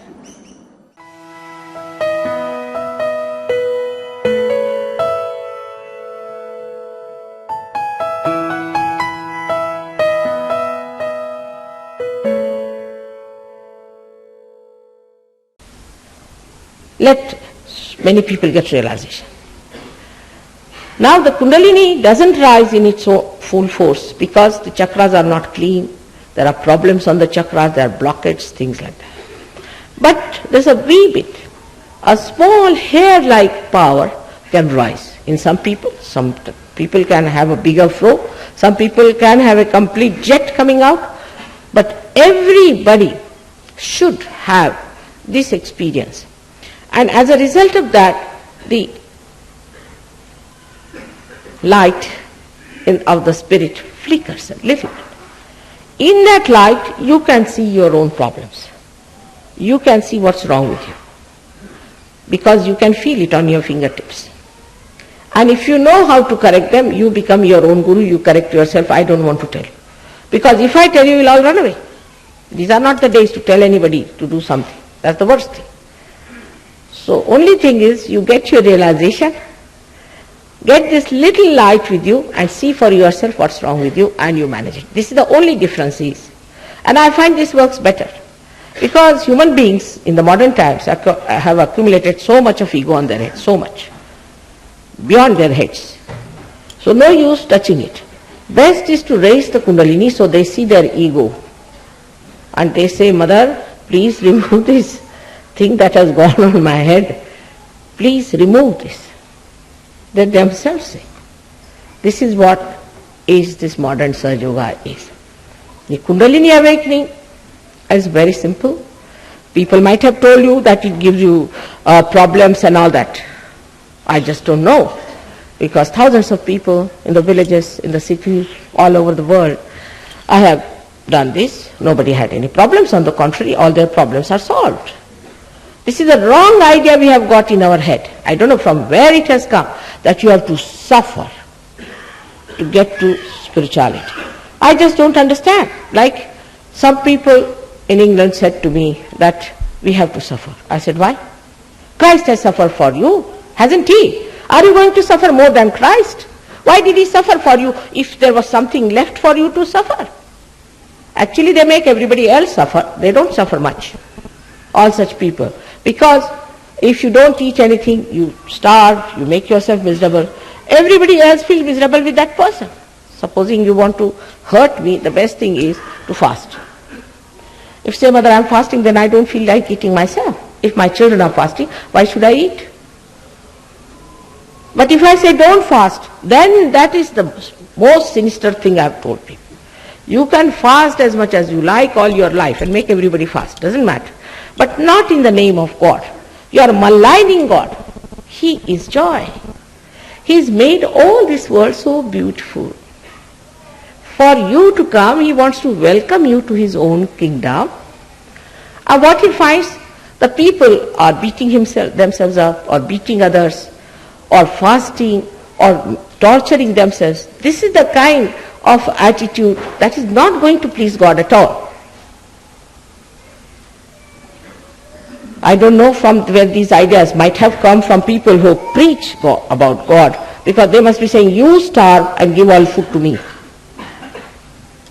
You become a sannyasi, give all your money to me. Must be this is the reason. I cannot find any reason for this kind of a nonsense, that you should fast, you should suffer.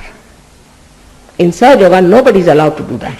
And if you have to do that, then please don't come to sahajayoga. You have to know that God wants you to be the happiest person, to be the most joyous person, a person without any problems, without any tension, without any trouble, enjoying the beauty and the grace with all His bliss upon you. But for that, first of all, you have to make your mind that you first of all forgive yourself and then forgive others, and just sit with an open mind. I'm sure you'll all get your realization and feel this all-pervading power of God like vibrations or cool breeze, which is called as the cool breeze of the Holy Ghost, on your fingertips. Some may not feel, possibly because of some trouble, some obstruction, some mental projections, maybe. But that doesn't mean they will not feel later. And they should not go and criticize, oh, I didn't feel, it's all humbug. This is nonsense. This is like dog in the manger. You cannot eat and don't allow others to eat. If you do not feel it, then don't condemn yourself either. It can work out. You can come back to the center, get your realization. Now the time has come for all of us to be wise and not to be stupid anymore. We have done enough of stupidity. All right, as children they are forgiven. But if you are gone like that, I don't know where you land and where this world is going to land ultimately. So all of us have to decide, those who are here, that from today, because the new year has started, let us try to be wise about it. And the wisdom has its own powers. Beauty has its own powers, and love has its all powers. Everything emerges into the ocean of love of God. मैंने कहा था कि मैं हिंदी में भी बातचीत करूंगी आप लोगों से, और रोजमर्रा की हिंदी में ही मैं आपसे बातचीत करती हूँ. कोई ऐसी भाषा मैं इस्तेमाल नहीं करती हूँ जो आपके समझ में नहीं आए. इसलिए जो हिंदी भाषा के विरोध में है, उनसे भी प्रार्थना है कि मैं बहुत सी भाषाएं नहीं सीख सकती हूँ, जितनी सीख सकी हूँ उतनी सीख ली है, और आप ही की जो रोजमर्रा की भाषा है जिसमें आप सिनेमा इनमा देखते हैं उसी भाषा में बोलती हूँ. लेकिन कुछ लोगों ने मुझे कहा कि माँ पंजाबी में बोलिए. मुझे पहले पंजाबी भाषा आती थी थोड़ी बहुत, लेकिन अब बहुत दिनों से उसका कुछ इस्तेमाल किया नहीं, इस वजह से कुछ भूल सी गई है. लेकिन भाषा जो है वो प्रेम की होनी चाहिए. प्रेम की भाषा सीखिए. सारी भाषाएं सीख के आपने किया क्या? ये सोचिए कि सारी भाषाएं सीख के हमने झगड़े खड़े किए. उसके बाद धर्म सीख के हमने क्या क्या झगड़े खड़े किए. धर्म अगर झगड़ा करना सिखाता है तो वो धर्म हो ही नहीं सकता, क्योंकि हम सब एक परमात्मा के अंग प्रत्यंग हैं. इस एक परमात्मा के अंग प्रत्यंग अगर आप एक हाथ दूसरे हाथ से लड़ने लग जाए तो उसे एक माँ क्या कहेगी, बेटे तुम देखो तो सही, तुम दो हाथ जो हो एक ही शरीर के हो. अब जब हम देखते हैं कि जहां देखो वहां धर्म के नाम पे भी लड़ाई होती, तो कल के बच्चे कहेंगे कि ऐसे धर्म से भगवान बचाए रखे और ऐसे भगवान से भी भगवान बचाए. आपके बच्चे ही कल कहेंगे हमें ऐसा धर्म चाहिए नहीं. जिसके लिए आज आप कह रहे हैं वही चीज कल दुत्कारी जाएगी और छूट जाएगी, क्योंकि उसकी सत्यता दिखनी चाहिए, उसका रिजल्ट दिखना चाहिए. पता होना चाहिए लोगों को कि इसमें क्या फलश्रुति, इसमें क्या फल मिला.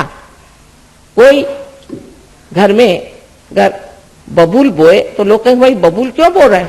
पहले इसलिए कि इसमें से कांटे उगेंगे. कांटे क्यों बो रहे हैं? कांटे इसलिए बो रहे हैं कि लोगों को चुभेंगे. अच्छी हालत है आपकी, ऐसा क्यों सोच रहे हैं? मैं चाहता हूं कि सबको चुभे जिससे लोग मुझे गालियां दें. बड़ी अच्छी बात है. इस तरह की सारी ये बेवकूफियां एक के बाद जो हम करने चल जा रहे हैं, इन बेवकूफियों का खत्म करने का अब समय आ गया है. अगर आप इसे खत्म नहीं करिएगा तो परमात्मा इसे भी खत्म करेगा और आपको भी खत्म कर देगा.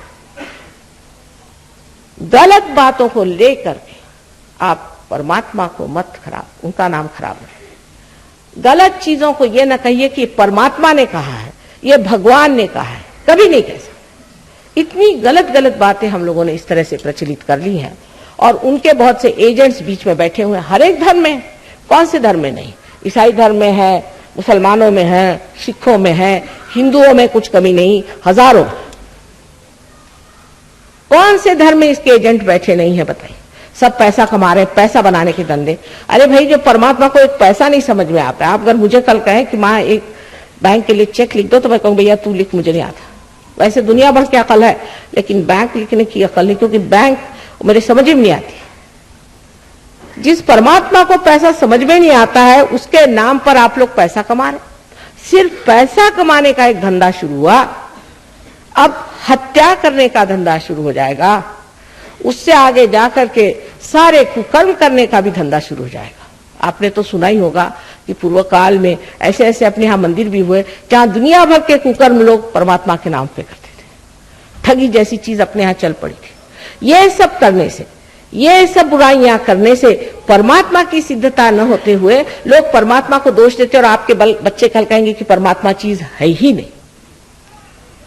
जितनी आपने धारणाएं बनाई हुई हैं, दुनिया भर की कम्युनिज्म है, आपके एक साम्राज्यवाद है, तो कोई कहता है कि स्वतंत्रतावाद होना चाहिए, कोई कहता है प्रजातंत्रवाद होना चाहिए। दुनिया भर के तंत्र फंत्रवाद बना करके और मिला के आपके हाथ में, ये सोचना चाहिए। आज अमेरिका में जाइए तो किसी की जान सुरक्षित नहीं, ये दिल्ली में नहीं। मुझे को सब कह रहे थे कि वहां चूड़ी उड़ी, अब दिवाली के दिन तो भाई पहनना ही पड़ता है, ये उतार के जाइए नहीं तो लोग नोच लेंगे। ये तो आपके दिल्ली में बिल्ली जैसे हालत हो गई इंसान की, और यही हालत आपके और जगह हो रही।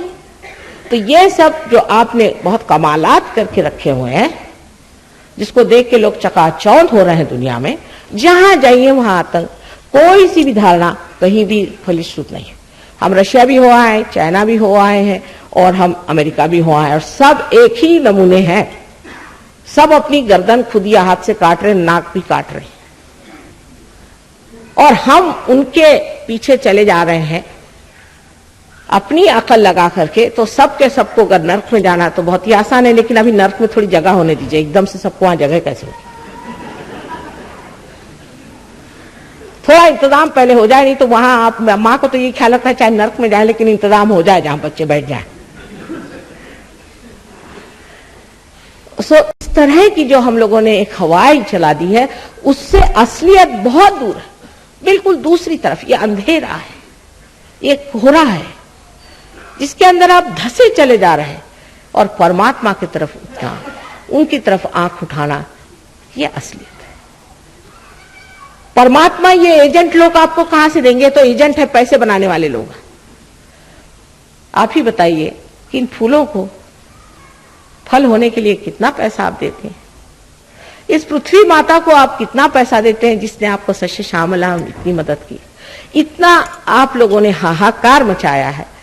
कितनी मुश्किल से इस पृथ्वी ने हमको पाला पोसा बड़ा किया, और हम उसको इस तरह से नष्ट भ्रष्ट कर रहे हैं, उसको इतने दुखित कर रहे हैं। और वो करने के बाद भी आज भी वो सस्य श्यामलाम भूमि हमें आज भी हमें पालती है, हमें संभालती है, देखती है। ये विचार करते हुए भी हम ये नहीं समझते कि हम कौन से रास्ते पे धसे चले जा रहे हैं। जितने भी परमात्मा के दूत हैं, समझ लीजिए ये जो पंच महाभूत हैं, ये परमात्मा के दूत हैं, ये उनके एंजल्स हैं जो हमारी सारी मदद करने के लिए तैयार हैं।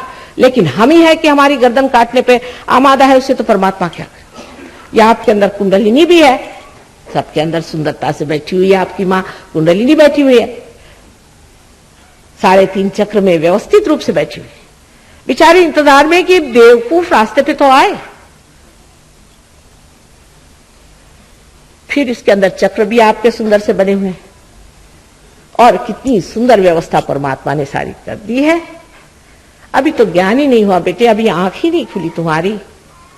जिस वक्त तुम्हारी आंख खुलेगी तब तुम जान लोगे, तब तुम समझ लोगे। अरे हम किस अंधकार में डूबे हुए थे, कहीं तो अहंकार के अंधकार में, तो कहीं डर के अंधकार में, कहीं और किसी गलत चीजों के लालसा के अंधकार में, सारे षड्रिपियों से ढके हुए हम कहाँ चले जा रहे हैं। ये सारी आपके अंदर चीजें बिल्कुल है। अब इसमें आप वाद विवाद क्या करेंगे साहब? बहुत से लोग मैं देखती हूँ डंडा वंडा लेके मेरे सामने खड़े होते हैं।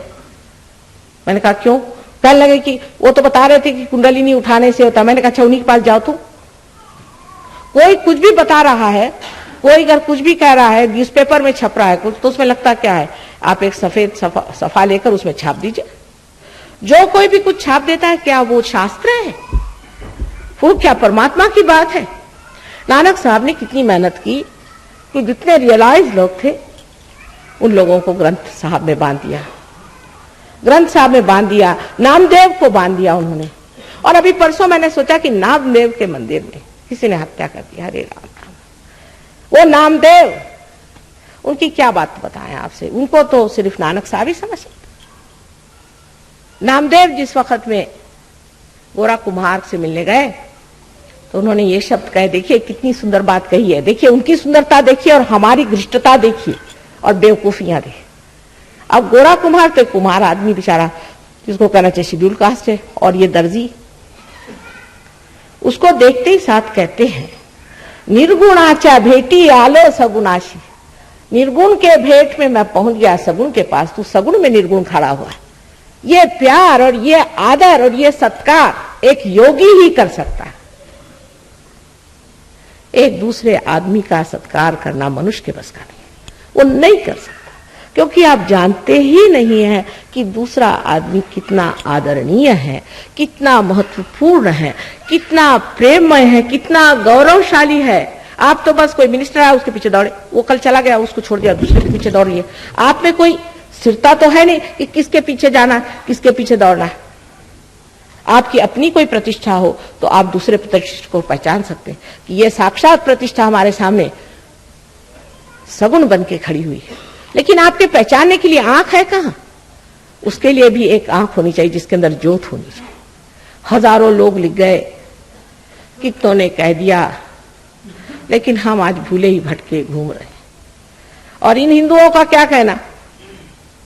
इस तरह के अत्याचार स्त्रियों पे किए हैं, सीता जी से लेकर अभी तक, उसके अभी तक पाप भर रहे हैं। और इन ईसाइयों से तो भगवान बचाए रखे, इससे बढ़ के महामूर्ख कहीं ढूंढे तो बता देना।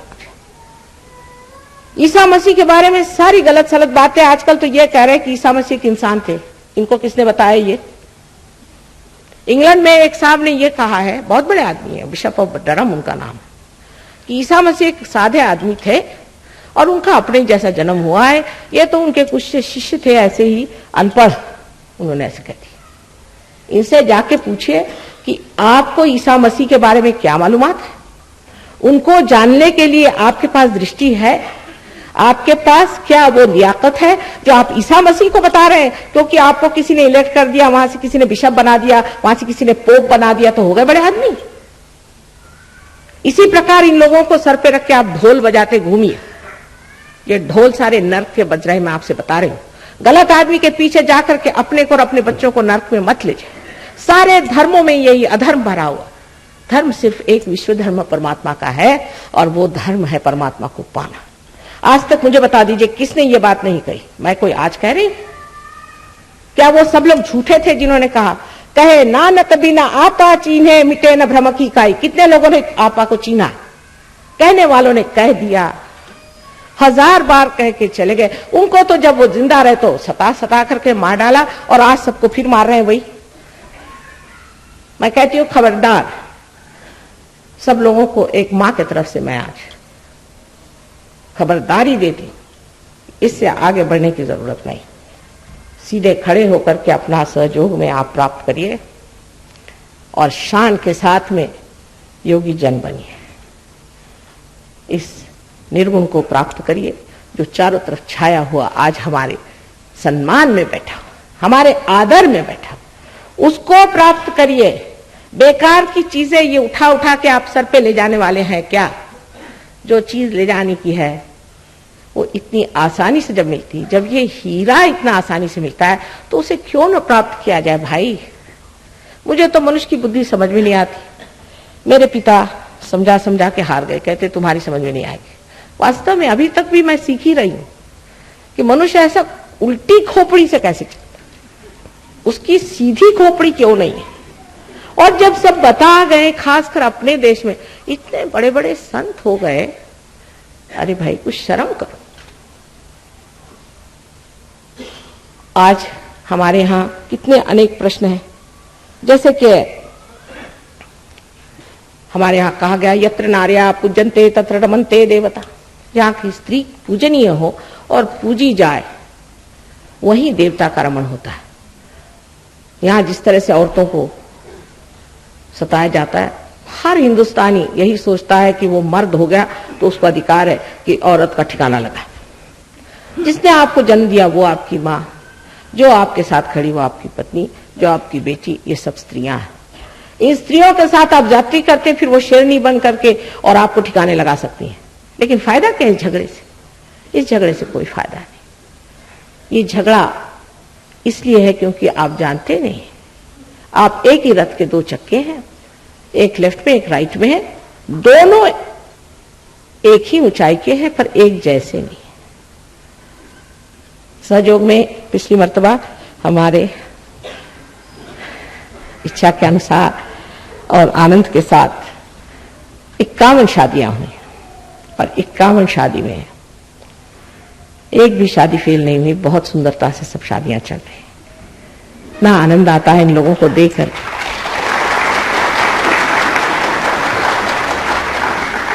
इसके अलावा बीमारियां वगैरह तो यूं ही ठीक हो जाती हैं। अभी आपने एक साहब को देखा जो आए थे स्टेज पर, इनको ब्लड कैंसर था, एकदम ठीक हो गए। आपकी बीमारियां कम से कम इसी लोग से आ जाओ। माँ है कि पहले कैस्ट्रॉल भी देना हो तो ऊपर से वो चॉकलेट लपेट के देती है, तो अच्छा भाई बीमारी ठीक करने आ जाओ। नहीं, हम तो तंदुरुस्त हैं, हम तो पहलवान है। अच्छा भाई तो तुम्हारी शांति के लिए जाओ, हम तो बड़े शांति में रहते हैं जी, बहुत शांत हो। हम तो बहुत शांति में हैं, दीदी को 2-4 बार लगा देते बस, और कुछ नहीं। सारा गुस्सा दीदी पे निकाल देते, हम तो शांत बैठे हुए हैं। बहुत शांत है, आपने क्या कहना। हमको किसी चीज की लोड़ नहीं, हमें किसी चीज की जरूरत नहीं, तब तो फिर हम बोल नहीं सकते। लेकिन आइएगा, धीरे धीरे आप भी आइएगा। लेकिन अभी क्यों न पाले बेटा, अभी हम आए हैं। डॉक्टर साहब ने कहा माँ एक दिन के लिए जरूर दिल्ली आइए। मैंने कहा अच्छा आएंगे बेटा। आ गए हैं, यहाँ पे सेंटर है, 3-4 डॉक्टर रिसर्च कर रहे हैं। उन्होंने पता किया कि सहयोग में आने से मनुष्य एकदम ही, जिसे कि पंजाबी में चंगा कहते वैसा हो जाता है। उन्होंने जब उनकी रीडिंग्स ली तो अब उस पर पेपर लिख रहे हैं कि उस रीडिंग में उन्होंने देखा कि मनुष्य की जो स्किन का रेजिस्टेंस है वो बढ़ गया, उसमें स्ट्रेस खत्म हो गया। इसको क्या आप कहते हैं, टेंशन, आजकल मुझे टेंशन आ रहा है, वो सब खत्म हो गया। यहाँ छेद जो हो जाता है ना ब्रह्मरंध्र का, तो टेंशन नहीं आता। और इस तरह से बहुत सी मालूमात उन्होंने कर ली। और अब रिसर्च हम लोग कैंसर पे भी कर रहे हैं। रिसर्च माने ऐसे तो सब रिसर्च ही है, लेकिन उन्होंने कहा था कि कहीं आप इसके सब कागजात बनाइए, इसके डॉक्यूमेंट्स बनाइए, तो वो हम लोग बना रहे हैं। लेकिन ये सब करने पर भी सिर्फ बीमारों को लेके मत आइए, मेहरबानी करके। कुछ यहाँ पर सभी तो बीमार नहीं होंगे, कुछ तो ऐसे लोग होंगे जो स्वस्थ हो, ऐसे भी कुछ लोगों को ले आइए, क्योंकि ऐसे भी लोग चाहिए कि जो सबको ठीक कर सके। अब मैं 2 ही हाथ वाली हूं और इन 2 हाथों से जितना हो पड़ता है उतना करती हूँ। आप लोगों से विनती है, इतने बड़े महान आंदोलन में जिसमें सारे विश्व का ही कल्याण है, आप सबको आ जाना चाहिए। इसमें रुपया पैसा नहीं चाहिए, हमें कुछ मान नहीं चाहिए, कुछ मुझे देना नहीं। माँ को चाहे आप कुछ भी न दो, वो तो प्यार करती ही रहे, ये तो आप जानते हैं सब। सो मुझे आपसे कुछ नहीं चाहिए, सिर्फ ये चाहिए कि आपका जो है वो ले लीजिए। आपका जो निहित है, छिपा हुआ है, जो सूक्ष्म है, उसे आप पा लीजिए। ये आपका अधिकार है, उसे आपको प्राप्त होना चाहिए। परमात्मा आप सबको सुमति दे और आशीर्वादित करे।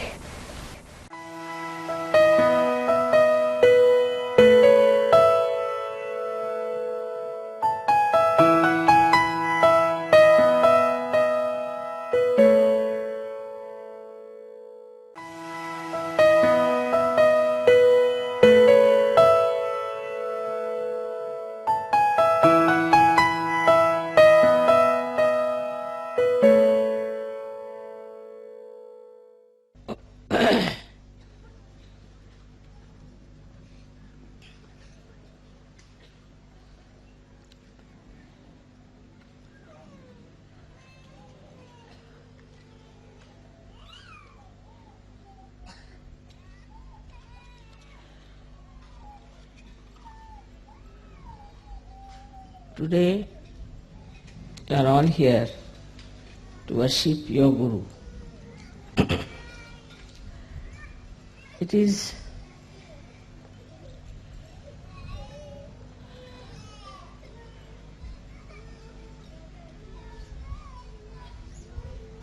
a common practice, especially in India, that you must worship your Guru. And the Guru has to fully be in control of his disciples.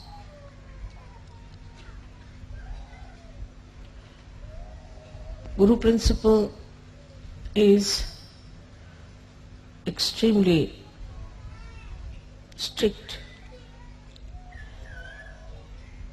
and the strictness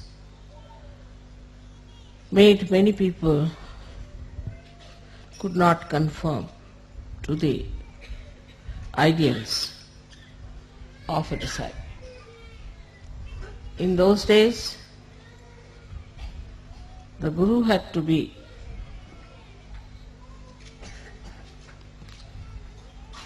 absolutely the authority. And it was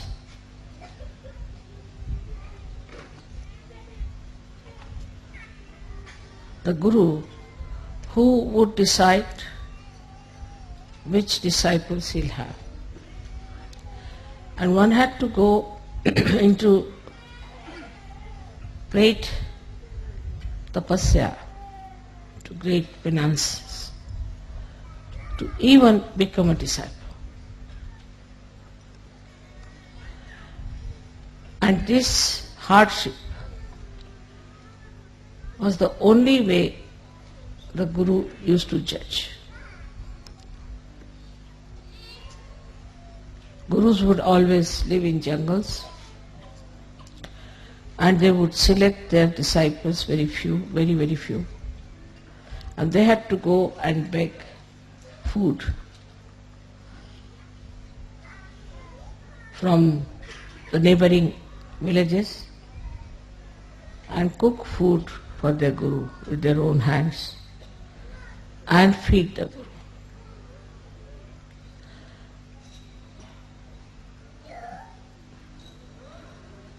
That sort of Guru business is not in search. That basically we must understand that the difference between those styles of Guruship and that we have now is this, that very few individuals were given the chance to become the Guru. Very few.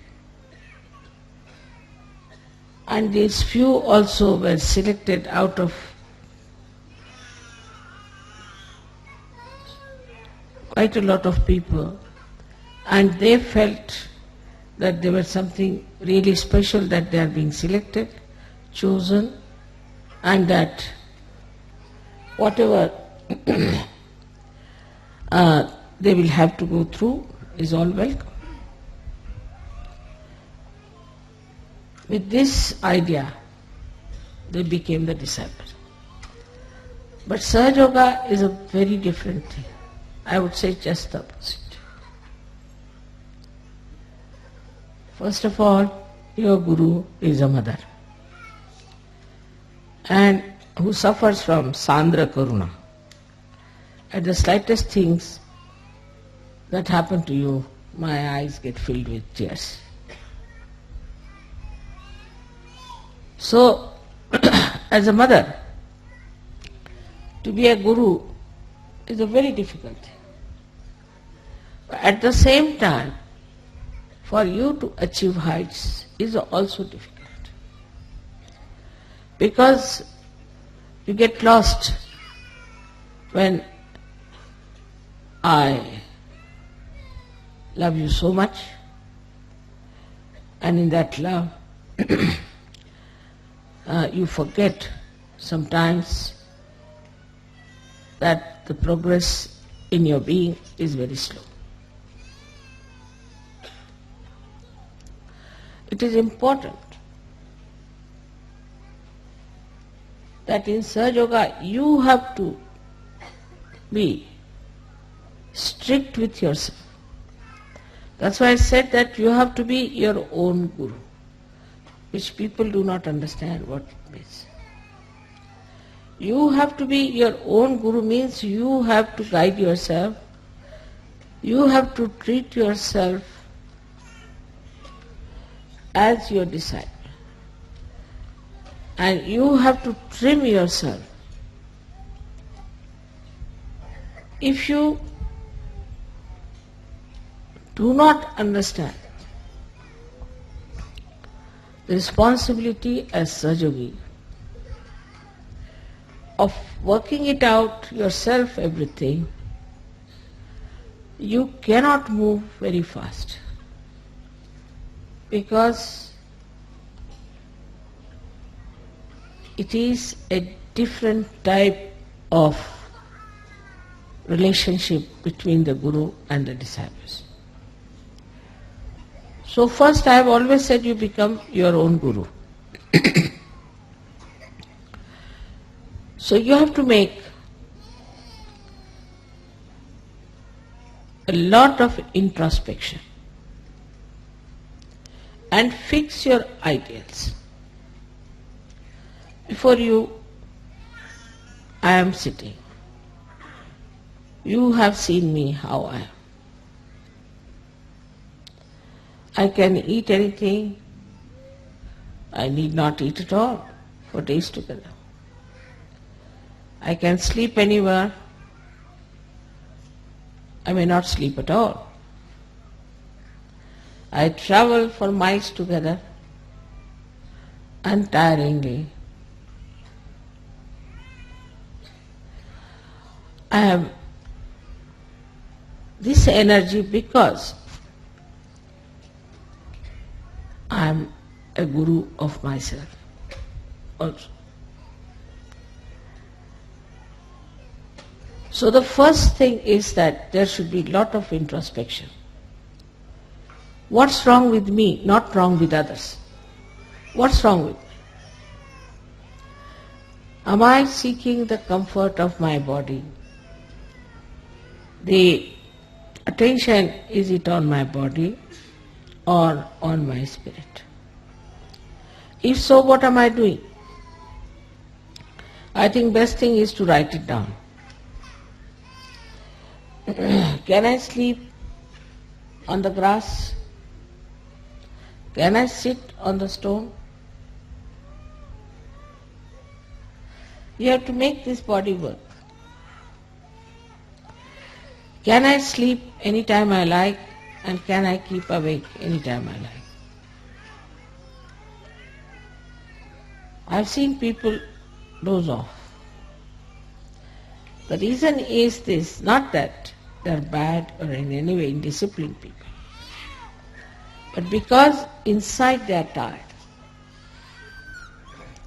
If you're tired inside, then you feel tired all the time. You will see on the television, if you see people in the West, they are always sitting like this. Because they are so very tired. Why are they so tired? They don't work so hard.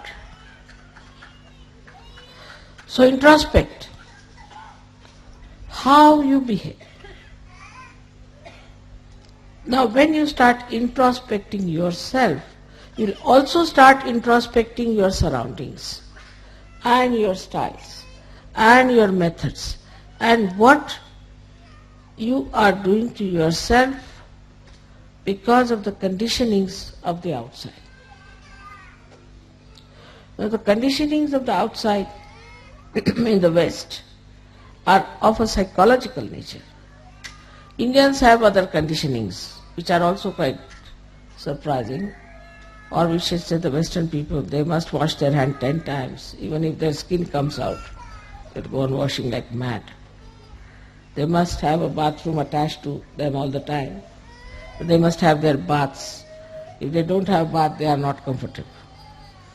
They have other conditionings also.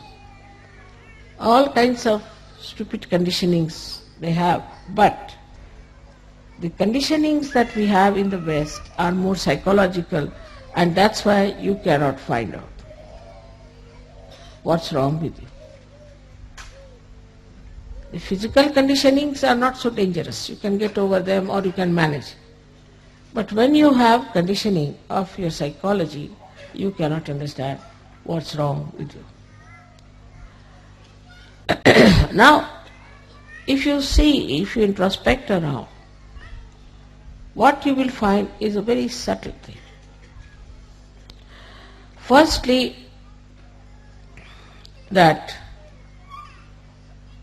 because of the wars maybe, I don't know why, but everybody is afraid of everyone. Especially I think Freud. Because of Freud, even the mother is afraid of the child. And all these things to Indians are absolutely, they can't understand this. But you people know that very well. They won't touch anybody. They won't hug anyone.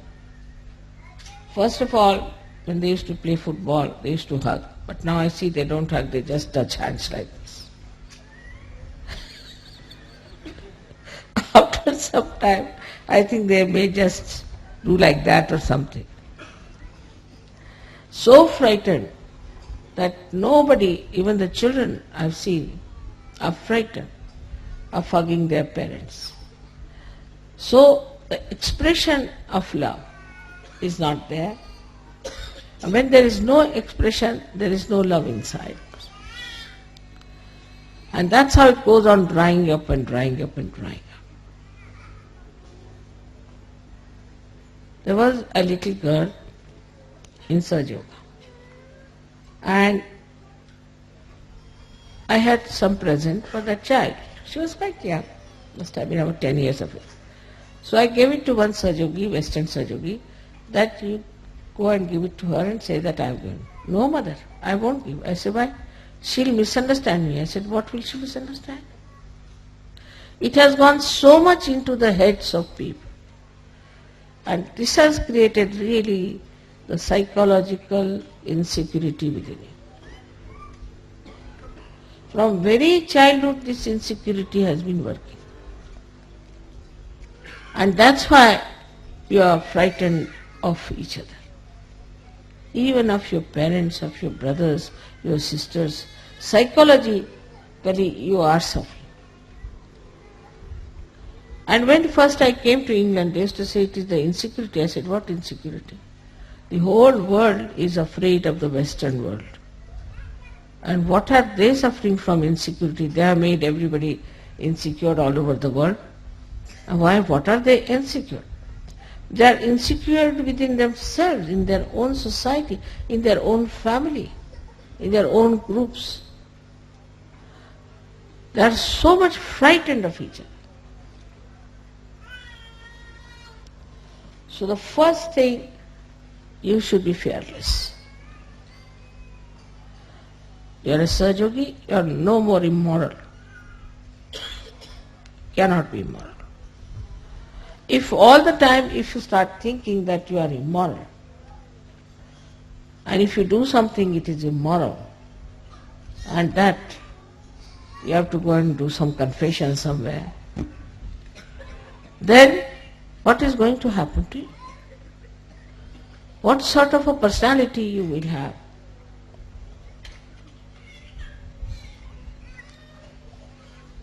We have to change this by changing ourselves. So among sahajogis there should be no insecurities but maryadas.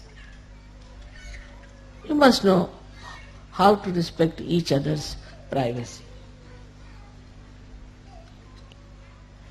The second thing that if you find with the Western mind, which is a very common thing,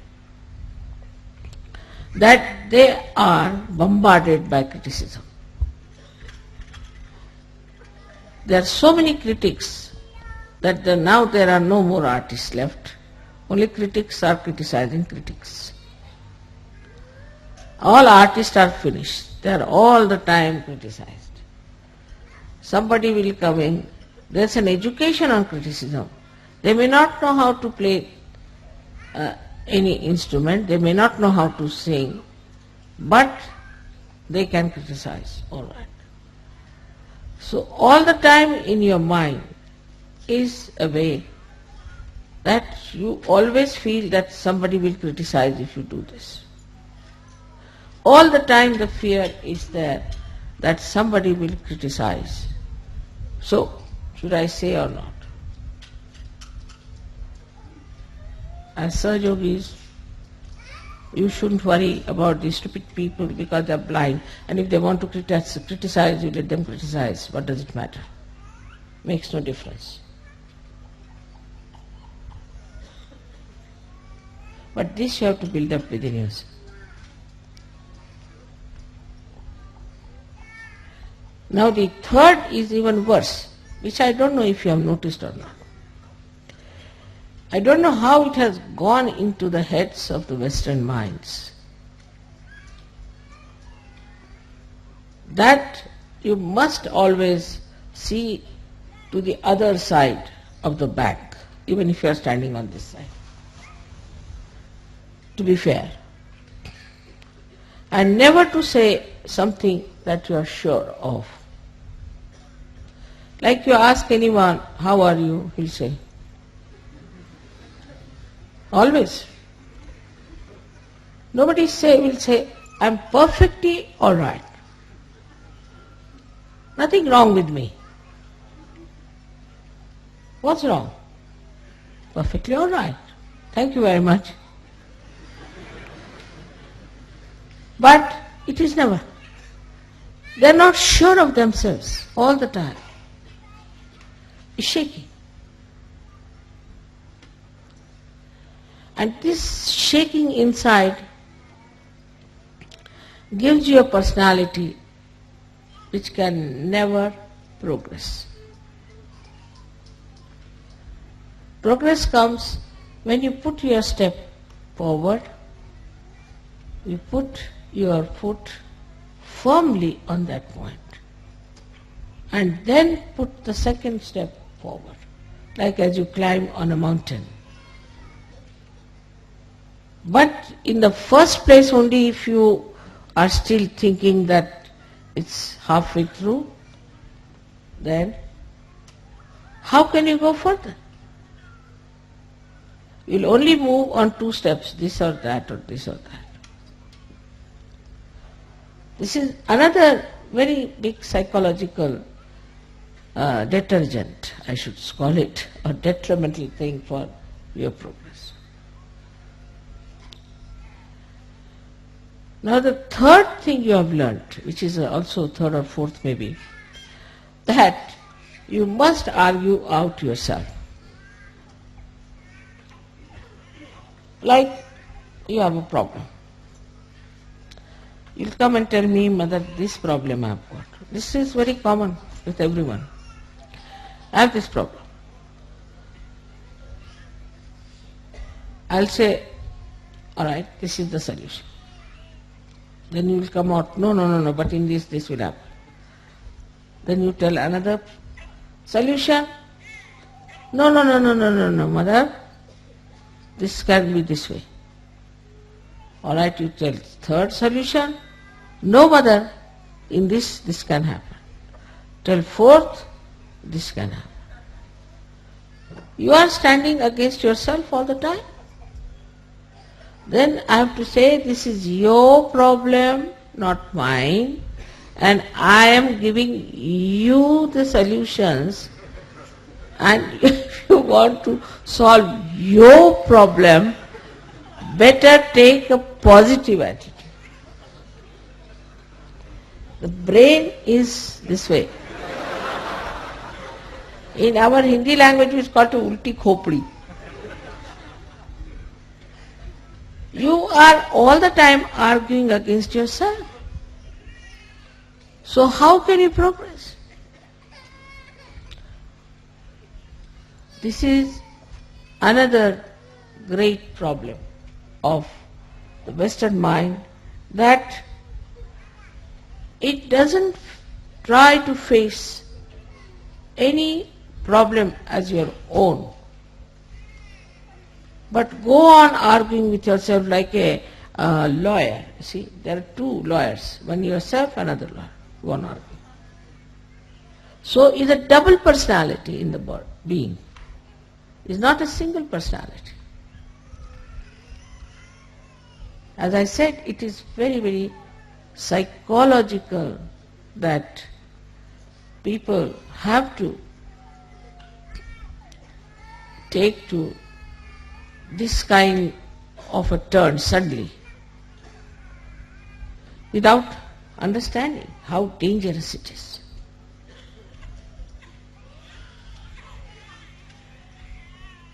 With the enlightenment of your brain, they should disappear. On the contrary, in sahajayoga, it's very dangerous. Because you say something, you are a sahajayogi. You are connected with the all-pervading power.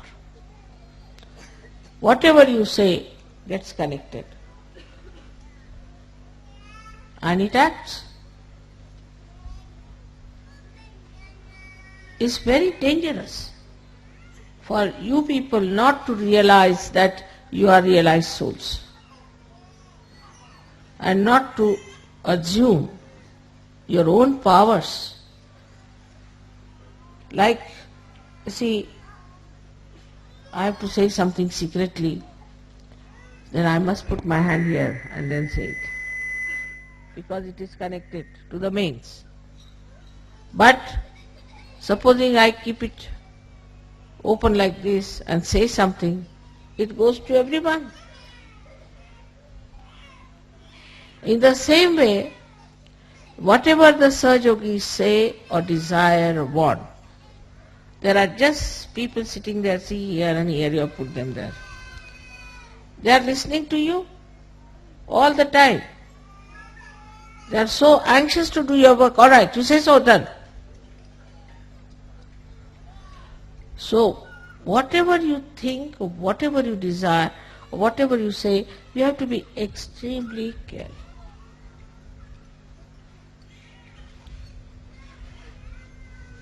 And when, now, I mean, old people, all right, I can say that very conditioned, they have problems and all. But the generation that is here, most of them are all capable of improving yourself and making your brain straight by bringing it backwards to the forward.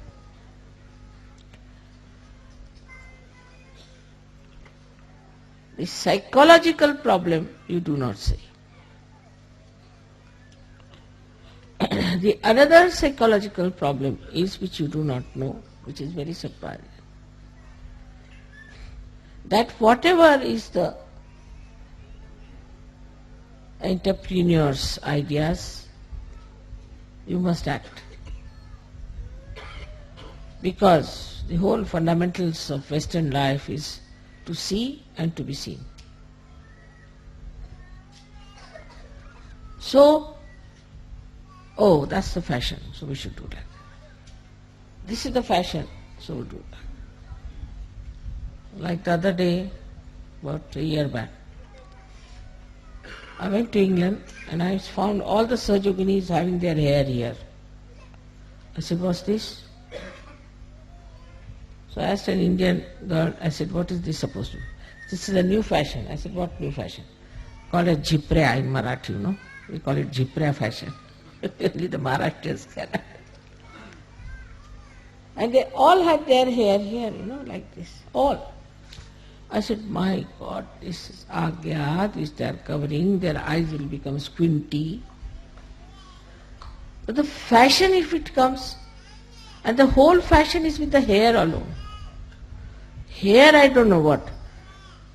There's so much interest in the hair, and they lose the hair so fast in these countries without using the oil which they should use. They lose their hair very fast. Starting from the hair, the sastra. Then fashion means, what is this? These entrepreneurs, these stupid people are creating ideas, and why should we follow them? I don't say that Sahajogis should all look alike, not at all. You can dress up the way you like. You can live the way you like. But you should not get yourself enslaved by any entrepreneurs. You are free people now. Know that very well. Know that you are absolutely free, and your freedom is absolutely in the light of your enlightenment. You can never do wrong. But first of all, have that confidence within yourself. That whatever you have to do, you are not going to enslave yourself to entrepreneurs, what people have to say, how you will look, how you will appear before. This is a very important point, that half of the time we are laboring just to look like many others. It's very surprising how these entrepreneurs have befooled the Western people. In India it won't work. Won't work. Especially the Indian women. This in between came a mini sari. Came up to Bombay for about 4 or 5 days, I think disappeared. No Indian woman would wear a mini sari, finished. Nothing to eat. Any sort of fashion now comes in India, doesn't stay. Because whatever clothes we have now in India is traditionally has been there, has been tested, and error and trial and error and trial, and we know now this is the best, now stop it. At certain age, you stop. This is the style that suits us the best. But anything goes on, the styles go on changing. And this is what you have to be very careful to see, that you do not take to stupid things which are being created by entrepreneurs, but to sensible things which are required for. So one of the enslavement I feel is that you have to play into the hands of entrepreneurs. But the slavery is very deep and is so psychological. In so many ways it is extremely hidden and so subtle that you cannot make it out. So in the introspection you find out what's gone wrong with you, how you are made this way, what's wrong in my own personality.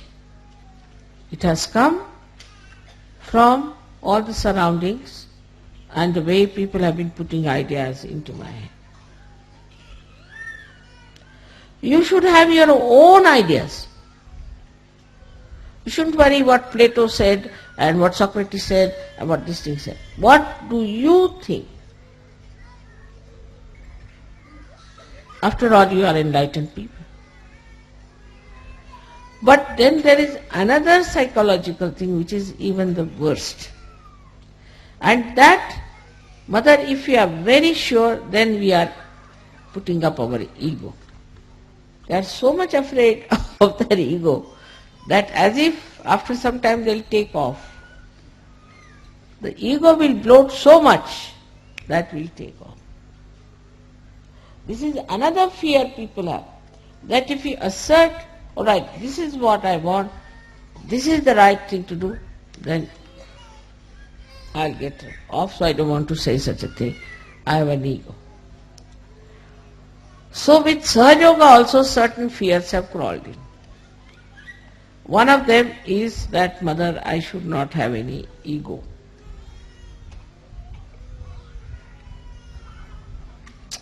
Now, what is the problem of ego?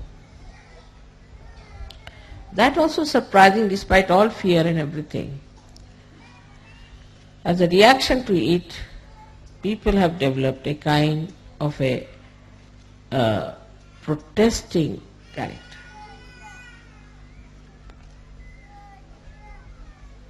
But again, these entrepreneurs have pampered your ego.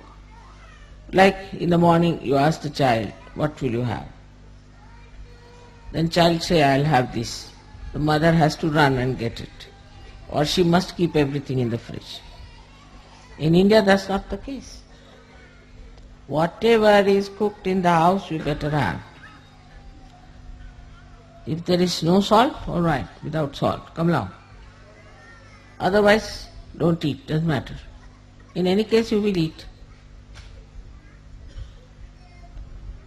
So when the disciplining comes within yourself and you understand this, then you do not say, I desire only this, I desire only this. What you desire, you tell yourself. All right, you will not have it for 1 month, let's see.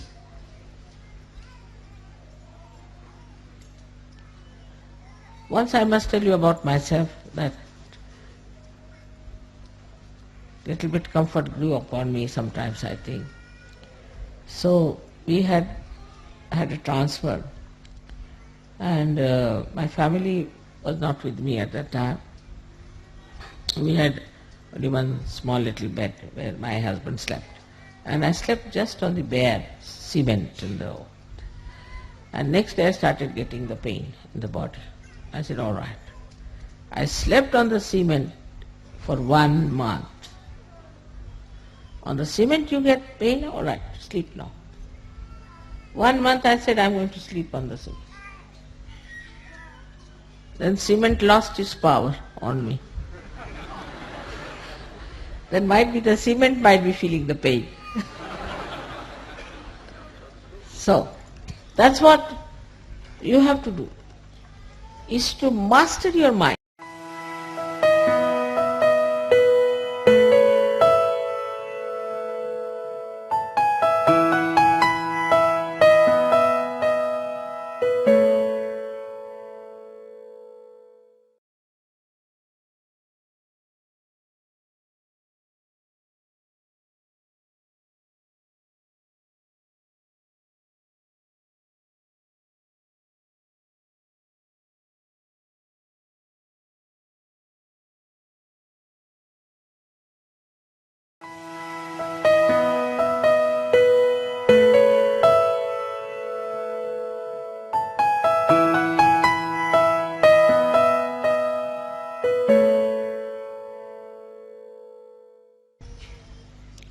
Now the problem only will come, what is the discretion, this ego will come up, Mother. Because your ego, as I said, is developed by reactions, by protesting against things, and also by the pampering of the entrepreneurs. All right, whatever may be the reason, we are not going to psychoanalyze ourselves. But the fact is also we have an ego problem. Why? I've already told you that if a balloon is bloated many a times, it can easily be bloated. At the slightest air, it bloats. And that's why you are afraid that suddenly my ego might become so big that I may be like a balloon in the air somewhere moving. But how to get rid of this is to know that you are an enlightened soul. Respect yourself. Once you start respecting yourself, you will not fall into any traps of ego. Very simple. Respect yourself. You have to say, I am a sahajayogi. How can I behave like this? After all, I am a sahajayogi. A kind of a dignity that develops. And then you will start feeling shy of doing something that is stupid. Because ego makes you stupid, that's the point. Absolutely. So, now, if you develop this respect for yourself, I am a sahajayogi, so I can't behave like this. I am a sahajayogi. If you say like that to yourself, then you will be amazed that the dignity of a sahajayogi will definitely keep you down to earth.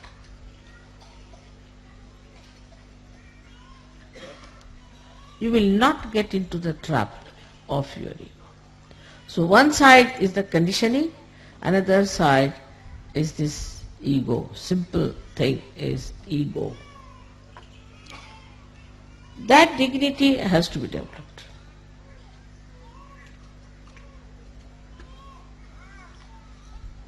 You'll be surprised, among animals there are maryadas.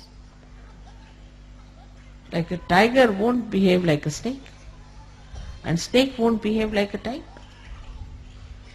So we are now sahajogis. We are tigers among human beings. We are lions among human beings, the highest. We are the highest human beings. It's not necessary to have 10 medals on your body to show that you are something great. But you are sahajogis. You are mahayogis. So develop that respect. And you will be surprised, the humility will immediately will walk into you. Humility. I have seen some sahajogis sit like this, sometimes sit like this, sometimes if the left Vishuddhi is there, like this, right Vishuddhi is there, like this. But then you see yourself. Like a bridegroom has to dress up, and he remembers, I am the bridegroom. I cannot behave like other younger boys who will be there. I have to have my own personality. I am the bridegroom. I am going for my wedding. I cannot behave like all my other friends are there. You have to behave in a particular manner. So assume this. Still, we do not know that we are sahajogis. Once we know we are sahajogis, that dignity will develop within us, and with that dignity you will be amazed. You will also see what is wrong in your own country, what is indignified. Now, with whatever has happened in France, you can find out what's wrong with French laws. But French are more interested in drinking and eating and other things. So they never paid attention, oh, let it be, what do you care for laws, let it be as it is, doesn't matter, who should bother about these things, it's nothing important. After all, if you can get something to drink.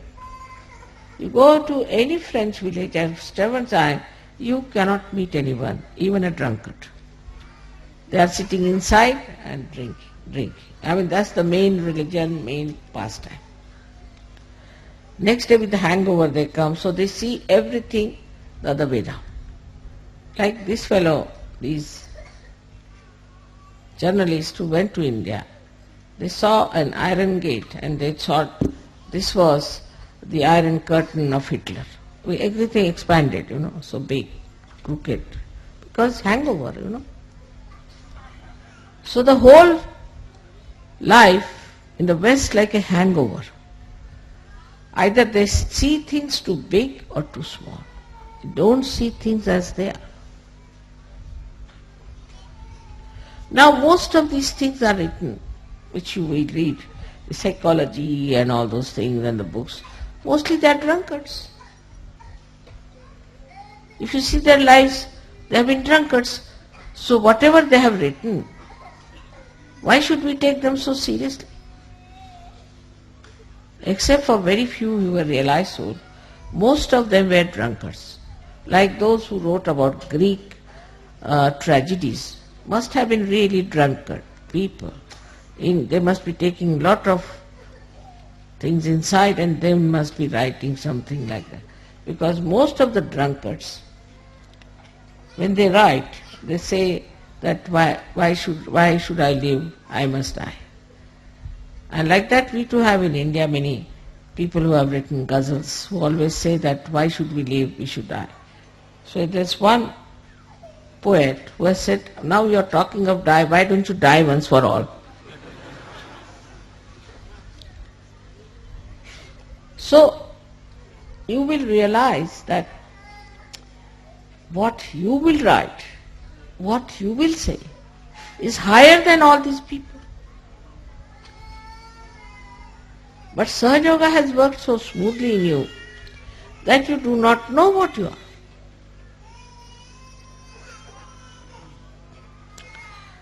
Today on Guru Puja, you are worshipping your Guru.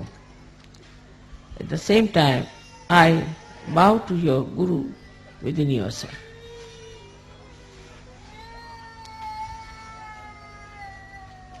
Let your Guru come up and show itself. Especially the kind of a Guru you have.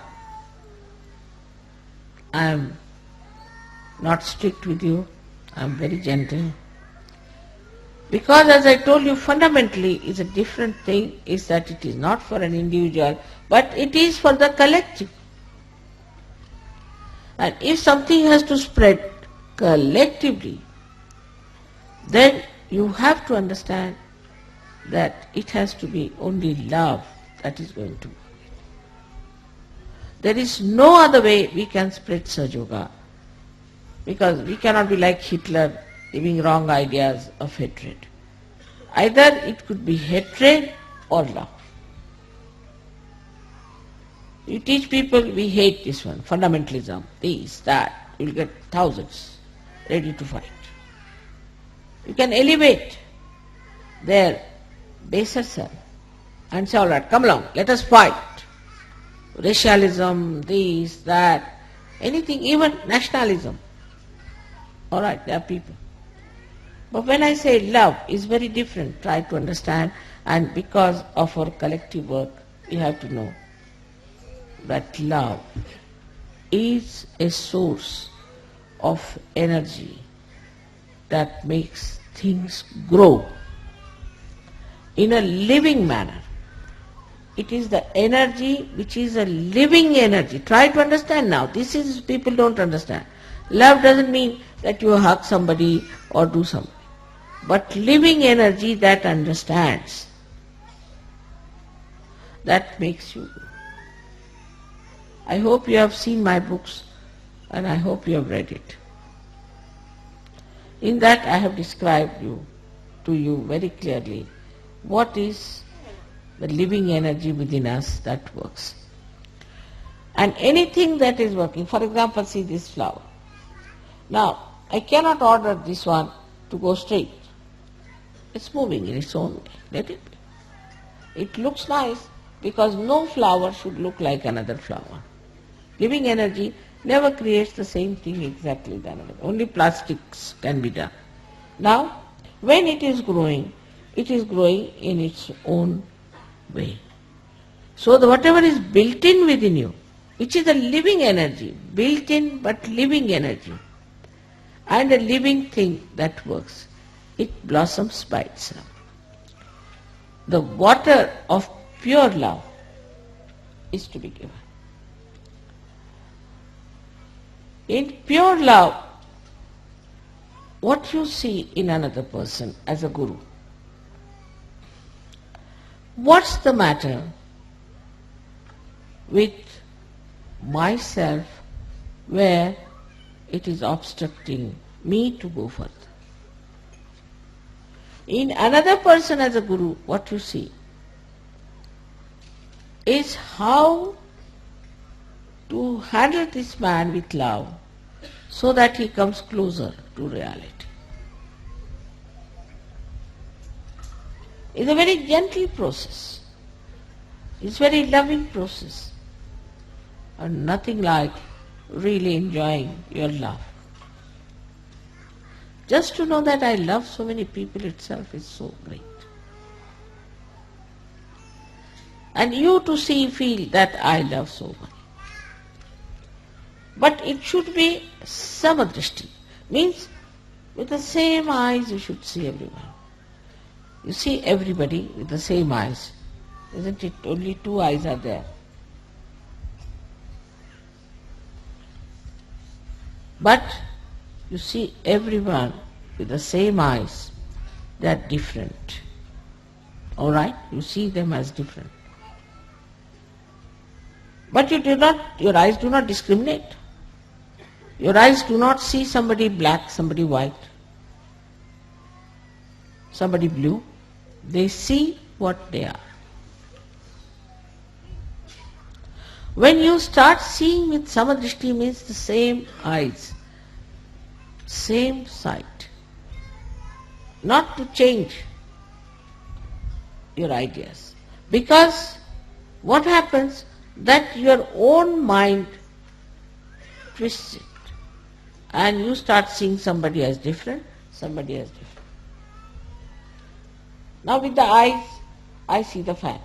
But supposing my mind is off, I might see as a human being. So if you are a sane person, then you will see everyone as they are.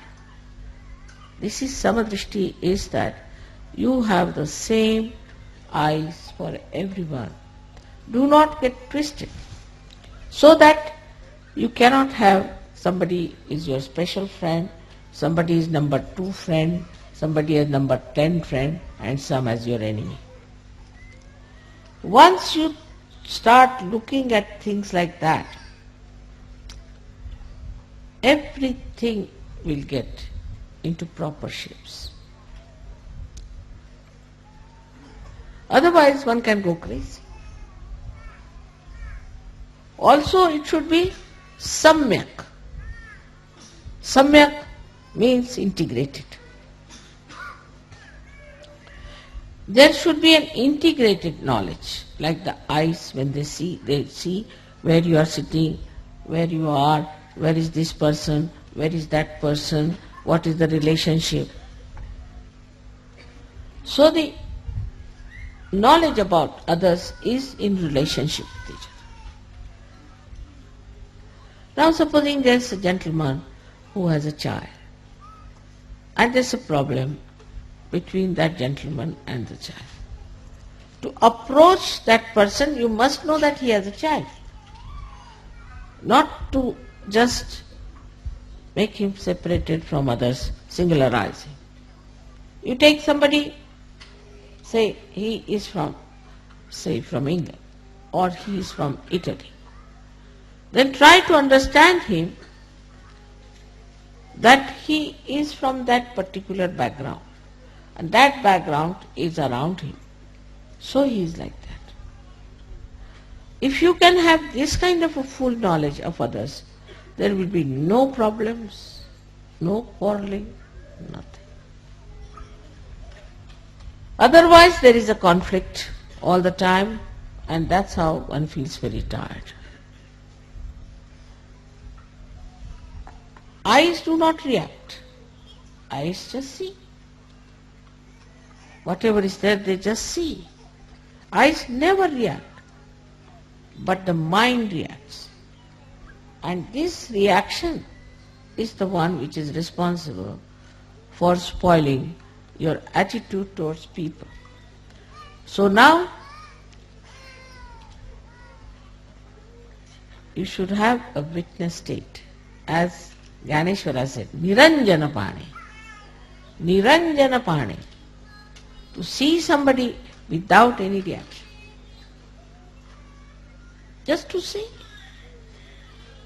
And you know everything about that person as soon as you see that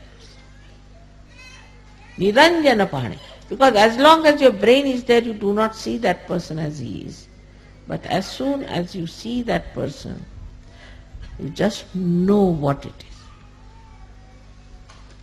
But then immediately you will know his chakras, his kundalini, everything will penetrate. But your mind, which is loaded with nonsense, will not allow you to go to that level. So the Niranjanapani, the one where you just see something, that kind of a eye we have to develop. So, with that, a detachment starts. Automatically, you do not criticize anybody because your mind is like this against that person. You do not love somebody because your mind thinks this way. You cannot form groups, you cannot have some people who are dear to you, some are not.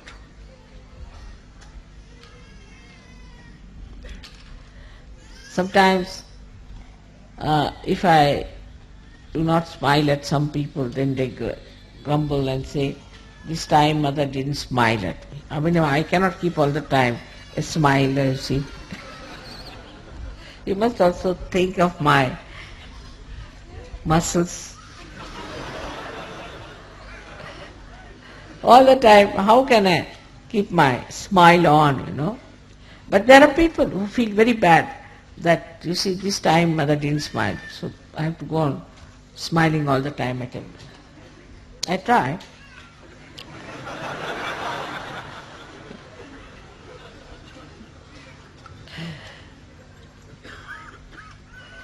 So the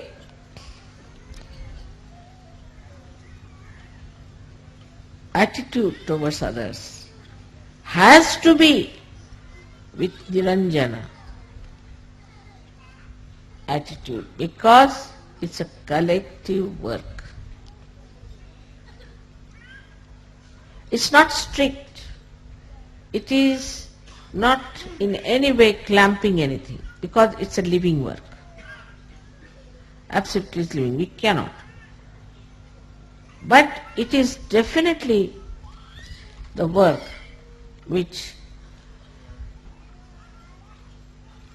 creates harmony, love, affection, feeling of oneness. Imagine to think about someone who is not kind to you, or is a horrible thing. Better think how nice you could be to that person.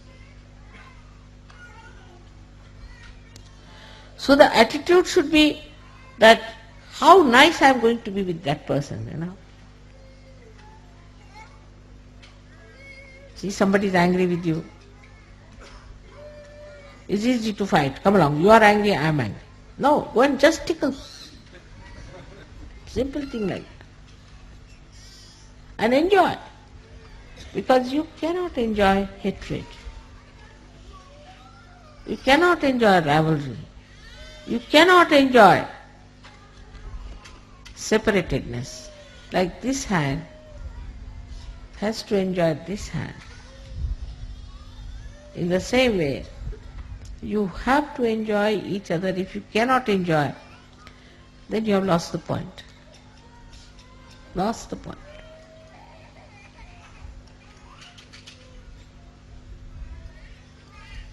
So, in the collective progress, we have to know that we cannot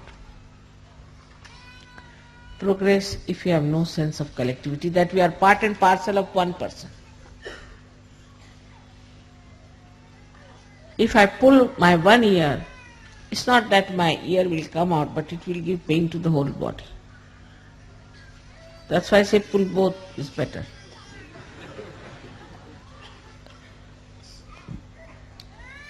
And when you start, you see, seeing this way yourself, then you'll be amazed a kind of a sweet humor about yourself develops. And you really become a very interesting, magnetic personality.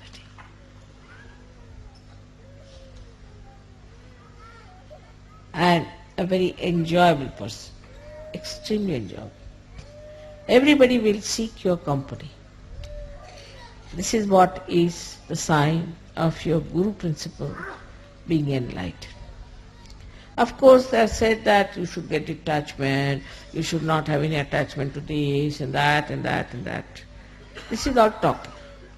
But actually, only introspection and assumption, or we can say the knowledge of your own depth itself will give you that feeling. If you have that knowledge that I am a sahajayogi and my depth of divinity is so great, that itself will be more than sufficient for you to exist as the topmost guru. Actually, I am no more a guru, I was never a guru. I am a mother, I am hopeless guru. Because a guru cannot be strict, it's useless.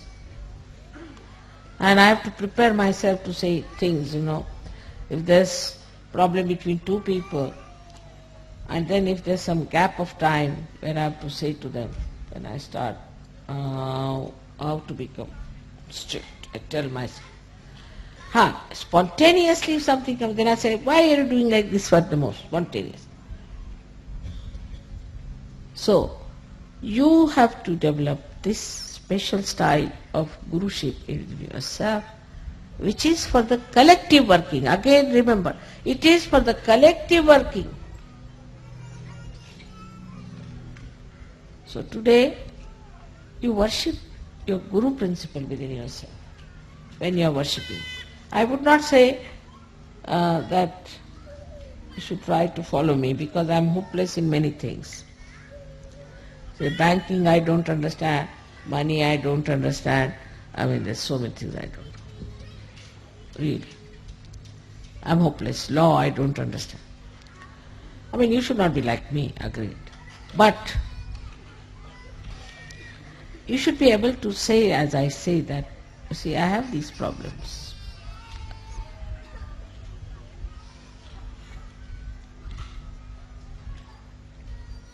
But one thing for sure, you must have complete knowledge of sahaja, or desire to know everything about sahaja. If that works out, then you will swim into this ocean of knowledge like a jet, and whatever you want to know, you will know.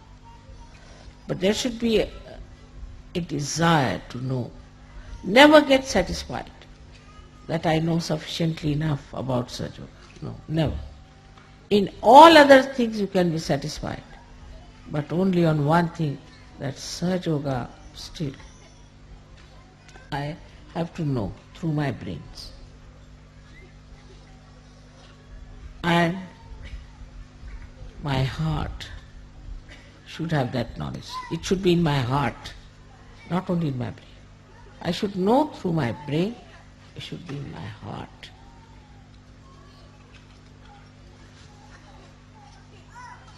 Like when you see a film, you see King Kong. Then you know it's King Kong, alright, it's the film, doesn't matter. Normally our knowledge is like that. But if you see Mr. King Kong standing here, oh my God, he's already here. In the same way, when our knowledge is in the brain, it is just like a film is away from, it's not in our heart. But when it is heart, it acts, it works. It doesn't work through brain. In the brain it just stays, but in the heart it works. In the heart resides the spirit. It's very simple that We are people who are more living with our brains, not with our heart. But know that we are in reality. King Kong is standing before us. We are not seeing a film, it's in reality. And in reality, the heart has to work, not the brain. Because reality is only through the heart, not through the brain. Once you understand this, then you'll open your heart, enlarge it. Now this is in my heart. So the whole thing will be so clear-cut in your head. You will know everything clearly. What is to be done, how to react, how to work it out. If you put all this knowledge of Sahajayoga into your heart, first of all you will have to enlarge your heart, otherwise you can't put this ocean. And then you say, this Sahajayoga. To me everything seems to be Sahajayoga. Buying this house, coming to this place, all this is Sahajayoga. I can see clearly. Anything that I see, I connect it to Sahajayoga immediately. This is Sahajayoga. Why this is so? This is because of Sahajayoga. This is Sahajayoga. So everywhere you start seeing Sahajayoga, when your heart knows what your brain knows. I've known people who know all the mantras very well, everything very well and all that, but in the heart. So put it in the heart. In Sahajayoga, the Guru is not through his brain, but through his heart. May God bless you.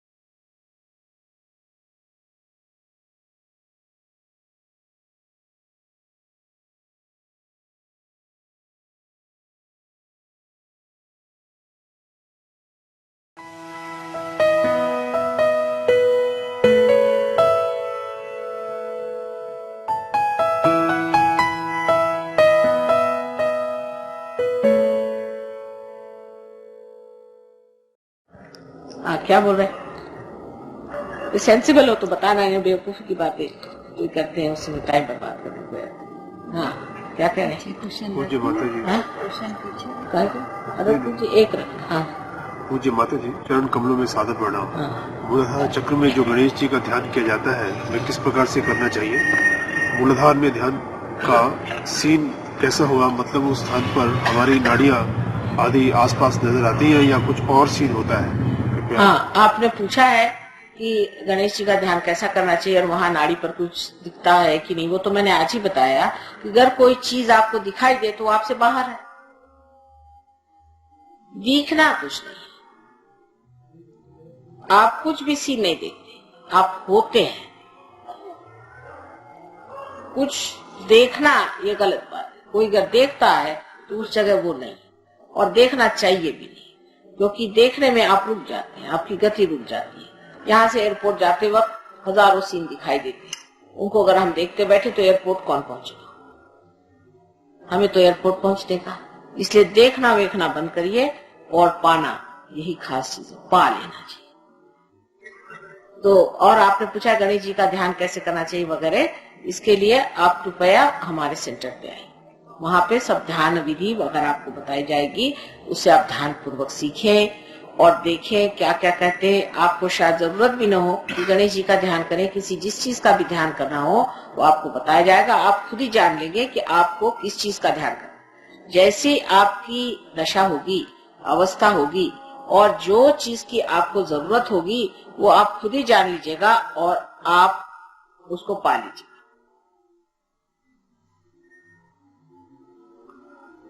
Body is glorified by water, mind by truth, and soul by the erected blank.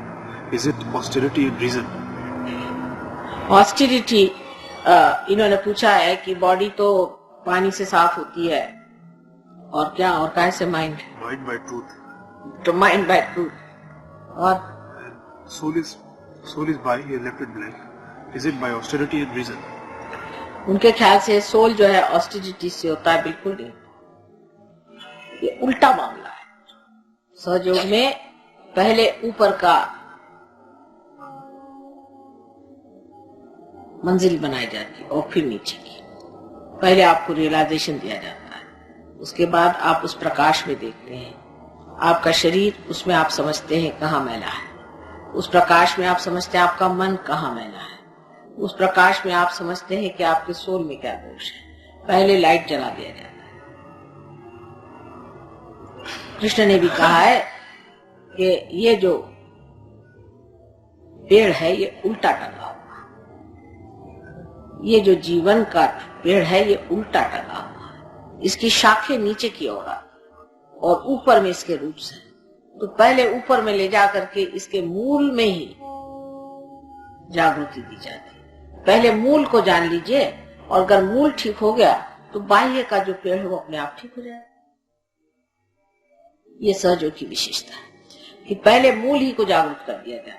वैसे भी कोई भी पेड़ को अगर आपको ठीक करना है और आप कहें कि पहले इसको आप इसकी पत्तियां ठीक करिए, फिर इसका आप बीच का बुंदा ठीक करिए, तो कुछ हो नहीं सकता. पर अगर आप मूल में उतर आए तो मूल से आप पूरे पेड़ पे छा सकते हैं. यही सहयोग का मार्ग है कि आप पहले अपने मूल पे उतरें.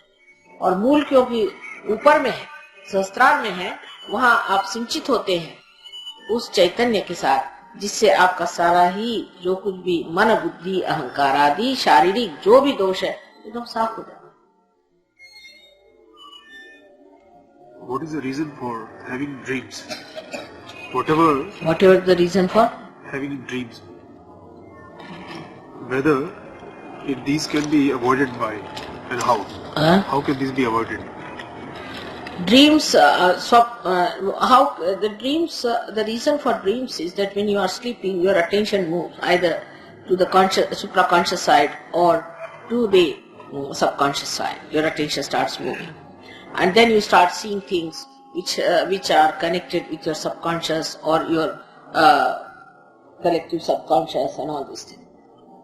And you may go on to supraconscious side where you will see your future and all these things.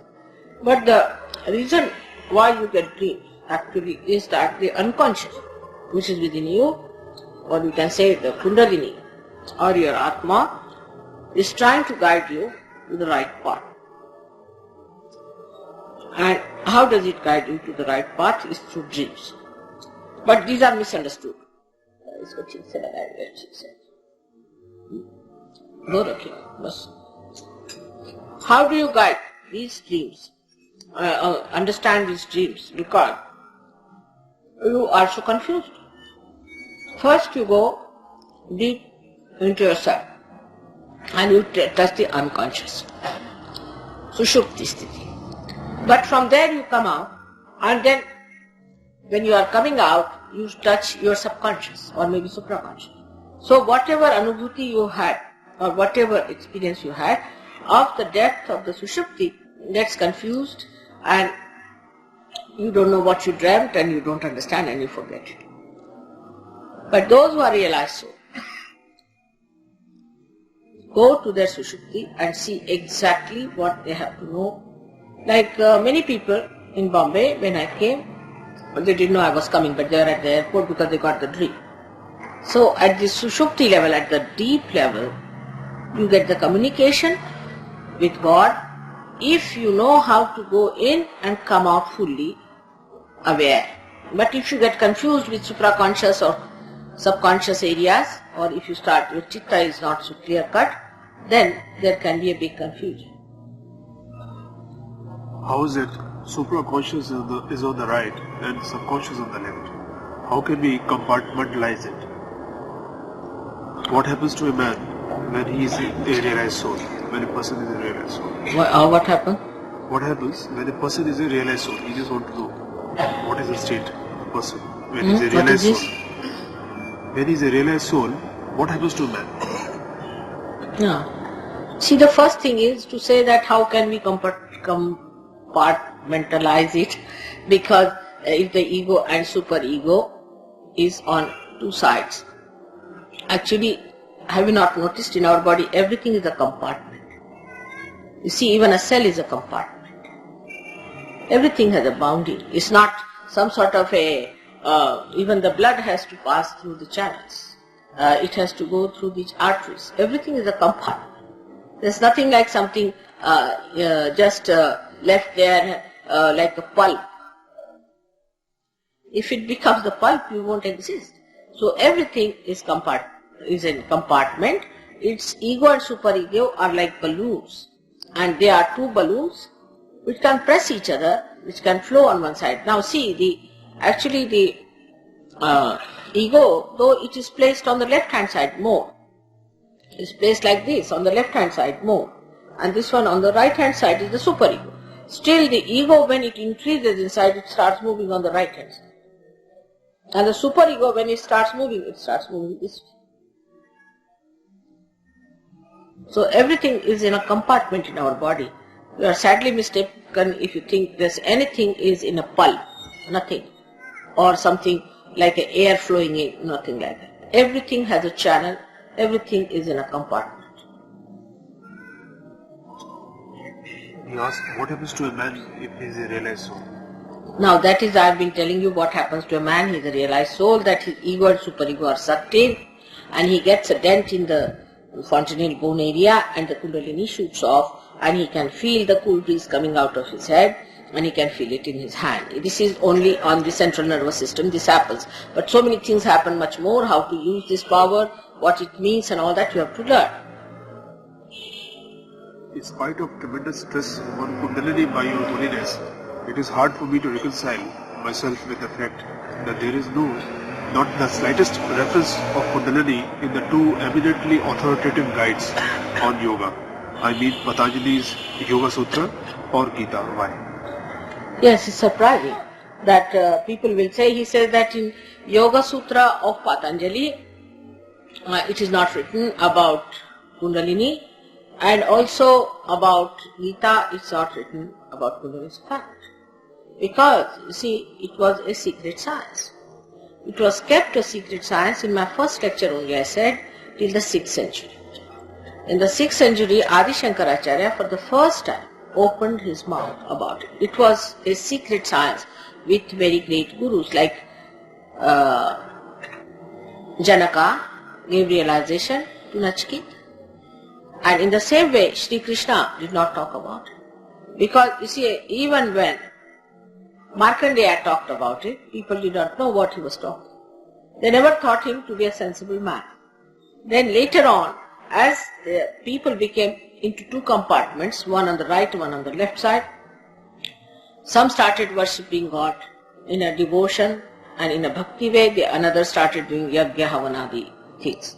So whatever was required for these two types of things evolved, and that's what they developed. The central site of evolution was kept a secret. And even at the time of Sri Krishna, it was not mentioned. A word about this thing was mentioned. Because this is an internal happening. This is an antar yoga. It was not described, but Sri Krishna hinted at that you have to have your yoga. But how, he did not say, because that was not the time. He was the one who laid the seeds. That's why he is called as Krishna. Krishna means Krishi, the one who has done Krishi. So this one was laid. The sprouting had to come. Today it was to be told, so I am telling you about it. Everything is not told at the same time. Same in Sahaja Yoga. We don't tell you everything at this time. About Agya Chakra I have told you something, but not all. Gradually, when you will be so aware, I will tell you. It has to be seen how far to be said at what time. And that's what was needed at that time was told by Krishna. So Gita is the one which only tells you that this will happen. But Jnaneshwara, who was born after the 6th century, in Jnaneshwari has written about Kundalini, clearly. Because though Gita it is not written, but he said this is how it is done. Jnaneshwara has written. Though he has written, it's the Gita translated into a common language, he put also the knowledge of Kundalini. Because at that time it was to be told. Before that it was not to be told. Shankaracharya at the 6th century did it, then Jnaneshwara did it, then Nanaka did it, then Kabira did it. All these people did it. Not only, but even Muhammad Sahib in a way has talked about it. About the sahajayoga and resurrection time. They all started talking about the resurrection time much later as they started seeing people getting dead. Because to talk too much about the future is dangerous. That time Sri Krishna was placed with Arjuna when they were at the war. And that time he had to talk about the problems of ahimsa and those ideas which we have, about wrong ideas we have. And that's how he talked on that subject. Whatever was the subject, he talked on that. And he told him how to become one with God. And not how, that when you become one with God, you become a sthitaprajna. He gave the idea as to what will happen to you, but how it will happen, he did not say. That was left to me to explain. They can't do everything, I have to do something, isn't it? Because if he had said how, then they would have said, give me realization. But they were not prepared for realization.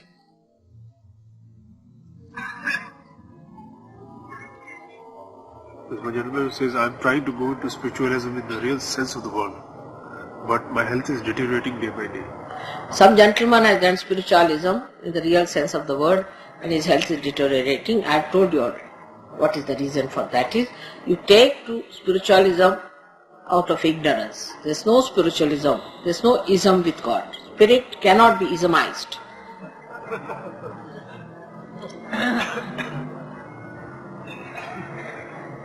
So you take to sahajayoga, become your spirit. You cannot ism it. That's one thing you cannot ism. You can have isms in everything. But spirit is detached, it cannot be put into isms. So those who say spiritualism must know they have done wrong. Alright? You come to sahajayoga and forget it. I know, I am sorry for that. You are misled, but God is there and spirit is there. In sahajayoga we promise you that. And whatever mistakes you have done, it can be corrected. आपने तो 3-4 पन्ने लिख डाले साहब. ये आपका है. I want to be a God, and I have a love for that. And when I see, sometimes I see the flash of light, that my attention goes toward that side, but health, that's deteriorating at last.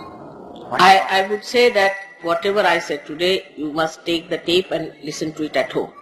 I've said all these things already, but your attention should have been there. Now you take a tape from these people, listen to it. I've said the same thing which you are telling. That these are the problems of a person who goes to these things and how he gets into problems. Alright?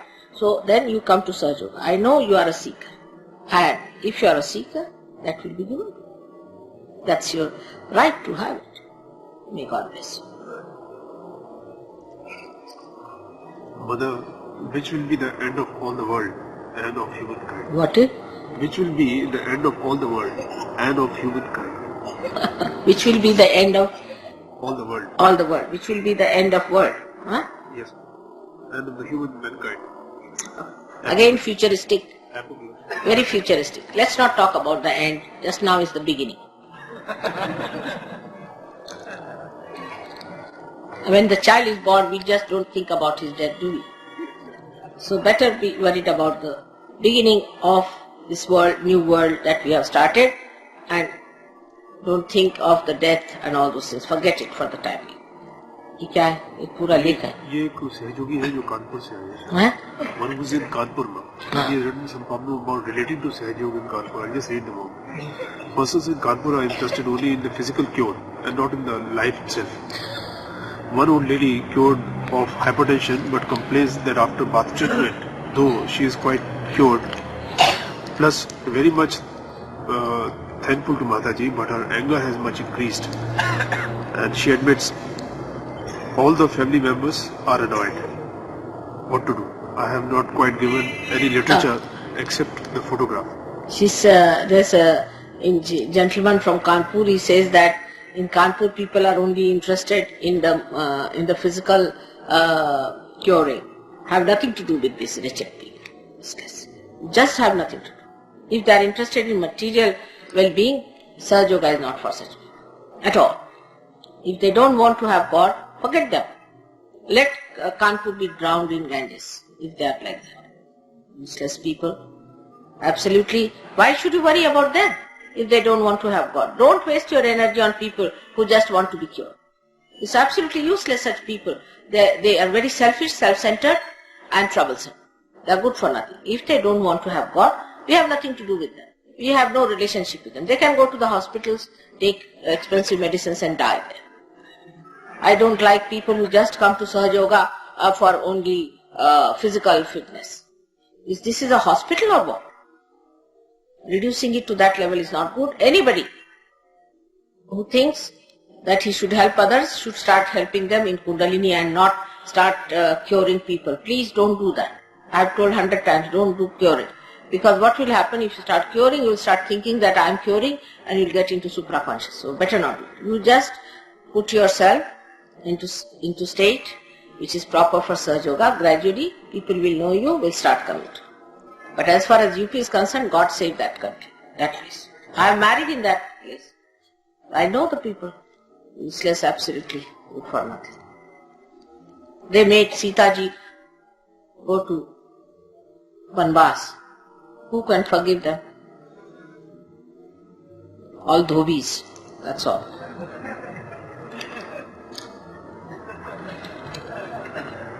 And the second question is also... UP walas have a very great ego, you know. We had a servant who was from UP. I'm also married in UP, I shouldn't say, but I saw that very clearly. And there was we had another one who was from Madras. So he was very clean, Madrasi fellow, cleaning everything nicely, working very hard. So I told this UP wala, I said that if you don't learn all these qualities, one day you will have no jobs in Delhi. And you will all go out of jobs. You better learn all these qualities of Madrasi people, how neat they are, clean they are. They take their baths every day, we are a lazy lamb. So he said, हाँ ठीक है, इनको तो बर्तन मारने दीजिए, हम तो राज करेंगे. They are all going to do Raj, just imagine. So one must understand that, you see, every place has its own problems. Out of them, UP and Bihar. I don't know how it is going to work out. I am worried. I have already tried to send somebody to Lucknow to do something. My house is in Lucknow. My relations are in Lucknow. I have given realization to all my relations. But they find it strange. The whole thing is so strange, you know. You don't know what to do with that place. Imagine a Nawab married 365 wives. Can you imagine such a Nawab living in that horrid place? Singing ghazals morning till evening. All dirty things they do. And I don't know if you can really bring them round. There are some nice people, I wouldn't say there aren't. But on the whole system is based on something very nonsensical. And to bring them round, especially Kanpur is such a materialistic place, very materialistic. Very materialistic people. The Ganges flows in Kanpur. Ganga, Gomati, Yamuna, all these rivers are in the north. Cleansing morning till evening. Working so very hard. When will the people realize? So the Kanpur gentleman should come and settle down in Maharashtra. Rama also had to live with Sita. कोई अगर हो उधर UP वाले तो माफ करे, मेरा ससुराल है. The second question is almost you have already answered. Third is, may I give self-realization to persons who have meager desire, or to my own family members, as there is no sahajayogi? No. Don't try your family members. That's not proper. Those who have no desire for sahajayoga, you cannot push them in. It's impossible. Who is your family? These are your family. Like Christ, once they asked, your brother and sisters are calling. He said, who are my brothers? Your brothers are calling. He said, who are my brothers? He looked around. Don't push your family members, alright? They'll become bhoots. Because if you push them, imagine, Agya Chakra is closed, they'll go to the left or to the right, they'll become bhoots or not. Don't push them at all. What else? But question is, one of my cousin brothers here in Delhi, where I'm staying, drinks wine, but does not want to come to the Sahajayoga program in spite of my persuasion, as he is convinced that he simply can't drink and smoke after attending the program. You see, this somebody's brother doesn't want to come to Sahajayoga program because he thinks after coming to program he cannot drink and smoke. Now, I would say that you need not tell him this regret that after Sahajayoga you don't drink and smoke. You need not tell him. Once you bring him and he gets realization, he will not do it. So let us manage it on that level. Better not tell him if you are interested. I don't say, did I say don't drink, don't smoke? Did I say so? I don't say so. But it just happens. So just let it be, let them come as they are. एक लिखती है, मेरे पेट में तकलीफ रहती है, मेरा जिगर, तिल्ली और आंतों में सूजन आदि विकार है, जिसके कारण हल्की पैचेस वे के पेट में भारीपन रहता है। अब एक साहब फरमाते हैं उनके पेट में तकलीफ रहती है, उनकी तिल्ली खराब है, उनका खराब है। अभी इन्होंने अगर स्मोकिंग किया हो और शराब पियो तो भगवान ने बचा रखे, हमारा तो हाथ ही नहीं चल सकता। तो जिन्होंने पहली चिट्ठी लिखी उसका जवाब दूसरी चिट्ठी में है। इसलिए जब उनके पेट में दर्द होगा तो सहयोग में आएंगे, जब उनकी तिल्ली बढ़ेगी तो सहयोग में आएंगे। और जिनकी तिल्ली बढ़ गई है उनको सेंटर पे आना चाहिए। और जैसे एक डॉक्टर के पास जाते हैं, जिस श्रद्धा से उसने कितनों के पैसे मारे हैं, किसको को मार डाला है, कुछ पता नहीं, लेकिन सहयोग के प्रति अत्यंत श्रद्धा पूर्वक जो आते हैं उनको मुफ्त में सब बातें बताई जाती हैं और उनको श्रद्धा पूर्वक ये कार्य करने से एकदम लाभ हो जाता है। लेकिन मुफ्त होने की वजह से लोगों को उसकी रिस्पेक्ट देते हैं। आप आइए, आपको जो जो शिकायतें हैं वो बताइए और उसके बाद आपकी शिकायतें भी ठीक हो जाएंगी और आपको परमात्मा भी मिल जाएंगे। ऐसा कहीं हुआ है?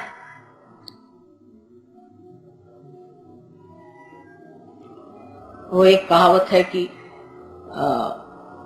खुदा के देने का मूसा से पूछो अहवाल, आग मांगने गए थे पैगंबरी मिल गई। वही हाल सहयोग है। आग मांगने आएंगे, आपको पैगंबरी दे रहे हैं, ये पैगंबरी है।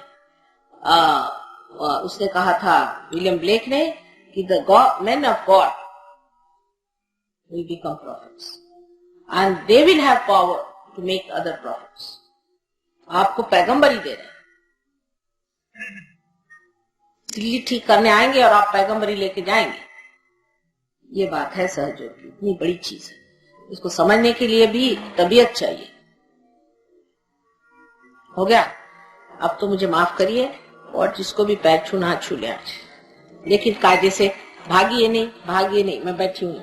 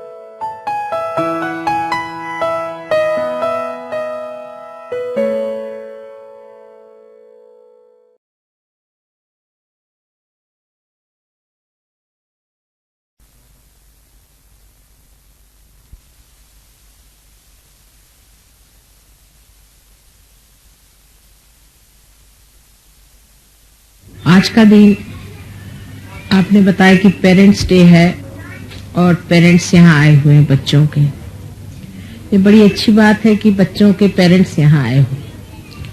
सहयोग क्या है और उसमें मनुष्य क्या क्या पाता है वो तो आप जान सकते हैं, लेकिन आज मैं आपको एक छोटी सी बात बताने वाली हूँ कि माता पिता का संबंध बच्चों के साथ कैसा होना चाहिए। सबसे पहले तो हमारे दो संबंध बन ही जाते हैं बच्चों के साथ, जिसमें एक तो भावना होती है और एक में कर्तव्य होता है। भावना और कर्तव्य दो अलग अलग चीज बनी रहती है। जैसे कि कोई माँ है, वो बच्चा गलत काम करता है, गलत बातें सीखता है तो भी अपने भावना के कारण कहती ठीक है चलने दो, आजकल बच्चे ऐसे ही हैं, बच्चों से क्या कहना, जैसा भी है ठीक है। दूसरी माँ होती है कि वो सोचती है कि बच्चों को कर्तव्य परायण बनाए, उस थोड़ी देर बाद में कर्तव्य परायण बनाने के लिए वो फिर बच्चों पे कहती कि सवेरे जल्दी उठना चाहिए, आपको पढ़ने बैठना चाहिए, फिर आप जल्दी से स्कूल जाइए, ये टाइम से करना चाहिए, वहां बैठना चाहिए, ये उठना चाहिए, ऐसे कपड़े पहनना चाहिए, इन सब चीजों के पीछे में लगी रहती। अब इसे कहना चाहिए कि ये सम्यक नहीं है, इंटीग्रेटेड बात नहीं, इसमें इंटीग्रेशन नहीं है। और सहयोग जो है आज का ये इंटीग्रेशन है, ये दोनों चीजों का इंटीग्रेशन होना चाहिए, न कि कॉम्बिनेशन होना चाहिए। इंटीग्रेशन और कॉम्बिनेशन में ये फर्क हो जाता है कि हमारी जो भावना है वो कर्तव्य होनी चाहिए और कर्तव्य हमारी भावना होनी चाहिए। जैसे कि हमें अपने बच्चे के प्रति प्रेम है, तो हम कहेंगे कि प्रेम है इसीलिए हमारा कर्तव्य है कि हमारा बच्चा ठीक रास्ते पर चले, और हमारा बच्चा ठीक रास्ते पर इसीलिए चले क्योंकि हमें उससे प्रेम है। अगर हम अपने बच्चे से ये नहीं बताते कि वो ठीक रास्ते पर चले, तो इसका मतलब हम भावना प्रधान है। ये तो बहुत आसान है कि हम इस चीज को सोचें कि हम बच्चे से क्या कहें, जाने दीजिए, बच्चे से कहने में बच्चे दुखी हो जाते हैं, तकलीफ होती है उनको क्यों दुखी करें। और एक होता है ये सोचा जाए कि नहीं, कितना भी दुख हो तो भी बच्चों को जो है एकदम धो करके मांझ करके बिल्कुल साफ कर दे। जब इंटीग्रेशन हो जाता है तब मनुष्य इस तरह से स्वयं अपना ही बर्ताव कर लेता है कि जिसका सबसे बड़ा प्रभाव बच्चों पे पड़ता है। जैसे कि पिताजी तो हैं आलसी नंबरी एक, समझ लीजिए, और या तो शराब पीते हैं, सिगरेट पीते हैं, या माँ है बहुत गुस्सैली है, बच्चों को मारती पीटती झिड़कती रहती है, तो उसका असर बच्चों पे अपने आप पड़ जाता है। ऊपर से आप चाहे उन्हें कितनी भी सदुपदेश दें और कितनी भी बातें बताएं, वो ये देखते हैं कि ये लोग कैसे। कुछ बताने से कभी फर्क नहीं होने वाला, जो फर्क होता है वो देखने से होता है कि हमारे माँ बाप का बर्ताव कैसा है, उनका दूसरों के साथ बर्ताव कैसा है, और उनका हमारे साथ बर्ताव कैसा है, उनका आपस में बर्ताव कैसा है। बच्चे हमेशा ये चीज देखते रहते हैं। एक छोटा सा किस्सा है कि एक औरत बहुत दुष्ट स्वभाव की थी और उसके ससुर बुढ़े हो गए थे, तो उनको वो जो दूध वगैरह देती थी तो एक बड़ा गंदा सा बर्तन था मिट्टी का, उसमें दिया करती थी, और वो बेचारे उसी में दूध पीते थे। और वो बच्चा जो था उनका, वो ले जा करके दूध अपने दादा को देता था। एक दिन वो बर्तन टूट गया तो बच्चा जोर जोर से रोने लगा। तो उन्होंने कहा कि भाई इसमें रोने की कौन सी बात है, वो तो टूट गया तो टूट गया, इसमें जोर जोर से रोने की क्या बात है। तो बच्चे ने कहा कि मैं ये सोच रहा था माँ कि जब तुम बुढ़ी होगी तो मैं तुमको किस चीज में दूध दूंगा। तब उसका दिमाग जगा कि देखो बच्चे ने ये बात समझ ली, और फिर कहा अच्छा अगर दूसरा आ सकता है तो बहुत अच्छी बात, अब मैं नहीं रोऊंगा क्योंकि उसमें मैं तुमको दूध दूं। तो बच्चे हमेशा ये देखते रहते हैं कि आपका बर्ताव कैसा है, और इसकी जो छाप बच्चे पड़ती बड़ी गहरी होती बनिस्बत इसके कि आप सुबह शाम बच्चों को लेक्चर देते रहे। इसलिए जो लोग सहयोगी यहाँ पर हैं या जिनके बच्चे यहाँ पर पढ़ते हैं, उनको समझ लेना चाहिए कि क्या आप में वो सम्यक ज्ञान नहीं। सम्यक ज्ञान आने पर मनुष्य कितना भी समझाए तो बुरा नहीं लगेगा, कितना भी प्रेम करे तो भी खराब नहीं होगा। आप लोगों पे मेरा अनंत प्रेम है और बहुत बार आपको मैं समझाती भी हूँ, लेकिन आप लोग न बुरा मानते हैं और नहीं आप बिगड़ गए। इसकी वजह यह है कि सम्यक ज्ञान से काम करना। अगर बच्चे जानते हैं कि आप उनको पूरी तरह से प्यार करते हैं तो एक बार की भी झिड़की बहुत होगी, लेकिन आप हर समय झिड़कते रहिए तो बच्चे कहेंगे इनकी तो आदत ही बकने की है। इसलिए बच्चों को बहुत ही संभाल के और प्यार से रखना चाहिए। वास्तविक मैं तो यह कहूं कि प्यार ही से रखिए, और जब कभी बच्चों में कोई दोष देखें, कुछ देखें, 2-4 बार देखने के बाद शांति से उनको बिठा करके और कहें कि ठीक नहीं, आपको आश्चर्य होगा कि आपका अगर उनके साथ सद्व्यवहार रहा तो वो इस घबराहट में कि कहीं इनका प्यार ना कम हो जाए, एकदम ठीक हो जाए। लेकिन अगर आपने कोई प्यार ही कभी बच्चे को जताया नहीं, हर समय ये ठीक से रखो, वो ठीक से रखो, इसे ये करो वो करो करते रहे, तो बच्चे ये सोचेंगे कि ये तो इनकी आदत है और इन्होंने एक और बात कह दी तो क्या कर ली। तो अपना व्यवहार सम्यक होना चाहिए। अपने देश में भी हमने लोग देखे हैं कि अपने बच्चों के लिए झूठ बोलेंगे, चोरी करेंगे, चकारी करेंगे, ये करेंगे वो करेंगे, यहाँ तक कि उनका बस चले तो देश भी बेच डाले। और कुछ लोग होते हैं कि प्रदेश में खास करके कि वो अपने बच्चों की इतनी भी नहीं परवाह करते हैं कि अगर बच्चे मर रहे हो तो उनके मुंह में पानी डाल दें। ये दोनों चीजें इसलिए क्योंकि सम्यक नहीं है। उनको यही रहता है कि हमारा कारपेट नहीं गंदा होना चाहिए, हमारा डोर जो है साफ रहना चाहिए और हमारी गाड़ी ठीक रहनी चाहिए और बच्चों को काम करना चाहिए, उसके पीछे पड़े रहते हैं। और यहाँ हम लोग बच्चों खराब करते रहते हैं, खासकर माएं बहुत बच्चों खराब करते और पिता भी कभी कभी बच्चों खराब कर देते। तो पहले अपने और देखना चाहिए कि हम बच्चों को क्यों खराब करते हैं। इस कदर उनको प्यार नहीं देना चाहिए कि जिससे बच्चे खराब हो जाएं, आपकी बात न सुने, मनमानी करें, या बच्चे ये सोचे कि हाँ ये तो हम इनको सब समझा लेंगे, ये तो अपने हाथ की बात। इस कदर उनको गलत रास्ते पे हम डाल देते हैं अपने अति प्यार से। उसी प्रकार कभी कभी हम उनके साथ बहुत सख्ती करने से भी उनको हम इस तरह के बना देते हैं कि वो हमसे मुंह मोड़ लेते हैं, फिर हमारा वो मुंह नहीं देखना चाहते। दोनों चीज के बीचों बीच सहज हो गए सुषुम्ना नाड़ी पर, और सुषुम्ना नाड़ी पर चलना चाहिए। न तो अति प्यार के बहाव में रहना चाहिए और न ही अति कर्तव्य के बहाव में, किंतु आत्मा के बहाव में चलना चाहिए। और जब आत्मा के आदेश से आप चलेंगे तो आपको आश्चर्य होगा कि आपकी तो आत्मोन्नति होगी ही, लेकिन आपके देखा देखी आपके बच्चों की भी होगी।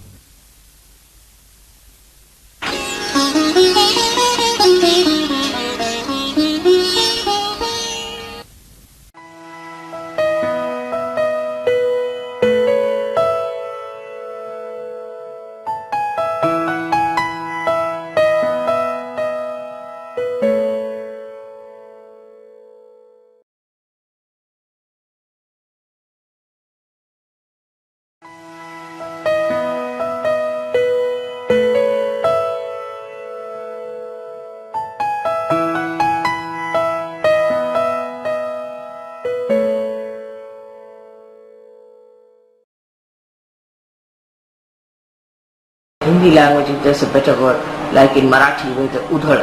Udhad means just क्या है, रंग को फेंकना होता है, रंग को उड़ाना, रंग को उड़ाना होता है, पर उड़ाने में वो बात नहीं आती जो उधड़ने में। उधड़ना तो उधड़ तो बहुत वहाँ माना जाता है शब्द उधड़ना, कि उसको उधड़ दिया, माने ये कि निकाल के खून के उसको ऐसे चारों तरफ फेंक। पर फेंकने में, फेंकना शब्द ठीक नहीं, बिखेरना, उधड़ने का मतलब है अपने अंदर से निकाल करके और उसको चारों तरफ बिखेर। लेकिन बिखेर आप हर एक चीज सकते हैं, पर उधड़ना जो है वो आप किसी गलत काम का नहीं कर सकते। ये मतलब शुद्ध शब्द उधड़ना। और इसलिए ये जो आप अभी कर रहे हैं, ये आप अपना दिल का प्यार, अपने चक्रों का रंग सब दूर आप बिखेर। आप इस बिखेरने में कोई भी अश्लीलता होना, माने ये गंदी चीज। कवि ने कहा है कि ऐसो रंग रंगो रंग रेजो लाल लाल कर। लाल रंग जो है, red colour, about something important which I should not mention, पर हिंदी में कहेंगे कि हमने सुना है कि आप लोग रुपया तक देने में घबराते हैं। ये गलत बात है। ये सुन करके मुझे बड़ा आश्चर्य हो गया। बम्बई के लोग और है, पूजा होगी तो सब में ये कश्मकश लगी रहेगी कि हम कितना रुपये, यहाँ मांगना पड़ता है रुपये, तो कभी बम्बई में नहीं होता। आपको मालूम, बम्बई में लोग हजारों रुपया खर्च करते हैं, और अपने यहाँ उन्होंने बना रखा है कितना रुपया हम भगवान के काम के लिए रखें। ये बड़ी शर्म की बात है कि लोगों को आपसे रुपया मांगना,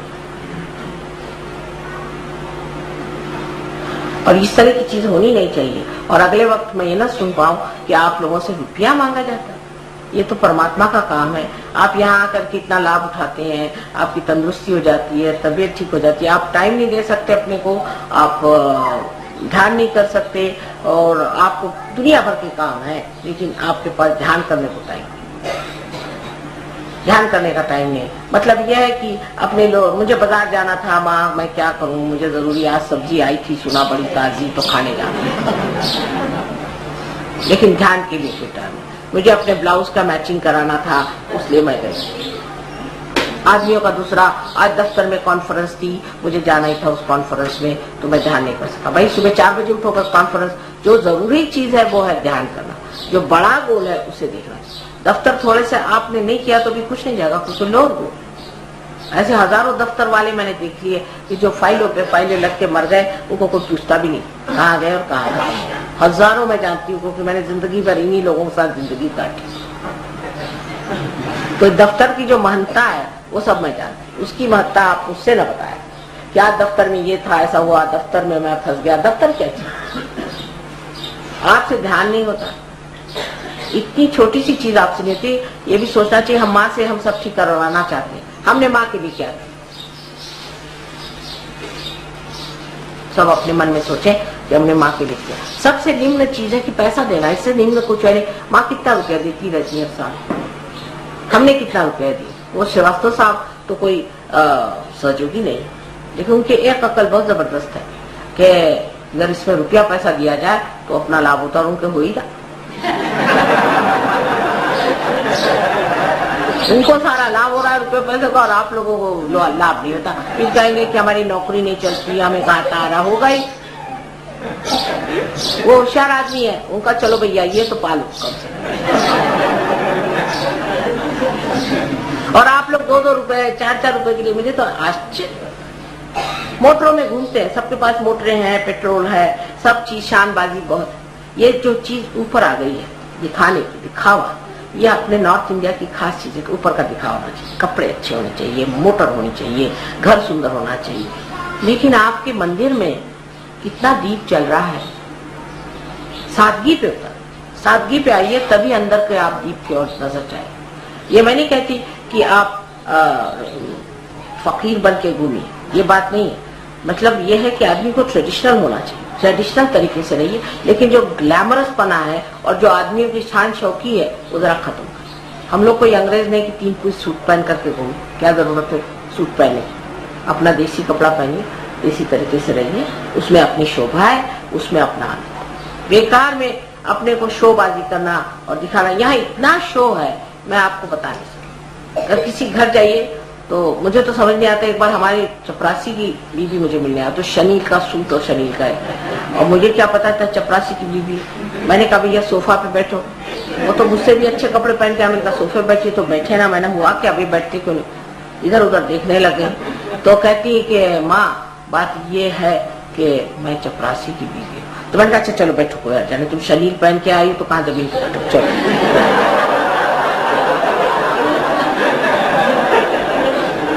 यही हमारे धोबी साहब, यहाँ एक हमारे धोबी साहब थे दिल्ली में, बहुत दिनों तक रहे धोबी, अभी भी है यहाँ। वो एक दिन सूट वूट पहन के आए। वो तो धोबियों का ये कि किसी का भी सूट झाड़ के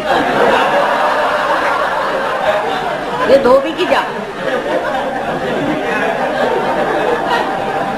तो किसी का सूट वूट झाड़ के आए तो कहने लगे कि माता जी कैसे सूट लग रहा है। मैंने कहा तो साहब का सूट है।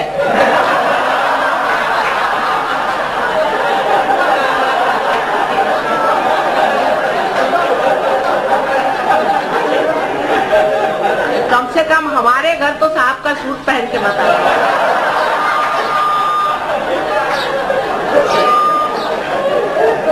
वो भी काफी लंबा चौड़ा था, तो मैंने कहा इसीलिए तुम हमें छोड़ते नहीं हो, क्योंकि साहब का ड्रेस तुमको फिट होता है, इसीलिए तुम हमें छोड़ते नहीं हो, मुझे पता है।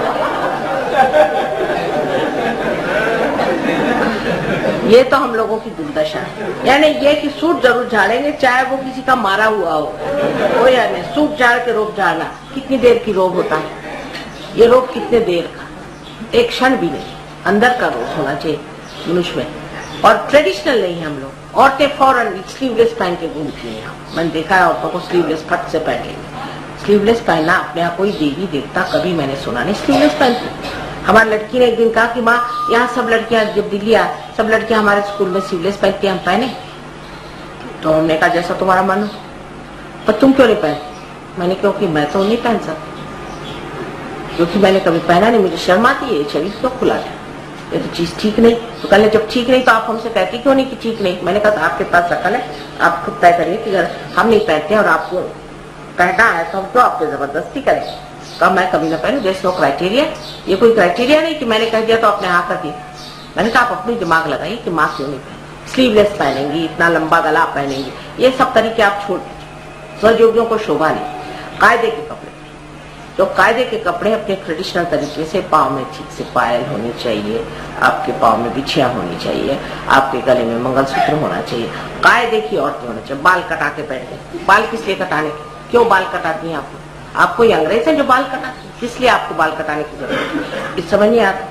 हमारे यहाँ बाल कटाना सिर्फ विधवाओं का होता है, और विधवाओं को भी बाल कटाना जो होता है वो बिल्कुल मुंडन होता है, ये नहीं कि बाल कटा करके हेयर ड्रेस बना करके घूमना। सहयोगियों को शोभ नहीं, यही आदमियों का हाल है। अब ये लोग भी आजकल मैंने सुना यहाँ के आदमी लोग, वो सहयोगी भी काफी फैशन करते हैं। फैशन सहयोग में बिल्कुल नहीं शोभा नहीं, आपकी डिग्निटी नहीं, ऐसे आदमी को आपको मालूम नहीं, कोई इज्जत नहीं।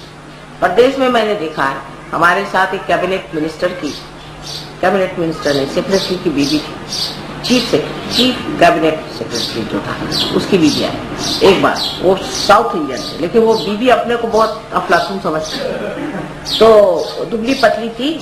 और एक दिन हम लोग पार्टी में गए खाना खाने, तो वहां पर देखा कि हम गए तो बड़ी इज्जत से उन्होंने बिठाया हमको, सब कुछ हुआ, हमारे हस्बैंड बैठे, और ये महाशय जब वहां बैठे तो उन्होंने कहा कि आपकी बीवी कहाँ है?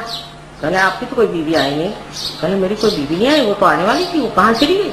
कहले नहीं कोई नहीं आई। उसके बाद बैठे हम, तो उन्होंने कहा कि नहीं आपकी कोई सेक्रेटरी आई हुई है। देखा कि उनकी बीवी साहबा वहाँ जीन पहन के पहुंची, तो उन्होंने कहा ये कोई सेक्रेटरी हुई। वो अपने को बड़ा खूबसूरत समझ के घूम रही थी।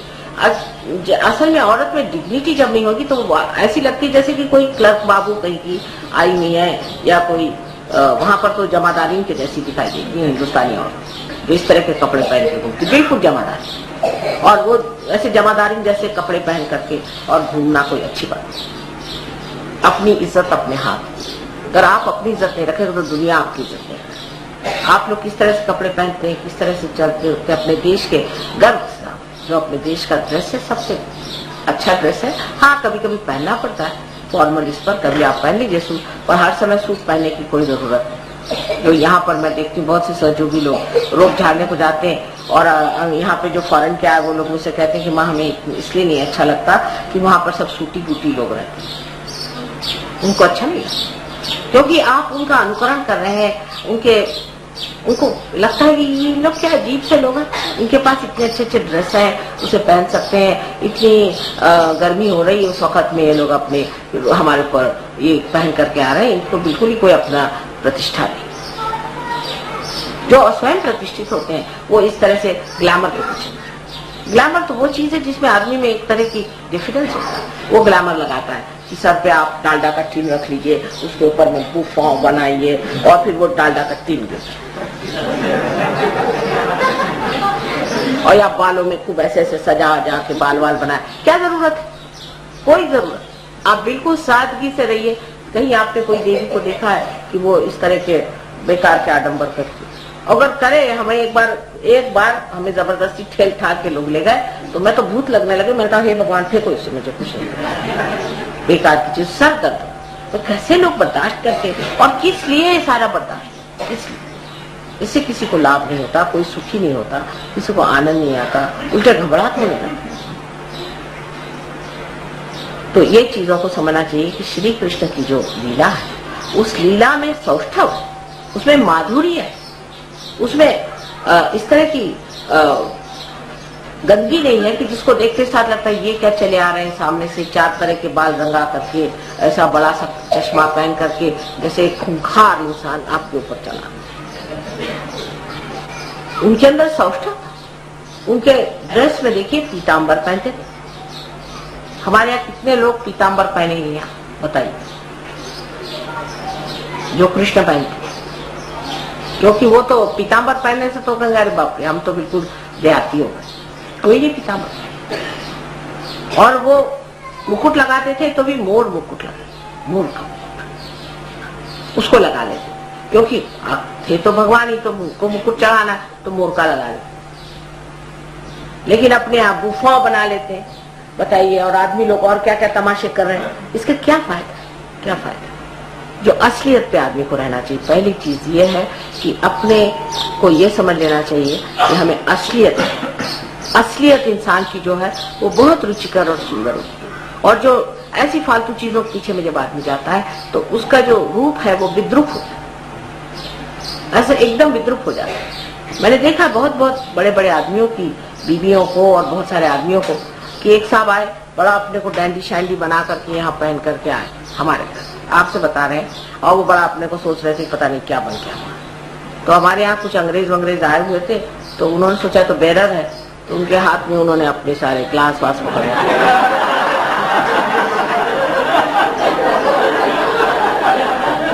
अब वो अपने को बड़ा लगा के टाई वाई लगा के आए।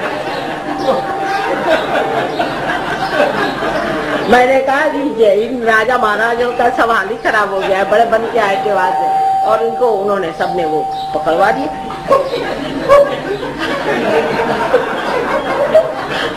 मैंने कहा कि भाई विचारों को ऐसी पकड़वा दिया उन्होंने। ये एक दिन मेरे साथ ऐसा हुआ, मैं एक पार्टी में गई थी, तो वहाँ एक अम्बासडर साहब हिंदुस्तान के बड़े अंग्रेज बन के आए थे। तो मैंने सोचा कि वही निग्रो होगा, उसको भी बेरर बना के भेज दिया होगा, यहाँ पर कोई निग्रो है कि क्या है। तो उसको मैंने खुद ही ग्लास पकड़वा दी। तो ये दौड़े दौड़े, अरे क्या करती हो, क्या करती हो, ये अपने अम्बासडर फलाने। मैंने कहा इतना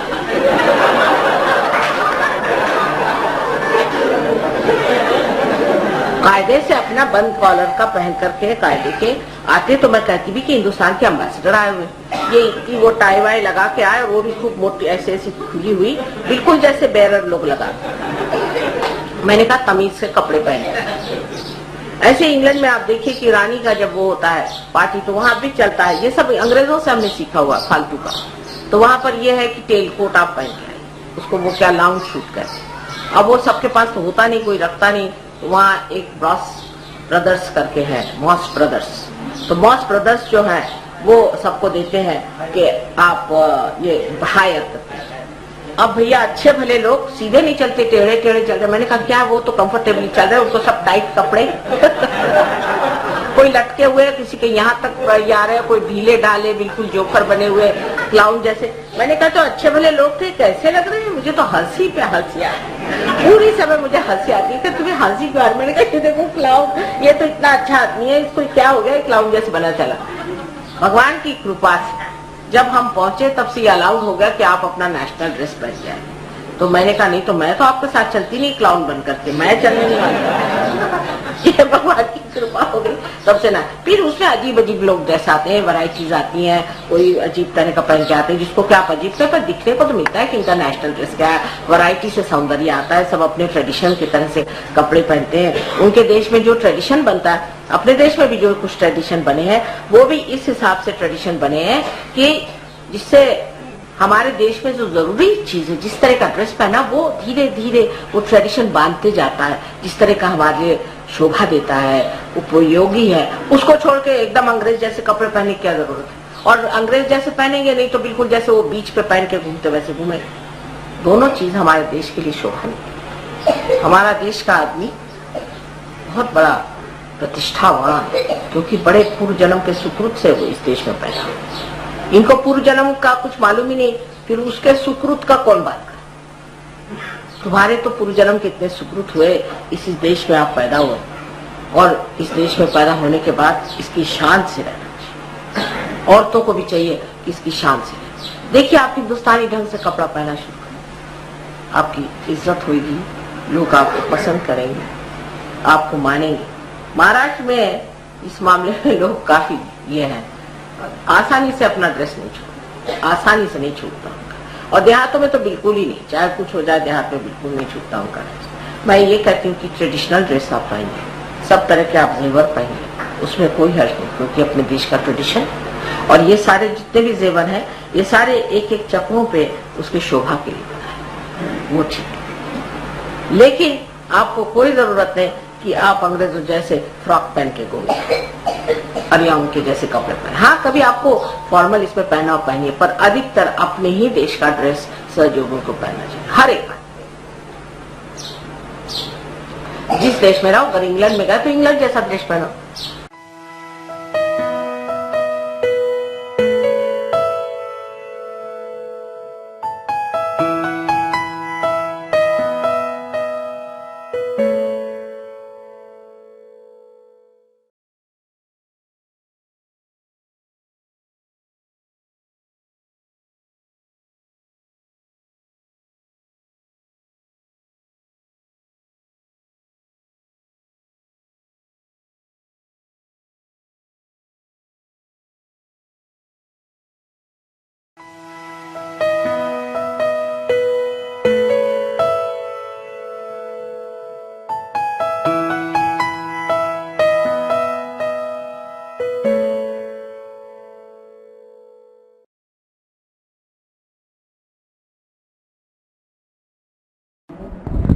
दिनांक 26 सप्टेंबर 1979 रोजी परमपूज्य माताजींनी हिंदूजा ऑडिटोरियममध्ये केलेला उपदेश.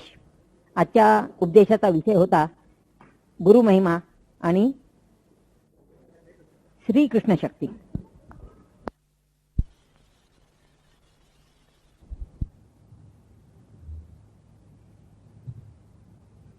आप में से जो लोग पहले सहयोग के 3 लेक्चर्स में आए हैं, उनके लिए ज़्यादा आसान होगा समझने के लिए, क्योंकि गुरु का स्थान हमारे अंदर काफ़ी ऊंची जगह है. गुरु का स्थान हमारे अंदर स्थित है, कोई उसमें नई चीज़ करने की नहीं है. परमात्मा ने हमारा जो ये साधन बनाया हुआ है, ये जो इंस्ट्रूमेंट है, इसको बहुत सुंदरता से बनाया है. इसके एक एक चक्र जो कि हमारे लिए अदृश्य ही है, लेकिन अंदर स्थित है, और जिससे ये दृश्य जगत हमें जान पड़ता है, बहुत सुंदरता से रचे हुए. किंतु मनुष्य अति पे रहता है. हमेशा अति पे जाने की वजह से उसने अपने इस साधन को बिगाड़ लिया है. उसी प्रकार गुरु का जो स्थान है, उसे भी मनुष्य ने बुरी तरह से बिगाड़ लिया. अभी गुरु का स्थान हमारे अंदर इस पूरी जगह या प्रांत में है. इस पूरे देश में गुरु का स्थान है. पेट के अंदर चारों तरफ नाभि चक्र से जुड़ा हुआ. नाभि चक्र पे मैंने एक दिन पहले बात की थी, जिसमें मैंने विष्णु की शक्ति का वर्णन किया था, और विष्णु की शक्ति के ही कारण आज आप अमीबा से इंसान बने हैं, और उसी शक्ति के कारण आप इंसान से अति मानव बनने वाले हैं. अब ये जो गुरु की शक्ति हमारे अंदर परमात्मा ने पहले ही से स्थित की हुई है, इसके लिए अनेक गुरुओं के अपने अंदर अवतरण हुए हैं. अब पहले हम लोग देखें कि गुरु तत्व बना कैसे. इसको समझना चाहिए कि गुरु तत्व अनादि है और वो कैसा बनाया गया. हमारे अंदर 3 शक्तियां अदृश्य रूप से कार्यान्वित रहती हैं. प्रथम शक्ति जो है उसको हम कहते हैं महाकाली की शक्ति.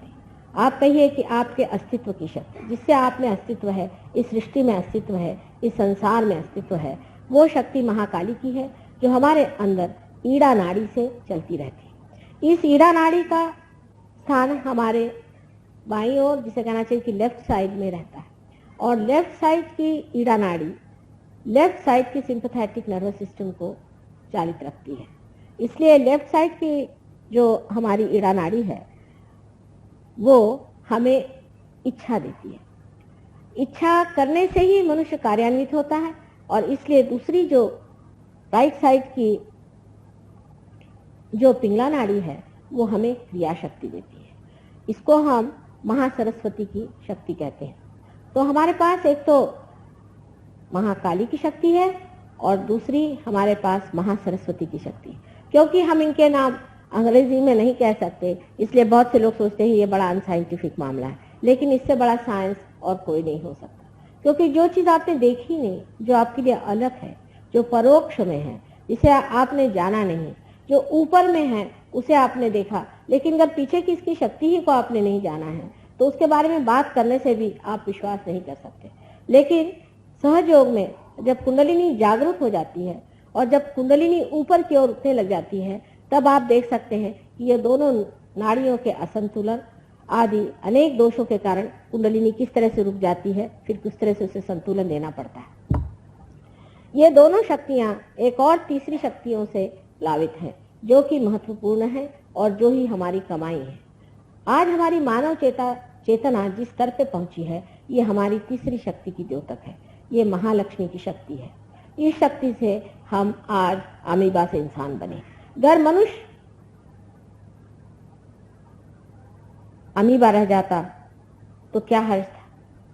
कौन सी ऐसी आफत आई हुई थी कि इतनी योनियों में से गुजार के आज मनुष्य का सुंदर स्वरूप परमात्मा ने निर्माण किया? क्या कभी आप सोचते हैं कि क्यों परमात्मा ने हमें मनुष्य बनाया? क्या विशेषता हमारे अंदर है जिसकी कि हमें अभी तक गंध भी नहीं और हम जानते भी नहीं हैं, उसकी हमें खबर भी नहीं है कि हम किस लिए संसार में आए हैं। ये साधन जो विशेष तरह का एक मानव बनाया गया, ये किस लिए बनाया गया? इस मानव को पहले समझ लेना चाहिए कि ये महालक्ष्मी शक्ति से हमारे अंदर आज इस स्थिति में पहुंचा है जहां मानव चेतना पहुंची गई। विस्तार पूर्वक मैंने एक दिन पहले दादर में सब कुछ बताया था, इसलिए इन तीनों शक्तियों के बारे में मैं अधिक चर्चा नहीं करूंगी। लेकिन ये तीनों शक्तियां हमारे अंदर हैं और इन तीनों शक्तियों का समन्वय जहां होता है, ये तीनों शक्तियां जब एकत्रित हो जाती हैं और इन तीनों शक्तियों का जब बिल्कुल बाल्य स्वरूप पैदा हो जाता है कि जो किसी भी चीज से खराब नहीं हो सकता, जिसके अंदर किसी भी तरह की त्रुटियां नहीं आ सकती, जिसके अंदर किसी तरह का अहंकार नहीं आ सकता, जो बिल्कुल हमेशा नवीन रहता है, ये तत्व गुरु तत्व है। बालक के अंदर अहंकार नहीं होता, बालक के अंदर किसी चीज से लगाव नहीं होता है, वो पूरी तरह से निर्लिप्त रहता है। आप देखिए छोटे बच्चे खेलते हैं, खूब नाटक बनाते हैं, क्या क्या चीजें बनाते हैं, उसके बाद उसको लात मार के चले जाते हैं, या ज्यादा देर थोड़ी देर खेले कूदे, उसके बाद कुछ नाटक किया, उसके बाद सब खत्म हो गया।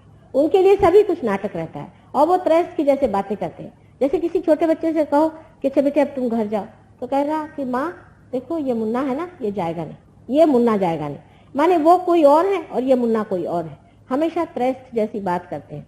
लेकिन जब मनुष्य बड़ा हो जाता है, धीरे धीरे उसके अंदर दो ग्रंथियां या दो विशेष तरह की संस्थाएं तैयार होती हैं, जिसको कि हम अंग्रेजी में ईगो और सुपर ईगो कहते हैं।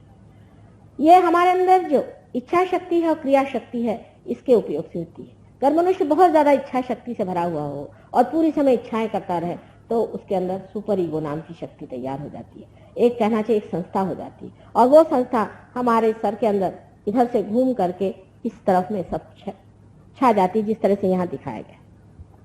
दूसरी संस्था हमारे अंदर क्रिया शक्ति से पैदा होती है, जिसे हम लोग अहंकार कहते हैं और अंग्रेजी में ईगो कहते हैं। ये हर इंसान में, जो इंसान कोई सा भी कार्य करता है, उसके अंदर पैदा हो जाती है। ये संस्था का मतलब ये है कि मनुष्य सोचता है मैंने ये काम किया, मैंने मकान बनाया, मैंने ये घर बनाया, उस चीज के प्रति एक तरह का कर्तापन जब आदमी में उभर आता है, उस कर्तापन से ही ये संस्था ईगो की तैयार हो जाती है। ये दोनों संस्थाएं जा करके जब सर के या मध्य भाग में, यहाँ फॉन्टेनेल बोन की एरिया में, यहाँ जाकर के एक के ऊपर एक ऐसे जम जाते हैं, तब यहाँ कैल्सिफिकेशन हो जाता है और हमारी तालू बचपन में कोई 3-4 साल की उम्र में पूरी तरह से भर जाती है। पर इसका पूरापन असल में जब हम भाषा खूब अच्छे से बोलने लग जाते हैं और भाषा पे प्रभुत्व पा लेते हैं, तब अच्छे से जम जाता है।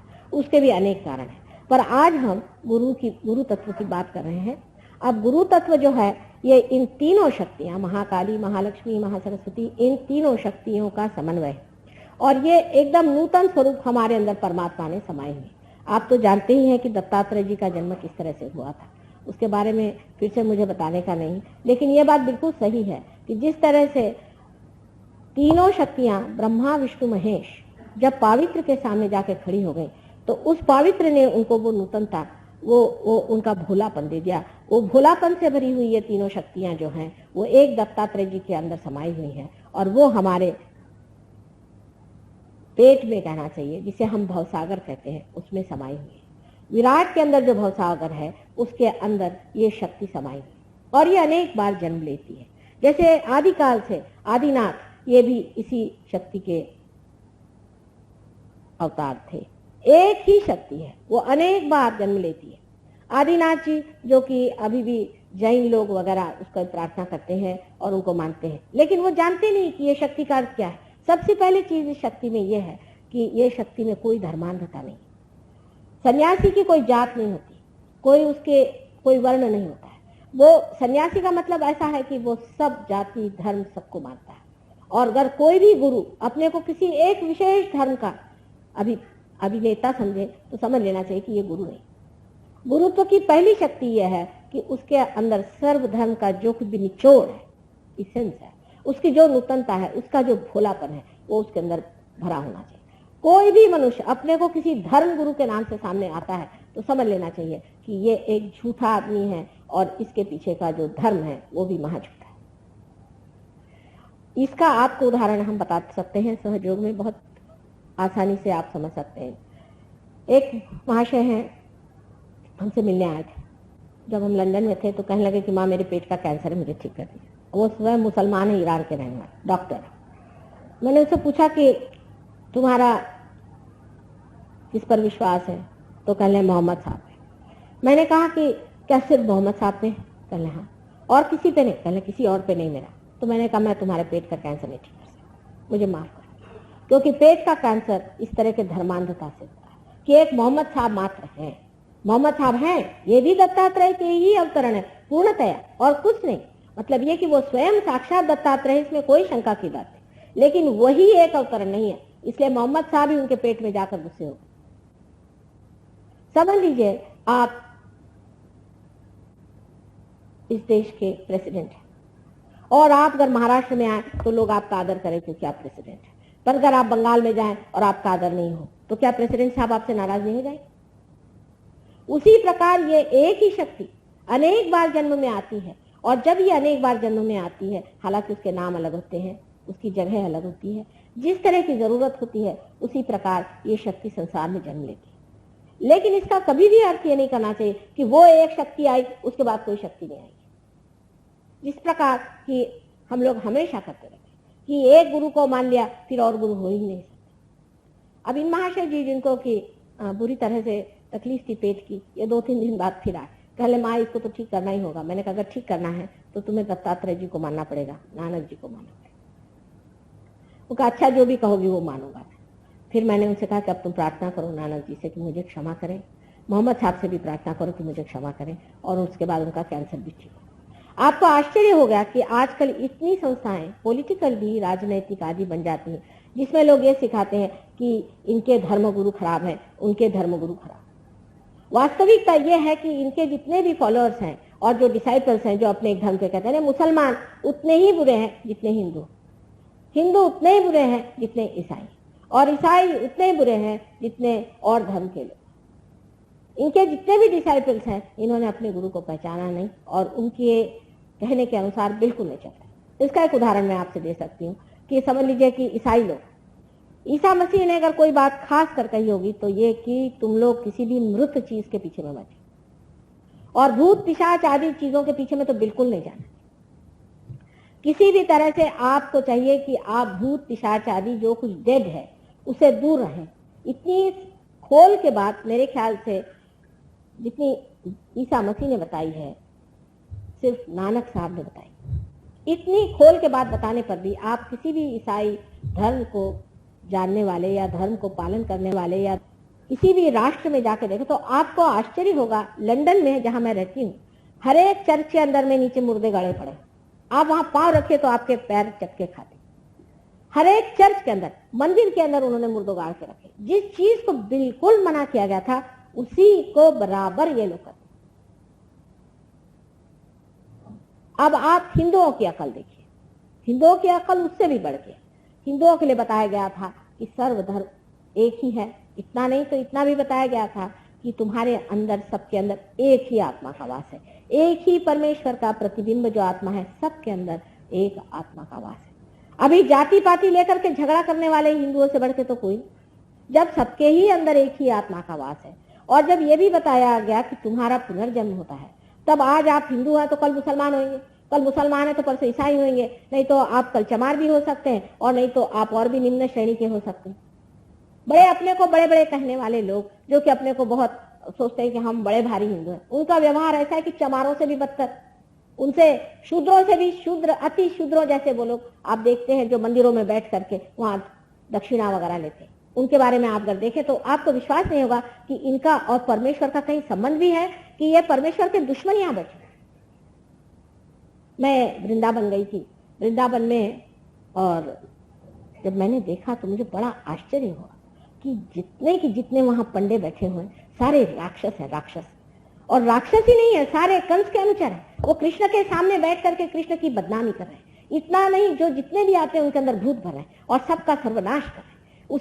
उन मंदिरों में से और उन सुंदर जगहों में से कृष्ण स्वयं उठ गए हैं, वो वहां रहना ही नहीं चाहते, ऐसी गंदी जगह। और आप आंखों से देखते हैं कि आपको रात दिन लूट रहे हैं, आपके साथ इतनी ज्यादती कर रहे हैं, आपको इतना झूठ बता रहे हैं, गांजा और क्या क्या ये चीजें होती हैं वहां बेचते हैं, औरतों को बेचते हैं, जेवर चुराते हैं, कोई चीज उन्होंने छोड़ी नहीं, तो भी हम उनको महागुरु समझ करके सब उनके चरणों में चले जाते।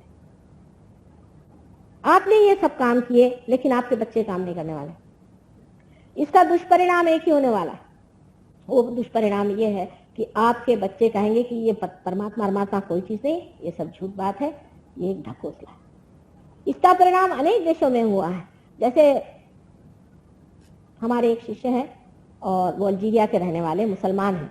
वो जब लंदन आए, लंदन में वो हमारे पास आए तो उनका कि माँ मेरा तो विश्वास ही नहीं भगवान। हमारे यहाँ जितने यंग लोग हैं जो पढ़े लिखे हैं, डॉक्टर्स हैं, आर्किटेक्ट्स हैं, वकील हैं, उनका कोई विश्वास परमात्मा पे नहीं। वो कहते हैं ये सब फेनेटिसिज्म है, सब झूठ है, ये पैसा कमाने के धंधे, और ये सारी संस्था ही बिल्कुल गलत है।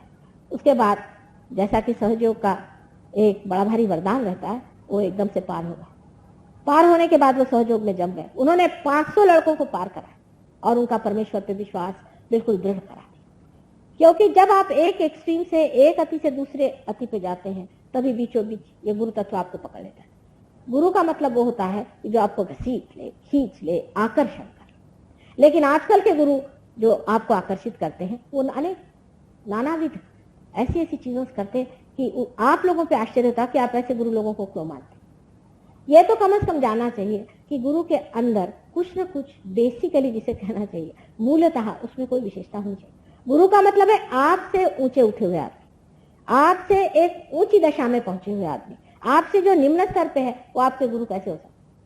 जो आदमी पैसा खाता है आपसे, आपके पैसे पे जीता है, जो एक पैरासाइट है।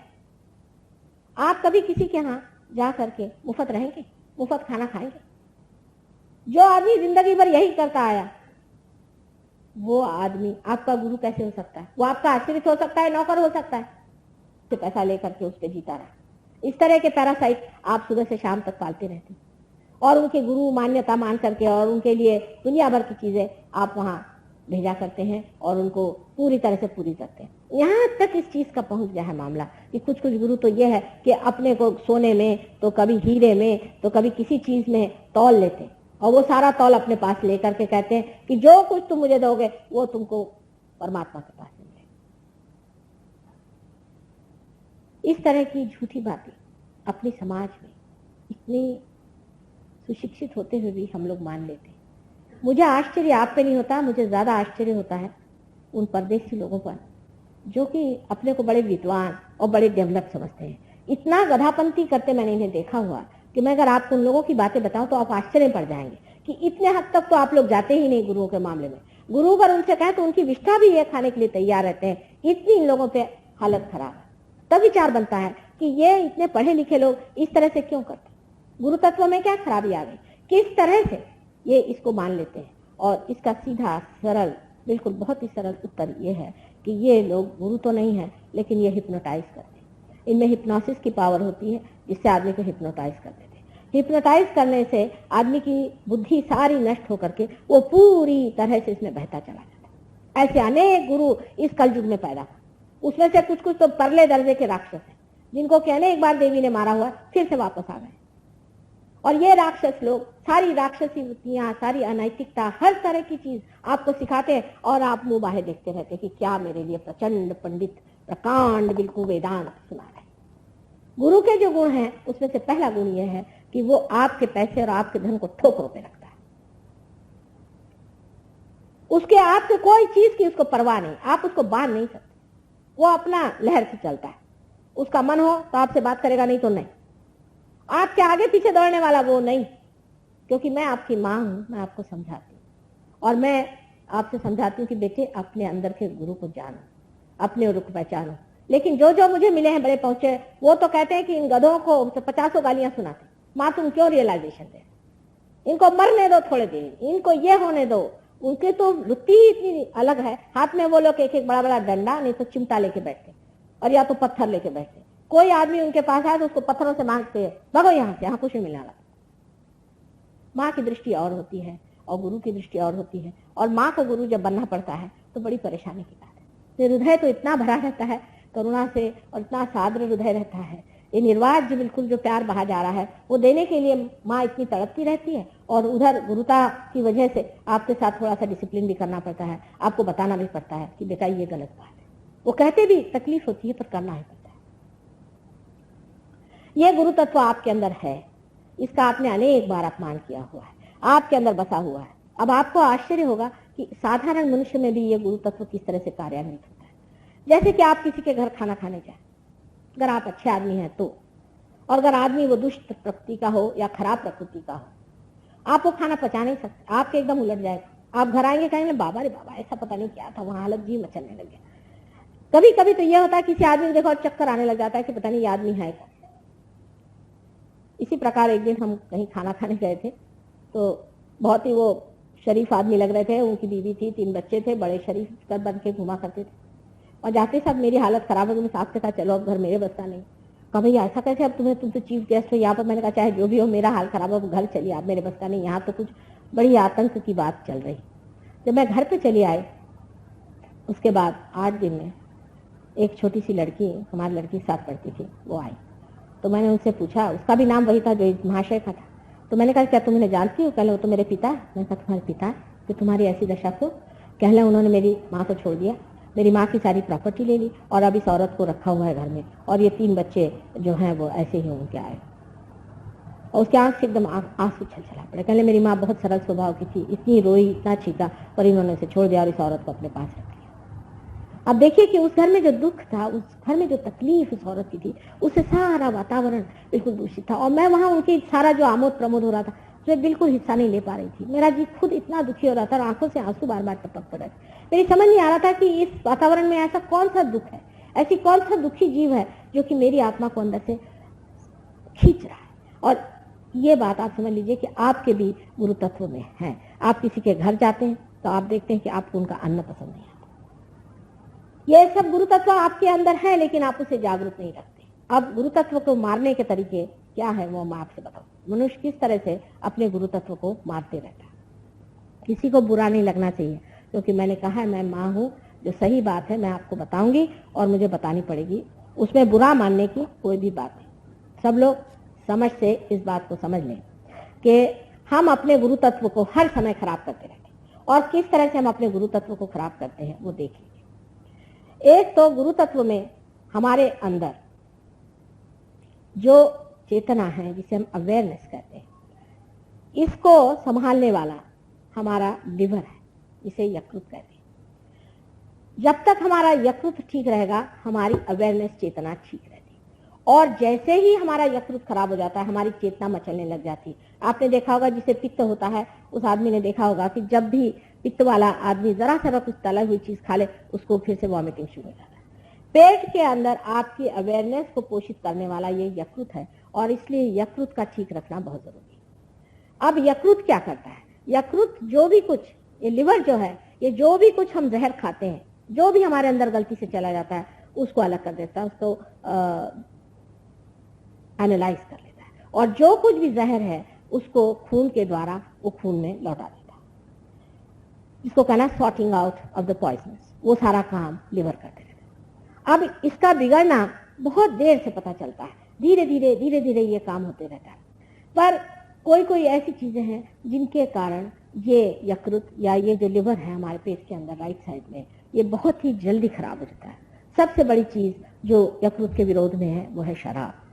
जितने भी गुरु आज तक संसार में हो गए, चाहे वो अब्राहम हो, चाहे वो मोसेस हो, चाहे वो लाओत्से हो और चाहे वो सोक्रेटिस हो, ये सारे गुरु तत्व हैं, सारे ही गुरु तत्वों ने अवतार संसार में लिए थे, वो सब लोग ये गुरु हैं। इसमें से कोई भी गुरु हो, सब ने कहा है कि शराब पीना मानव धर्म के विरोध में, क्योंकि अपने 10 धर्म पेट में है, उस 10 धर्मों पे आक्रमण होता है, जबकि हमारी चेतना पे आक्रमण होता है। अगर मनुष्य की चेतना ही कम हो जाए, जब वो चेतना के ही विरोध में बैठती है चीज, तो वो हमारे लिए गलत है। लेकिन अभी कुछ दिन पहले हमारे एक शिष्य थे, जिन्होंने सहयोग में ही इस पर बड़ा काम किया और उनको अब इस पर डॉक्टरेट मिली हुई है लंदन में, मॉरिशस के रहने वाले, उनका नाम रेजिस है। उन्होंने अब ये सिद्ध कर दिया कि किस तरह से शराब हमारे विरोध में पड़ती है, क्या वजह है। अब ये बहुत ही सूक्ष्म चीज है, इसे आप समझ लें कि हाइड्रोजन ऑक्सीजन से बना हुआ पानी का एक परमाणु है, हाइड्रोजन और ऑक्सीजन, उसमें से ऑक्सीजन एक है उस परमाणु में और 2 हाइड्रोजन के अणु हैं। इस प्रकार 3 अणुओं से बना हुआ एक परमाणु है। अब जब न्यूट्रल स्टेट में रहता है तो ऑक्सीजन बीच में रहता है, दोनों साइड में हाइड्रोजन रहता है। जब रक्त का पानी जब हमारे लिवर के पास जाता है, तब लिवर से ये जो पानी है, ये जो कुछ भी उसके अंदर बसा हुआ जहर है, पॉइजन है, उसे खींच लेता है। अगर न्यूट्रल स्टेट में रहा तो बहुत ही आसान, लेकिन जबकि समझ लीजिए ये लिवर है और लिवर में ऐसे न्यूट्रल स्टेट में वो आ जाए तो वो ले सकता है, लेकिन अगर समझ लीजिए इस तरह से हो जाए तो कुछ भी रिसीव नहीं कर पाता। जब आप शराब पीते हैं तो शराब के फर्मेंटेशन के प्रेशर की वजह से ऑक्सीजन नीचे आ जाता है और हाइड्रोजन ऐसा आ जाता है और ये कुछ भी रिसेप्शन नहीं हो पाता, कुछ भी ले नहीं पाता, कुछ भी स्वीकार नहीं कर पाता। इसके कारण उसके अंदर का जो पॉइजन है वो वैसे ही बना रहता है। लेकिन आपने देखा होगा कि कोई आदमी शराब पीता है लेकिन उसे टेम्परेचर नहीं आता। अगर आदमी शराब पीने से उसे टेम्परेचर नहीं आता, उसके अंदर की जो हीट है वो सिर्फ लिवर में या किसी न किसी ऑर्गन में जमा होती रहती है। लेकिन जो पानी है, जो कि हमारे खून में बहुत ही जरूरी चीज है, वो पानी इस तरह से हो जाने की वजह से वो उसको शोषण नहीं कर पाता और हर एक जितने भी ऑर्गन्स हमारे बॉडी के हैं, पहले तो लिवर चौपट होता है, उसके बाद हर एक ऑर्गन धीरे धीरे वो सब में गर्मी आने लग जाती है और ऐसा आदमी गर्मी से झुलसते जाता है। लिवर भी यही चीज होती है, ऐसा नहीं है, सारे ही ऑर्गन्स में थोड़ा थोड़ा होता है। अब यही बात बढ़ करके बहुत बड़ी हालत में कैंसर में होती है। कैंसर में भी ऑक्सीजन और हाइड्रोजन दोनों इस तरह से हो जाते हैं, बहुत ही इस तरह से हो जाते हैं जिससे रिसेप्शन नहीं होता है। और इसलिए आपने देखा कि कैंसर के पेशेंट्स को जब तक बिल्कुल बुरी हालत ना हो जाए बुखार नहीं आता। मुंह पे चट्टे आएंगे, काले चट्टे हो जाएंगे, बदन पे चट्टे आएंगे, तरह तरह की चीजें होंगी, गर्मी बदन में लगेगी, बहुत ज्यादा गर्मी लगेगी, लेकिन उसको टेम्परेचर नहीं। अब ये बात जब उसने पता लगाई तो आप सोचिए कि इंग्लैंड यूनिवर्सिटी ने उसे डॉक्टरेट दे दी। अब ये बात निर्विवाद है, चाहे आप बुरा माने चाहे भला माने, कि शराब पीने से आपकी चेतना तो कम होती है लेकिन आपके अंदर का पॉइजन बना रहता है। और दूसरी बात उससे ये होती है कि आपकी जो आर्टरीज है, आर्टरीज का भी पॉइजन आप खींच नहीं पाते, और क्योंकि इस तरह से हाइड्रोजन का जो इस तरह से झुकाव हो जाता है, उसके कारण एक हार्डनिंग जिसे कहते हैं वो आर्टरीज में हो जाती है, और वो हार्डनिंग जो हो जाती है इसकी वजह से आर्टरीज जो है वो शराबी आदमी की एकदम फ्लेक्सिबल नहीं रहती, इसलिए उसका खून नहीं सरकता और उसको ऐसी ऐसी बीमारियां होती हैं जैसे कि हार्ट, और हार्ट के अलावा जिसे कहना चाहिए गैंग्रीन आदि, जिसमें कि खून जाकर एक जगह जम जाए और ये सड़ जाए फिर ये सड़ जाए। माने इतनी दुर्दशा करने की क्या जरूरत है। वास्तविकता शराब चीज जो है, फर्मेंटेड शराब जिसे कहते हैं, एक तो होता है कि वाइन, वो तो बहुत अच्छी चीज है कि जिसमें कि फर्मेंटेशन नहीं हुआ, जो कि सिर्फ रस हो द्राक्ष का, वो तो वाइन हुआ। पर जो जिसको हम लोग वाइन समझते हैं, वो जो अल्कोहलिक वाइन होता है, वो जो शराब होती है, उस शराब को परमात्मा ने इसलिए बनाया है अल्कोहल को कि कोई चीज को पॉलिश करने के लिए। हर एक चीज को पॉलिश करना हो, जैसे आपको डायमंड्स उसको पॉलिश करना तो आप जिन से करिए, कोई चीज को पॉलिश करना तो स्पिरिट से करिए, ये पॉलिश है। और यही पॉलिश जा करके हमारे आर्टरीज में जब जमते जाता है तो हार्डनिंग ऑफ द आर्टरीज तो होगी। भगवान ने कोई पीने के लिए शराब नहीं बनाई थी, लेकिन मनुष्य का दिमाग जो है बंदर के जैसा है, उसको समझ में नहीं आता है कि कहाँ क्या चीज करनी चाहिए। अब वो जाकर के जरूर शराब पिएगा। शराब पीने को उसको कहीं कहा नहीं था, पता नहीं उसको कहाँ से एक को मिल गया, उसने अपना शराब लेना शुरू कर दिया, शराब पे शराब पीने लग गया, उसकी जो आर्टरीज थी वो थिकनिंग होने लग गई, और उसमें मजा इसलिए आता है कि आदमी की जो चेतना है वही गुम हो जाए। मनुष्य को ये इसलिए अच्छा लगता है कि उसकी चेतना गुम हो जाए, क्योंकि वो अपने को देख नहीं पाता, वो अपने को समझ नहीं पाता, असलियत से भागता है, वो असत्य पे रहना चाहता है। सत्य क्योंकि उसको लगता बड़ा भयंकर है, भयानक है। ऐसी बात नहीं, सत्य अत्यंत सुंदर है, अत्यंत सुंदर है, अत्यंत मनमोहक है और बहुत ही शांतिदायक और सारे सुखों का आगर सत्य है। लेकिन अभी आप उस हालत में हैं कि न तो आपने सत्य पाया है और न तो आप असत्य में, जो आप बीच की हालत में मानव दशा में आ गए हैं। इसीलिए प्रश्न आया, इसीलिए इन गुरुओं का जन्म हुआ कि आपको समझाएं कि ये बीच की हालत में आज आप पैदा हुए हैं। इसमें इतनी घबराने की बात नहीं, इसमें समतोल रहे, अति पे न जाओ, असंतुलन पे मत जाओ, अपना जीवन अच्छा बनाओ, अपने जीवन में, वैवाहिक जीवन में नम्रता से रहो, अपने घर में और अपने व्यवहार में, अपने समाज में सबका विचार रख के संतुलन के साथ रहो। यह नहीं कि एक आदमी बहुत ज्यादा रईस हो गया, एक आदमी है कि बहुत ज्यादा बलवान हो गया, दूसरा आदमी है कि उसने बहुत ज्यादा यश प्राप्ति कर ली। क्योंकि जो नेचर है, जो निसर्ग है, उसके अंदर कोई भी चीज बहुत ज्यादा नहीं होती। आप कभी नहीं सुनिएगा कि एक आदमी की ऊंचाई 60 फुट हो गई, कभी नहीं सुनिएगा कि एक पेड़ कहीं जाकर के 200 फीट का हो। आम का पेड़ उसकी साधारण जो हाइट होगी उतनी रहे। ऐसे मानव की भी जो कुछ हर एक चीज की फ्लाइट है, जो कुछ उसकी उड़ान है, वो भी एक हद तक होनी चाहिए। जो आदमी अपने को कंपटीशन में डाल करके इस तरह से पागल जैसे दौड़ता है, उसका वही हाल हो जाता है जो आज वेस्टर्न कंट्रीज का हो गया। एकदम पागल है, पागल। उनको तो मैं देखती हूँ तो मुझे आश्चर्य होता है कि इनमें से आधे तो पागल खाने जाने लायक है। तो अभी मैंने स्टैटिस्टिक पढ़ा कि आधे तो है ही स्किज़ोफ्रेनिक, आधे वहां के लोग 50% लोग स्किज़ोफ्रेनिक है। अब आप उनसे क्या सीखने वाले हैं? क्या आपको सबको पागल खाने में जाने का? ये जो कंपटीशन का लाइफ लगा दिया है, इससे मनुष्य जो है हमेशा असमाधानी रहेगा और असमाधान से वो प्रगति उस ओर कर रहा है जहां पूरी तरह का सर्वनाश। संतोष से, टेम्परेंस से मनुष्य को अपने अंदर जागना चाहिए। ये जो गुरु का स्थान है, ये धर्म का स्थान है। धर्म माने जिस पर हम धारणा करे हुए हैं, जिससे हम मनुष्य जानेंगे। मैंने कल बताया कि कार्बन का अपना धर्म होता है, सोने का अपना धर्म होता है, शेर का अपना धर्म होता है, बिच्छू का अपना धर्म होता है। ऐसे मानव के भी 10 धर्म हैं। जब मनुष्य इस 10 धर्म से च्युत हो जाता है, जब उससे गिर जाता है, जब असंतुलन में आ जाता है, तब उसका जो है आगे का पता नहीं क्या होगा। क्योंकि मनुष्य के बाद या तो अतिमानव हो गया या राक्षस हो जाए। जानवर होने की तो कोई स्थिति देखी नहीं जाती, कोई कोई होते भी होंगे जानवर, लेकिन अधिकतर राक्षसी प्रवृत्ति में चाहिए। ये 10 धर्म संभालने चाहिए। अगर कोई कहे कि 10 धर्म में रहो, 10 कमांडमेंट्स हमारे बाइबल में लिखे हुए हैं, 10 कमांडमेंट्स, तो जब वो 10 कमांडमेंट्स की बात लिखी गई है कि ये नहीं करो, ये नहीं करो, तो साइकोलॉजिस्ट ने एक उसका इलाज निकाला कि ये सब कंडीशनिंग है। आप जबरदस्ती किसी को कोई चीज को मना करिए तो कंडीशनिंग हो जाएगा, उसका प्रोग्रेस ही नहीं हो सकता।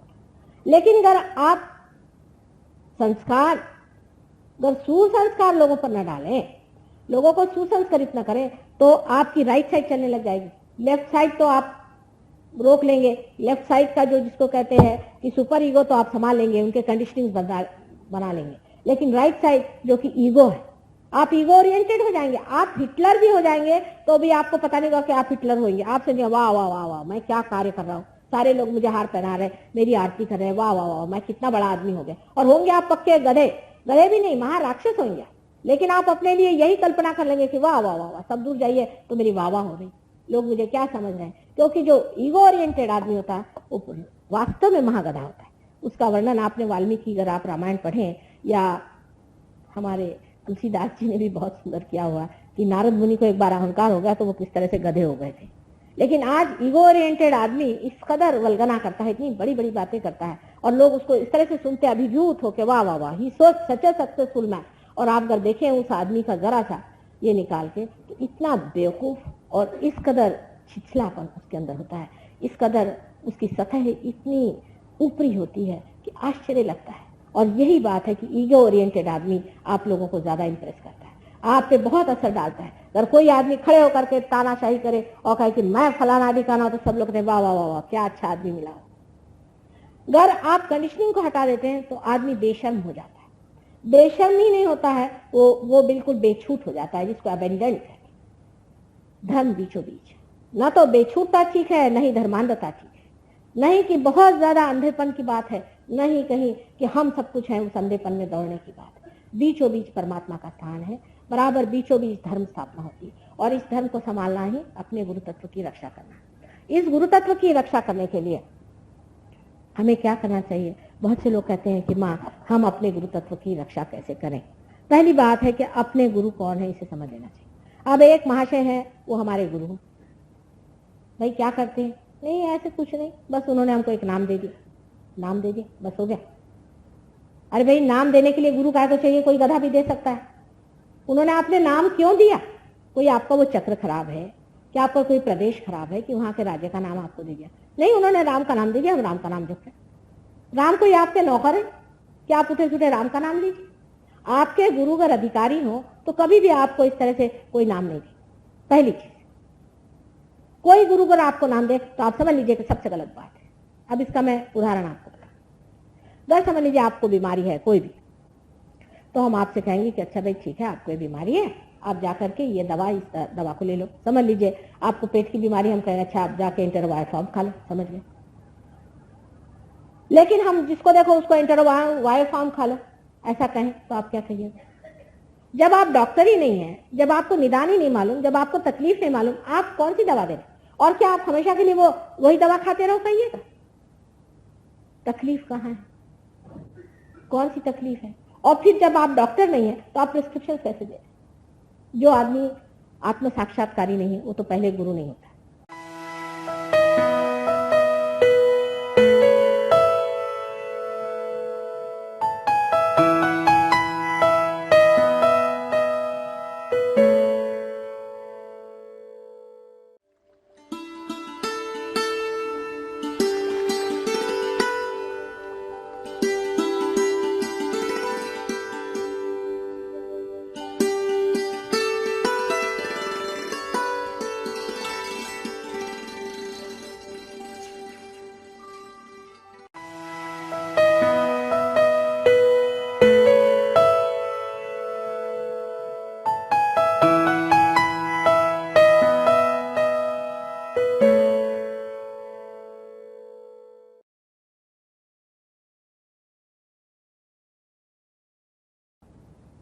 हम तो एक गुरु साहब से मिले, बहुत मजेदार आदमी है, बहुत पहुंचे हुए आदमी है, बड़े मजेदार। वो एक साहब को हमने भेजा उनके पास में, देखा जरा इनकी तबीयत दुरुस्त करो। 1 महीने बाद वो आए तो बिल्कुल थके हुए दुबले पतले हो गए। हमने कहा क्या हुआ, क्या गुरुजी ने क्या किया? कहने कुछ नहीं, रोज सवेरे मुझसे कहते कि शिव जी का मंदिर दो, और वो मुझे चलना पड़ता था 1 मील, रोज 1 मील में अपनी बाल्टी में पानी ले जाके जाता था, वहां धोता था, 3-3 4-4 बाल्टियां ले जाऊं धो, उसके बाद आकर के अभी साफ नहीं हुआ, अभी फिर से करो। सारा महीना मुझसे शिव जी का मंदिर धुला। मैंने गुरुजी से पूछा भाई ये क्यों करे? कहले गधे को गधे का काम, और गधा आदमी है उसको रियलाइजेशन आप दो, मैं तो नहीं देने वाला, आपको देना हो तो।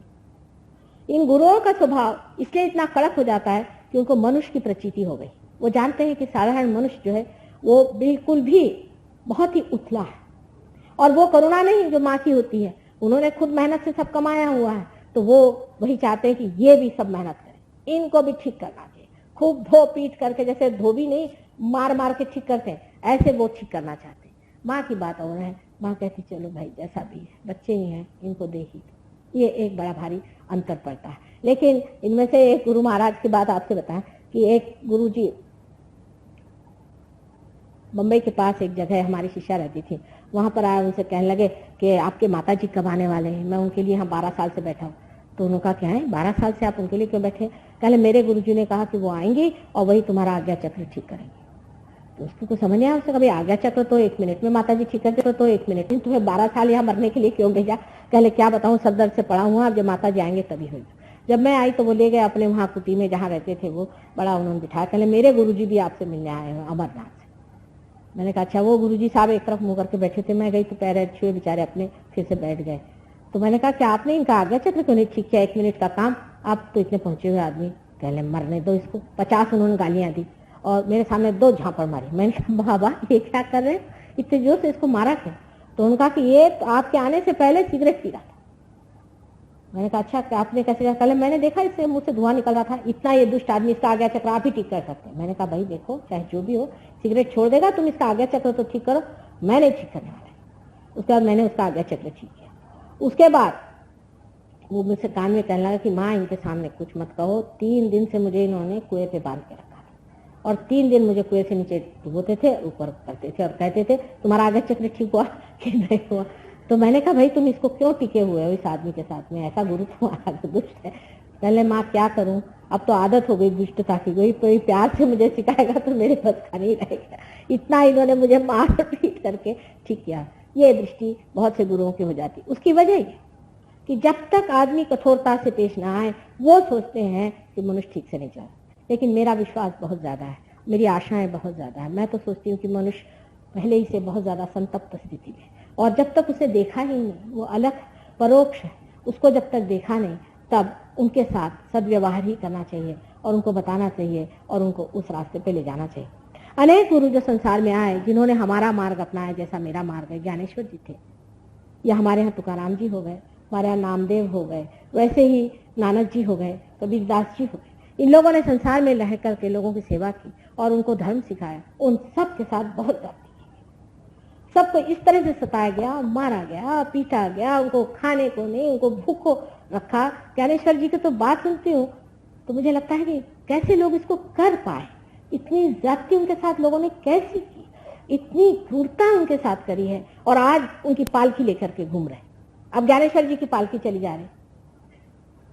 मैंने कहा कि वो कभी पालकी में बैठे भी थे, उन्होंने कभी पालकी का मुंह भी देखा था। 50 आदमी उनकी पालकी लेके चले और सब उनको खाना खिला रहे। ये किस तरह की धती होंगी, जिसको कहना चाहिए किस तरह का झूठापन और किस तरह का अपमान है गुरु तत्व का, कि आप जिस आदमी के लिए कभी भी आपने ये भी नहीं सोचा कि उसने खाना खाया कि नहीं खाया, उसकी आप पालकी बना के घुमाते हैं और उसके दम पर आप खाना खाते। मनुष्य इतना विक्षिप्त है, इतना विक्षिप्त है, और इतनी विक्षिप्तता इसलिए लिए हुए है कि परमात्मा ने उसे पूर्णतया स्वतंत्रता दी है कि तू चाहे विक्षिप्त हो, चाहे तू गधा हो, चाहे तुझे जो करना कर, या चाहे तो तू परमात्मा को पाले। मैं माँ हूँ, माँ हमेशा यही प्रयत्न करेगी, बच्चों से यही कहेगी कि बेटे तुम परमात्मा को ही पालो। मेरे गुरुता इसी में मैं मानती हूँ कि मुझे बहुत लोग सताते भी हैं और परेशान भी करते हैं, चाहे जैसा भी हो, लेकिन मेरे साथ शायद ये भी है कि मेरे पास बहुत ही ज़्यादा पेशेंस है। लोग कहते हैं कि माँ तुम्हारा निर्व्याज प्यार है, चाहे जो भी कहे, लेकिन वास्तविकता ये है कि मुझे उनकी परेशानी ज़रा भी नहीं झुलसती, ना मुझे उसकी कुछ तकलीफ होती है। मेरे समय हर समय रहता है कि कितने लोग जल्दी से जल्दी पार हो जाए, कितने लोगों को ये अलग जो है मिलना चाहिए। आज सहयोग उस स्थिर पे आ गया है, उस स्थिति पे आ गया है जिसे आज महायोग कहना चाहिए। जब तक ट्रेन स्टेशन के अंदर न पहुंच जाए तब तक हम नहीं मानते कि ट्रेन से आ गई। या जिस तरह से हम कह सकते हैं कि नदी जब तक समुद्र में न मिल जाए तो हम उसे संगम नहीं कहते, उसी प्रकार जब तक आपके जीव का शिव से संबंध नहीं जुटता, जब तक कुंडलिनी उठ करके ब्रह्मरंध्र को छेद नहीं देती, तब तक इसको योग नहीं कहना चाहिए। तब योग के सिर्फ प्रिपरेशंस होते हैं, जैसे और जो योग हैं, अनेक जो योग है, ये सारे योग उसके प्रिपरेशंस हैं। और जब कुंडलिनी नीचे से ऊपर उठती है तो ये सारे योग अंदर घटित होते होते होते होते कुंडलिनी सहस्त्रार पे आ जाती है और सहस्त्रार पे आकर के इसको छेद देती है। ये सबसे बड़ा महायोग है। इसलिए सहयोग जो अनादि काल से चल रहा है, सहज जो आपके साथ पैदा हुआ है, जो आपके साथ अनेक वर्षों से चला आ रहा है, जिसकी आज परिपूर्ति होने की बात आई हुई है, उस सहयोग का आज महायोग नाम देना चाहिए। पर मैंने शुरुआत में यही विचार किया कि मनुष्य की बात है, अगर मैंने पहले से महायोग शुरू किया तो इन्होंने महाकाल शुरू कर देंगे और सब मेरे पीछे लग जाएंगे हाथ धो करके कि बड़े आए महायोग करने वाले, आप कौन होते महायोग करने वाले, सब खड़े हो जाएंगे डंडे ले करके। इस वजह से मैंने इसका नाम महायोग नहीं कहा, लेकिन सहयोग की आज स्थिति महायोग पर पहुंच गए और आप महायोग के स्थिति पर आ गए हैं। ये समय आ गया है कि आपके जितने भी गुरु तत्व आज तक के पले हुए हैं, पोसे हुए हैं, वो सारे के सारे फलीभूत होने वाले हैं और उस फलस्वरूप आपको आज वो चीज़ मिलनी चाहिए जो अनेक वर्षों से गुरुओं ने आपको देने की कही थी कि आपको मिलेगा, ये समय आने वाला है, होने वाला है। होता था एक दो, पहले गुरु लोग एक या दो शिष्य रखते थे। ज्ञानेश्वर जी के कितने शिष्य थे? एक। फिर उनके कितने शिष्य थे? एक या दो। इतना समुदाय कोई अपने शिष्य या बच्चे नहीं बनाता था, ना कोई इतने आत्म ज्ञान देने की बात करता था। लेकिन जब तक कोई चीज सामुदायिक नहीं होती और सर्वसामान्य को नहीं मिलती, उसका कोई अर्थ ही नहीं रह जाता। और समय आ गया है क्या सामुदायिक को मिले, इसलिए आप सबको ये मिलने का बिल्कुल पूरा अधिकार है, क्योंकि आपके अंदर ये पूरी चीज समाई हुई है, आपके अंदर सारी चीज बसी हुई है और ये आपको मिलना चाहिए। अब मैंने ये कहा कि एक एक विषय पे मुझे 7 दिन चाहिए, तो आप लोगों ने एक दिन में मुझे 3-3 विषय दे दिए, तो बड़ा 3-3 आता है, इसको कैसे छोटा करें। हालांकि अब इतना ही कहने का है कि गुरु तत्व के प्रति सिर्फ नमस्कार करके मैं आपको कृष्ण शक्ति अब बता दूं।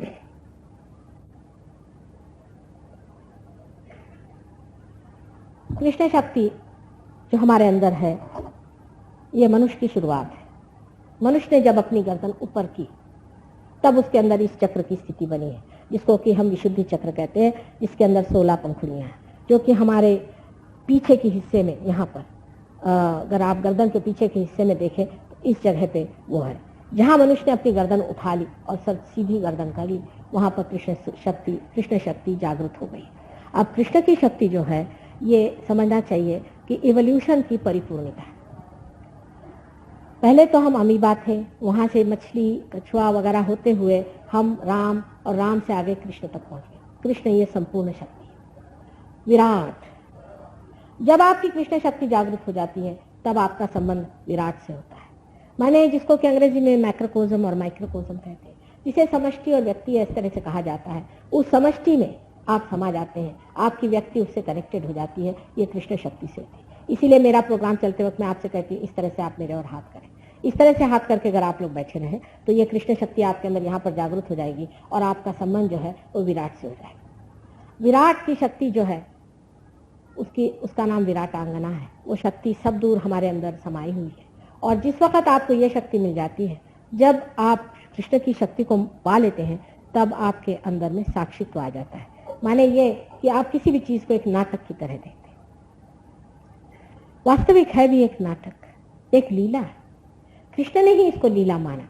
राम ने जब नाटक किया था तो ऐसा दिखाया जैसे माने उसमें बहे गए थे, लेकिन कृष्ण की सिर्फ लीला थी, इसीलिए उनको पूर्ण अवतार कहते हैं। जब मनुष्य पूर्णत्व को आ जाता है तब सारे संसार की ओर वो देखता है कि एक नाटक चला, ये पागलों जैसे लोग कूद रहे हैं, उसमें वो भ्रमता नहीं, उसमें वो दुखी नहीं होता, उसमें वो सुखी नहीं होता, लेकिन आनंद की भावना में, जो कि एक भावना है, उसमें समाया रहता है। ये श्री कृष्ण की शक्ति है। श्री कृष्ण की शक्ति के हम 2 अंग करते हैं, एक तो लेफ्ट और राइट और एक सेंटर। सेंटर की जो शक्ति है वो विराट की ओर ले जाती है। लेफ्ट और राइट की शक्ति में से जो लेफ्ट की शक्ति, जिस आदमी के मन में बहुत ज्यादा गिल्ट हो जाए और जो सोचे कि भाई मैंने बड़ी गलती कर दी, मेरी बड़ी गलत बात हो गई, मैंने बड़ा गलत काम कर दिया और मुझे ऐसा नहीं करना चाहिए था, ये फैशन आजकल उधर बहुत है। जबकि आप डेवलपमेंट पे पहुंच जाते हैं, बहुत ज्यादा डेवलपमेंट हो जाता है, तब आप में ये चीज सेटिंग हो जाती है। पहले तो आप एक्सट्रीम पर जाइए और मैं ये हूं और मैं वो हूं और मुझे आगे प्रोग्रेस करना चाहिए, जिधर अब अपना देश चढ़ा जा रहा है। और जब आप उतरने पे आ जाते हैं तब वेस्टर्न कंट्रीज में ये शुरू हो गया है कि जिसको देखो कि मैं रोते ही बैठते रहती, सुबह से शाम तक रोई रहे। मैंने कहा क्या हुआ? कल है मैंने बहुत पाप किए हैं माँ, मैंने ये किया। मैंने कहा छोड़ो अब वो बातें, पार हो जाओ। तो वो रोते रहेंगे उसी चीज को, रात दिन उन लोग का रोना सुन सुन के आदमी परेशान होता है। इतने रोते हैं वो लोग कि आश्चर्य होता है। यानी बहुत से तो लोग ये हैं कि वो सोचते हैं कि हमारे पूर्वजों ने जाकर के हिंदुस्तान जैसे योग भूमि पर आक्रमण किया। आजकल के वहाँ के जो नवयुवक है बहुत और तरह के, जिन अंग्रेजों को हमने पहले देखा था वो और है और ये दूसरे। अब ये लेफ्ट साइड में जब जाने लग जाते हैं, विशेषता इसमें मनुष्य मादक वस्तु लेने लग जाता है, क्योंकि उसको ऐसा लगता है कि मैंने ये गलती करी, मैंने वो गलती करी, अब मैंने ये पाप किया है, मैंने ये झूठ बोला है, मुझे ये नहीं बोलना चाहिए, तो मादकता लेने आता है। इसमें से एक वस्तु है हमारे यहाँ बहुत ज्यादा जो चलती, सिगरेट और बीड़ी। उसके बाद तंबाकू खाना भी इस शक्ति के विरोध में बहुत ज्यादा रहता है। आपको आश्चर्य होगा कि जो आदमी तंबाकू खाता है उसको सहयोग में आने के बाद में वो छोड़ना ही पड़ती है और छूट जाती है, उसके अपने आप से छूट जाती है। एक साथ पे उन्होंने नहीं छोड़ी थी और वो कुछ अपनी विल पावर नहीं लगा पाए, कुछ छोड़ नहीं पाए, उससे कभी कभी चोरी छिपे वो अपना खाते रहे। एक दिन आके मुझसे कहने लगे कि माँ मैं जब ध्यान में बैठता हूँ तो मेरा मुंह ऐसा ऐसा फूलते जाता है और टेढ़ा टेढ़ा होता है, मेरी समझ में नहीं आता मैं क्या। मैंने कहा आप मुझे मालूम है क्या बात है, आप अपनी तंबाकू छोड़ दीजिए, आज वचन दीजिए आप तंबाकू छोड़ दो। उस दिन हुआ कि उनका ये चक्र जो लेफ्ट साइड का है ये खुल गया और तब से उनकी कुंडलिनी ठीक से चलने लगी।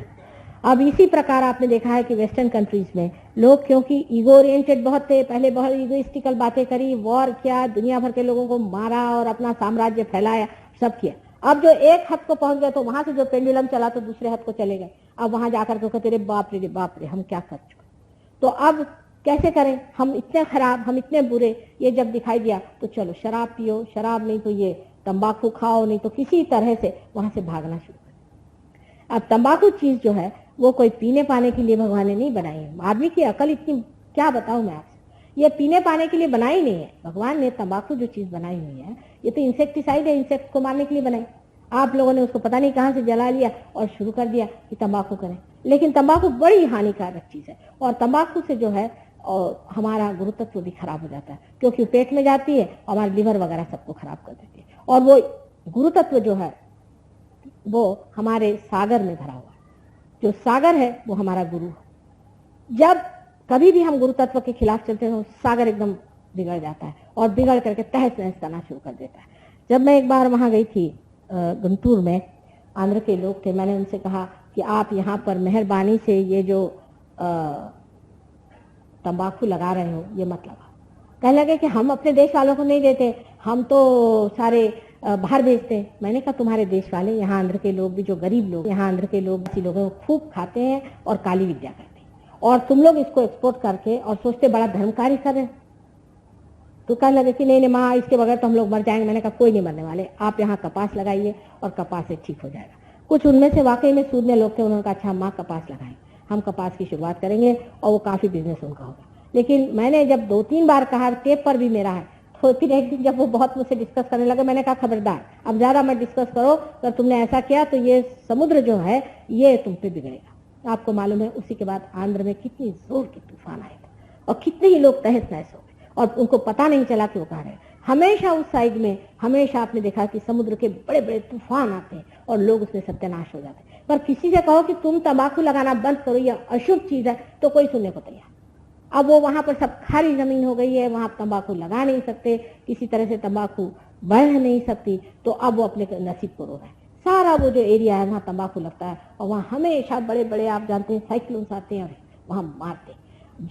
जिस दिन लोग इस चीज को समझ लें कि तंबाकू लगाने से और काली विद्या करने से समुद्र हमसे नाराज हो जाता है, उस दिन वो समझ जाएंगे कि कितना परमेश्वर का हमें आशीर्वाद है, कितने सुंदर हमारे पास जमीन है, उसका उपयोग हम कोई और चीज करने में करें। लेकिन मनुष्य को छोटी चीज में समाधान नहीं होता, वो चाहता है कि सारे संसार की जितनी भी संपत्ति है मैं ले लूं, पर ये भी नहीं देखता है कि जिसके पास है भी संपत्ति वो कौन बड़ा सुखी बैठा, वो कौन बड़ा आनंद में बैठा। तो ये लेफ्ट साइड की जो शक्ति है, जिसको कि हम विष्णु माया की शक्ति कहते हैं, ये बहन की शक्ति, श्री कृष्ण की बहन की शक्ति है। जो विष्णु माया आप जानते हैं, उनकी जो बहन मारी गई थी और जो आकाश में जाकर के जिसने आकाशवाणी की थी कि तुम्हारा अभी भी मारने वाला हत्यारा अभी भी जीवित है, वही विष्णु माया की शक्ति ये है। और ये बहन के रिश्तेदारी की बात है। अगर आपकी बहन बीमार हो तो आपका चक्र पकड़ जाए, आपके बहन पे कोई तकलीफ हो तो ये चक्र आपका पकड़ जाए। अगर आपकी रिश्तेदारी बहन के मामले में आप ठीक ना, मैंने किसी को बहन मानते हैं और आपकी नजर खराब, आजकल के लोगों के ये चक्र बहुत खराब रहता है, क्योंकि उनमें पवित्रता नहीं है। अपनी पत्नी के अलावा सब औरतों को अपनी बहन या माँ मानना चाहिए। ये जो शास्त्रों में लिखा है, लोग हंसते हैं, ये कैसे हो सकता है, मतलब ये तो हो ही नहीं सकता, क्योंकि सब लोग कुत्ते हो गए ना। कुत्तों को तो समझ में आती नहीं है बात कि इस तरह से भी कोई पवित्र होता है।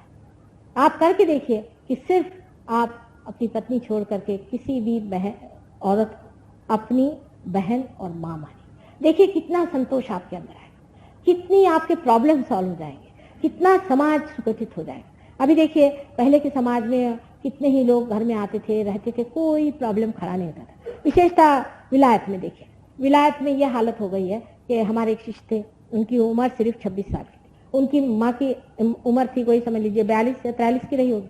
उनके घर में इनके एक दोस्त साहब घर में रहने को आ गए, तो वो उनकी माँ उनके साथ भागे। वो साहब उनसे 24 साल की उम्र के थे, 2 साल छोटे थे, उनके साथ उनकी माँ भाग। मैंने किसी चीज का सेंस ऑफ प्रोपोर्शन ही नहीं रह गया। आप सोचिए कि लड़के का दोस्त घर में आए, वो माँ को लेके भाग। अभी आने से पहले एक हमने पढ़ा आर्टिकल, जिसको सुन के आप हैरान हो जाएंगे। 17 साल के लड़के ने अपने माँ से शादी कर ली और जाकर के भी कोर्ट में लड़ाई कर रहे दोनों माँ बेटे कि हमारा मंजूर होना चाहिए कि हमने शादी की। ये सारी लेफ्ट साइड की जो अपवित्रता है, ये हमारे सिनेमा वालों में भी अकल नहीं। वो इतना पाप कर रहे हैं, उसका उनको फल भोगना पड़ेगा। सबको ये सत्य युग है, सबको अपने पाप का फल भोगना पड़ेगा। इस तरह की जो हमने अपनी अपवित्र हालत कर ली। हमारी शक्लें देखिए कैसी है, कोई उसमें न तेजस्विता है, न उसमें कोई भोलापन है, न उसमें कोई सादगी है। एक तरह से हर समय आंखें चलाना। अब ये जो आंखें चलाने की बीमारी है, ये भी कृष्ण शक्ति से ही दंडित होती है। आप देखिए कि हर समय मनुष्य आंखें चलाते रहते हैं। आंखें चलाने से आपके अंदर भूत घुस आते हैं। आपको पता नहीं, लेफ्ट साइड से अगर आपके अंदर भूत घुस आए तो आपकी आंख, आप कुछ करते ही नहीं। आंख चलाने से आप करते क्या, सिर्फ आंख चला रहे हैं। आंखें चलाने से आपको कुछ आनंद तो आता ही नहीं है। उसमें एक मिथ है, उस मिथ में आप घूम रहे हैं, आंखें इधर से उधर चल रही है, इसको देख रही, उसको देख रही, उसको देख रही, और आपका जो विशुद्धि चक्र है लेफ्ट साइड में पकड़ा जा रहा है। और इस लेफ्ट साइड को पकड़ने से आपके अंदर गिल्ट बनता जाएगा। हर समय आप कभी भी सुखी नहीं रह सकते। आदमी को इसीलिए पहले हमारे जमाने में जब हम लोग छोटे थे तो हमारे पिता माता कहते थे कि आंख अपनी जमीन पे रख के हमेशा चलना चाहिए। आपने सुना है कि लक्ष्मण जी ने सिर्फ सीता जी के पांव के ही अलंकार देखे थे, उससे ऊपर उन्होंने देखे नहीं थे। क्या उनको वो कोई दुष्ट आदमी थे या कोई वो बुरे आदमी थे? एक कानून था कि आंख अपनी नीचे करके चले। शहंशाह लोग जो होते हैं हमेशा आंख नीचे करके चले। जो बिल्कुल हमेशा भिखारी और भूत जैसे होते वो इधर उधर देखते चलते। जो आदमी खुद अपनी शान में प्रतिष्ठा में होता है, उसको क्या पड़ी हुई किसी को क्या देखने की। और आपको पता होना, जैसे ही आप दूसरे को देखते हैं, उसकी जो दुर्गंध है, उसकी जो बुराइयां हैं, उसके अंदर बसे हुए जो कंडीशनिंग है आपके अंदर आ जाती है। और ये इतनी ज्यादा बीमारी बढ़ गई है लोगों में, इस कदर लोग इससे भरे हुए हैं, वो समझते नहीं कि हम इससे आंखें कैसे बचा लें। इससे आंखें लाल हो जाती हैं, आदमी की आंखों में कमजोरी आ जाती है, आंख बहुत तकलीफ देने लग जाती है। तभी बताया जाता है कि आप घास पे चला करें, पृथ्वी माँ पे चला करें। यह आपकी माँ है। माँ को जानने से ही आप अपनी बहन को भी समझेंगे। जब तक आप अपनी माँ ही को नहीं जानिएगा तो बहन को नहीं समझ सकते। लेकिन वास्तविकता यह है कि आप अपनी आंख नीचे नतमस्तक होकर के रखें और रास्ते में चलते वक्त या किसी की भी और बुरी दृष्टि से नहीं देखना चाहिए। ये पाप है। और गुरुओं ने भी इसे बताया, दाउ shalt not commit adultery. Christ ने आकर के उसका और वहां पो करके कहा कि you thou shalt not have adulterous eye. उन्होंने साफ कह दिया कि adulterous eyes are equally evil as adulterous life. इस पवित्रता पे उन्होंने आपको पहुंचा दिया और उम्मीद की थी। लेकिन आज जहां संसार पहुंचा हुआ है, हम ये बात भी पहुंचा हुआ बुरा मान जाते हैं, पर आप कोशिश करते थे। देखिए अपने जीवन में और सबके जीवन में इतनी सरसता और इतनी सौंदर्य आ जाए, ये आंखों को चलाना और इस तरह से अपने को नीचे गिरा लेना, जिसको कि आगे जाकर प्रोस्टिट्यूशन आदि, अब आजकल के जो गाने हैं, औरतों का बैठ के गाने का ढंग आदि वगैरह, सब में इस कदर छिछलापन और इस कदर अपने को चीप कर लेने की तरीके हैं कि समझ में नहीं आता कि खासकर हमारे मिडिल क्लास के लोगों को इसकी क्या पड़ी। अति पैसे वाले तो बचने नहीं वाले, वो तो जाएंगे चूल्हे में। उनके पास तो साधन ही मिल गया। जिसके पास अति पैसा आ गया उसको तो लगता है क्या करूं ना क्या ना करूं, इस पैसे को कौन से गड्ढे में डालूं और उसके साथ मैं भी कूद जाऊं। जैसे ही उसके पास पैसा आ जाता पहले सोचता है मैं रेस में जाऊं कि ये करूं कि वो करूं। आज इसलिए मैं पाप पुण्य की चर्चा कर रही हूँ क्योंकि गुरु की बात हो रही है। पाप पुण्य का विचार आपको इस विशुद्धि चक्र पे आता है। पाप और पुण्य क्या है? अगर आपको पाप और पुण्य का विचार विशुद्धि चक्र तक नहीं आया तो आप काम से गए, आपकी कुंडलिनी जागरूक नहीं हुई। संसार में पाप और पुण्य दोनों चीजें हैं, लेकिन ये सोचते माँ वो इतना पापी आदमी, लेकिन देखो उसकी कितनी प्रगति। मैंने कहा तुम उसके घर में जाकर, उसके जीवन में जाकर क्या उसकी प्रगति हुई? जिस आदमी के मुख पर जरा भी आनंद नहीं, जिसका नाम लेते ही लोग कहते बाबा किसका नाम ले लिया, जिस आदमी के पीठ पीछे कभी भी कोई आदमी अच्छी बात नहीं कहता, ऐसे आदमी चरित्रहीन और ऐसे गिरे हुए लोगों को आप अगर आदर्श मानिएगा तो आपका भी ठिकाना हो जाए। हमारे सहयोग में आप जब पार हो जाइएगा तो अपने आप से आपके अंदर शक्ति आ जाएगी। आप स्वयं ही अपनी प्रतिष्ठा को जानिएगा, क्योंकि आप हैं, आप बहुत प्रतिष्ठित हैं। आप जानते नहीं कि परमात्मा ने कितनी मेहनत से चक्र आपके अंदर बनाया, एक एक चीज को कितनी सुंदरता से बनाया है और उसको किस तरह से घड़ाया है और एक कुंडलिनी को किस तरह से सुव्यवस्थित रखा हुआ है। आप अपना ही अपमान कर रहे हैं, अपने ही को नीचे गिरा रहे हैं। आप अपनी कीमत समझे, अपना बड़प्पन समझे, अपनी हालात को आप समझे कि आप तो सारे संसार के फूल हैं और आपको फल में बदलना है। अगर आप इस चीज को समझ ले कि आप ही परमात्मा के वरेण्य हैं, परमात्मा आप ही को मानता है और आप ही के सामने झुक रहा है और आपसे कह रहा है कि आप इसको पा लीजिए जो आपका श्रेय है। श्रेय को पहचानना भी मनुष्य की सुबुद्धि से होता है। जब तक उसके अंदर दुर्बुद्धि बनी रहेगी वो कर नहीं सकता। यह सुबुद्धि भी विशुद्धि चक्र के जागृति से होती है। जब मनुष्य अपने विशुद्धि चक्र में जाग उठता है उसके अंदर अपने आप सुबुद्धि आ जाती है, उसके अंदर बैलेंस आ जाता है। एक तो होती है दुर्बुद्धि, एक होती है कुबुद्धि और एक होती है सुबुद्धि। बुद्धि से कोई भी फर्क नहीं पड़ने वाला, क्योंकि बुद्धि गधी भी हो सकती है और बेवकूफ भी हो सकती है। बुद्धि से, रैशनैलिटी से एक आदमी चोरी करता है, वो कहता है मैं क्यों ना चोरी करूं, मेरे पास ये चीज नहीं है, उसके पास है तो मैंने चोरी कर ली, क्यों ना करूं मैं। रैशनैलिटी आ गई। रैशनैलिटी जो है वो हर एक चीज को रैशनलाइज कर सकती है, लेकिन सुबुद्धि जो है वो कहेगी कि नहीं, दूसरे की चीज उसकी अपनी है, मेरी चीज मेरी अपनी है, मेरी चीज में जो मजा आ रहा है उसमें है। और ऐसे भी चीज किसी की कोई होती ही नहीं, किसी की कौन सी चीज है, सब यहीं छोड़ के जाना। ये तो दिमागी जमा खर्च है, ये मेरी चीज है, तुम्हारी चीज है, वहां रजिस्ट्रार के ऑफिस में लिखा हुआ है, जाते वक्त तो यूं ही जाने का, जाते वक्त तो मनुष्य यूं ही जाता है, सब कुछ यहीं छोड़ के जाता है। एक ये साधारण बात है, उसके पीछे क्यों इतनी मारोधार कर। अब राइट साइड की जो हमारी चक्र है, जिसको कि राइट साइड का विशुद्धि चक्र का ये है, वो श्री कृष्ण और राधा की शक्ति से बना हुआ।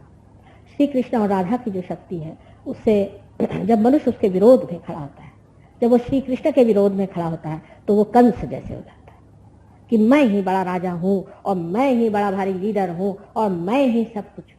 जब उसके अंदर अहंकार कंस के जैसा भर जाता है, जो कि अपनी सगी बहन को मारता है, अपने बहनों को मारता है, अपने बहन के बच्चों को मारता है कि किसी तरह से मैं सबके ऊपर में राज्य करूं, उसको दुनिया की कोई चीज नहीं दिखाई देती, उसको राइट साइड की विशुद्धि की पकड़ होती है। लेकिन राइट साइड की विशुद्धि की पकड़ सबसे पहले शुरू होती है जब आपको जुकाम हो जाता है। अभी जुकाम के लिए सब लोग बताते हैं कि तुलसी बहुत अच्छी होती है, उसकी वजह ये कि तुलसी की शक्ति हमारे लेफ्ट साइड में है, वो बैलेंस कर देती है हमारा राइट साइड।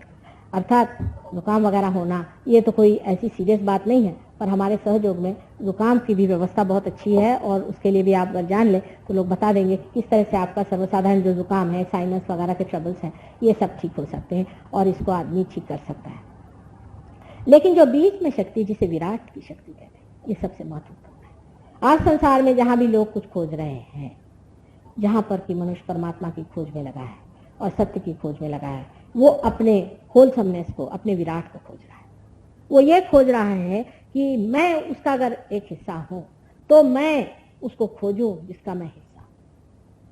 इसका मतलब ये है कि हमारे अंदर वो चीज जिसे सामूहिक चेतना कहते हैं, वो अभी तक आई नहीं।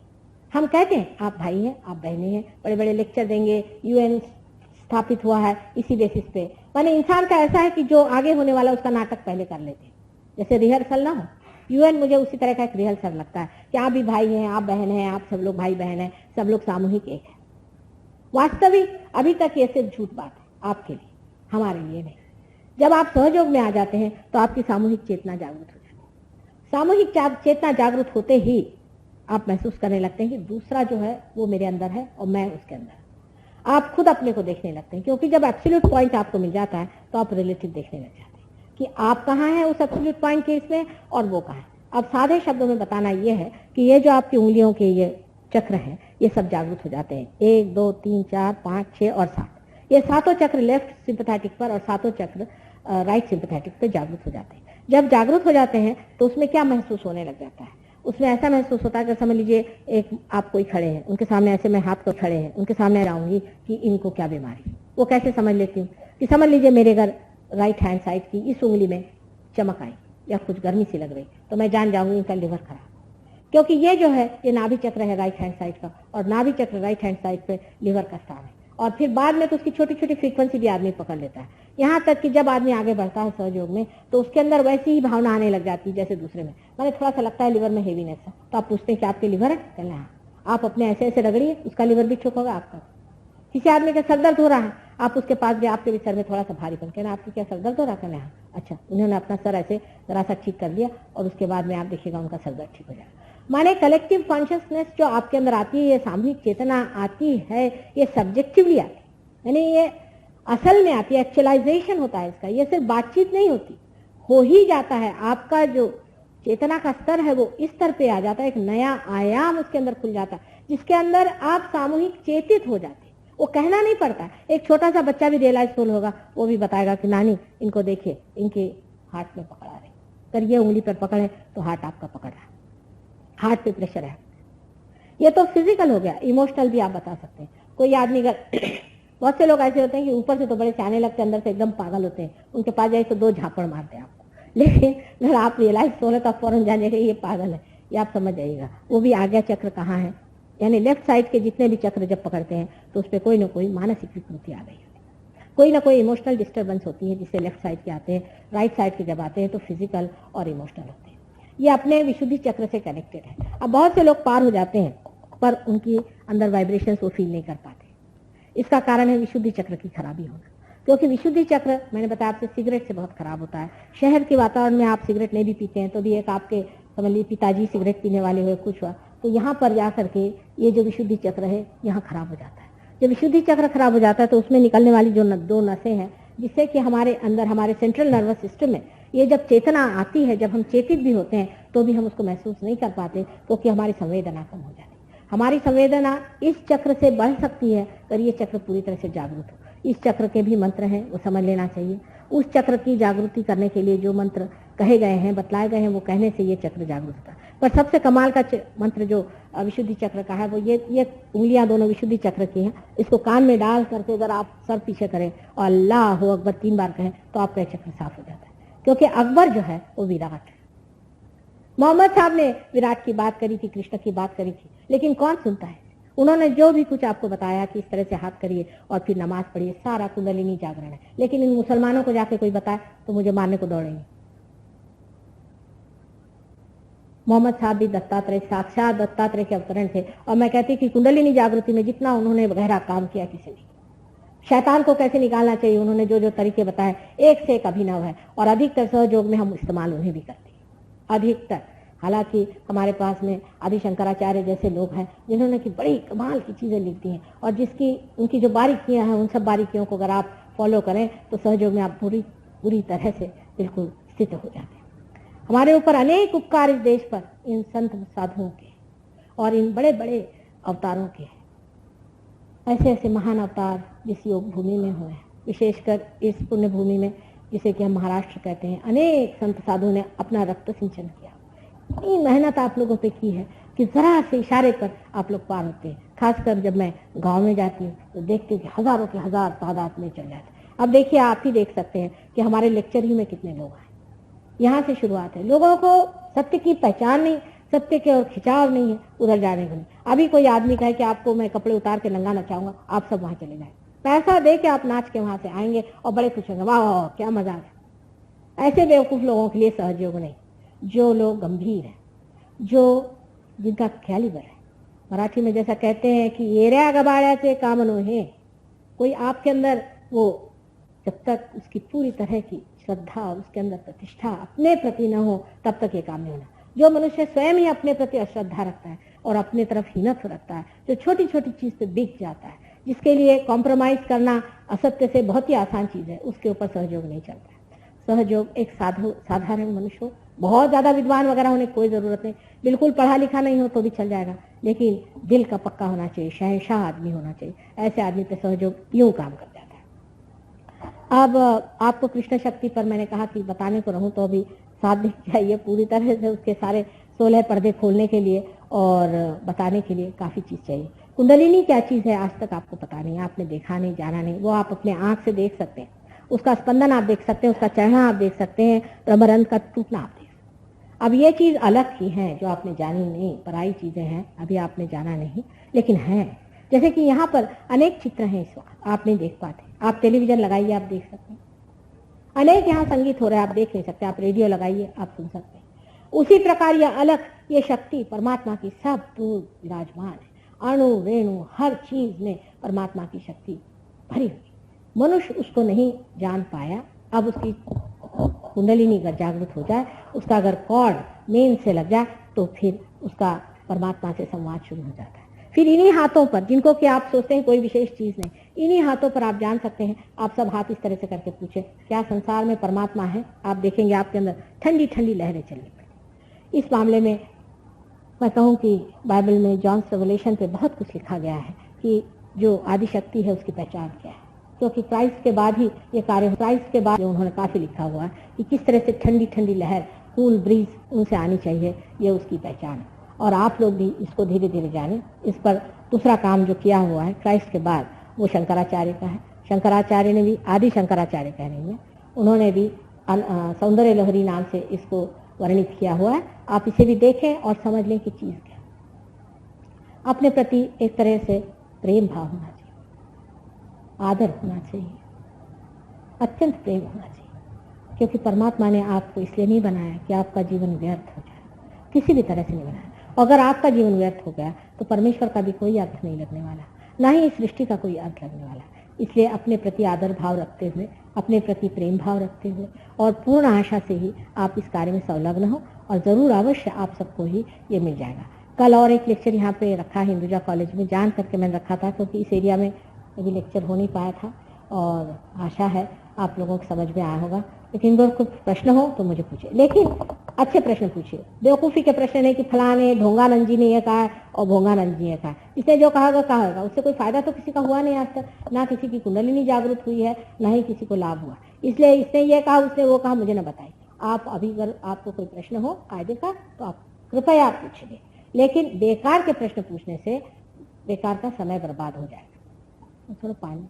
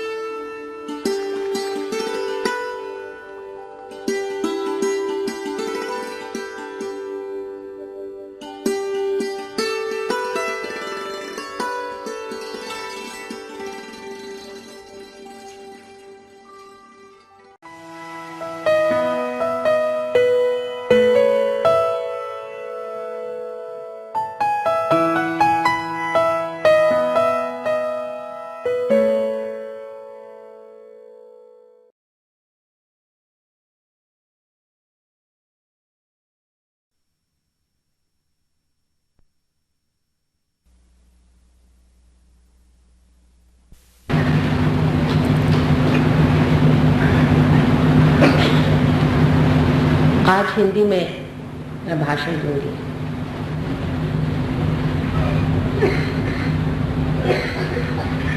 परमात्मा को खोजने वाले सभी भाविक सात्विक साधकों को हमारा प्रणाम।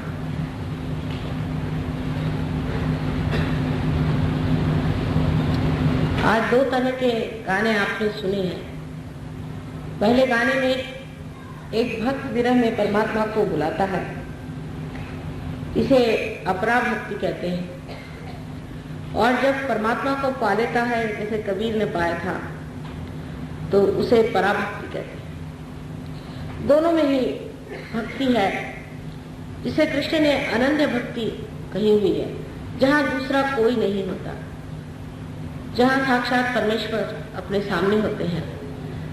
उस वक्त जो हम लोगों का भक्ति का स्वरूप होता है, उसे उन्होंने पराभक्ति, अनन्य।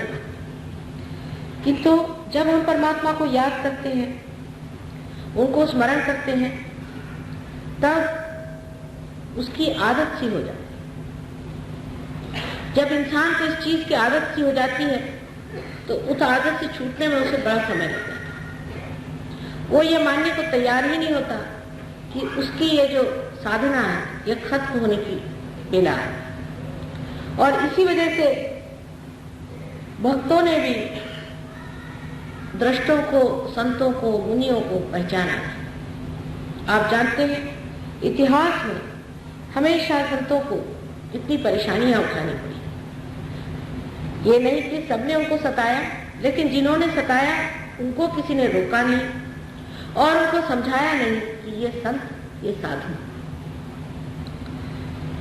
अब हमारे समाज में, खास करके शहरों में, विविध विचारों के लोग रहते हैं। कुछ तो जो कि परमात्मा में विश्वास करते हैं, इस तरह विश्वास करते हैं जैसे कि किसी मंदिर में गए नमस्कार करके। कुछ लोग हैं जो कहते नहीं, परमात्मा की साधना करनी चाहिए और धर्म से रहना चाहिए, उनके मंगल गीत गाने चाहिए, हमेशा उनको भजना चाहिए जिससे वो हमेशा याद रहे। कुछ लोग ऐसे होते हैं कि जो कहते हैं परमात्मा वगैरह सब ढकोसला है, ये झूठी चीज है, परमात्मा नाम की कोई चीज ही नहीं। सब तरह के विचार करने का अधिकार परमात्मा ने पर मनुष्य को दे दिया। ये मनुष्य को दी हुई दे परमात्मा की ही है कि वो स्वतंत्र है, जो चाहे वो सोच सकता है इस बुद्धि से। लेकिन हम लोगों को तीनों भी दशा में यही सोचना चाहिए कि आज तक हमने जो कुछ भी किया, चाहे परमात्मा में विश्वास किया, उनको भजा या उनके ऊपर लेक्चर दिए या उन पर किताबें पढ़ी, जो भी मेहनत करी, या हमने उन पर विश्वास नहीं किया, उनको कहा कि वो है नहीं, उनसे हमने मुठभेड़ की और कहा कि देखते हैं परमात्मा कहाँ है। इन सभी दशाओं में हमें ये सोचना चाहिए कि इसने हमारा क्या भला किया, हमें क्या लाभ, हमारे अंदर कौन सी ऐसी कोई नई प्रकृति आ गई जिसके कारण हमने जो भी किया सोचे। हमारे बाप दादे भी यही करते आए और उनके बाप दादा भी यही करते आए और हजारों वर्षों से ये चीज चलती है। सहयोग में हम लोग ईड़ा और पिंडा दो नाड़ी पर ध्यान दे रहे थे। इसमें से जो ईड़ा नाड़ी है ये भक्ति प्रवृत्ति है। ईड़ा नाड़ी पर लोग भक्ति में लीन हो जाते हैं, अपने भावना में बह जाते हैं और परमात्मा में लीन होकर के आनंद से उनका गान गाते हैं। हमारे महाराष्ट्र में, जो कि मैं सोचती हूँ हिंदुस्तान में एक बहुत बड़ा देश है, क्योंकि यहाँ पर पारंपरिक लोग धार्मिक हैं और यहाँ का आराध्य देव श्री कृष्ण विठल है। लोग एक एक महीना हाथ में झांझर लिए हुए गाते हुए जाते हैं, विठल विठल विठल, मुंह में तंबाकू रखे। अब तंबाकू जो है ये कृष्ण के विरोध है, बिल्कुल विरोध में पड़े, क्योंकि विशुद्धि चक्र में श्री कृष्ण का था और उससे विठल विठल कह रहे हैं, श्री कृष्ण का नाम ले रहे हैं और उनका जो विरोध है उसी को मुंह में रखे चले जाए। ऐसे लोग, बहुत से लोग मैंने देखे जो मुझसे आके कहते हैं कि माँ हम तो जिंदगी भर विठल जी की वारी करते रहे, हर बार वहां पैर गिर जाते रहे और एक एक महीना हमने मेहनत करी। बहुत से पढ़े लिखे लोग भी ऐसा कार्य, लेकिन हमें तो परमात्मा मिले। एक मुसलमान साहब थे जो कि बहुत परमात्मा को पूछते थे। अंत में वो हिंदू हो गए। उनका कि परमात्मा मुसलमान होने से तो मिलता नहीं, चलो हिंदू होकर मिल जाते थे, तो वो हिंदू हो गए। हिंदू होकर के वो इसी तरह से विठ्ठल विठ्ठल करते जाते थे। तो उन्होंने कहा कि पहले तो नमाज पढ़ पढ़ के मेरे घुटने छिल गए थे, फिर वारी कर करके मेरे तलवे सब छिले, और ये सब होते हुए मैंने ये देखा कि परमात्मा तो मिला है। जो विठ्ठल के सामने लोग खड़े हैं वो भी परमात्मा के पास नहीं, और जो लोग वहां जाते हैं वो भी परमात्मा के पास। हम लोग इसी प्रकार हर समय कभी कोई अखंड पाठ कर रहे हैं, कभी कोई परमात्मा को याद कर रहे हैं। इस प्रकार हम अपनी भक्ति में परमात्मा को याद करते रहते हैं। उससे एक चीज जरूर है कि परमात्मा की तरफ हमारा चित्त। नामदेव ने कहा है कि एक लड़का अगर पतंग उड़ा रहा है और पतंग आकाश में जा रही है, उधर सब बच्चे उसके साथ खेल रहे हैं, वो बातें भी कर रहा है, सबसे मजाक कर रहा है, और ये करते वक्त भी उसका चित्त उसी आकाश के ऊपर तनाया हुआ जो उसका पतंग है उसकी ओर। इस प्रकार एक साक्षात्कारी मनुष्य का हो जाता है कि उसका पूरा चित्त उसी ओर होता है। लेकिन जो नहीं हुआ, जिसे साक्षात्कार नहीं पाया, उसके लिए उचित था कि वो परमात्मा को याद करे। लेकिन यह सब करने से अगर परमात्मा को याद किया और परमात्मा ही नहीं मिले, जैसे आपने कहा कि या आकुल व्याकुल लोग ढूंढ रहे हैं परमात्मा को, और उनको अगर परमात्मा नहीं मिले तो जरूरी है कि मनुष्य कहेगा कि हाँ परमात्मा नाम की कोई चीज नहीं। लेकिन क्योंकि हमें उसका अनुभव नहीं हुआ, प्रचिति नहीं हुई, इसलिए उस चीज को पूरी तरह से मना करना मेरे ख्याल से अशास्त्रीय है। उसको बगैर जाने बगैर, उसकी प्रचिति पाए बगैर उसको कह देना कि वो नहीं है कोई सी भी चीज, मेरे ख्याल से एक तरह का इसका पलायन हुआ, इसके पीछे परमात्मा है, चाहे आपसे माने या न। मैंने आपको बताया था कि ये फूल, इसको कौन बनाता है, इन फूलों से फल कौन बनाता है, हमें अपने माँ बाप जैसे कौन बनाता है, कौन हमारे अंदर हमारे हृदय को चलाता है। हमारे अंदर अनेक ऐसे व्यवहार है जो मेडिकल साइंस कभी भी समझा नहीं सकती कि कैसे। इसलिए मनुष्य भक्ति पर उतरता है और परमात्मा को याद करता है। पिंगला नाड़ी पर जब हम आते हैं तो वहां पर मनुष्य ने ये सोचा कि परमात्मा ने जो सृष्टि रची है, इस सृष्टि में जो 5 पंचमहाभूत है, जो एलिमेंट्स है, उसके बारे में जानना चाहिए, उन पर प्रभुत्व पाया जाए। तो नहीं अज्ञादी वगैरह शुरू कर दिया, वेद वगैरह रचे गए, पर वेद में भी बिल्कुल शुरू में लिखा है कि अगर वेद से अगर विद नहीं हुआ, अगर उसकी प्रचिति नहीं आई तो सारा वेद परायण है। इस भारतवर्ष की एक महिमा है, बहुत बड़ी महिमा है। कोई कितना भी बड़ा शास्त्री हो, पंडित हो, वेद व्यास हो, कुछ हो, लोग उसके सामने हाथ नहीं जोड़ते। पर अगर कोई संत फकीर हो, हाथ में झोली लिए भी हो और संत हो, माना हुआ संत हो, तो लोग उसके सामने झुक जाते हैं, फिर वो राजा हो चाहे वो कुछ हो। ये अपने देश की बड़ी महिमा है, ऐसे आपको कहीं भी नहीं दिखाई।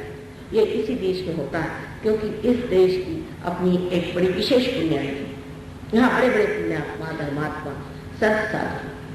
हमारी दृष्टि जो बाहर की ओर लग गई है, इससे सबसे बड़ा प्रश्न खड़ा हुआ है कि अब सबकी दृष्टि अंतर्मुख कैसे करें, और सबसे पहले कि ये लोग जाने कि इसी देश में, इसी महान देश में ही ये सारा ज्ञान बसा हुआ।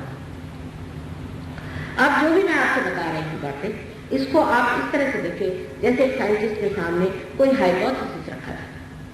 अगर आप उसको इस दृष्टि से देखें तो आपको समझ में आ जाएगा कि जो मैं बातें कह रही हूँ वो आपको पहले देख लेनी चाहिए, जान लेनी चाहिए, फिर प्रचिति आने के बाद में उसको आपको जांचना चाहिए कि ये बात सत्य है या परमात्मा है या।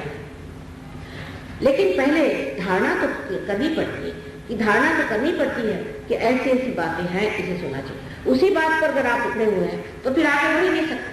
पहले आप इसे धारिए, जो मैं बात कह रही हूँ उसको आप समझने का प्रयत्न करें। मैंने उस दिन आपसे इन तीनों नाड़ियों के बारे में बताया हुआ था संक्षिप्त में। आज मैं आपसे इनके अलग अलग चक्रों के बारे में आपसे बताना चाहती हूँ। आपके अंदर 7 चक्र मुख्य, ये नहीं कि 7 ही चक्र, 7 मुख्य चक्र माने जाते। ये सब ज्ञान हमारे देश का है, मुल्क का ज्ञान है। ये आपको किताबों में नहीं मिलेगा। ये बड़े बड़े ऋषि मुनियों ने इसका पता लगाया, कुछ कुछ इस पर किताबें भी थी, लेकिन बड़ी सटीक तौर की हैं, और दूसरा ये भी है कि उपलब्ध भी नहीं। ये 7 चक्र हमारे अंदर ऐसे बनाए हुए बढ़िया तरीके से कि जैसे कि एक के बाद एक हमारी सीढ़ी हो। ये सीढ़ियां हमारे उत्क्रांति में बनाई गई। जब से हम कार्बन थे तब से लेकर के धीरे धीरे जैसे हम उठने लगे हैं, वैसे वैसे हर एक उत्क्रांति का जो एक एक टप्पा हमने हासिल किया, उसके अनुसार ये जैसे कि एक एक माइलस्टोन बनाया। सबसे पहले कार्बन का जो हमारे अंदर का जो भाव हो वो है पहला चक्र, जिसे कि मूलाधार चक्र है। इस चक्र के बारे में भी बहुत से लोगों को बहुत गलत है। कुंडलिनी के बारे में तो जिसे देखिए वही लिखने लग जाता है। मैंने ऐसी भी किताबें पढ़ी हैं कि जिसको पढ़ के आदमी कहेगा कुंडलिनी के पास जाने की जरूरत नहीं। एक साहब ने लिखा है कि उसको कुंडलिनी जागरण हो गया, उसके अंदर बिजली चमकने लगी। किसी ने लिखा कि मेरे अंदर छाले आ गए, किसी ने कहा मैं मेंढक कैसे कूदने लगी। हिंदी में नहीं, अंग्रेजी में भी ऐसी किताबें पहुंच चुकी हैं। वास्तविक कुंडलिनी आपकी माँ है, हर एक इंसान की ये माँ है, अपनी एक एक व्यक्तिगत माँ है, और ये माँ आपको आपका दूसरा जन्म है। ये जो माँ है, ये माँ क्या आपको कोई तकलीफ देगी? जब आपका जन्म हुआ था तो आपकी माँ ने आपको तकलीफ दी या सब तकलीफ खुद उठाई? फिर ये जो माँ, जो विशेष एक दैवी माँ है, वो क्या आपको तकलीफ देगी या आपको परेशान?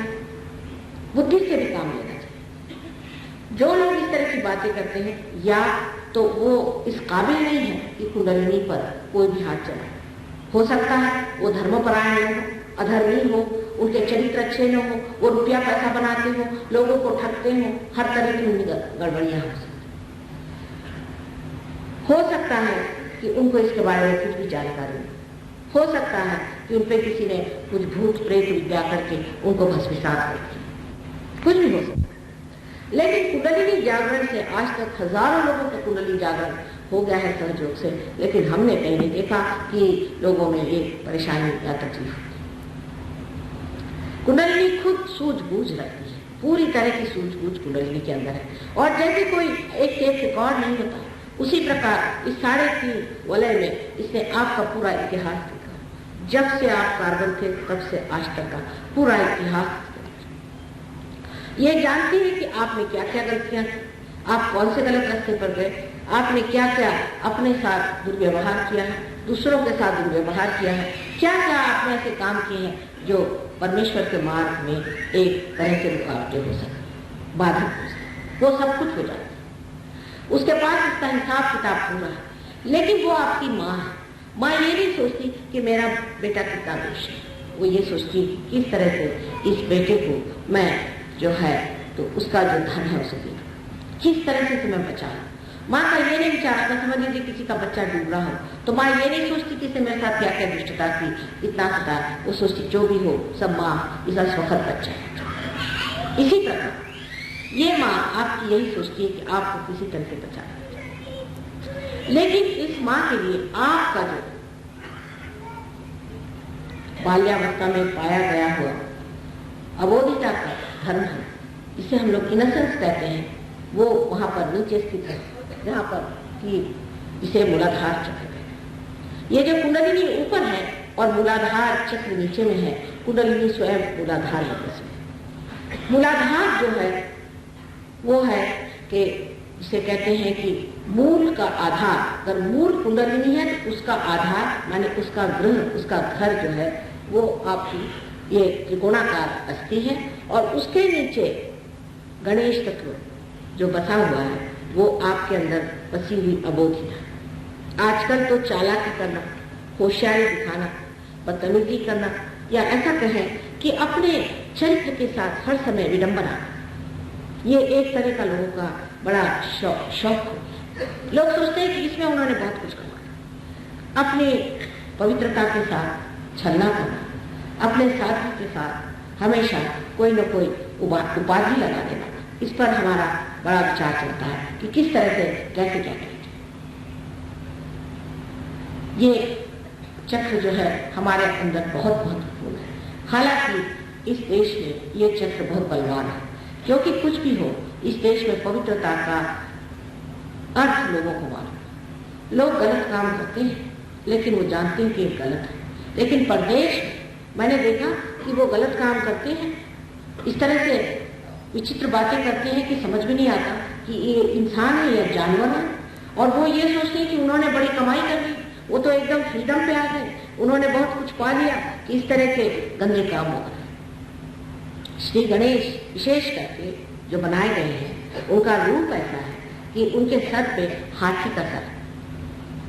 वजह ये कि हाथी एक पशु है, और पशु कभी भी अहंकार एकत्रित नहीं करता, इसीलिए उसके अंदर अहम की भावना नहीं। वो चिर का बालक है, और गणेश जी चिर के बालक है, लेकिन उनके अंदर जो आयुध है और जो विशेष तरह की उनके पास में व्यवस्थाएं हैं, उन सब व्यवस्थाओं से वो मनुष्य के अंदर जो पेल्विक प्लेक्सस है उसको संभालते हैं। पर ये इतने शक्तिशाली है कि अगर आप किसी भी तरह से कुंडलिनी पर आघात करने का प्रयत्न, या जो आदमी धर्म रहित है, जिसमें चरित्रहीनता है, ऐसा आदमी कोशिश करे कि कुंडलिनी को चढ़ाए, वो इस कदर नाराज हो जाते हैं कि आप देख रहे हैं यहाँ पर सबसे नीचे बैठे हो, लेकिन इसके साथ में ईरा नाड़ी ऊपर जुड़ी हुई है। उस ईरा नाड़ी पर उनका क्रोध जब चलता है तो आदमी के यहाँ से लेकर के यहाँ तक सारे ब्लिस्टर्स भी आ सकते हैं। ऐसा आदमी गर्मी से तड़प सकता है, उसको तकलीफ हो सकती है। ये गणेश का तत्व जो है जितना सुखदायी है उतना ही क्षोभकारी, अत्यंत क्रोधवान। इस भारतवर्ष में गणेश 8 अष्टविनायक आप जानते हैं कि जागृत पृथ्वी के तत्व से निकले। अब हम लोग मानते थे हाँ कि सब ये वैष्णो देवी वहां जाना चाहिए, इस मंदिर में जाना है, उस मंदिर में जाना, लेकिन ये जागरूक तत्व क्या है? क्या हम जानते हैं ये जागरूक तत्व क्या है? क्या ऐसी कोई सच्ची बात है कि वास्तविक कोई ऐसे जागरूक तत्व का कोई स्थान है? ऐसा स्थान है, क्योंकि पृथ्वी तत्व जो है ये स्वयं साक्षात जागरूक है।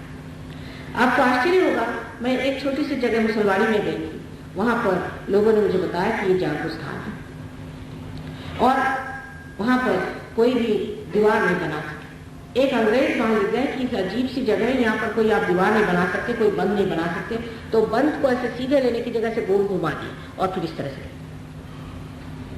और पता ये हुआ कि ये जगह एक फकीर यहाँ से बताया कि ये जगह माती ही से छोड़ दीजिए।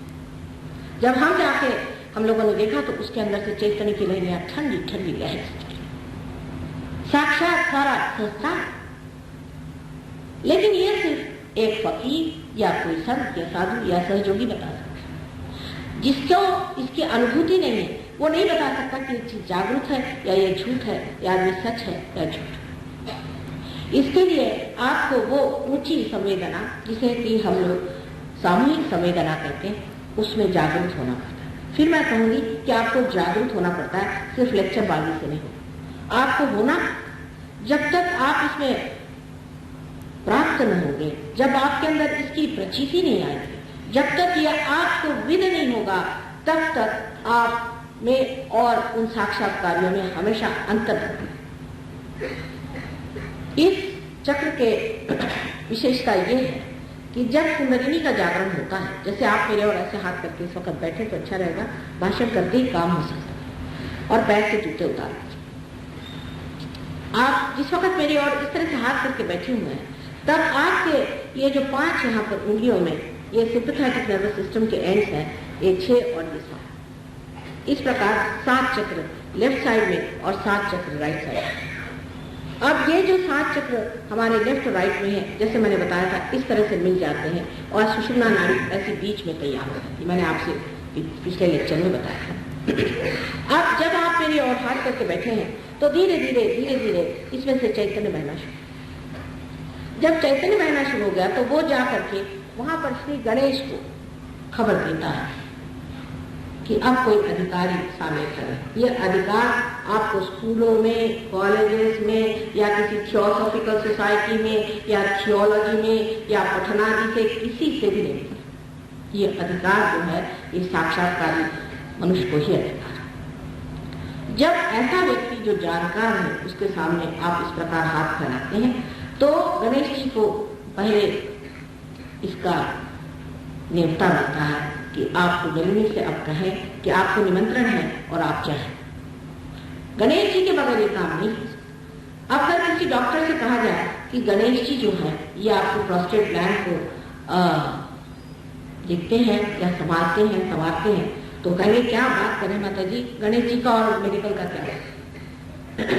मेडिकल साइंस जो है ये तो ऊपर में है, लेकिन उसके जड़ में अगर श्री गणेश बैठे तो 1 मिनट अपने बुद्धि से ये पूछें कि अगर इससे हमारे प्रश्न अगर किसी तरह से सुलझ सकते हैं तो क्यों नहीं इस चीज को हम समझें कि श्री गणेश क्या है और उनका हमारे अंदर जागरूक होना कितना जरूरी है। एक महाशय थे, वो हमारे पास आए और कहने लगे कि माँ मुझे प्रोस्टेट की तकलीफ हो गई है, डॉक्टर कहते हैं ऑपरेशन करो। वो बड़े सहयोगी थे दूसरे गणेश को। मैंने कहा आप इतने बड़े गणेश भक्त हैं, आपको कैसे प्रोस्टेट? मेरी समझ में नहीं आता, क्या गणेश आपसे नाराज हो गए? कहने माँ पता नहीं, मैं तो बड़ी गणेश की भक्ति करता हूँ। मैंने कहा अच्छा लो भाई चना खाओ, आज हमारा प्रसाद चना है, आप चना खाओ। तो इधर उधर देखने लगे। मैंने कहा आनाकानी क्यों करना?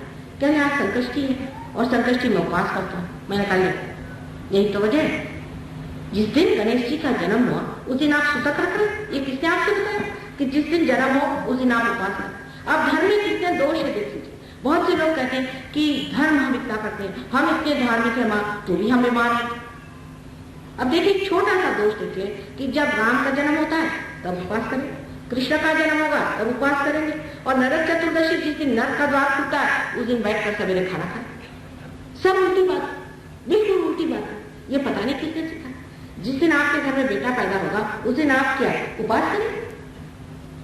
जिस दिन दत्तात्रेय पैदा हुए उस दिन उपवास। कोई भी देख लीजिए जिसका भी जन्म हुआ उस दिन उपास करते, उस दिन उपास करने की क्या जरूरत है, मेरी समझ नहीं आती। दूसरा ये कि परमात्मा के नाम पर क्यों उपास करते, उसने कब कहा था कि आप उपास करें? आपको करना हो आप करिए, आप अपने शौकिया आपको उपास करना करिए, क्या इस देश में तो ऐसे ही लोग उपास में रहते हैं।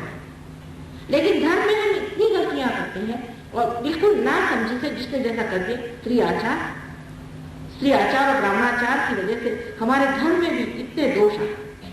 वही हाल मुसलमानों का है, वही हाल ईसाइयों का है, वही हाल सिखों का है, सबका एक है कि अपने बुद्धि से उसको हम समझते नहीं है कि किस वक्त क्या करना चाहिए।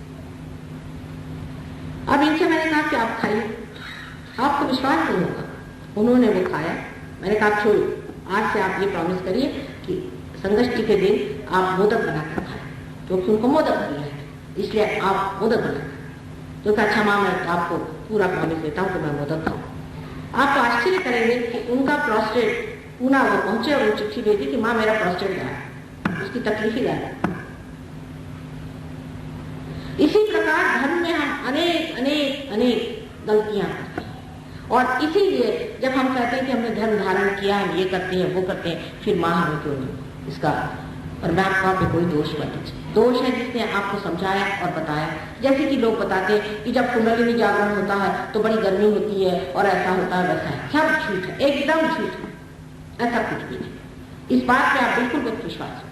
ये लोग सब पैसा बनाने वाले आपको डरा डरा करके और ऐसा दिखाते हैं कि ये बड़े कहीं के पहुंचे हुए लोग हैं और इस तरह से आपको गलत रास्ते पर डाल देते हैं और आप फिर ये पूछने लग जाते हैं कि भाई हमारा कुंडलिनी जागरण हुआ, उससे तो हमारी हालत ही खराब हो गई, हम तो पागल खाने पहुंच गए।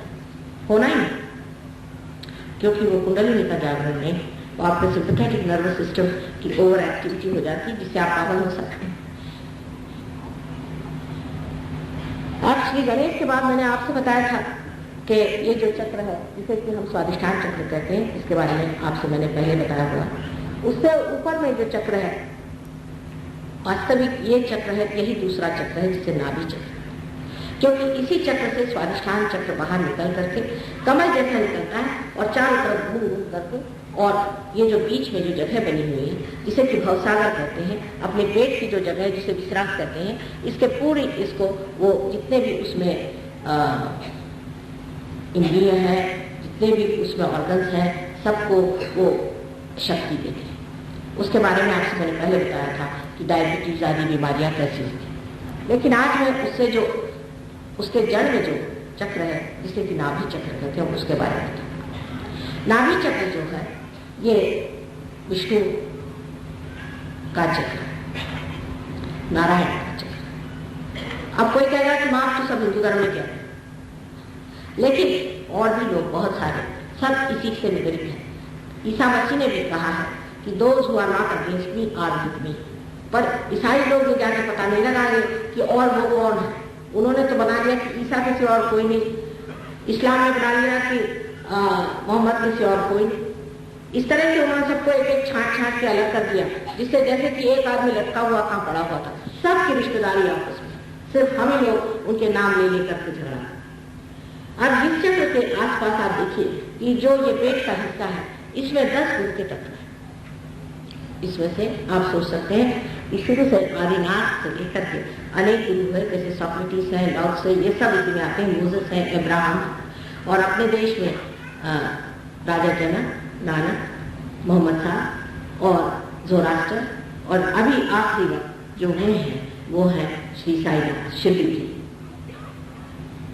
ये सब इनके अवतरण 10 मुख्य अवतरण हुए। वैसे तो अनेक गुरु हैं संसार में, लेकिन 10 मुख्य अवतरण। अब जो है गुरु को मानते हैं कि गुरु को माने, अब देखिए गुरु को मान लेना भी एक बड़ी गलतफहमी की बात है। गुरु वही जो साहिब से मिला, जो साहिब से मिला, जो परमात्मा से मिला, वही गुरु। लेकिन हमारे यहाँ तो हर तरह के गुरु निकल आए हैं, और आप जानते हैं कि हम इतने विकसित हो गए हैं, इतने भ्रांतमय हो गए कि कोई भी आदमी जेल से छूट करके और बैठ जाए गेरुआ वस्त्र पहन के, अगे उसके चरण छूटे।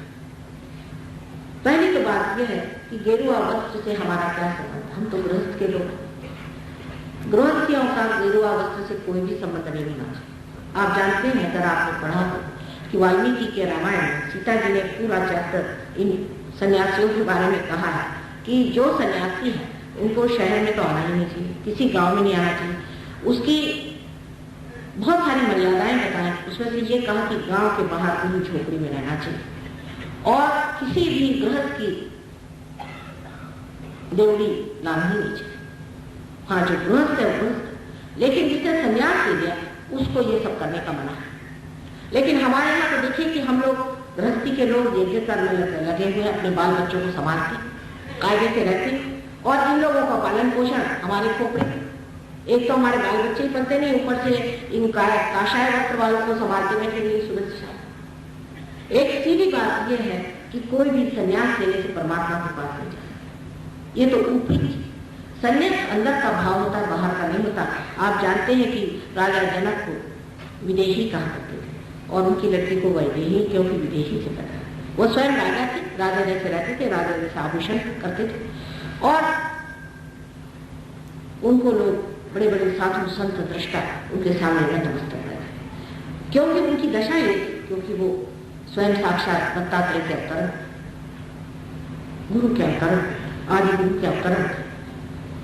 लेकिन आजकल हमारे देश में इसकी संवेदना जाती है, लोग भ्रांत हो गए, बहुत ही भ्रांत हो गए और ऊपरी तरह से कोई ऊपर से दिखाने वाला कोई तमाशा वाला आदमी पहुंच जाए तो लोग उसके चरण में पहले जाते। कोई ना कोई तमाशा वो करना जानता है, किसी भी तमाशे के पीछे में भागना हम लोगों में एक स्वभाव का एक बात होती है कि कोई तमाशखोर पहुंच जाए तो उसके पीछे हम भागते हैं, फिर हजारों लोग उसके चरण में जाएंगे, अरे भाई, और फिर छोटी छोटी बातें उसके बारे में फैलाना कि उसने इस आदमी को ठीक कर दिया, वो ठीक हो गया, उनको शांति मिल गई। इस तरह की गलत फहमियां। बहुत से लोग कहते हैं कि हम गुरु के पास गए थे, हमको शांति मिली। मैंने कहा कैसी शांति मिली? आपको स्मशान शांति मिली हुई।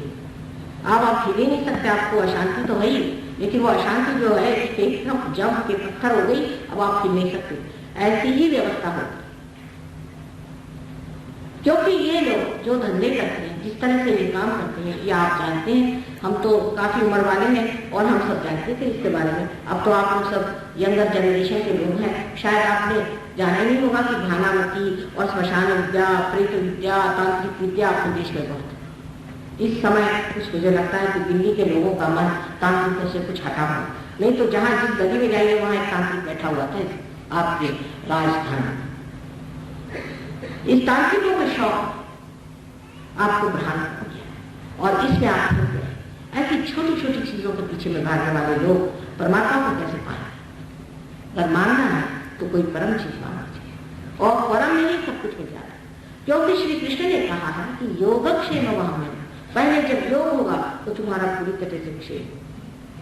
कोई महाशय कहता है कि माँ मेरी तंदुरुस्ती चाहिए, मेरे पास बहुत से पहलवान आते हैं, कहते माँ हमें तो कोई शांति नहीं चाहिए।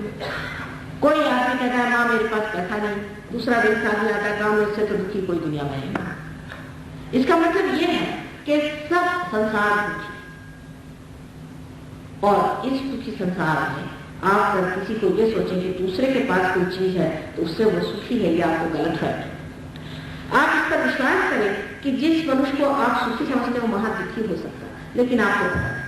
इसलिए जिस चीज को आप मांग रहे हैं उससे आपको सुख नहीं होने वाला। आप जिस चीज को मांगना है उसे मांगे, और वो है परम, और वो परम तत्व आप के अंदर है जिसको आपको पाना है। उसके लिए कहीं जाने की जरूरत नहीं, किसी से कुछ देने की जरूरत नहीं, कुछ उसमें आडंबर नहीं। बहुत सीधी सरल चीज है, जैसे कि एक बीज को आप अंकुर ला सकते हैं, अगर माँ के उदर में डाल दें, उसी प्रकार ये कार्य हो सकता है। लेकिन मनुष्य के लिए सीधा खाना सादा होना भी कठिन होगा, क्योंकि वो सीधे इधर से खाना खाना आप जानता ही नहीं, इधर से हाथ फिरा के वो खाना खाता है। कोई काम सीधे तरीके से करना उसके बुद्धि के परे हो गया, उसकी बुद्धि इतनी जटिल हो गई, सोच सोच करके उसका दिमाग खराब। इस गुरु के कारण कैंसर जैसी बीमारी होती है। गलत गुरु के सामने आपकी पेशानी, इसीलिए सबने कहा कि अपनी पेशानी सबके सामने रख चुका। यहाँ तक कि मंदिरों में जब आप जाते हैं, कोई भी आदमी आपको अगर टीका लगाने के लिए काम करता है, हर एक आदमी से आप अपने माथे पर टीका लगाते हैं, बहुत बड़ा खुश है। किसी का क्या अधिकार है कि आपको माथे पर छूए? आप जानते हैं कि आपने तो कहा कि 9-10 साल विनन को लागे। मैं कहती हूँ कि यह तो हजारों वर्षों से आपको बना बना करके आज परमात्मा ने मनुष्य बनाया हुआ है, और उसको आप किसी भी सामने भी सर झुका देती, किसी के सामने भी सर झुकाने को हमेशा लोगों ने मना किया। सिर्फ साक्षात्कारी जो आदमी वही जानता है कि किसके सामने सर झुकाना चाहिए। हम तो कहते हैं कि हमारे भी पैर छूने की आपको कोई जरूरत नहीं, और न छुओ तो अच्छा है। जब तक आप पार नहीं हो, जब तक आपके आत्म चैतन्य नहीं आया, हम आपके लिए वैसे ही जैसे दूसरे हैं। जैसे कि आप मंदिरों में जाते वैसे ही हम यहाँ बैठे हुए, हमसे आपको छूने से क्या फायदा। चरणों में आने पर तभी फायदा हो सकता है अगर आपके अंदर वो कनेक्शन शुरू हो गया। अगर हम इसके सामने बात कर रहे हैं और ये कनेक्शन ही नहीं है तो इस बात करने से फायदा। इसलिए किसी को भी पैर पे जाना और पैर पे लेना दोनों ही मैं दोष में समझती हूँ, क्योंकि लोग अब बहुत जबरदस्ती करेंगे। जबरदस्ती में हम पैर न छूए तो उनको तो लगता है माने जैसे पुरुष उनको शाप ही दे। मैं ये कहती हूँ बेटे तुम क्यों छूए, तुमको मैंने क्या दिया, किस लिए मेरे पैर छूए। जब तक तुमको कोई भी मैंने आत्मा का परिचय दिया नहीं तब तक आप मेरे पैर क्यों छू रहे हैं। मैं भी कोई ढोंगी हो सकती, मैं भी कोई गलत हो सकती, क्या वजह है कि आप मेरे पैर छू रहे हैं। आदत है, और इस आदत की वजह से हमारा एकादश जो है तो माथे पर हमारा बड़ा भारी एक चक्र होता है जिसमें 11 रुद्र बैठे। रुद्र आप जानते हैं कि संहार। अगर आप किसी और को इस तरह से गुरु मान लें तो इस तरफ में आपके रुद्र पकड़ जाते हैं, और जैसे ही पकड़ जाते हैं ऐसे ही कैंसर की बीमारी तो कहीं। कोई आदमी भी, किसी भी आदमी, समझो एक पॉलिटिशियन है, किसी के सामने बहुत ज्यादा दिखता है, वो भी खो सकता है। एक अगर इकोनॉमिक्स वाला आदमी है या बिजनेस वाला आदमी, वो अगर किसी के आगे जरूरत से ज्यादा नतमस्तक रहता है अपने बिजनेस के लिए, वो भी। कोई भी आदमी जरूरत से ज्यादा अगर किसी के सामने सर झुका रहा है तो उसको कैंसर की बीमारी हो सकती है। उसके इधर की जो 5 रुद्र में से 5 रुद्र पकड़ सकते हैं। इसलिए सबके सामने नतमस्तक होना मनुष्य के लिए बिल्कुल व्यर्थ है। लेकिन किसी से अकड़ना भी वैसी बात है कि मैं ये गुरु हूँ, मैं ही भगवान हूँ, मैं ही सब कुछ हूँ, मैं ही सब करता हूँ, मुझे कौन बताने वाला है। ऐसे भी लोग हैं जो कहते हैं कि तुम ही गुरु और तुम इस खोजो, दूसरों को खोजने मत, तुम ही हो सकते। ये भी बात है क्योंकि आप खुद साक्षात्कारी नहीं है। जब तक एक दीप जला नहीं है तब तक वो अपने आप से जल नहीं सकता। एक जला हुआ दीप ही उसे जला सकता, पर उसमें लेना देना क्यों नहीं करता है। उसमें किसी भी तरह का स्वार्थ नहीं होता, किसी भी तरह का उपकार नहीं होता। ये तो आपका दीप जला नहीं और एक दीप जला हुआ उसे छू गया, आप जल गए। उसमें किसी भी तरह की ऐसी बात नहीं आती कि जिसमें आपको पूरी तरह से ये कहना है कि आपका कोई व्यक्तित्व है ना, आप एकदम से पागल जैसे उनके पीछे लगे। अभी ऐसे बहुत से लोग मैंने देखे, स्पेन में 50,000 लोग ऐसे कि जो एक गुरु महाराज कोई है उनके पीछे में इतने नतमस्तक है कि पागल है। स्पेन की महारानी हमें मिली थी, वो कहने भी आपके देश से ऐसे ऐसे आप गुरु बनता यहाँ भेजते हैं कि उनका क्या करें, कुछ समझ नहीं आता। हमारे यहाँ 50,000 या लोग एकदम पागल हो। इस तरह के न जाने कितने तरह तरह के लोग आपने बाहर भेज दिए। आपको एक्सपोर्ट के लिए और तो कुछ मिला नहीं देश में, कुछ बढ़िया से ऐसे लोगों को बाहर भेज दिया है कि सबने ना कटा कुछ। और उनके लिए हम अगर कुछ कहें तो लोग कहते हैं कि माँ तो बहुत इंटॉलरेंट है। तो क्या ऐसे लोगों को हम हार पहना, उनकी आरती उतारें और उनको सिंहासन पे बिठाएं। पहले जमाने में जो दैत्यों को मारा गया, मार के उनको पूर्णतः हत्या कर दी, लेकिन अब कम से कम उनको कहा तो जाए कि ये दैत्य है और राक्षस है। उसमें आप लोगों को क्यों इतने परेशानी हो जाती? क्या आप भी उन्हीं के साथ मिले हो? दूसरे लोगों को लूटना, खसोटना, उनसे पैसा लेना, उनको दूसरे मार्ग में डालना, ये कहाँ का था? और वो भी भारतीय होकर के आपको क्या दिखा? ये एक तरह का अजीब सा छिपा हुआ एग्रेशन, और ये इस तरह से छाया हुआ है कि आप आश्चर्यचकित होंगे कि एक साहब वहां आते हैं लंदन और उन्होंने कहा कि आप मेरे लिए अगर आप रोल्स रॉयस दें तो मैं आऊँ। अब सब लड़कों ने 1 साल भर सिर्फ आलू खाया, पैसा बचाया और उनको रोल्स रॉयस। एक लामा साहब पहुंचे वहां, ये लोग आके मुझे बताते मुझे बड़ी हैरानी। लामा साहब जो कि बड़े साधु सन्यासी बनते हैं, वो वहां पहुंचे, उनका साहब हमें तो मार्बल के फ्लोर की सेवा नहीं, वहां मार्बल बड़ा महंगा मिलता है स्वीडन में। तो स्वीडन के बेचारे लोगों ने भूखे रह करके उनके लिए मार्बल का फ्लोर बनाए थे, ये पधारे वहां और पधारने के बाद ये चीज कि आप उनके सामने जाइए तो 1001 बार उनके सामने आप झुकें। मैं आपको इसलिए सब बातें बता रही हूँ कि इस सब चक्कर में कोई ना कोई आप लोग होते हैं। सवेरे 10 आदमी मिलने आए, उसमें से 9 इस चक्कर में। वहां हमें समझ नहीं आता, हमने तो कोई गलती नहीं करी। मैंने कहा तुम खोजने क्या गए थे? ये जिसने परम की बात की और जिसने परम लिया उसी के चरण में जाना चाहिए और उसी के शरण में जाना चाहिए। बाकी सब बेकार। इनकी बातें जो हैं, बातों से तो इंसान का दिमाग खराब हो जाता है। आपने सुना होगा बहुत से लोग वेद पे बात करके, वेद, वेदाचार्य, ये वो। एक महाशय बम्बई में है, बड़े भारी वेदाचार्य, अमके पंडित तमके पंडित। उनकी उम्र हमसे छोटी है, बड़ी है, लेकिन वो जब बात करते तो ऐसा लगता है कि सच्चा जो बकते चले जाते हैं, ऐसे बकते चले जाते हैं लोग, तो उनके पास 5 मिनट खड़ा होना नहीं चाहिए। अब उनको समझ नहीं आता कि लोग उनसे भागते क्यों। इस कदर क्रोधी और तपस्वी क्या करना चाहिए, तापमय इंसान है कि जो भी उसी के पास बैठता है वो कहता है बाप रे बाप, ये तो एकदम तूफान आता है। और गुस्सा उनको इतना आता है कि अगर कोई उनकी बात किसी समझे तो कहते हैं अरे तुम तो ऐसे दुष्ट हो, तुम तो ऐसे खराब हो, और लेकर के मारना शुरू। अब बताइए, इतने वेदाचार्य और फलाने और ठिकाने होते हुए उनके ये सारा बाहर ही रह गया, कुछ उनके हृदय में कुछ नहीं गया, ना उनमें दया, ना अनुकंपा, ना कुछ नहीं, बस बड़बड़ाते रहते सुबह शाम तक। ऐसे मैंने फ्रांस में बहुत से देखे, वो तो बस में चढ़ते हुए बड़बड़ाते, पूछा क्या, ये कहले बड़े भारी पादरी। मैंने कहा वाह भाई, ये पादरी और पादरी, ये एक बड़े भारी पादरी थे, इसलिए हम लोग कुछ इनको कहते नहीं, बस में बड़बड़ाते चलते सुबह से शाम। ऐसे बहुत मिलते हैं फ्रांस। मेरे ख्याल से वहां इस तरह के प्रकार बहुत हो चुके, लोगों ने बहुत अध्ययन करके और पढ़ा लिया। तो इस तरह के गुरुओं के जो कि सिर्फ बातचीत ही बातचीत कर, आपको कहेंगे 50 पारायण करो, दत्तात्रेय का आप पारायण करो, गुरु का आप पारायण करो। 50 पारायण करने के बाद में मिला कर एक महाशय हमारे पास आए, हमसे कह रहे माँ हमने तो 14 वर्ष की तपस्या की। मैंने कहा अच्छा, और उन्होंने सिर्फ पारायण करने को कहा और शिव जी का मंदिर तो होता रहा, और अब क्या खले 1 मिनट में कुंडली जागरण है। तो मैंने कहा भाई ये सोचना चाहिए कि पारायण करने से परमात्मा मिलता है। तो अपने देश में कितने लोग हैं जो तो पढ़ भी नहीं सकते, इसका मतलब उनको परमात्मा नहीं मिलेगा, सिर्फ पढ़े लिखों को ही मिलेगा। जो वेदाचार्य है उनको मिलेगा, जो वेद पढ़ सकते, संस्कृत जाने वाले कितने लोग, मैं कहती हूँ कुरान शरीफ पढ़ने वाले कितने लोग, या बाइबल पढ़ने वाले कितने लोग हैं। मतलब जो वो पढ़ते रहे वो काम से गए, ऐसे कैसे हो सकता। जो परमात्मा सबका ही निर्माण करने वाला है, सबको ही प्रेम करने वाला है, वो कैसे काम करेगा। इसलिए जो भू तत्व में खराबी आ जाती है उससे आप लोग सब बच के रहिए। और ये भू तत्व हर तरह से आपके अंदर एक तरह की सीमा बांध देते हैं। ये हम करके दिखाएंगे, उनका 4 दिन का उपास हम 10 दिन का करके दिखाएंगे। ये सब चीजों से परमात्मा नहीं मिलेगी। सहज समाधि सहज होना चाहिए। पर जो चीज सहज नहीं है, जिसमें असहज है, वो परमात्मा की चीज हो ही नहीं सकती।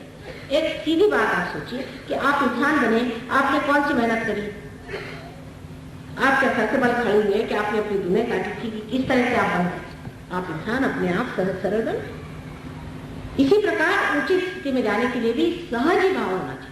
और जब तक सहज भाव नहीं आता है तब तक आप जो भी ऐसी उटपटांग चीजें करते हैं उससे आपको नुकसान, तकलीफें होंगी, चक्र पकड़ेंगे, आपको परेशानी होगी, चाहे वो शारीरिक हो, मानसिक हो, बौद्धिक हो, पर आप परेशानी होंगे। इसलिए मैंने पहले कहा कि सहज भाव से बैठे, और कहा कबीर को कहा, क्योंकि कबीर सहज भाव, उनका मिलन हो चुका था, इसलिए वो मिलन में कहा था।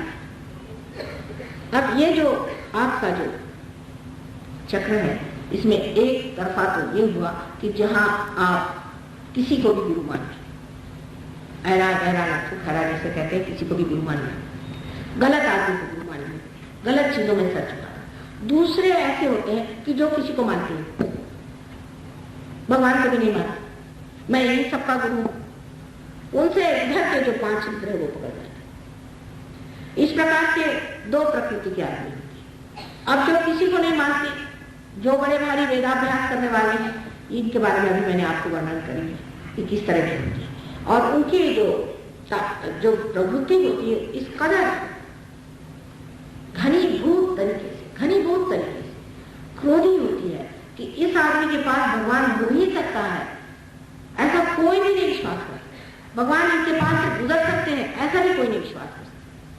परमात्मा जो है वो प्रेम का, आनंद का, सौख्य का, और अनुकंपा का, क्षमा का। जिस आदमी में इस कदर तो इस कदर सबके साथ वितृष्णा है, वो आदमी कभी भी परमात्मा का आदमी हो जाए। अब इसके बीच में जो विष्णु का तत्व है, इसके बारे में मैं जरूर आपको बताना चाहूंगी, क्योंकि अपने देश में हर एक जगह जाइए तो लोग मुझसे ये कहते हैं, माँ हमारे गरीबी का क्या होगा। जैसे कि इन लोगों ने कुछ गरीबी का ठीक ही किया हो, जो मुझसे कहते हैं कि गरीबी का क्या हो। वही बात हुई, कृष्ण ने कहा कि योगक्षेम वहाम्यम, पहले योग को प्राप्त हो, उसके बाद आपका मैं क्षेम। जिस जिस गांव में सहयोग हुआ, जहां जहां हम गए, जिन्होंने योग पाया, उनके सब प्रश्न सॉल्व। किस प्रकार? सबसे पहले तो सारी गंदी आदतें छूट जाए, धर्म जाए, मनुष्य के अंदर की जितनी भी आदतें जिससे मनुष्य जकड़ा हुआ वो सारी ही एक साथ छूट जाए। और जानते हैं, हम बता रहे थे कि 200 आदमी हमारे साथ परदेश से घूम रहे थे। इन लोगों में से न जाने कितने ड्रग लेते थे, कितने अल्कोहलिक थे, कितने कैसे कैसे थे, हम तो कुछ देखते नहीं। जो आया उसको पहले पार होने के बाद धर्म जागृत हो गया। एक महाशय थे, उनको बहुत शराब पीते थे, कहने लगे, फिर सहयोग में आते ही दूसरे दिन से उनकी शराब छूट गई, एकदम शराब छूट गई। तो उन्होंने कहा कि अच्छा एक बार जर्मनी गए, चलो थोड़ी देखें कैसा क्या हमको एक शराब हो। पीते ही साथ हमें ऐसी उल्टियां हुई और उसमें से ऐसी गंदी बदबू आने लगी कि हमने कहा ये तो क्या मोलासिस पी रहे हैं कि क्या कॉर्क पी रहे हैं, समझ ही नहीं आ रहा क्या पी रहे हैं। और उल्टी पे उल्टी, उल्टी पे उल्टी, उससे इतनी घृणा हो। हमने तो कुछ नहीं किया, हम तो वहीं लंदन में बैठे थे। लेकिन आप ही स्वयं धर्म हो जाने की वजह से, क्योंकि आपके अंदर ये 10 गुरु जागृत हो जाते हैं जो साक्षात धर्म, इसकी वजह से अपने आप ही गंदी आदतें छूट। फिर उसके बाद गंदी आदतें छूटने के बाद में आपकी दृष्टि वहां जाने लगी कि जिससे आपको लक्ष्मी पाई। जैसे एक महाशय, आपको विश्वास इस बात का भी होना जरा कठिन है, लेकिन आपसे बताएं, एक हमारे पहचान के थे, उन्होंने हमें बताया कि माँ जब से मैं सहयोग करने लगा बड़ा चमत्कार है। मैंने कहा क्या है? कहने जिस जमीन पे मैं टहलता था उसकी मिट्टी इतनी बढ़िया हो गई कि एक आदमी आकर मुझसे कहने लगा कि भाई किसी फकीर ने आकर हमसे बताया कि यहाँ की मिट्टी थोड़ी सी लेकर के तुम ईंटें बनाओ तो पत्थर जैसी हो जाएगी। तो वो हमारे यहाँ आया और हमसे तो वो बिल्कुल तौल के मिट्टी ले जाता। लेकिन पहले जागृति होनी चाहिए लक्ष्मी तत्व।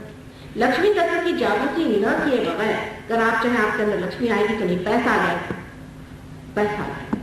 लक्ष्मी जी नहीं, और लक्ष्मी जी कैसी होती? एक हाथ से उनके दान है, एक हाथ से उनका आश्रय है और हाथ में 2 कमल के सुंदर पुष्प हैं जो कि उनके प्रेम के प्रतीक है। और इतना ही नहीं, पर एक भौरा जिसके अंदर इतने कांटे हैं उसे तक वो अपने अंदर समा लेते। ऐसे लक्ष्मीपति आप हो सकते हैं जो समाधान में इतने संतुलन में खड़ी की कमल पर पे खड़ी रहती।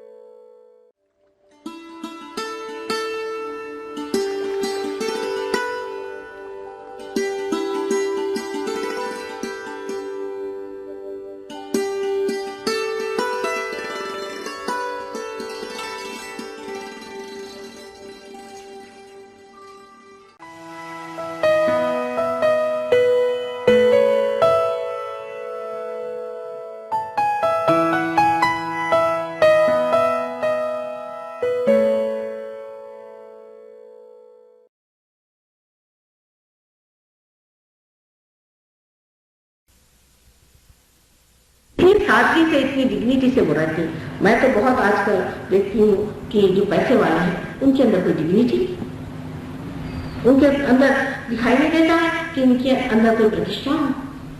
बिल्कुल अप्रतिष्ठित तरीके से इस तरह से लांगन चाय करते हैं कि समझ भी नहीं आता कि इतनी चापलूसी करने की इनको क्या जरूरत है जब इनके पास लक्ष्मी का प्रसाद है। पर लक्ष्मी का प्रसाद नहीं है, सिर्फ पैसा है। अगर गधे के ऊपर आप अगर नोट लगा दीजिए तो क्या वो लक्ष्मीपति हो जाए?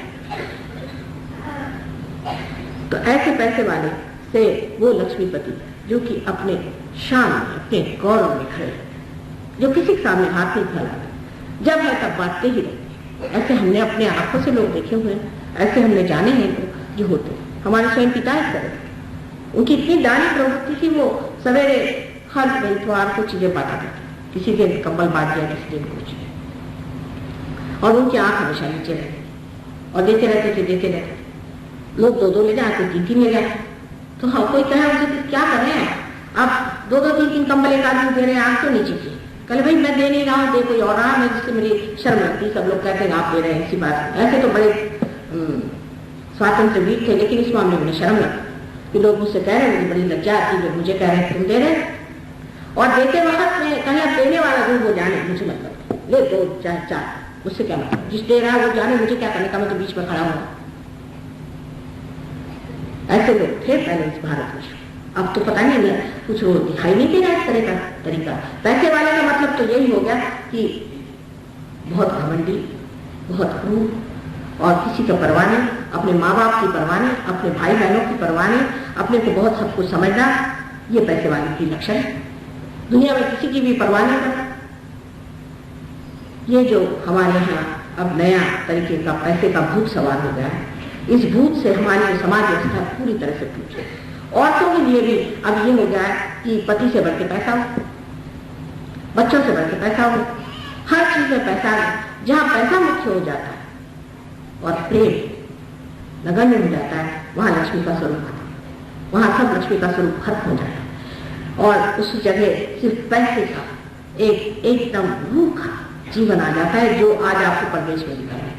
यहाँ से भी जो हिंदुस्तानी प्रदेश में जाते हैं, उनकी पता नहीं क्या हो जाती, सारी परंपरा टूट करके वो बेतहाशा पैसे की तरफ। मैं तो उन लोगों को देखकर हैरान होती हूँ कि ये क्या मेरे देश के लोग हैं।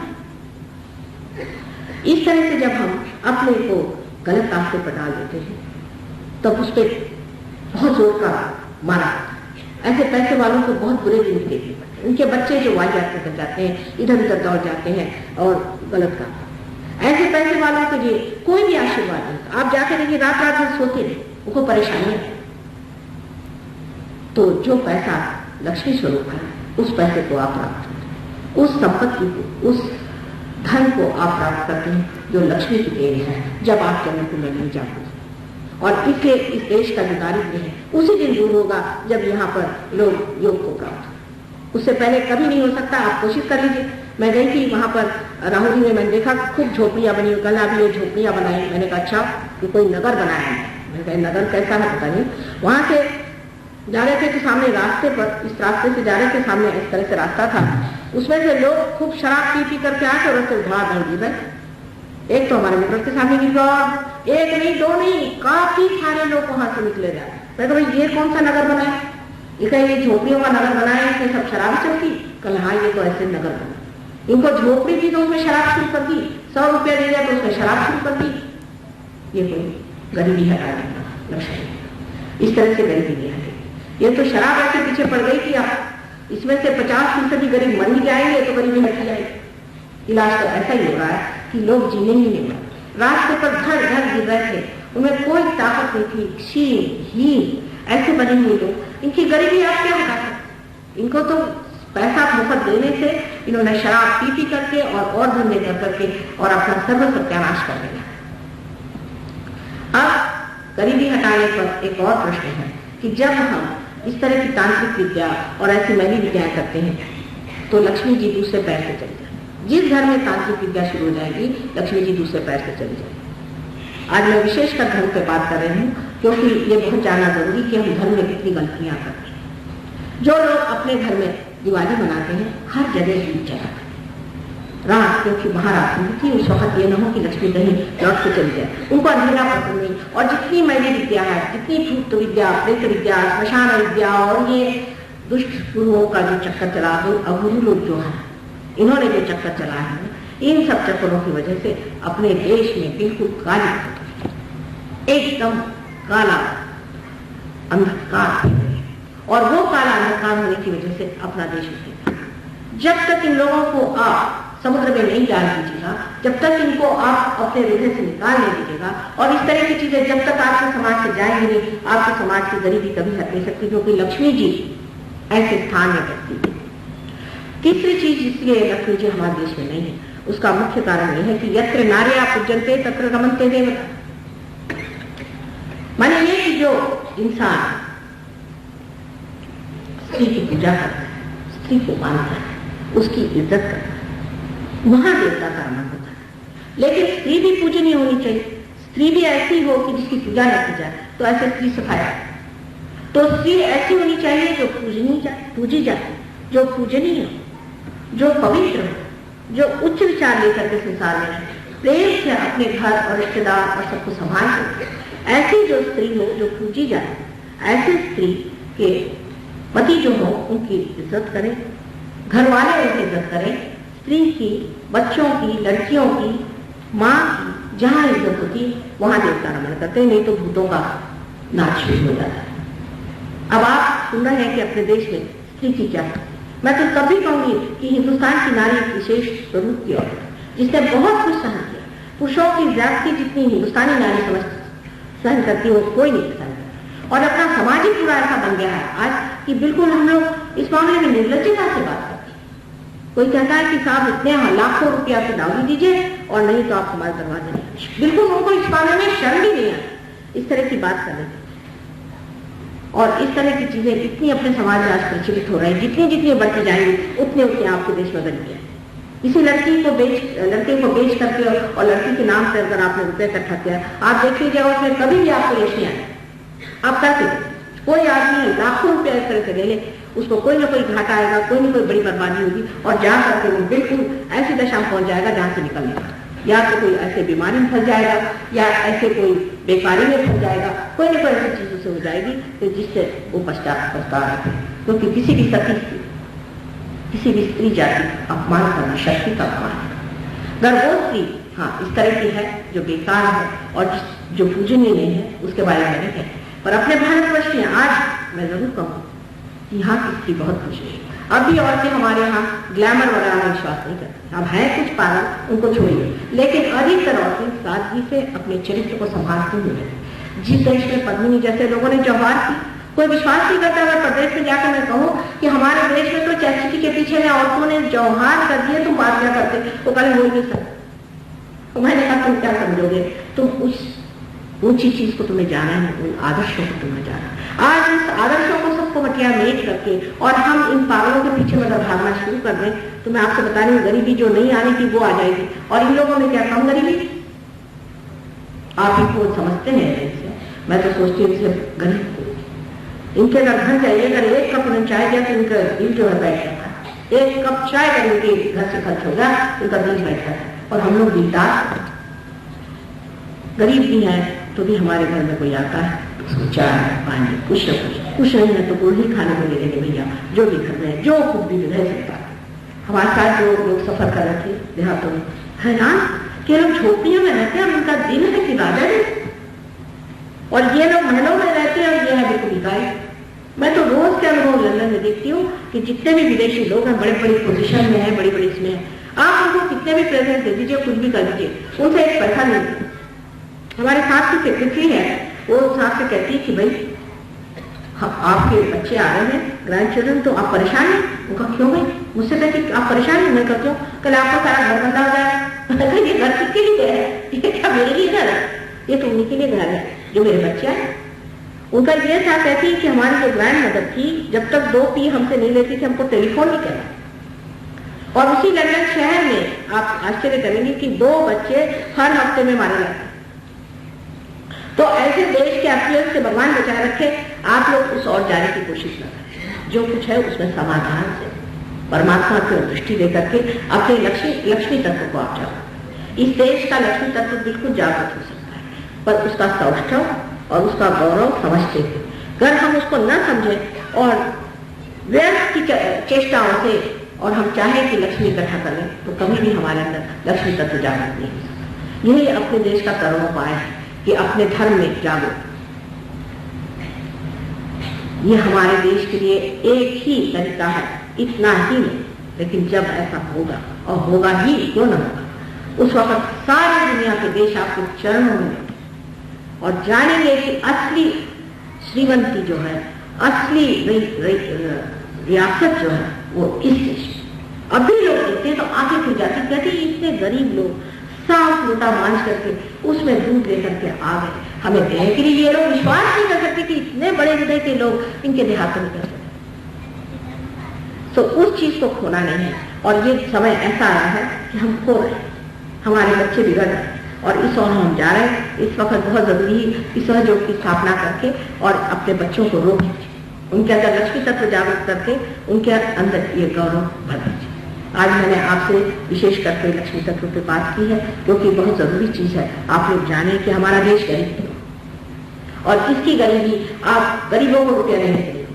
आप देखकर देखिए, आप किसी भी गरीब आदमी को 100 रुपया दीजिए ना, वो रुपये पे गया तो कहाँ जाए, कोई भलाई नहीं। इसलिए आप जान लीजिए कि पैसे के झेलने के लिए भी लक्ष्मी तत्व जरूरी है। ऐसे ही रईस लोगों को भी सोचना चाहिए कि पैसा जो है वो हमारे लिए परमात्मा ने दान के लिए दिया। हम बीच में एक माध्यम बने खड़े हुए हैं और इसको दान के लिए दिया हुआ। इसका जो भी शुभ कर्म हो सकता है वो करना चाहिए और इससे जो भी लोगों की मदद हो सकती है वो करना चाहिए और अच्छे मार्ग में, सन्मार्ग में रहना चाहिए, अच्छे काम करना चाहिए। सबसे बड़ी चीज है परमात्मा का आशीष। जब तक उसका आशीष नहीं मिलेगा सब चीज व्यर्थ, उसमें कोई शोभा ही नहीं है। ऐसे घर में जाओ तो आपकी टांगें टूटने लग जाती है, आपको लगता है कब भागते हैं से। उनका खाना खाओ तो आपको उल्टी हो जाएगी, कोई ना कोई तकलीफ हो जाएगी। ऐसे लोग जो बिल्कुल ही पैसे से जुटे हुए हैं मशीन बन जाते हैं, उनके अंदर कोई दुख है नहीं। क्या अपने घर में लोग सोचते हैं हमारे घर में कुछ भी नहीं है, हम भूखे रहेंगे? तो ऐसे लोगों के घर का खाना मनुष्य को ये जान लेना चाहिए कि हमारे अंदर परमात्मा ने स्वयं साक्षात लक्ष्मी का स्थान रखा हुआ, वो हमारे अंदर बसी हुई, सिर्फ उनको जागरूक मात्र करना। और उस जागृति के लिए आपको कोई बुद्धि के घोड़े दौड़ाने की जरूरत नहीं, कोई विषय सोचने की जरूरत नहीं, सिर्फ कुंडलिनी का जागरण होते ही ये कार्य हो सकता है। तो इसे क्यों न करें और इसे करना नितांत आवश्यक। और ये होने का समय आ गया है, एक विशेष चीज है कि ये विशेष समय है और इस विशेष समय पर आप इस वक्त उपस्थित हैं, इसका आप पूरी तरह से उपयोग करें और अपने लक्ष्मी तत्व को पहले जागृत करें। आज के लिए इतना ही काफी है, फिर और 2 दिन लेक्चर दूंगी, तब उस पर और तत्वों के बारे में आपको बताऊंगा। आज अब थोड़ा सा हम लोग रियलाइजेशन का प्रोग्राम करेंगे। आपको कोई का प्रश्न हो तो आप चिट्ठी लिख करके मुझे दे दें, मैं उसके जवाब थोड़ी देर के लिए दे दूंगी।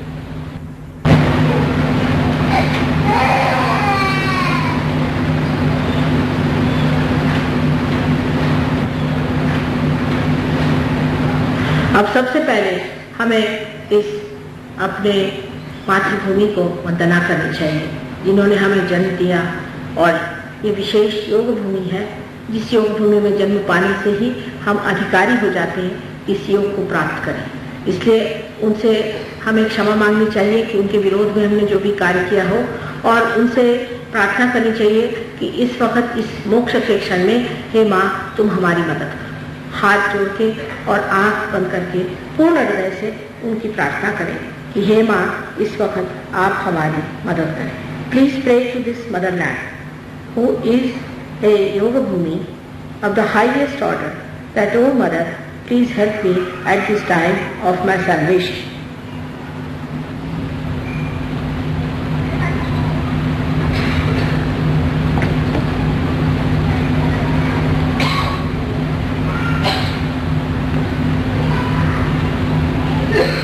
इसके बाद हमारे अंदर बसे हुए श्री गणेश को नमस्कार करके कहना चाहिए कि श्री गणेश इस वक्त इस मोक्ष क्षण में तो आप मेरा रक्षण करें, वो रक्षण करता है, इसलिए मुझे आप सुबुद्धि दें और मेरा इस वक्त रक्षण करें, ऐसे उनसे विनंती करनी चाहिए। Please pray to Shri Ganesha the innocence within you, that O lord of innocence please forgive me for all the mistakes that I have committed and look after this special moment of my life of salvation. Give me all the protection that is necessary.